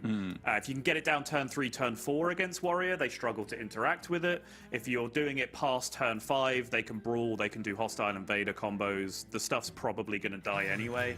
Your win for making that bigger board is the Warrior has to skip a turn being reactive to what you're doing. Now, at this point, Phil sees the O Manager setup from Gabby as well, so he's like, okay, Incendious is going into the deck. My opponent still has not played their Blood Mage Thalnos. They still haven't played any Shadow Steps. So I am going to be facing Incendious with an upgrade, with Blood Mage Thalnos, with the maximum number of Maulers and Steps over the course of the game. So now I need to start thinking about how much armor can I stack on top of this to actually be able to stay alive. Which is currently a decent amount, with Crocolis, Shield Block, Safety Goggles, plus a Ziliax as well, because obviously in an ideal world, Gabby would be unleashing all his damage at once, but it's difficult to make your deck behave sometimes. Very often a couple of Eruptions, a couple of Meteors will come down and deal partial damage, and Ziliax, if it can get full value lifesteal, is often just a complete difference maker at this stage in the game. Gabby does currently only have 7 real cards left in the deck though, and he does have 2 0-mana draws from the weapon, 2 more draws from the Cultist map, and 2 Platosaurs in hand. So he should be able to do all relevant damage in a single turn from this point. And Phil is just stacking as much as humanly possible here, up to 49. Gabby is going to start swinging for those fences. He's going to want Blood Mage as soon as possible here. That's 2 Eruptions. That's 3 Eruptions.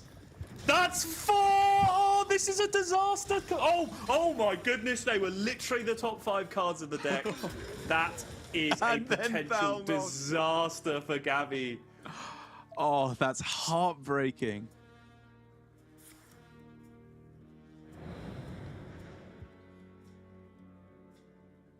Has the full suite of Mauler Meteors ready to go, which is, you know, a huge amount of damage at this point in the game. But I don't think he has the mana to make it work on this turn, right, with Thalnos as well. Yeah, and even so, 12. So double Mauler, double Step. That's 12 Meteors at 3 apiece with Blood Mage Thalnos. That's 36 damage, and he's already attacked with a weapon this turn and used his O Manager. So even in the perfect world where he could do all of those things, Phil is actually already 1 armor out of range of what Gabby could output. And just board clear after board clear coming through here for Phil.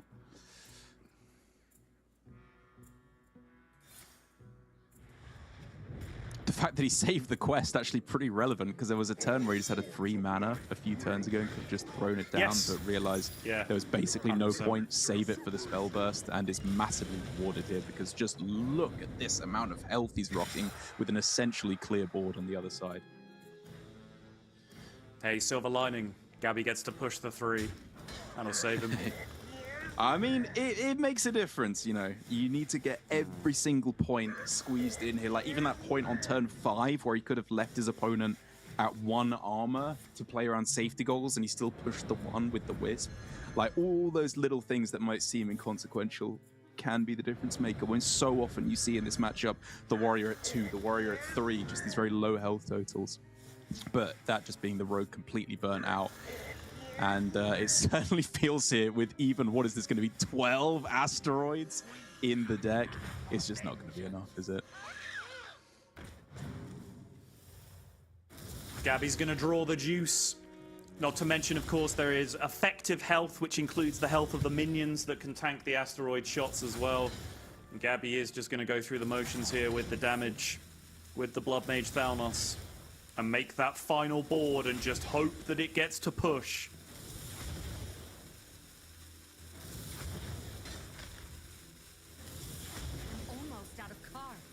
He's going to load up the rest of this board, but very shortly, he is going to get the disastrous news. He's not even going to wait and see. He doesn't believe in the one ever burning Phoenix. He is out. He is not hanging around. His World Championship is over. Phil is going to be progressing through from Group C, and the vibes have been immaculate throughout the tournament for Phil, and now he has the results to match. He brought the egg, but the player who's ended up with egg on his face here is Gabby, as Phil walks on through. What a series, Derek Brown. What a pleasure to have you back with me for that one. Oh, it was great fun to cast. That was a very exciting series. And huge congrats to Phil as well. Like, it's great to see this next generation of talent still continuing to come through in Hearthstone esports. That's what we're really trying to push with our new revamped system. So really, really great to see that from Phil and to see a real community push behind him as well. You know, not just because of the egg lock, but just his exuberant personality on camera. There you go. He's really getting a lot of support as well. So that is really great to see. I know we're being pushed to break. Before we go, I do just want to push our new system next year, because Feel is so emblematic of that. As we said, next year we have an extra Masters Tour, we have a World Championship final at BlizzCon, we have more qualifiers, more prize pool, and I think most importantly of all, we're really trying to make a push for players who haven't competed before to have a go. It's easier to compete with shorter open qualifiers, less emphasis on ladder, where I know it can be very time to compete. So if you're watching in Twitch, !2026, read our blog, and before I lag too much and everyone loses their mind, join in next year. The qualifying process January. Plenty of ways to qualify, and we'd love to have you. It's a very welcoming community, so hopefully we'll see you all there. Yeah, great job, Derek. Don't worry, they can push us to break as much as they want. I wasn't going to let you go without squeeze. I would have prompted you even if you'd have stopped talking. Oh, I should have trusted. Check out !2026. The highlight, of course, being Worlds back in person at BlizzCon. The Promised Land has returned. Look forward to that, but also look forward to plenty more Hearthstone coming today. We are going to go to a very quick break, and we will be back with Group D. Elimination Day continues here on Hearthstone Esports. We'll be right back.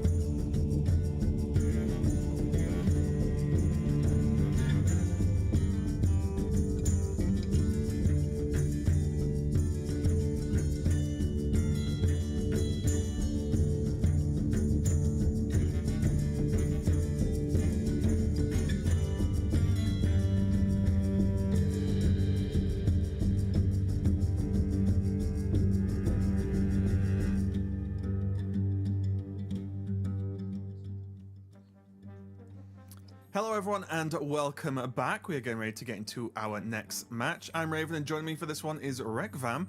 Very excited to have you here and get the chance to cast with you. I think you've done a great job so far. How have you been enjoying it so far?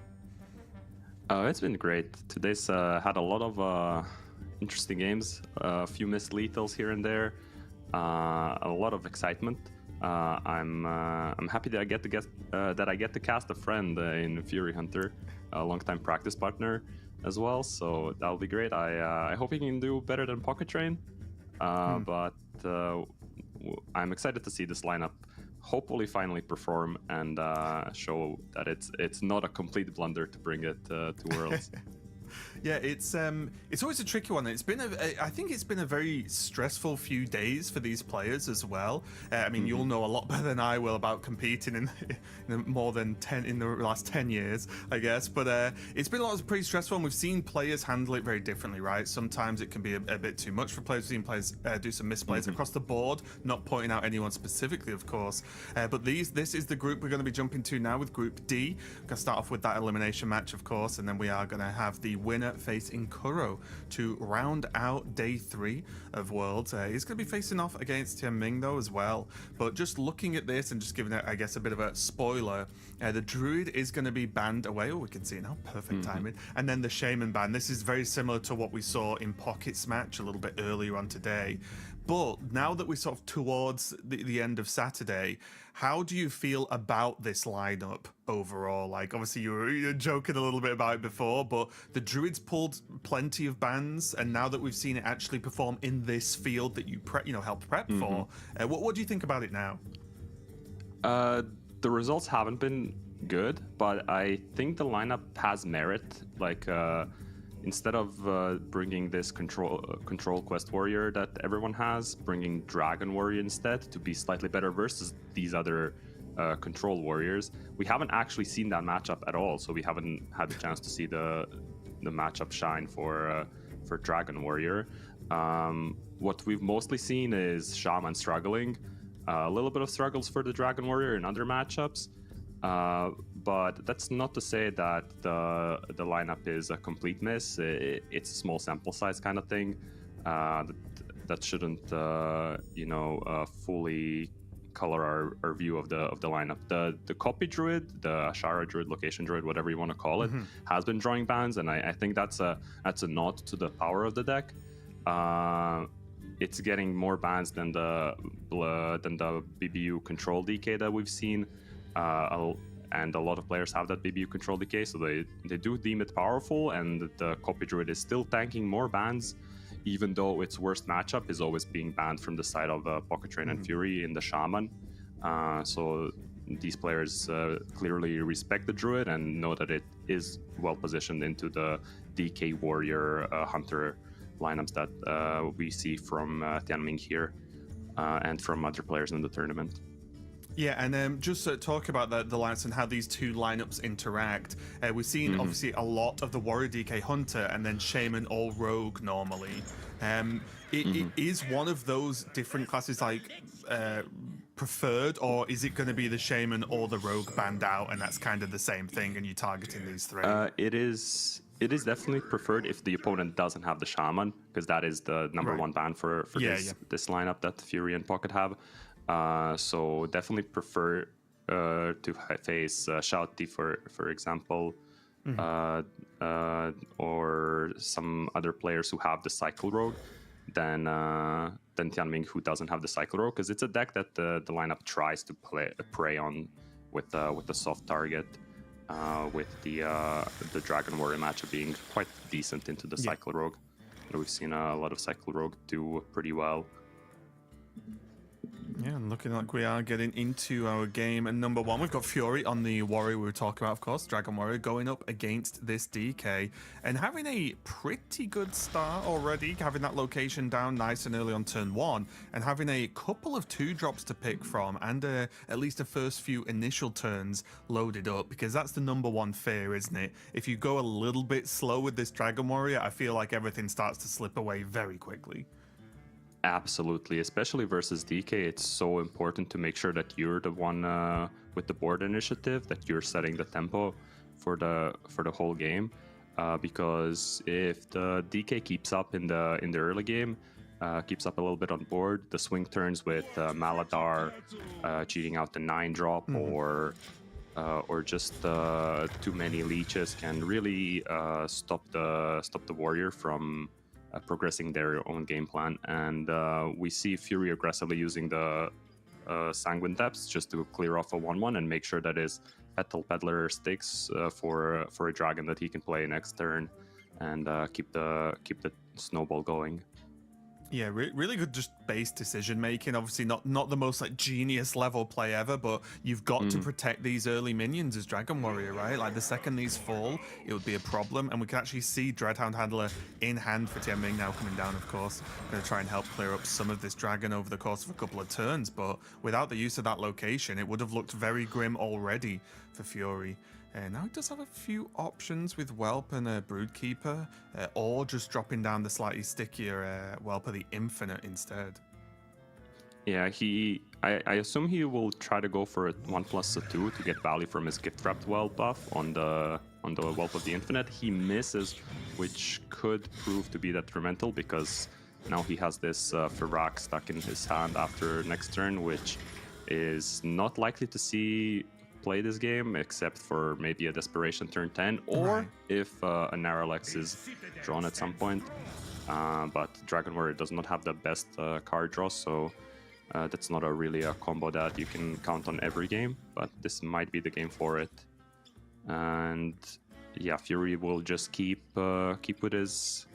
trying to play for board, try to max out his board presence, and push the control that he has established. Yeah, I think it's going to be really important to look at Tianming's hand here as well, because there is the Xavius in hand for like a sort of clean turn 4, let's say, but it depends on what's picked up. There's even an option to like coin out Husk if he can just do something to get him through this next turn.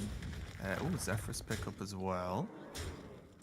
Zephyrus could be used for removal, but there is quite a big board. I like his location usage. He knows that damaging his minion to push damage is more important than trying to play around some removal like Infested Breath, because it's quite unlikely for Tianming to have a good turn with the Infested Breath 2+2. So Tianming does go for the removal option from Zephyrus and picks up Holy Nova and Vanish.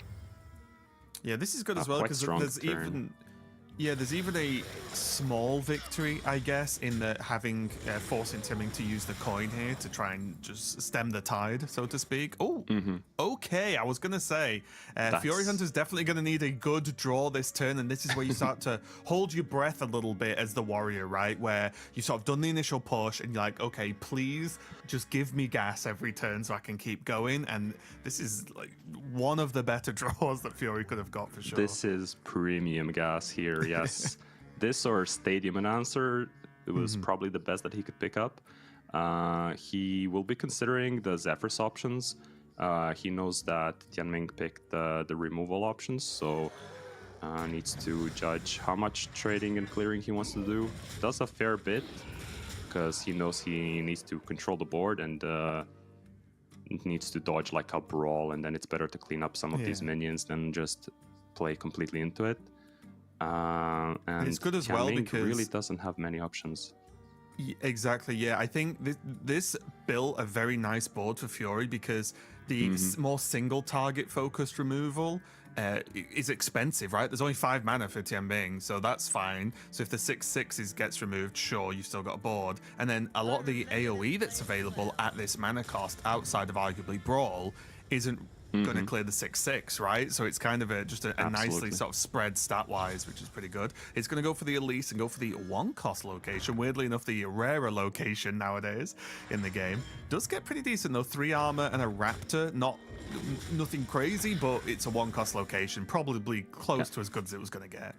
I think that was exactly the location he was looking for. Definitely wanted the Raptor to clean up the Gift Wrapped Whelp, and then just getting some armor is nice. I believe he passed up on Discover to get the armor, so he is scared of dying a bit. And now Fury with his own Elise pickup, but probably going for a 5 in this spot. going for one. No, he still goes for a one. Okay.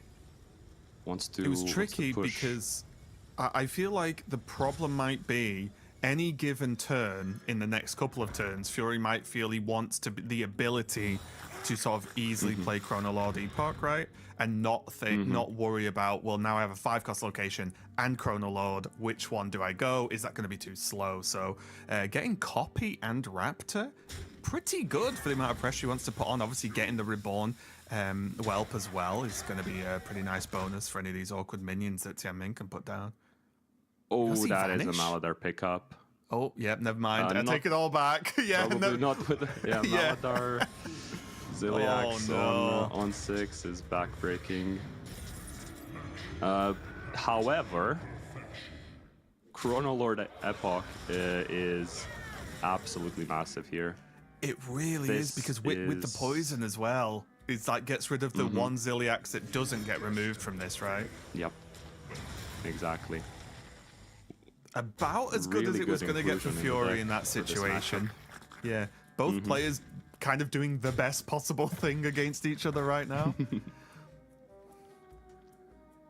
Oh, another Giant and Husk is available. Holy Nova does look quite good on this board.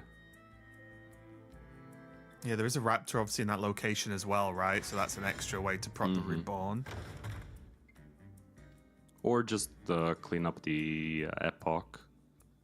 True. If he's just doing Holy Nova with the hero power. Okay, but he decides he wants to Xavius and picks up Pterodax, which 5 corpses means that he gets to full clear now.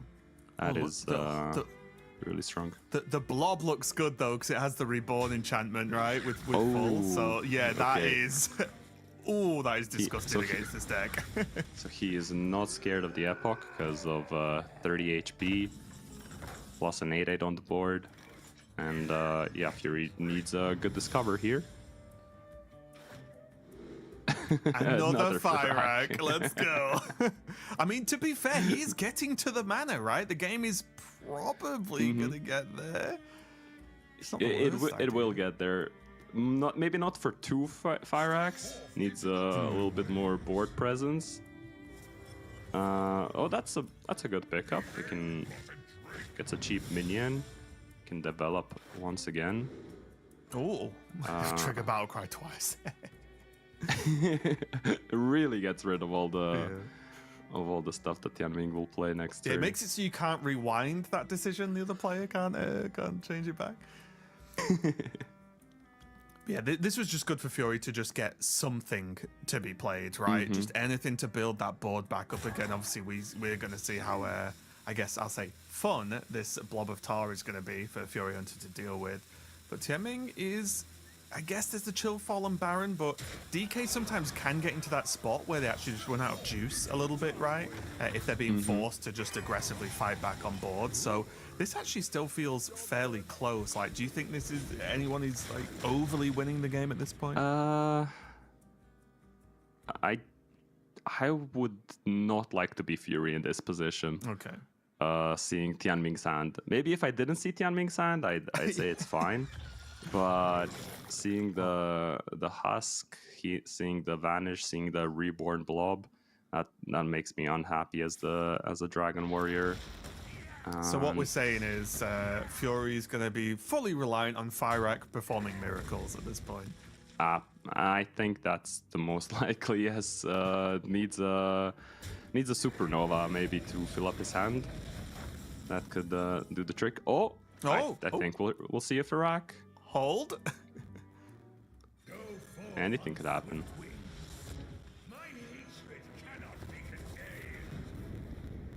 Yeah, I mean, if something was going to pull Fury back into this game, this is it. There it is. Oh, Tianming's response. I mean, you can't blame him. He's like, oh, this is literally the one,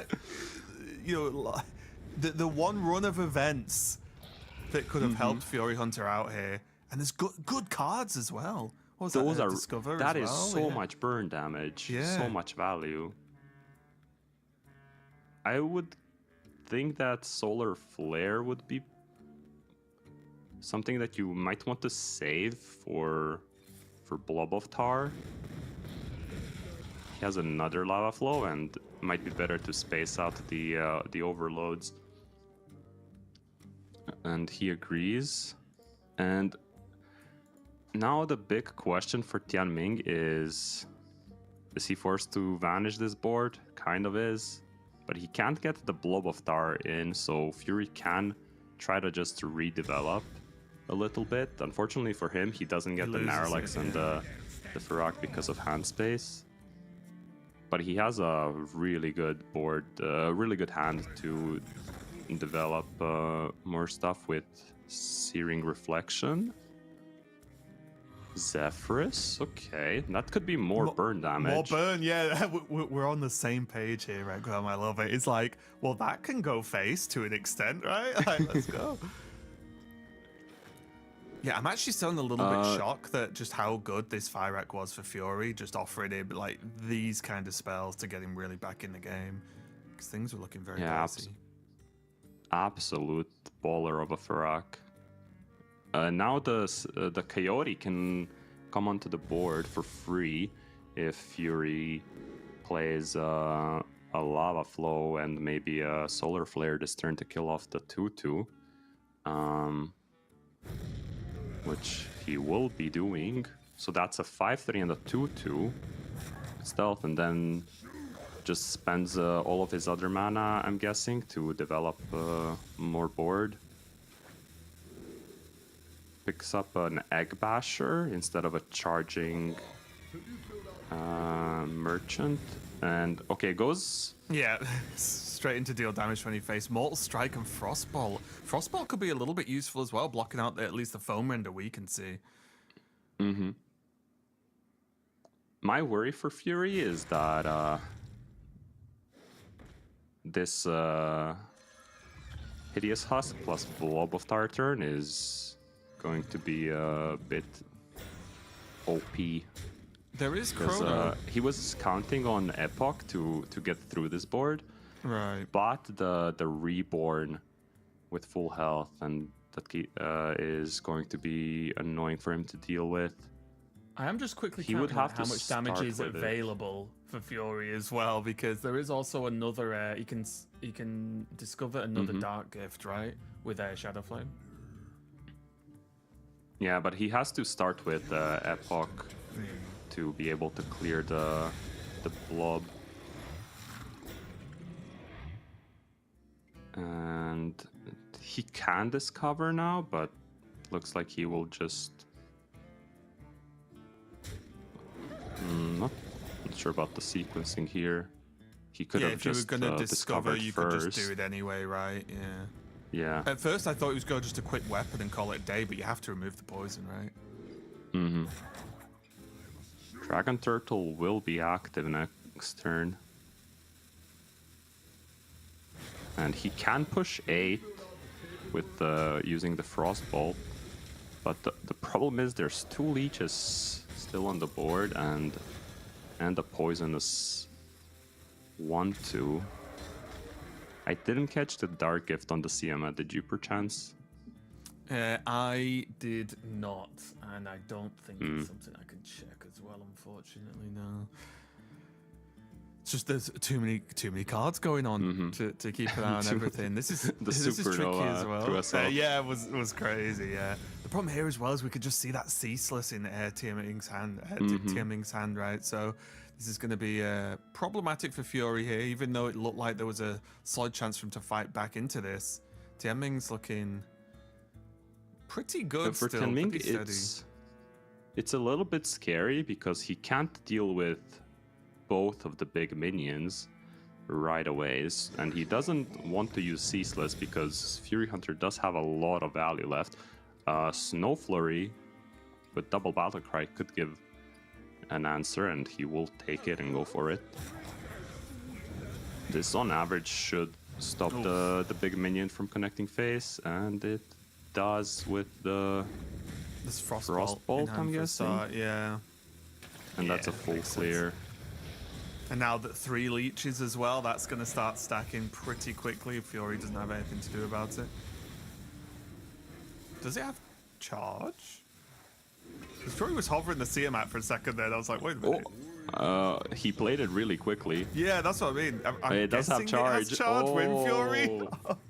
Okay. Oh, and the Mortal Strike. Wow. Yeah, that makes a lot of sense. And off the back of the Tiamat, I think Tianming's going to be very upset with that one, because not only did he, Tianming was doing a great job of fighting back and stopping the big push from Fury early on, and then of course not only the Farak coming down, but a turn earlier arguably as well, and it being so good was just, if that whole game slowed down a turn, that's probably going to go Tianming's way, right? So that was huge for Fury getting the win there. I think it's only fair that we get a game decided by Farak at the World Championship. These guys have played so much Farak this year to qualify. It was bound to happen once. It wouldn't be right. So I'm glad we got to see that. Farak, even in his nerfed state, just carrying Fury to victory. How important do you think? What a banger. Yeah, 100%. Yeah, a lot of people are going to be talking about that game for sure. But how important do you think getting the Warrior over the line was here? Do you think the Warrior's the tough one in this lineup, in this matchup, or do you think the Shaman's the bigger question mark? I think Shaman is the better deck overall.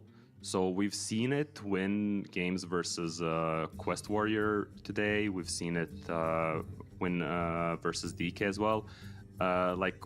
Overall, I'd say the Dragon Warrior is definitely the weakling in the lineup. So Fury will be glad that it got a win for sure. It will be a load off his mind. The Shaman, I think Shaman can get there versus Quest Warrior and DK. Maybe not versus the Hunter, but the Hunter that Tianming runs is the Chinese staple with Elise and Shaladros and Ysera. No Brewmaster for the Sylvanas, which can be really effective versus the Shaman usually, but yeah, we are getting DK versus Warrior. Yeah, this is one where the DK definitely wants to be the aggressor here, because as usual with Warrior, it's very defensive until it's not, right? So that's going to be the number one goal here. Fury will be looking for some, again, just the usual early aggressive openings, building up those corpses to be able to, potentially drop Maladar down with a big push. And Tianming's just going to try and fend it off. And what do you think Fury's looking at here in terms of mulligan? Like, what is all of this going away? Morbid Swarm just being kept, Yeah, just Morbid Swarm, looking for Elise, try to get a good 5-mana location and hopefully dodge a Demolition Renovator. Just looking for maybe Creature of Madness to try to make sure that he is pressuring throughout the early game, because if you miss the early curve as the DK, the Warrior can just stabilize way too easily, and Fury Hunter does not have any tech cards in his DK, like Steam Cleaner or Demolition Renovator to stop Tianming's Elise. So it's imperative that he gets a good start and just pressures the Warrior, which, even though he's missing turn 2, his follow-up is pretty good with Coin Xavius into Elise, probably just to push that 1 extra damage in the early game. There is the Demolition Renovator though, so the Elise is a lot less powerful, and Tianming chooses to not trade it away. Yeah, I like this because I think you always want to, in this scenario, because it's not like Tianming's going to trade it away into something that's going to make a huge impact right now, right? There's nothing like that crazy, I guess, apart from Ramp, that would be really good this turn, or well, next turn at that point for the trade. But I like holding on to it because you just think, okay, if they coin out Elise, you are set, right? You've got your plan locked in. Is going to see, of course, as you mentioned, the Xavius come out first. And it's hard for Fury to say no to a double Battlecry Husk. That seems quite strong as a follow-up to Elise into a location. He's hoping he gets 5/5 copy, and then he will want +2 attack and hope there's no Renovator. But since there is a Renovator, the optimal would be copy plus Death Rattle, of course, to play around the Renovator, destroying the Elise location. We'll see what he picks up. Yep, looking good for Fury so far. The good thing is about the double leech as well is that it needs to be dealt with, and that's taking removal where Fury's not exactly had to commit too much to make the war, like make Tianming remove it, right? So it's a pretty good Dark Gift on the Husk. I see the offerings now. And Fury got 3 quote-unquote bad options, which forces him into the Death Rattle pick on the first one, and then picks up the copy. So he got the perfect copy for the perfect location for the situation. So he'll be happy with that. And Tianming has nothing to do except just play a Yor and hope the location is not good. It is funny to see that Tianming is picking up new heights into Elise after having 1 dead draw because he kept this Demolition Renovator in his hand instead of trading it. His curve would have worked out quite a bit better. And since there's a Death Rattle location, his Renovator is not very useful anyway. Yeah, it's one of those things where, at least for me, I feel like the right decisions were made and it was still punished, right? Because of just how everything sort of fell. I think Tianming holding on to the Renovator is absolutely correct. It was just unlucky how everything's lined up. This is a big push think, okay, once the Renovator is in your deck, that is the correct decision. But I'd personally say putting the Renovator in your deck is the wrong decision. So okay. Having it at all might be a mistake. I hate the tech cards. Yeah, so now he doesn't really have anything to do other than, because he has to get the ramp in, so he's just tanking up and saying, okay, hit me as hard as you can. If Fury had let's say a foam render here, that would be the ideal turn. Just you like equipping that weapon anytime there's an off turn for the warriors, where they're just tanking up a board for a turn, trying to find their removal. But Fury has no such luck, so he will probably just spend his mana the best he can while making a little bit of a board, and holds the handler because he doesn't want to board lock himself. Yeah, this is fine because the Chill Fallen just going to be able to draw some cards regardless. If there's AoE, it gets removed, great. You draw more cards, perfect. And yeah, like you said, don't want to get board locked with that. So yeah, looking good overall. Fury had to looking strong here, but Tianming has managed to, I guess, hang on. But the problem is, what's the follow-up now? Because quickly getting to the point where Tianming can't just say, oh, just hit me and I'll deal with you later, right? Like, we're kind of at later right now. Yeah, he really does not have any removal in his hand. The best he can do is, yeah, now he's forced to trade a Renovator. The best he can do is just Bob Freeze, use Crocolisks to board lock Fury, so Fury passes a turn. I wouldn't be surprised if Fury Hunter just plays Sanguine Infestation to get it out of hand and try to find a better card. That would lead him to overdraw, so he might be against doing that. He is overdrawing anyway because of the Baron dying. Yeah, it's really tough, isn't it? Because in most outcomes, you would just take the draw and just say fine. But in this bit of a rarer circumstance, Fury's so heavy on the hand as well already, which is feels like it's not normally the case with Death Knight. Yeah, but this hand looks like it's expensive, but then you take a look and there's 2 mana Stitch Giants because of the double Pterodax, and then there's 4 fewer cards in your hand. And you're saying, oh, that's kind of fine. I've got everything played. What is also interesting is the double Battlecry Husk with the 4/3s is going to be pushing quite a bit because there's also another copy location. So there is quite a bit of armor, but the health total is not that high. If there wasn't a Ziliax, then that could be an angle of attack for Fury. He might be looking at that. So now Fury needs to decide what kind of board he wants to make Tianming deal with. He can have a pretty good read that there's not really any board clears in the hand. Yeah, because that was using Bob on that board. Obviously, it board locked, so that's a benefit. But it wasn't strictly the most threatening thing in the world, right? Maybe because they're all total short. Yeah. But looking at this though, it's going to be tricky as well because I think here the pterodactyls depend on how many are going to be played. Yeah, it's all going to line up with what Fury Hunter wants to do here, but there's a world where he's going to try and just push the 4 with the minions, right? Or do you think he'll trade the 1/1 just to keep some corpses going? It looks like he's just making a board with the corpse giants and then hero powering at the end of the turn, so doesn't want to be too wide into brawl, and this is a nice little medium play that presents a good board, and it will be a brawl check. He can be pretty sure that there's no hostile invader from last turn, but Tianming does pick it up off the top.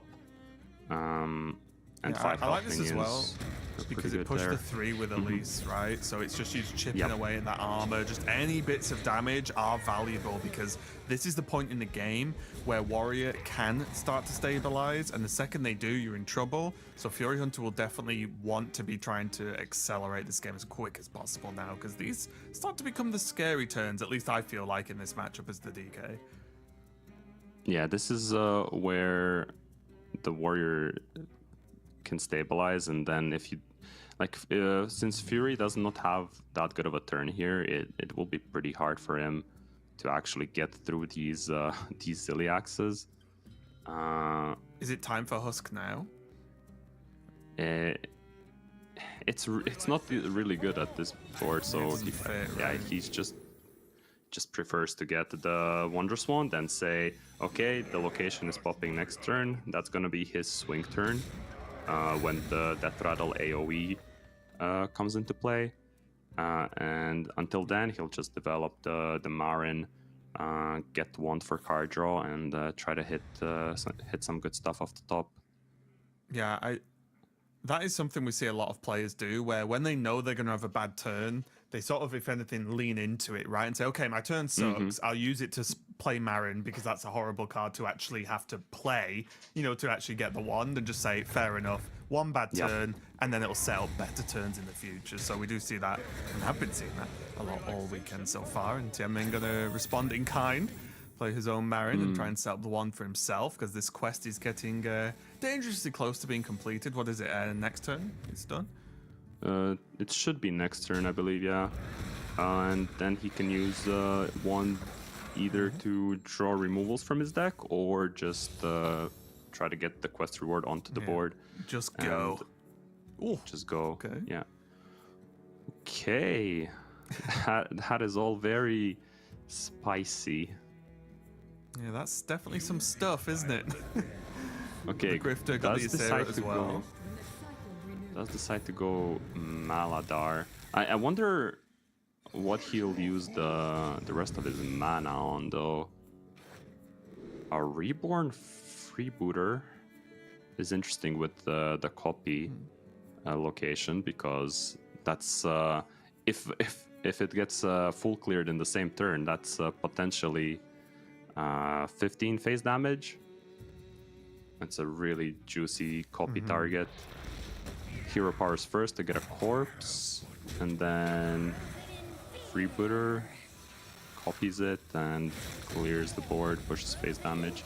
And that's a very sticky board that he's made into. Yeah, the one bad turn paid off, didn't it, in the end? Yep, absolutely. Really good wand.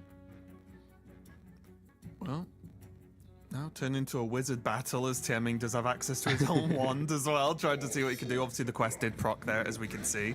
The invader going to come down and clear up well, I'll say clear up. Start to clear up, I guess, is more accurate. A decent chunk of the board. Yeah, good usage of the Bulwark to stop the freebooter damage as well, because it's going to be 6 AoE from the hostile invader, and then most of the board will be gone. So that's a pretty good turn for the warrior. Can't fit in the Yor, so it's probably ending on a demolition renovator trade. Yep, makes sense. As you can see, yep, that bulwark soaking a decent chunk of the damage, but still, solid board left over for Fury Hunter, right? You made it sticky enough that there was still something going on after the fact. I'm wondering if this Husky's going to see play this game. Eric, it's like this Husky's like the cheerleader now. Yeah, Fury has been trying to use it as a little bit of a finisher, I suppose, because of the warrior's ability to heal with Ziliax and then Amara afterwards. Oh, these look flashy, but they don't actually do anything. Yeah, these are ones where you just look at the stats on the minion, and that's all you really need to know. Plays Isondra to make a stickier board instead of Aviana, because he knows the Ceaseless is active already. There's still a Brawl. Aviana would corrupt Shaladrasil, but the effect isn't really that relevant. One Brawl gone, that's nice, but it's gonna be hard for Fury to run Tianming out of removals or out of resources, and Fury doesn't have that many boards left himself.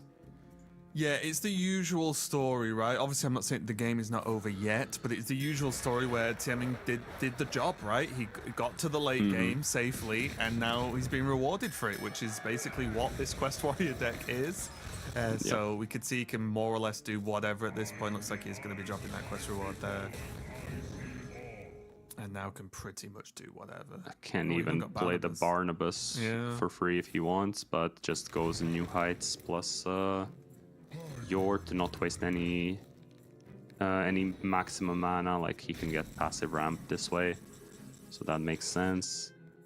And now Fury is just in a position where he will eventually lose to the quest OTKing him, because he's stuck at 30 max HP. He can pick it up to 40-ish, let's say, with all these leeches, but that's not nearly enough, as we've seen in the Warrior OTKs. Warrior Mirrors, the OTK happens from a lot higher health than 40.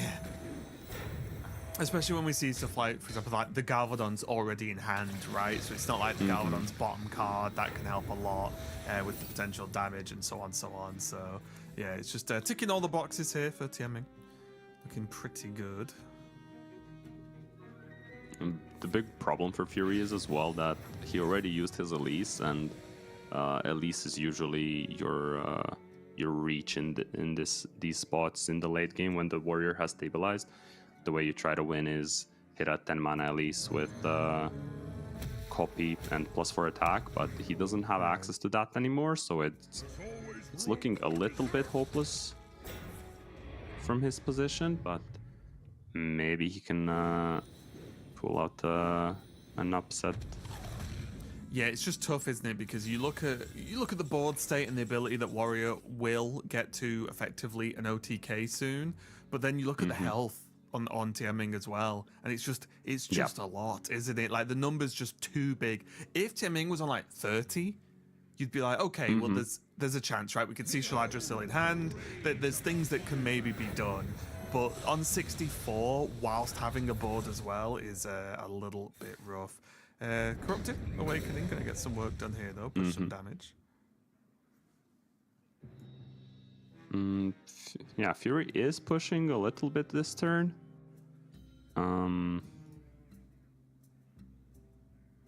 But it's hard for me to say that will be enough. He really needed his foam render much earlier in the game. Like, now it's bottom 5 cards, and it's been too many turns of missed damage. He's just sitting on 18 corpses with nothing to use them on. That's really rough. 15, 20 damage at this point easily? Yeah, at least. With the good foam render timing, the warrior would be a lot more scared than he is right now.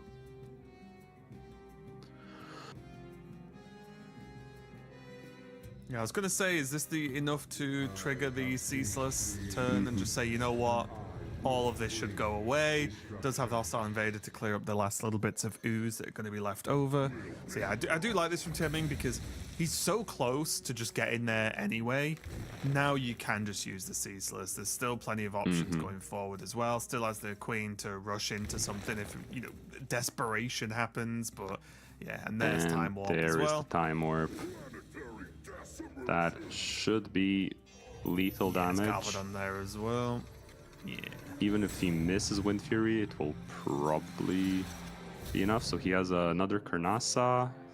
So 8 plus 8, 16, plus another 16 plus 3. Yeah, he doesn't even need Wind Fury. It's already lethal, just with all the free minions.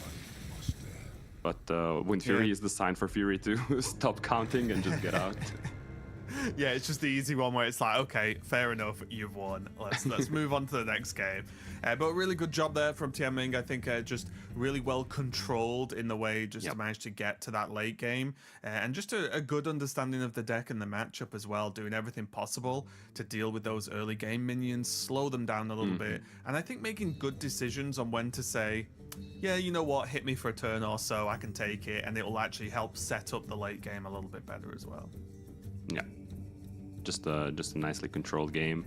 Not much that Fury could have done. I think he did well in making that early board. Wasn't scared of overdrawing with Sanguine Infestation. Just made sure he spends his mana as best he can, trying to find Foam Render. Didn't find it in time, so he couldn't really pressure enough.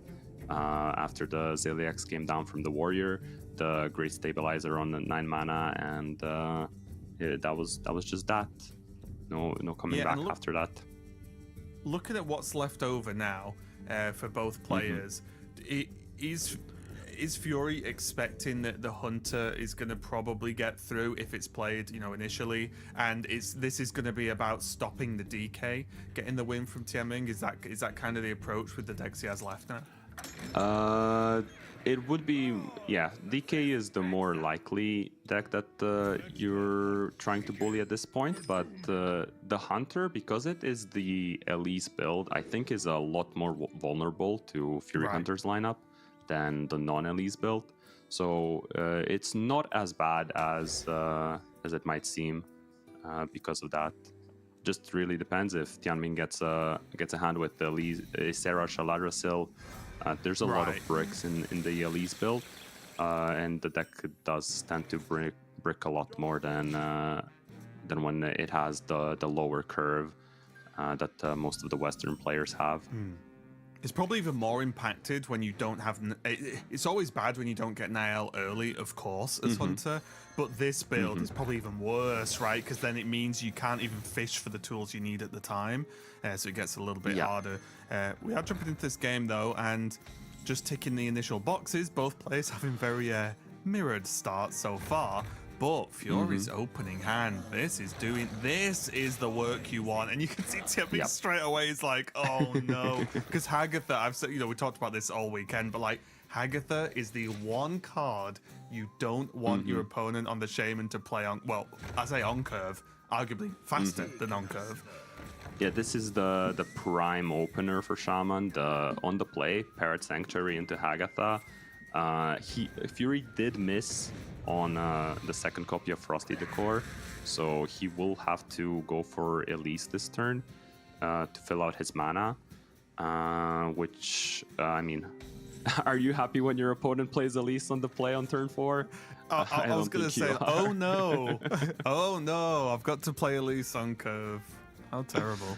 Is there any value for playing Bumbling at all? Is there any benefit that's like, you can see Fury here like thinking about this, I guess? It is very tempting now with 2 just to put 12 power in onto the board.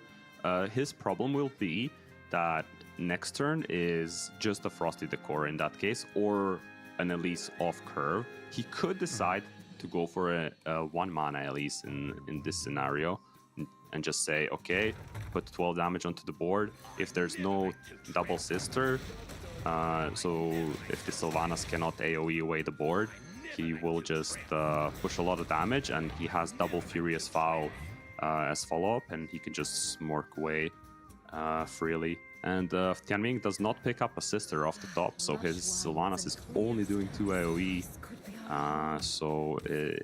But it is a Niall off the top, which will pick up a Verisa for next turn. But it might be too much damage taken already. We'll have to wait and see. Yeah, how it a plays lot out. of this will rely on, I think, what Fury Hunter goes for this turn. He's going to go, looks like Elise and 1, I would guess, because there is now Sister Coin Sister, right? Which is going to be a little bit painful for Fury if there's not something that this location can leverage. He's definitely looking for +1 attack now, because pushing mini roll 5 this turn. And gets it. Yep, there it is. Took 1/1 copy. Takes 1/1 copy because it's good with Nomelia in the future turns. So if we count the damage now, so that's 12 from the 2 Fairy Tale Slimes plus a location click. That is exactly 13 damage. If Fury can connect the 1 damage from his face, so that is uninteractable damage. If there is a taunt in the way, then Nomelia will push through and clear the board. So it's not looking very good for Tianming.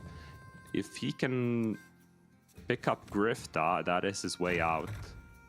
Needs to hit Grifta healing, and that's gonna be what the game is gonna come down to probably. Fury will just Fairy Tale Slime. Fairy Tale Slime in the face. And then it all comes down to Grifta 3 and 7. Yeah, this is a tricky one. The benefit here Fury had was that by having the board, it meant that Tianming was unlikely to be able to clear the board and put taunts up, right? Now there's Muradin as well, so we can add that to the list of potential damage going forward. But it was too much for Tianming to tick all the boxes. So this had to be a 2-turn sell. So Tianming, as we can see, did clear the board, and as you mentioned, does have to go for healing or taunts, I guess, in his mind, right? One or the other, or preferably both, would be the ultimate outcome for him, which is possible potentially with the alien encounters. But here's Fury's foul number 1. Fury Hunter doing the classic, lean forward, hands on face, hope for the best. This is a Fury Hunter classic for sure. And here we go, Grifta 3 and 7 to decide the game. Oh, yeah, Fury's praying, and no healing. Is not healing. This count is pretty interesting. That means that Tianming could play Ziliax maybe next turn if he picks it up with these trackings. He does. So now Fury Hunter needs to be off board, but he cannot be off board, and he cannot push the damage phase. But that's the thing, right? Like, one of the problems right now is the 6/6 lives, or the 3/3s live, right?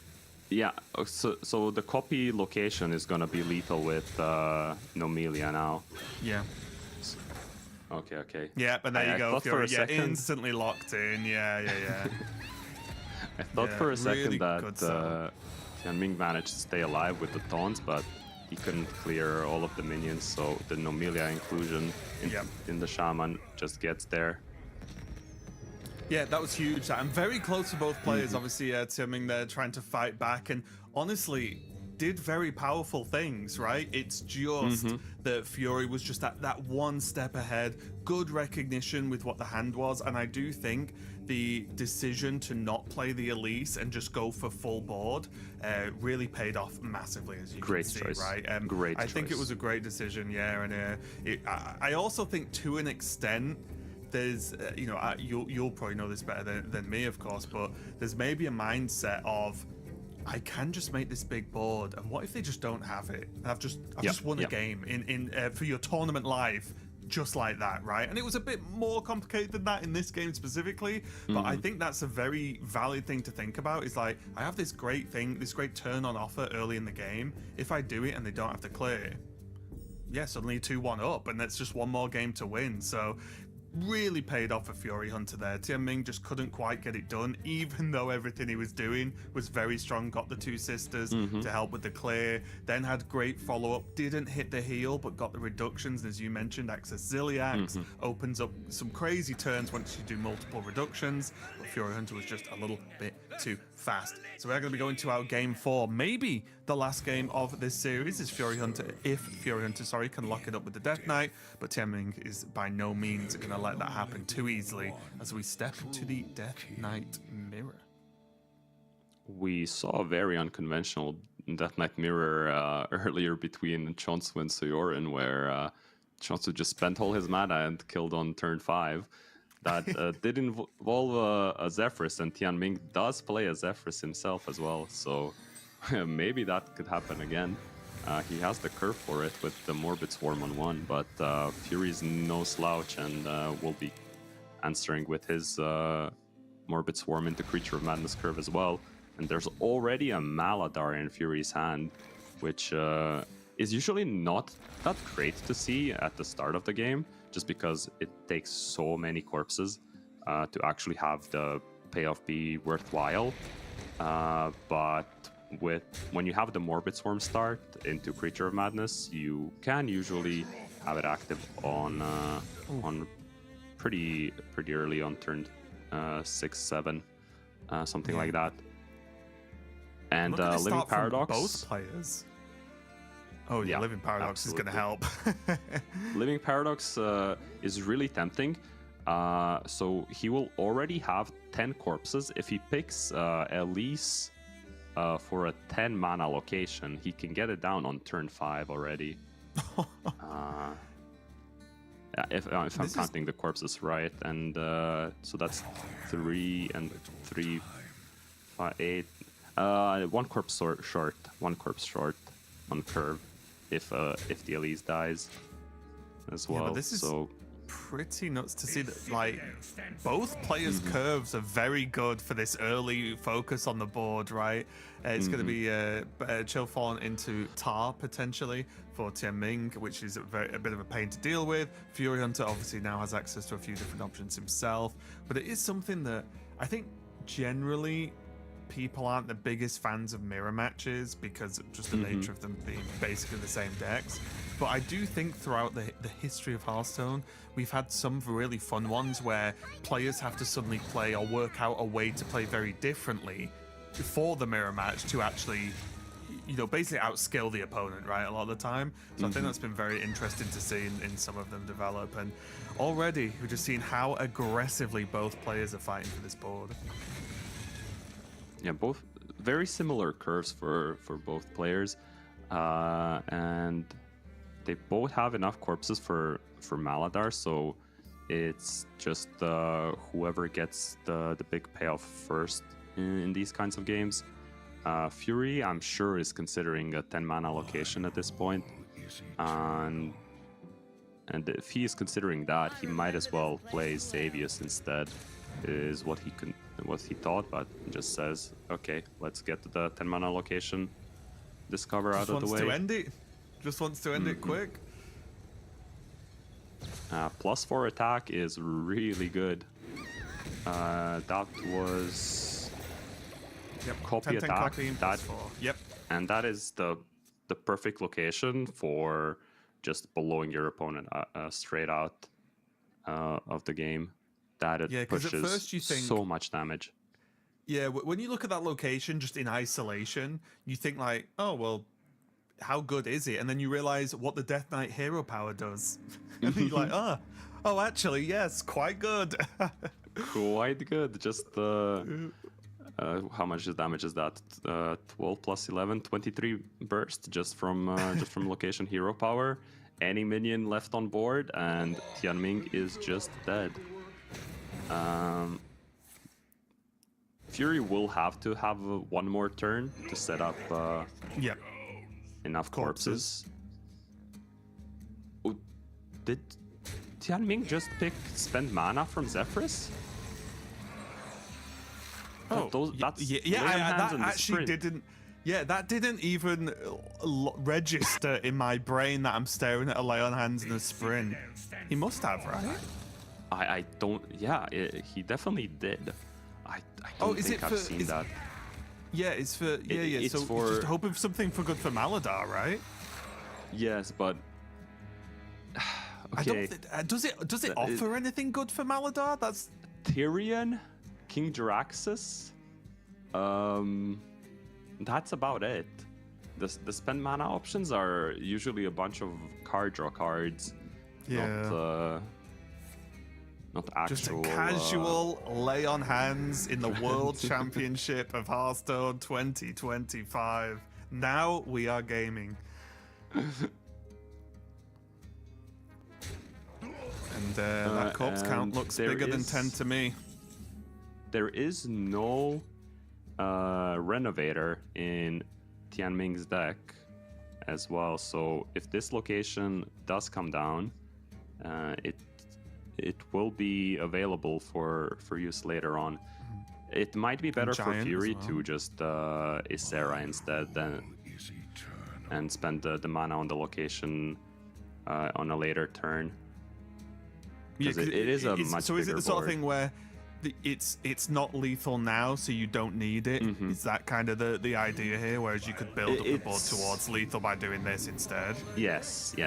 You're presenting a board while doing basically the same thing as the location, right? And then any minion sticks, you can just go location and copy Pterodax. You don't have to copy the hero power right away. You can also just have more options by going Shaladrasil if there's something that you want to sap, or if it ends up being more damage if you can't directly copy a charger from your hero power just yet. Just basically making your opponent deal with a big board, which they have to have their corpse explosion off, which is a one-off. And then they don't have the corpses for Maladar as well, so it just makes more sense to make the big board and make your opponent react to it rather than just going for a 10-10 and a 5-5 and not having this ramp. And you want to ask the big question of your opponent, right? It's like, because the second that clear doesn't exist, it's just game anyway, right? So who cares? So yeah, Fury Hunter did get the board cleared. Tianming doing a good job there of clearing it, developing a threat as well, and still keeping the corpse count reasonable for a potential future Maladar. But Fury Hunter now just going to get this work done where it's like, well, okay, I'll make another board, push some more damage. There's a 14-10 now.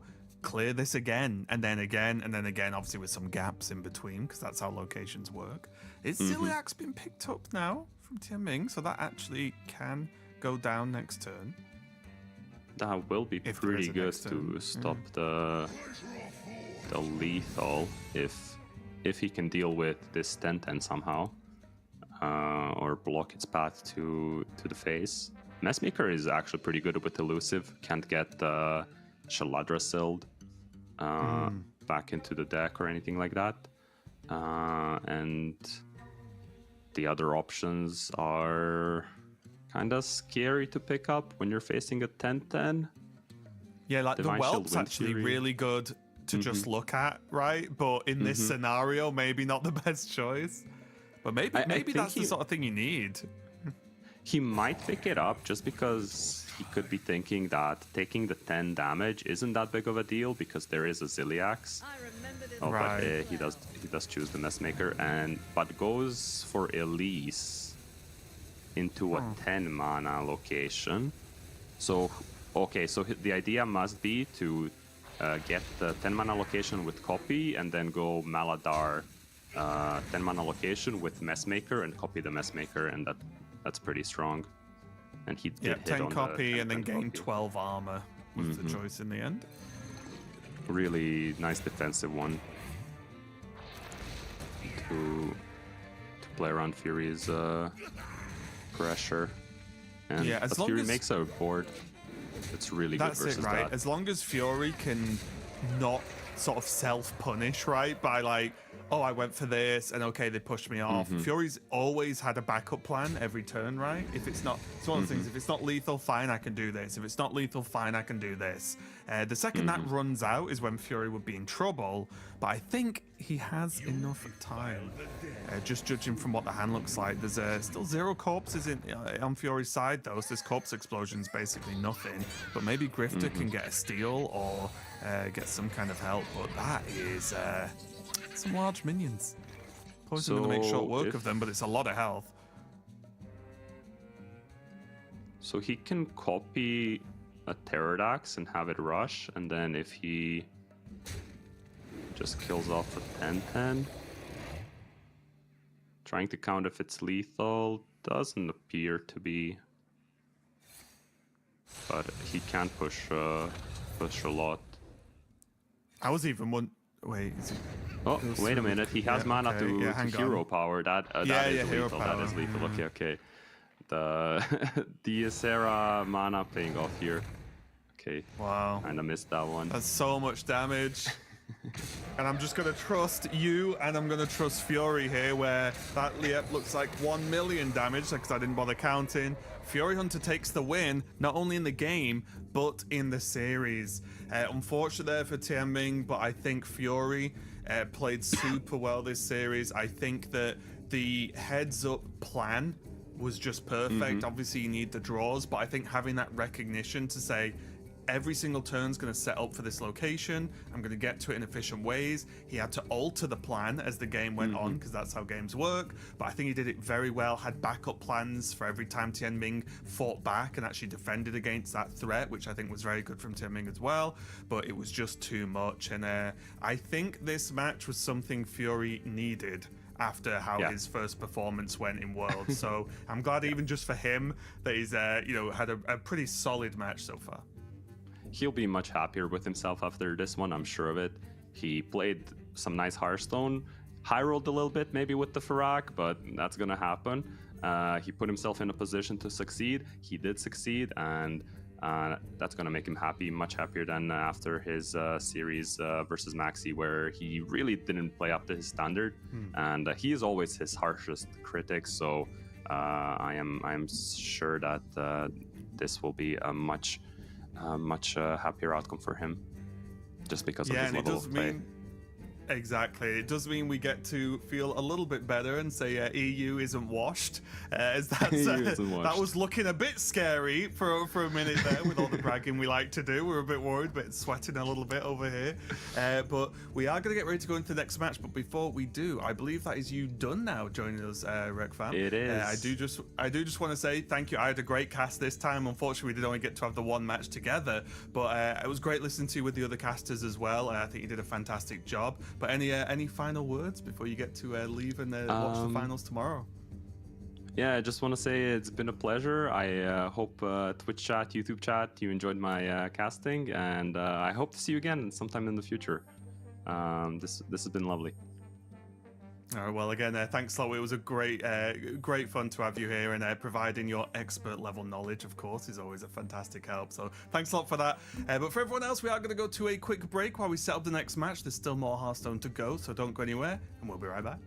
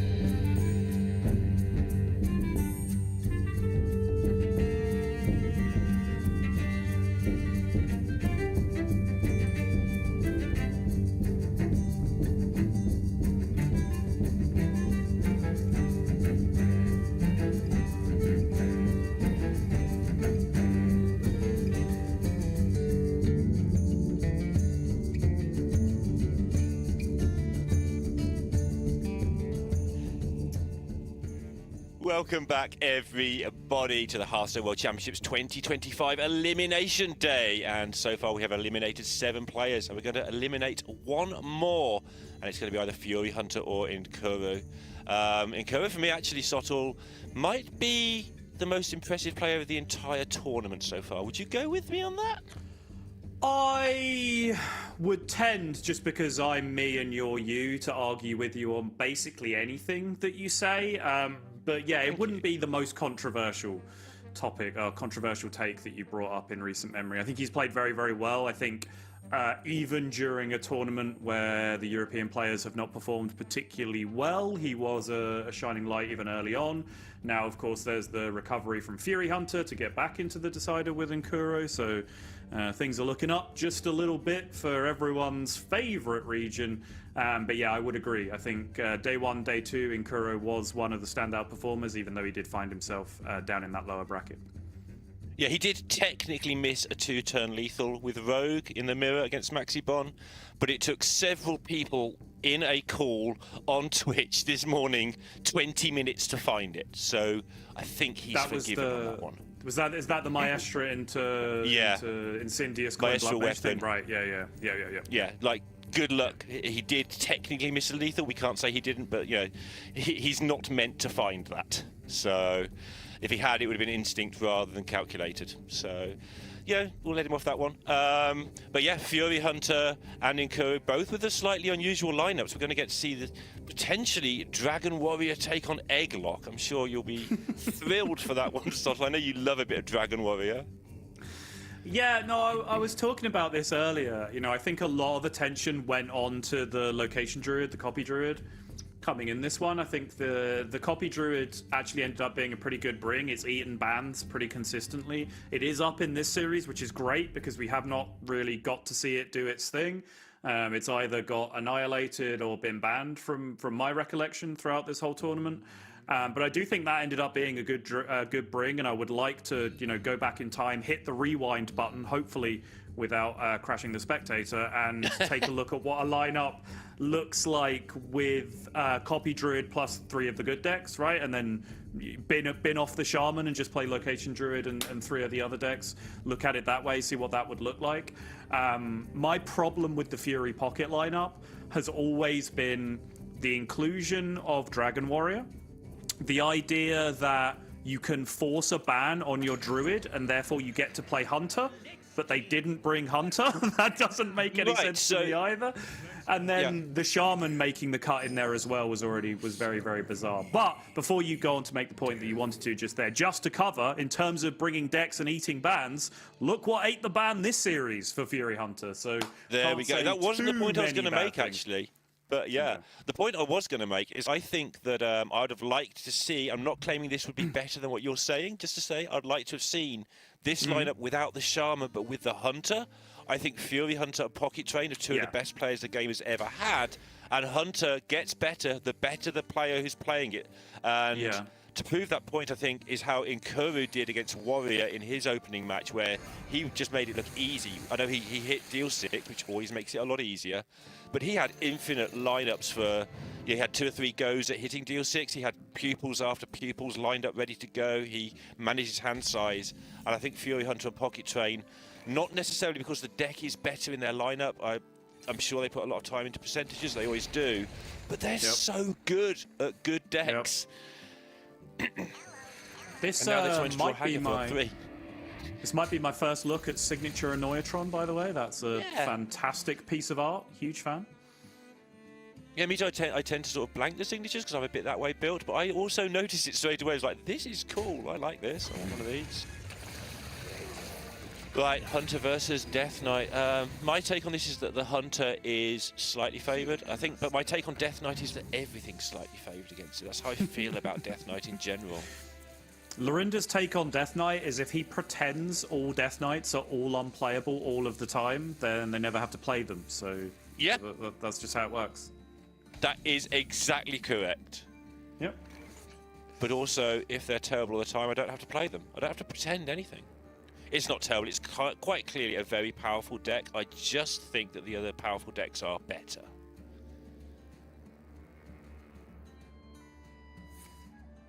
How are we feeling about coin Elise with no follow-up here? Yeah, okay. Looks like that is going to be the case. Can't take a 10 this time in the real world.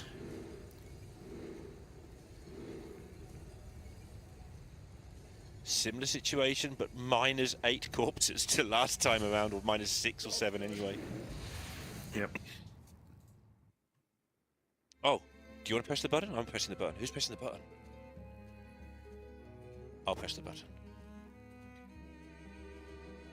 Oh, that button! Yeah, my God, it's been such a long day. I'd completely forgotten about the button. Yeah, go ahead. One of us has to press buttons, but if we both press the buttons, disasters of production happen. There we go.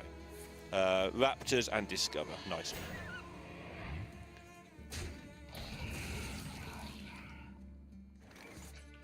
I think Discover has gone up and up in value the longer people have played Elise for. I think at first it was sort of like fairly ignored, and now it's just almost picked in any sort of value matchup as a really powerful card, especially in Death Knight. I think Elise in general has got a lot more interesting and decision-based over time, because it was first introduced into a meta where you just wanted to one-mana copy your starships basically all of the time, right? And that's kind of all Elise was used for. And since that's a thing that's gone away, it's opened up a lot more flexibility in terms of, Death Knight wants 5/5 copy plus Savage Roar for the hero power burst damage. Other things want Discover a Spell. Warrior against Shaman, for example, really, really good. Discover a Spell is also really good against like random decks that you need to find disruption against, like an Egglock, for example. I think a lot more routes with Elise have opened up as time have gone on. I think that's very cool and healthy for the game. Yeah, I do too. It's sort of the intention of the card, right? We want cool cards to be used for many different things, and okay, it's powerful. You play it on 4, you tend to win games of Hearthstone, but you do have to use it well, and these players use it well. What's happening with this board state? I feel like Fury hasn't had the most great starts, but also Inkura doesn't have Niall, so that kind of cancels out. Yeah, huge pickup. Well, I mean, fairly good pickup there with the -5/-5, but a great tempo snipe on the 4/5 sister, but sadly for Fury, it hit the Ceaseless in his hand, which was the absolute 1 in 7 worst outcome of anything else that it could have possibly hit. Decision here, because if you take give +2 health and it ends up in your pupil, you can go for a Niri turn later. Yeah. That's what he got. He went for the draw the card to immediately rifle through his deck, and now he's just going to fill it up, go for bird watching, try and find that Niall that's eluding him so far. That was a good pivot mid-sentence there. Well done. Very proud of you. Nicely done. I don't know what from. Did I pivot? You pivoted harder than Ross carrying a sofa up a set of stairs now. You have to explain both of those things to me later. There's no way, even you must know that reference. That is the most normie baseline reference in the history of internet referencing. Me known for being very normie. Okay. Alright, fine. There you go, Raven's got Raven's got me covered? Aha. Oh, okay, I have seen that scene, I just didn't know the phrasing. Sure. Okay, alright. What's happening? We're casting Hearthstone, sort of. Stop distracting me. You don't have any friends anyway. Come on. I'm hanging out with all of my friends right now. They're all just out of camera smiling as well. Cool. Where are we? Okay, we've got Incendia's in play. I've got to scroll that away because it's just ruining my day. Okay. What are we going to get here from this Maladar? We're just going to get early Ziliax, get a load of attack on the board, which is the underrated part about Ziliax, because everyone uses it to gain 12 health and then it dies. But actually, just 2 6/5s on the board. And this is why the hand buff spell from earlier was such a bummer that it landed on the Ceaseless. Like, obviously the Ziliax was the absolute nuts outcome because he was always doing this. He had the corpse count to be able to do it. But also as a consolation prize, it could have hit the Stitch Giant or the Pterodax, each of which could have been cheated out instead using the corpses. and then you would have had this huge buff on board regardless. So kind of a bummer that it ended up hitting the Ceaseless, but he'll absolutely take the consolation prize here. And Inkuro is going to need to go fishing for eruptions right now. He's going to get anywhere close to getting out of this game, and that is not looking likely. Double Glacial Shard with the Sanctuary resets, though, will at the very least keep him alive for now. Something I've noticed about Inkuro's play, by the way, which I don't see many players do. Most players, like, I'd put in the fast player or the slow player category and not much in between. Inkuro does the things he knows he's going to do rapidly. But when he needs to think, he will take as much time as he wants to think until he's happy with his decision. Which is I think the good way to do it. It is. Yeah, no, I think the important balance that some players have missed in this tournament, I mentioned this, I think it was yesterday, but because players are playing cross-region, the ruling for the tournament is each matchup is happening on the intermittent server. So this one will just be on Europe. But for example, if Americas plays China, it will be on neither of those servers. It will be on a third-party server that's equally mediocre for both of them. So a lot of players are playing a lot of games with a level of ping and a little bit of lag that they're not usually used to, and they're still doing that thing where they start a turn with lots of actions, yes, but also still branching decision trees based on what you draw, what you discover, what your location hits, etc., etc. And they start it on the rope because they're familiar with being able to complete all of that stuff on ladder on their home server. And that's just not the case in this tournament.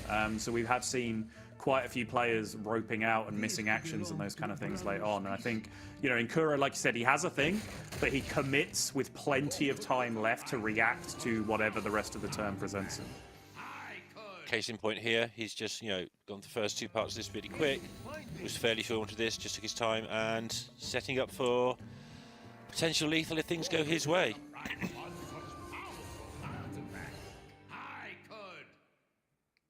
Take control, perfect same combo. as deal 6. Yeah. Well, it's actually it's very important now, right? Because he only has 1 mana remaining, and this clears up both the Ziliacs, whereas pointing a deal 6 at one of them would have left the other one up on board. So ends up being even better in that spot.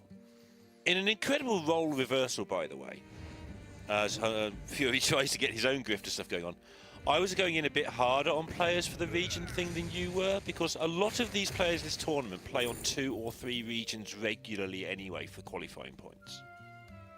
Oh, I don't.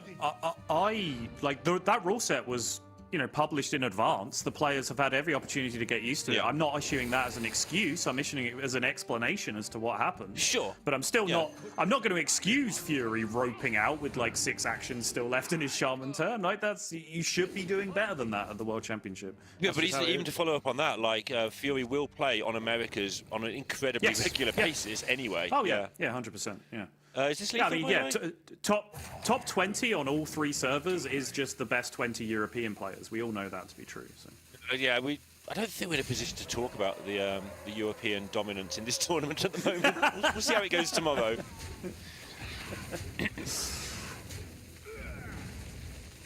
Obviously, I still position myself with the Americas region after many years of casting America's Grandmasters. Of course. Yeah.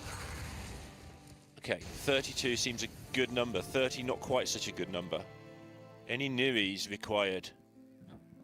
Of course. There it is. Oh no, off the top! Fury Hunter cannot believe it! That is such a beating for Fury Hunter, who had this set up with the steal, the double amulet for 6 damage in hand of his own.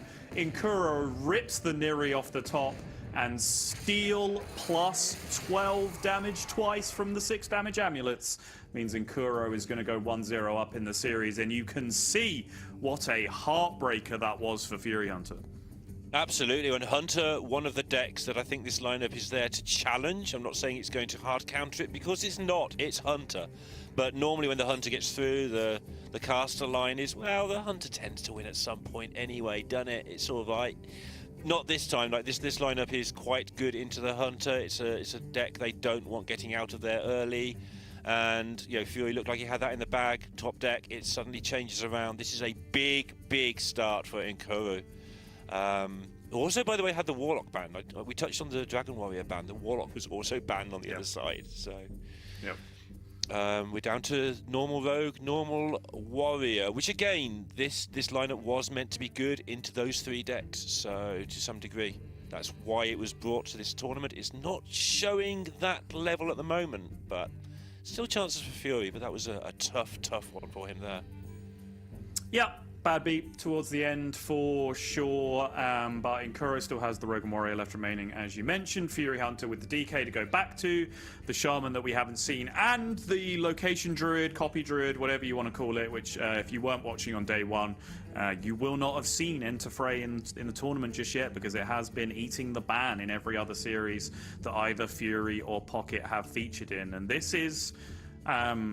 this is the king of the lineup to me. This is the one that I do feel like they have absolutely got right in terms of the way it performs. This is a deck that I had just played a lot for fun, even prior to testing for the tournament. It's a deck that I saw a deck list for and thought, that looks cool, and this looks like a me kind of deck. And it certainly was. I had a good time playing it, but didn't ever really take it to the level where I was like, okay, maybe with enough investment, this is actually like a World Championship lineup level deck. So then wrote it off again when I went into lineup building mode for this, which perhaps I shouldn't have, based on the way things are panning out. But there we go. You got to take the shot sometimes. Talk about Druid long enough, and it will appear. There is the Zinajari, the key piece of the deck, one of the fabled pieces that enter the deck, and the only one that really gets used, with the other one quite often being blown up along the way. Yeah, the other one, you sort of, if you play it, you press it, because it's not hanging around for long. You press it the next turn and use the spells and get out of there. It's at least how I've been playing it. I just want to very quickly go back to that last game, by the way. Inkuro getting very lucky there off the top of the deck to win it. He took draw a card from a potion very early on that he put in a pupil to fill up the pupil. He took 2 deal 6s when there was nothing else to do on the turn, just to fill a turn out as well as get the steal. He did everything he could to dig through his deck to find. He was looking for Nael, but it found the Nui. He had dug through his deck and set up a chance to lethal when he realised the game was going against him. So yes, he did top deck at the crucial time, but he gave himself a really good chance to get in that position last game. Yeah, absolutely. Sometimes Hearthstone is just like that. You've got to play to your outs. You've got to put yourself in positive positions, put yourself in positions where you can get lucky. And he did absolutely do that, and it ended up panning out. Don't think that'll offer too much consolation to Fury Hunter, though. If I won't be mentioning that to him. Yeah. Your opponent played really well to get that 1 in 18 top deck instead of 1 in 19. I'm sure won't console him very well. Ebb and Flow off the top. Doing something? Yeah, great draw off the top to snipe the O Manager, which is a big deal. We've seen it many times. The O Manager's principal job in the deck, if it's not used for a little bit of burn damage at the end with the Blood Mage to get over the line, is just to ramp that extra coin into your hands. You can cheat out the Incendious a turn early, which can absolutely be super relevant in this matchup. So that is a nice little draw for Fury Hunter. Yeah, all even now, right? Well. One top deck apiece, right? Everything's even in the series now. That's how it works. Yeah, absolutely. Yeah, that's how it works. Was really good as well, because the Shadow Step on the Platy might be required to get the EMG next turn if Inkuro fancied going for it on 3. With the Imp, the weapon already in hand, Shadow Stepping a Platy, drawing an extra card could be a big deal. So that's gone. And now it's counting time. Yeah. Eating some imps. This is the key to this rogue deck, is knowing when to say, okay, I've eaten an imp, and now I'm going to chill.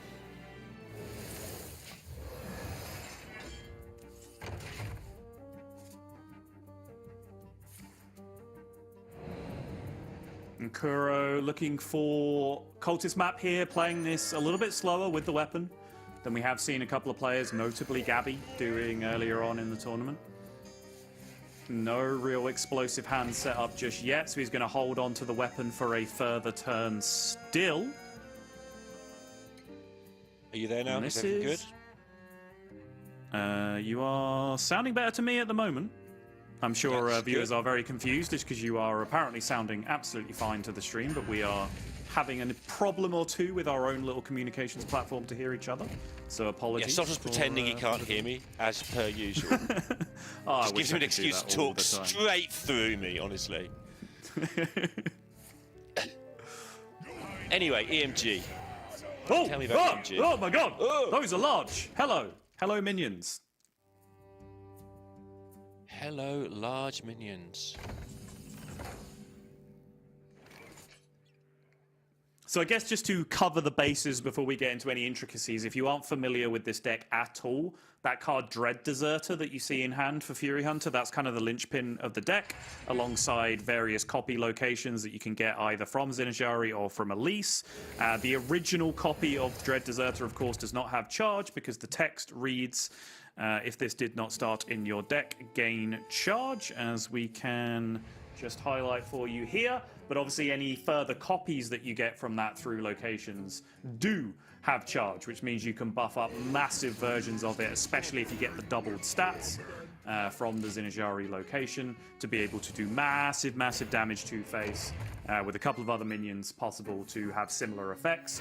But you do also have massive ability to do anti-aggro stuff, as you're seeing here with the lifesteal taunts, which unfortunately are not putting up much of a resistance against the Kane that Inkuro summoned from the Everything Must Go. Yeah, pretty rough one there. They just have the lifesteal though, which obviously is hugely important. Double swipe, does that do anything here? Quite a bit, I should think.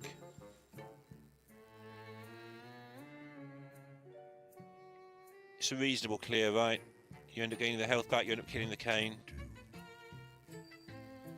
That's your starting point for the turn. Can you find anything better? Do you get in a cheeky sleep for draw 2 and then use your 6 mana, for instance? Yeah, I suppose the other question is whether you can ever get away with not clearing the board because you're just healing for 10 anyway with the minions attacking. I have a plan. But I don't think that's a possibility. Go on, what's your plan? We get the board. Yes. We let Rogue have a turn or two, and then we just heal armor up for 15 and say, you don't ever kill me here. Yeah. The problem with that is that you are down double swipe, and they can still make their own EMG board, right? Which I know is where the get the board part of your equation comes from, but yeah, that is a little bit more difficult. You do have a Ziliax at the bottom, yeah, you're not wrong. You got a 3-drop coming from the Amadrisel. A Meadrisil. There we go. Before I get fired on the spot. A Meadrisil. Like Meerkat. Oh, while we're sending up the Celestalon signal, here's one for Celestalon. We were looking at the names and the art of the Elise location options earlier, and they all make sense, right? Snapping plants for the Savage Roar type effect may be a little bit weird, but otherwise, like the one that's named Moon something gives you spell damage. That fits with the existing thematic stuff in Hearthstone, right? Lava, the one that's just an erupting volcano, and it gives you armor. Can someone explain that to me, please? Thanks. Somebody who isn't Raven explain how that works. Yeah. Because it makes sense to Raven immediately, so he can't explain it to us. Because he just gets that lava is armor. Ebb and flow.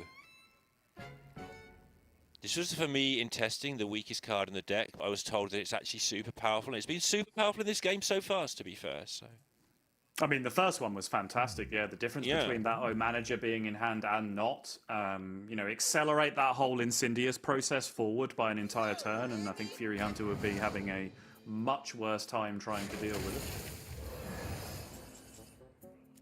This is great from Fury, by the way.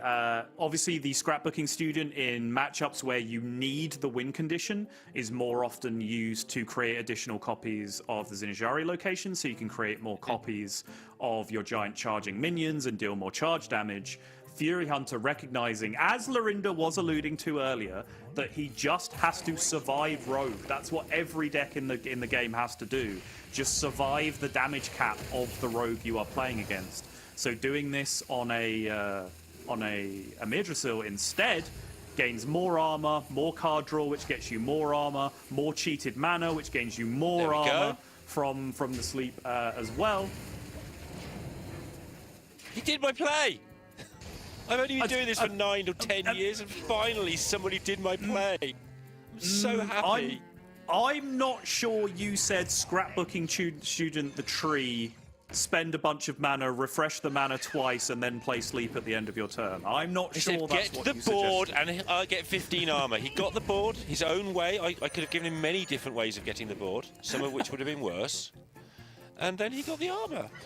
Okay. And then play the Ziliax. That's what I said. I'm having it. My suggestion for the next game is win the game and have more than 1 health when you win.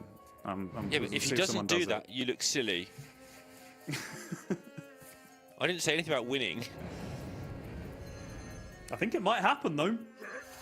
Yeah, I think it might. No, I'm having it. I even mentioned that you get a 3-drop from Mia Drasil to get more stuff as well. That's true. That's true. You did. Which by extension means you do it twice. Right. How much damage, though, joking aside, because Fury Hunter is down to only 41 and facing a large board, as you, in fairness, predicted.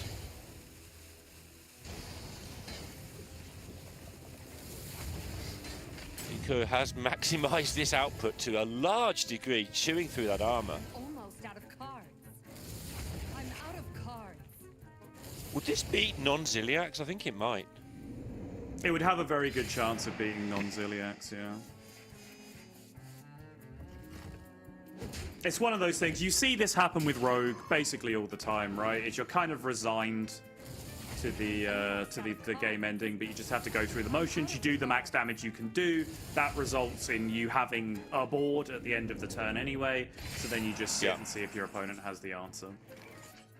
Quite often, though, the Rogue is fatiguing massively here, so without this Ziliax, the Rogue is on 25. That board, if it's stuck, would get to actually board for a turn or two. Yeah, he knew what the win condition was. He gives it up. Fury back to 1-1. And the game pans out precisely as caster extraordinaire Lorinda predicted. Fury Hunter squaring it all up, gets a win on the Druid.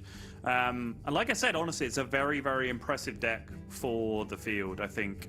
When you understand the different win conditions, like this took me a while to get to when I was playing the deck. You know, I would try and race the Rogue for far too many games. You know, the first day or two I played the deck, I'd play against Cycle Rogue and I'd try and race them to the win condition, which is generally not the way to do it. Understanding then to sit back, play defensive, gain armor instead, doing things like Fury did, which was copy the tree as opposed to copying the win condition location, if you want to look at it like that. When you start to do that more and more consistently, you do start to hit that kind of 50 plus total that Rogue really struggles to hit as a moving target, especially if they don't get like turn 5 Incendious down like that. So yeah, I think very clean performance from Fury Hunter there, and clean performances I think is something that Fury is going to need for the remainder of this series, because you know this is kind of a truism, right? But because of his first series, which ended in such catastrophic fashion, a series which he was kind of visibly tilting throughout up to that point as well, it only takes one unclean game, one game with a couple of misplays in it, and suddenly your mental state goes back to that position from the previous day. So as long as Fury, even in defeat, can keep playing well, he's going to be in with a great shot of taking the series down. Which honestly has been a feature of how he's played through the years and why he's been such a great player. Like, he's always been animated, he's always sort of been begging the next card not to be XYZ, etc. But he has always, and you pointed out yesterday, right before he made a cataclysmic turn. Yes, yeah. As is always the way with casting. And he has always kept it like, that's his outlet to stop him playing badly, the way he sort of expresses himself. That is how, and that is how he is. He is not playing to the camera. That is how Fury Hunter is whenever he plays Hearthstone, no matter where or what it is. Very hard on himself, which is why he became very good. On the other side, we talk about unflappable players over the years. Inkuru really doesn't seem to flap. This is his first Worlds, right? So He seems incredibly calm as all things are going on. Just conceded there, got onto the next game as soon as he saw the Ziliax, you know. Oh, hello. Double bellhop from the Firehawk, has Parrot Sanctuary in hand to be able to cheat the second one out a little bit as well. Very, very nice indeed. This is the kind of start that you're going to want against the Warrior. If he can back this up with a Hagatha into a Wish Upon a Star slime, he's going to be in a fantastic position to even go long if he needs to, but there is every chance that these 5/5s just beat up Inkuro too rapidly here, but does have a very nice response with the Raptors and For Glory. He does, but he also doesn't. He has neither of the 5-drops. He doesn't have Brawl. He doesn't have the 3/5. He actually has none of the traditional, oh, look, turn 5, Warrior starts to do reactive stuff. It hasn't got there yet. So these might go to turn 6 to the Bob, and that's an extra turn of hitting you with Shaman cards, and that's very powerful.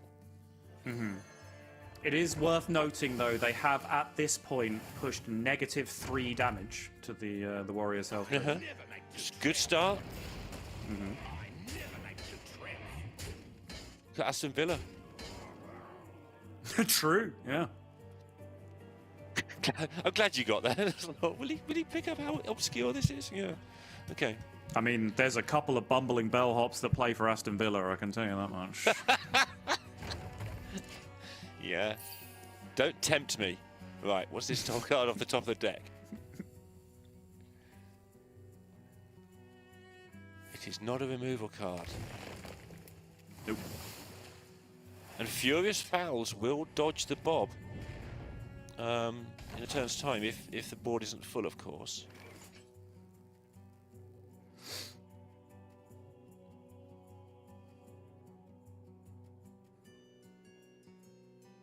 Right, so what's the plan here?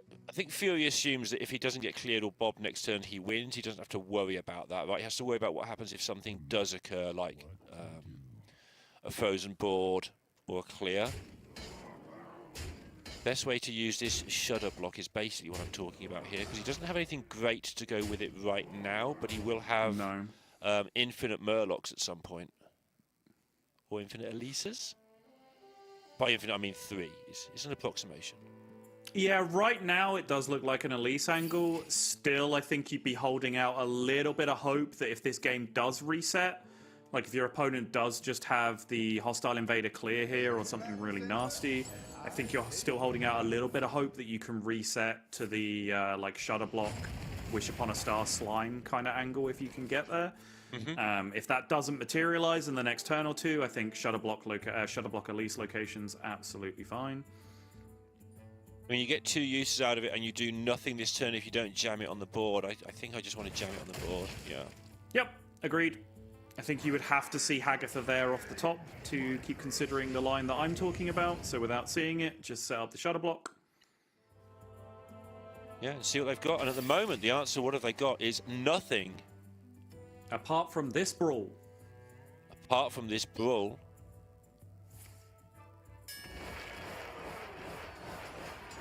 Kuro really likes the ability to have every card of the game, doesn't he? All the signatures. And the 2/3 wins. Precursory Strike will clear up nicely. Draws an Elise for some more clearing power on the next turn with a potential 5-mana location. This is now a relatively slow turn if Fury is going to go for the Elises, which he absolutely looks like he is. Slow in more ways than one, right? Slow on the board, but also you've got to go because you've got lots of choices. Yeah, there you go.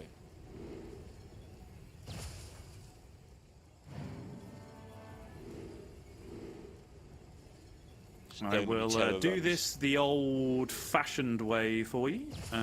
So we have 1 5/5 copy with Savage Roar.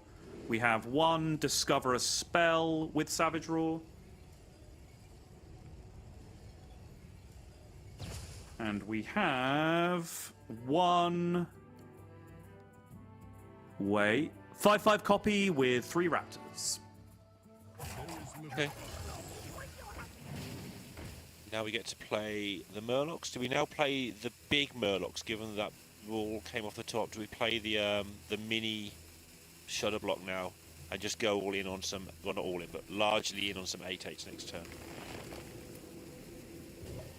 Can still do it because you have the location available, right? You don't have to necessarily telegraph the turn to your opponent as much as that. They still know. They still know that you have the 8-drop in hand, but you do have the flexibility that comes from the location.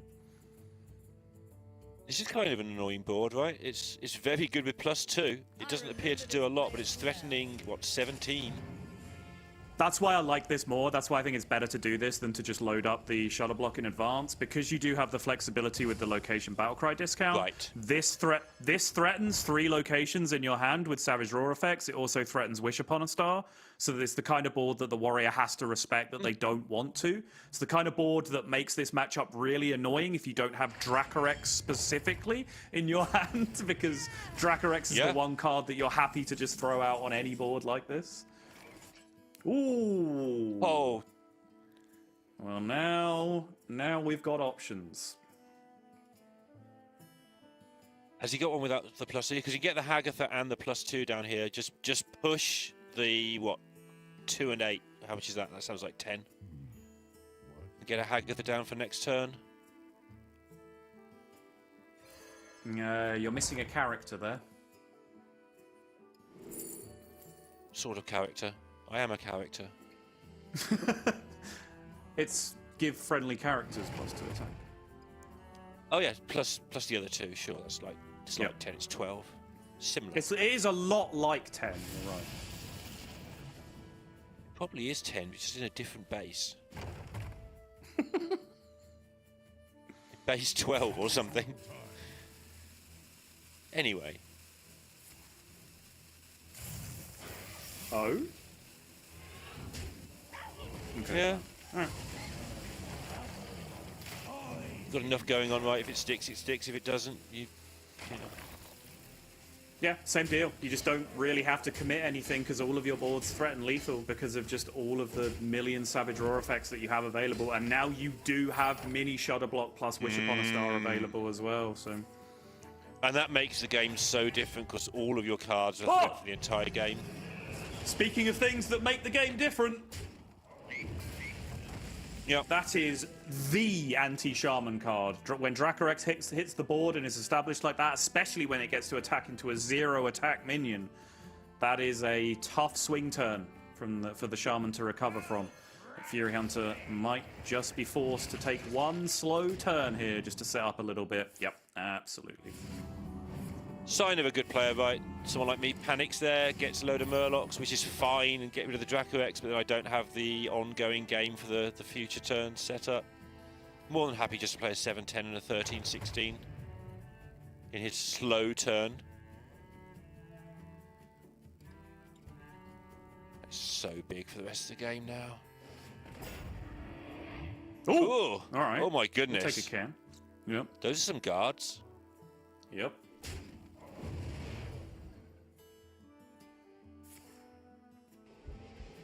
Oh, I love it when a plan comes together. The Dracorex attack just perfectly lines up the 11 armor shield slam on the biggest minion. It's the kind of stuff that makes you want to play Hearthstone right there. It makes me want to watch Hearthstone. Visual ASMR. Oh, okay, fair enough.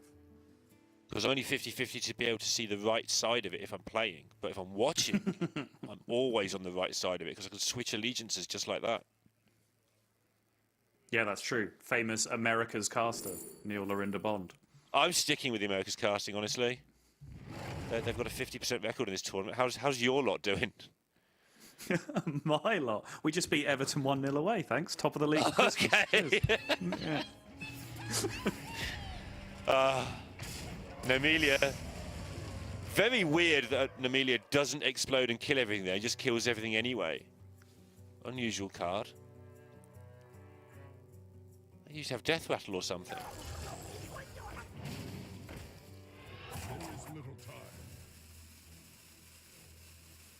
Fury has a lot of stuff in hand here. We've seen Shamans start to peter out around here normally. This is just ongoing stuff. He's just cleared up a lot of guards from this turn, and he's out-carding the Warrior. He was almost out-healthing the Warrior.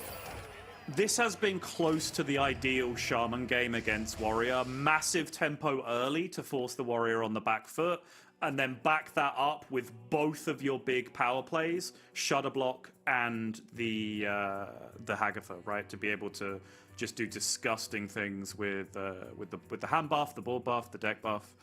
Everything you have is massive for the rest of the game. You've got tons of value from Elise locations, tons of burst damage from Elise locations. Your Alakir is enormous when you draw it. Like, everything you could possibly need is lined up for Fury Hunter this game. This was one of the dream Shaman draws, I think. Yeah. And he's made the most of it. There's still ways to make this worse, and keeping his options open all the way along has led to this. Oh, for sure. Even going all the way back, a non-zero number of players would have just played their location on 2, and Fury went, nah, screw that, coin Firehawk, and then just hit double bellhop, right? Like, a lot of people just don't do that. Yeah, absolutely. And then holding on to the Shudder Block ability until the right time, not panicking and hitting Murlocs into Dracorex. Again, all things that you'd expect a top player to do, but yeah, all things where, speaking of which, totally horrible diversion path. Very nicely navigated turn there from Inkuro as well. Clearing up as much as possible, getting the Bulwark of Azeroth down to resist the attack from the 2 minions. Also, lots of actions done, cards drawn, cards played, minions killed, really smashing down the cost of that Ceaseless Expanse over the course of that turn as well, which is going to end up being very, very relevant if he is going to be able to stay in this game over the next turn or 2. Yeah. Yeah, I've really enjoyed how Nkuru's played so far in this tournament. Also good to see Fury Hunter back on full concentration. Really great way to round out Elimination Saturday. So these 2 remaining locations in hand, one of them is 5/5 copy with +2 attack, and one of them is 5/5 copy with Raptors. So probably wanting to just re-establish a significantly wider board before allocating any mana to either of those, especially when your slimes are 12/15s. Yeah, like, take some of this and then, oh no, Ziliax. I mean, Ziliax is really, really annoying, obviously, as is the Ceaseless in hand. But we're going to have, from Fury's perspective, like weapons, Furious Fouls, they're all still hanging in there. Ooh. Succumb to Madness is huge. 0 mana, discover a friendly dragon that died this game, resummon it. Can you think of any dragons that died this game that you might be interested in resummoning? Think of a horse. Okay, yeah, that'll do. Actually, hidden text on the card. It does resummon horses as well. Yeah, good old Dracorex. His favourite horse. What? When and where did and why and how did you decide that this was a horse? Just did. Right. Okay. I'd never know why I do things. If I knew that, I'd have been successful in life. Okay, that's fair. Renovator renovates one of these, which was the one that was about to get its last use, but it's 5 mana in the bin for Fury and more tempo for Inkuru, who is still on 44 health, 49 health after all that beating, by the way. Yep. But that is very much this matchup. Warrior can survive and survive and survive right up until the point they don't, right? They have a limited number of hard removals. We are running pretty low on them. In fact, let's take a look at what we have got left. Still 1 Brawl remaining and that 0 mana Ceaseless Expanse in hand. So it's got to be said Inkuro is doing a fantastic job of resisting all of this pressure without bleeding all of the removals. But they are still in short supply at this point.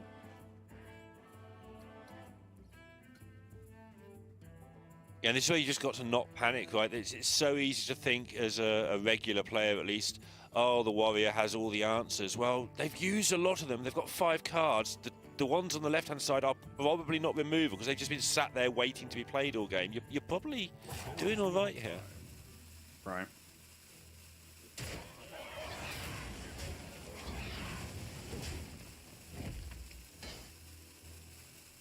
Oh my goodness. Yeah, please. Thank you. For a moment there, you have to consider trading the 14 whatever it is for into a 5/9. It looked horrible.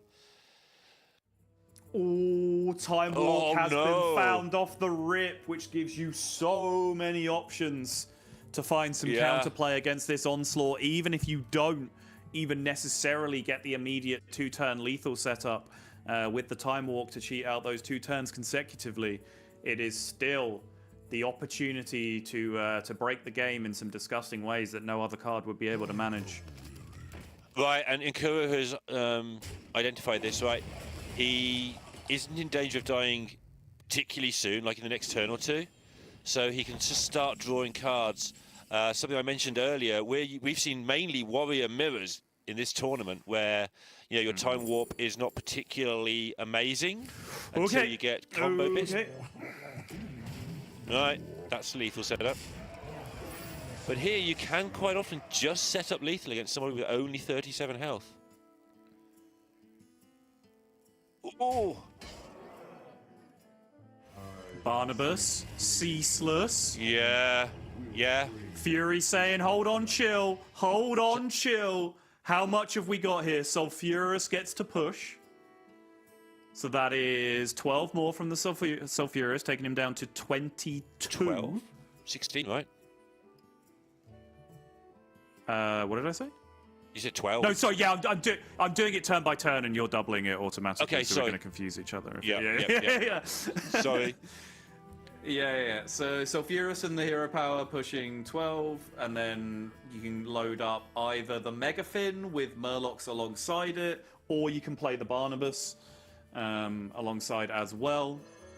Looks like there's enough, right? 2 12s is 24, and 10 is 34. That's what I'd have done. Just don't need anything else at all. This is enough already.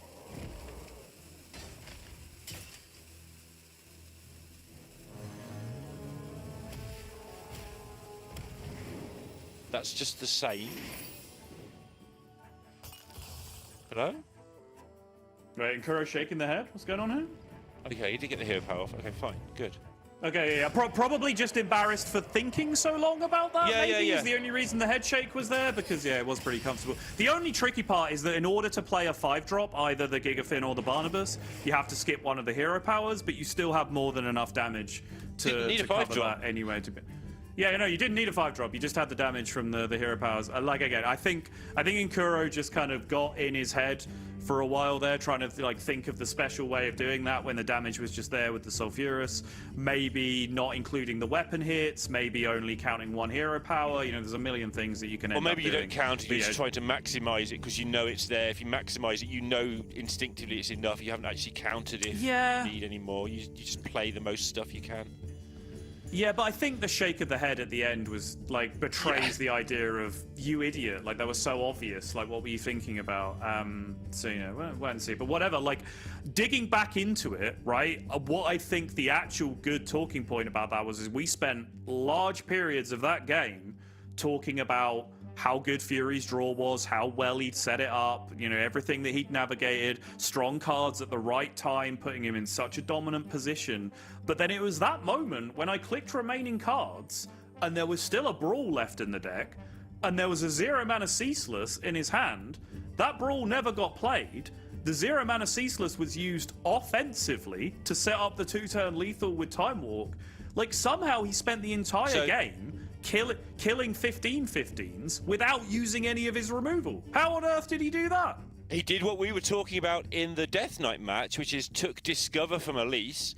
He hit the guards, which allowed him to slow down one turn with the 2/4/6 drop, where he hit the Cairn and stuff, and Fury had to mess around, with Nomelias and things.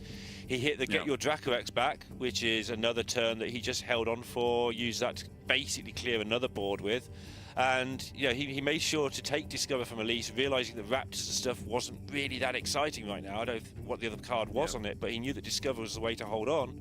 And he just limped along and hoped to get lucky when he got his quest down, get some good stuff. And he was allowed to draw good stuff. He's, like you said, he's got all that removal left in his deck. So, yeah, he did what he did in game one, which is hang on, hope to hit something because my draw is pretty pants, and got there. And this one, the first one was a top deck, which was very lucky. This one, sure, he needed it in time, but he had a lot of outs to get there this time around. It was a different kettle of fish, I think. Please don't call me Pretty Pants until the camera is off, Florinda.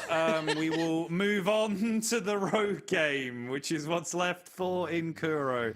Yeah, really impressive stuff. Obviously, people will talk about the fact that he just slammed Quest and hit Time Walk, right? Which is just the best card out of all of them. It's just absolutely nuts. But with that Brawl in reserve, with that Ceaseless Expanse in reserve, he still had, you know, a good couple of card draws left in him from his perspective. He had one afterwards, and then he had one more turn, and then Fury had that lethal setup with the Alakir draw on the previous turn with all of his copy locations and Savage draws, right? So he had the 2 that he found immediately, plus 2 more cards after that to hit Time Walk to be able to do it. Yes, again, similar to the first game, right, where he top decks the Neri. Yes, that is fortunate, but basically every other player in the world, and most players in this tournament, by the way people have been playing, would not have navigated themselves successfully into that position to begin with. Yeah, so very, very well played. I will be incredibly sad if Fury Hunter goes out of this tournament, but I will be incredibly happy to see more of Inkuro, because I feel like he has the aura of a world champion in waiting right now through this tournament. He has been so solid.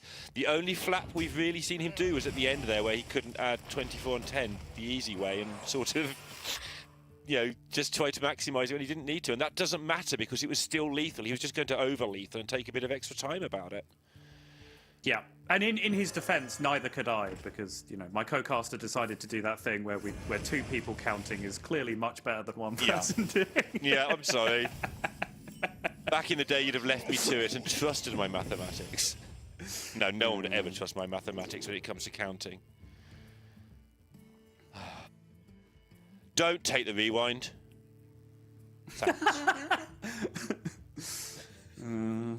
It might just be the best card here. I think it's probably the best card here, honestly. It's got +2/+2 elusive on it, which is just such a powerful tool. Alright, sure. Just take the huge minion. Yeah, I suppose it's rogue, isn't it, right? They're not pointing spells at your minions anyway. They're just using Dubious Purchase to kill large minions, so you might as well take the even larger minion. Yeah, and you have got stuff on the board to go with it. You have got a curve for your future turns. The rule of thumb I use for whether to take +4/+5, because it's always the option I want, is do I have things to do if, you know, I miss 2 draws? And the answer with Blob of Tar and Pterodaxes and things is probably you do. The Doobie's a huge pick here. The EMG's down to 4. Still a fitty. Yeah. Well, the EMG's 6. We're currently under a prep. It's still functionally 6 at the moment. Sure. We're just looking at a prep. Either way, though, he's got the EMG if wanted. He's actually looking for the other one and saying, you know what, you're 7/7, it can wait. Because if he hits the other EMG, he can take the 10, kill off the rest of the board, and doobie the 7/7 next turn.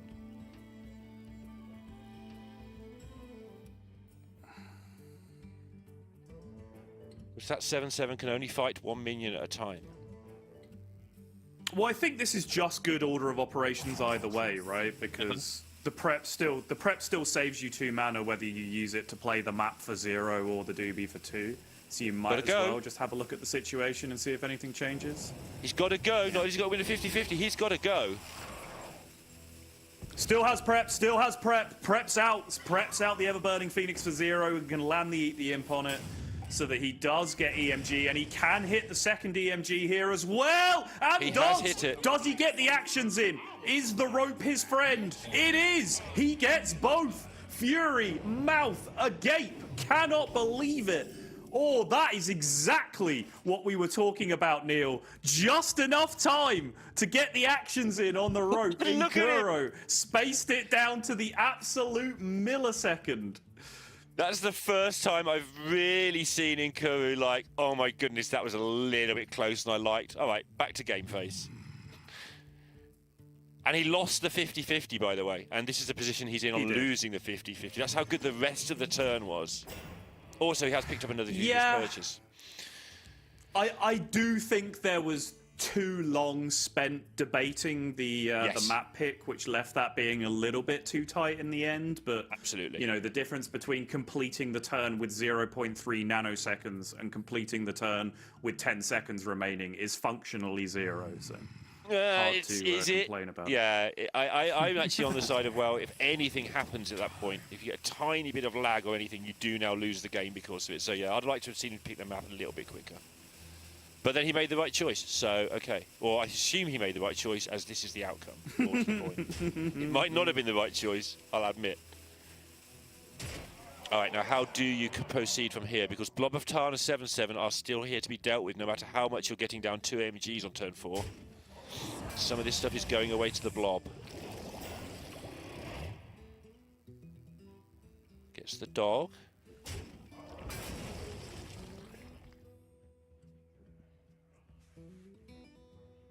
Looks like we are setting up Doobie number 2 this turn, yeah. Just eats the poison into the 5/3, uses the Space Rock to combo the Doobie. Yeah, Fury's sort of face says it all at the moment.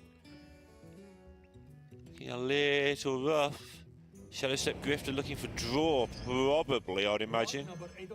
Heal might not be a disaster. Yeah, I think he still has a little bit of flexibility with it. He can take his time here. Fury's going to have the ability to reset just a little bit here with the Pterodax. No, he isn't, because there's just no Hearthstone cards in his hand to play alongside it. Oh, it's an absolute disaster. He just needed a playable to potentially still be in this game. But that is a full 5-mana pass for Fury Hunter in terms of cards in his hand. Okay, need to very quickly look at what has been played here. How good is this Web Weaver? I don't think it's particularly great, right? I think most of these cards are still waiting to be used. Doesn't get draw.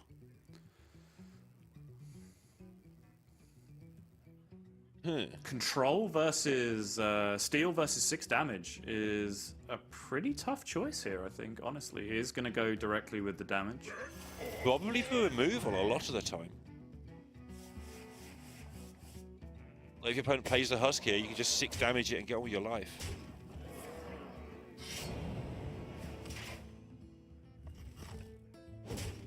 Although next turn you're playing Insidious like 8 trillion% of the time, right? So. Yeah, I was gonna say the problem with that plan is that your mana crystals do say 7 next turn, so you are pitching illegal plays, I'm afraid. Wait, Insidious just costs 7. That's what I mean. You do that instead, is what I was meaning. Yes. Yeah. So the amulet will never be used on the Husk because you'd just be jamming Insidious. Yeah. You have got the dog buff on your. Oh, true! Oh, is it just lethal? Wait, is it just lethal from hand? Can we not kill? Manager? No way. He drew a manager and he's got manager. 3, 6, 10, 4. 4 from the hero as well. The dog buff wins it. The dog buff actually wins it for Incuro. Oh! Speaking of illegal plays, that's how you know that you're a gamer. When you spot lethal on turn 7 with Insidious in your hand, that's how you know you are a freaking gamer, because doing anything else apart from playing Insidious is a strictly illegal play. But hey, sometimes the technically illegal play is still the morally correct thing to do, Neil, and that's a lesson for your life. I think that makes up for the 74-second spot on 2 12s and 10 being 30, whatever it is. By spotting that, counting it, and launching it, I didn't see him register it, let alone double check it. Like, he must have been thinking, oh, if I draw a manager, I have lethal before that turn began. Because he just started playing a Thalnos when there's an Insidious in his hand immediately there. We're like, okay, cool, he's doing a thing. Oh, all these things are lethal. The second EMG. Sorry, go on. No asteroids, no eruptions in the whole game, by the way. Just rogued him. There was one. There was one drawn. There was one drawn. I think it hit a minion though. It didn't actually. That's what it did. No face damage in the whole game was done by the normal rogue victory. He just rogued him. Yeah, and it just ended up being the second EMG was backbreaking, right? Like the doobie was thrown out. End of turn, as I was saying, like that was just the good order of operations, I think, just because it doesn't matter where the prep discount ends up going. You might as well look at the map information first. then throws out the dubious purchase. It misses the 50-50, but the 3 cards bring him the prep, which was the last card to take the Phoenix in hand down to 0. So he plays the prep, his Phoenix then becomes 0. The Eat the Imp that he already has is 0 from the prep that can eat the Phoenix, draws 3 more cards, and on the rope hits the second EMG to go along with the first EMG that he has in hand. And that was just always going to be too much of an uphill climb from that point for Fury Hunter, as you saw from Fury's reaction to that turn. You know, not to mention the persistent Divine Shield that was coming from the 4-drop actually saved a bunch of damage for Nkuro, who was kind of bleeding out at the time as well. So certainly that was a World Championship performance, because what Nkuro did was played well and got lucky at the same time, and that's the formula.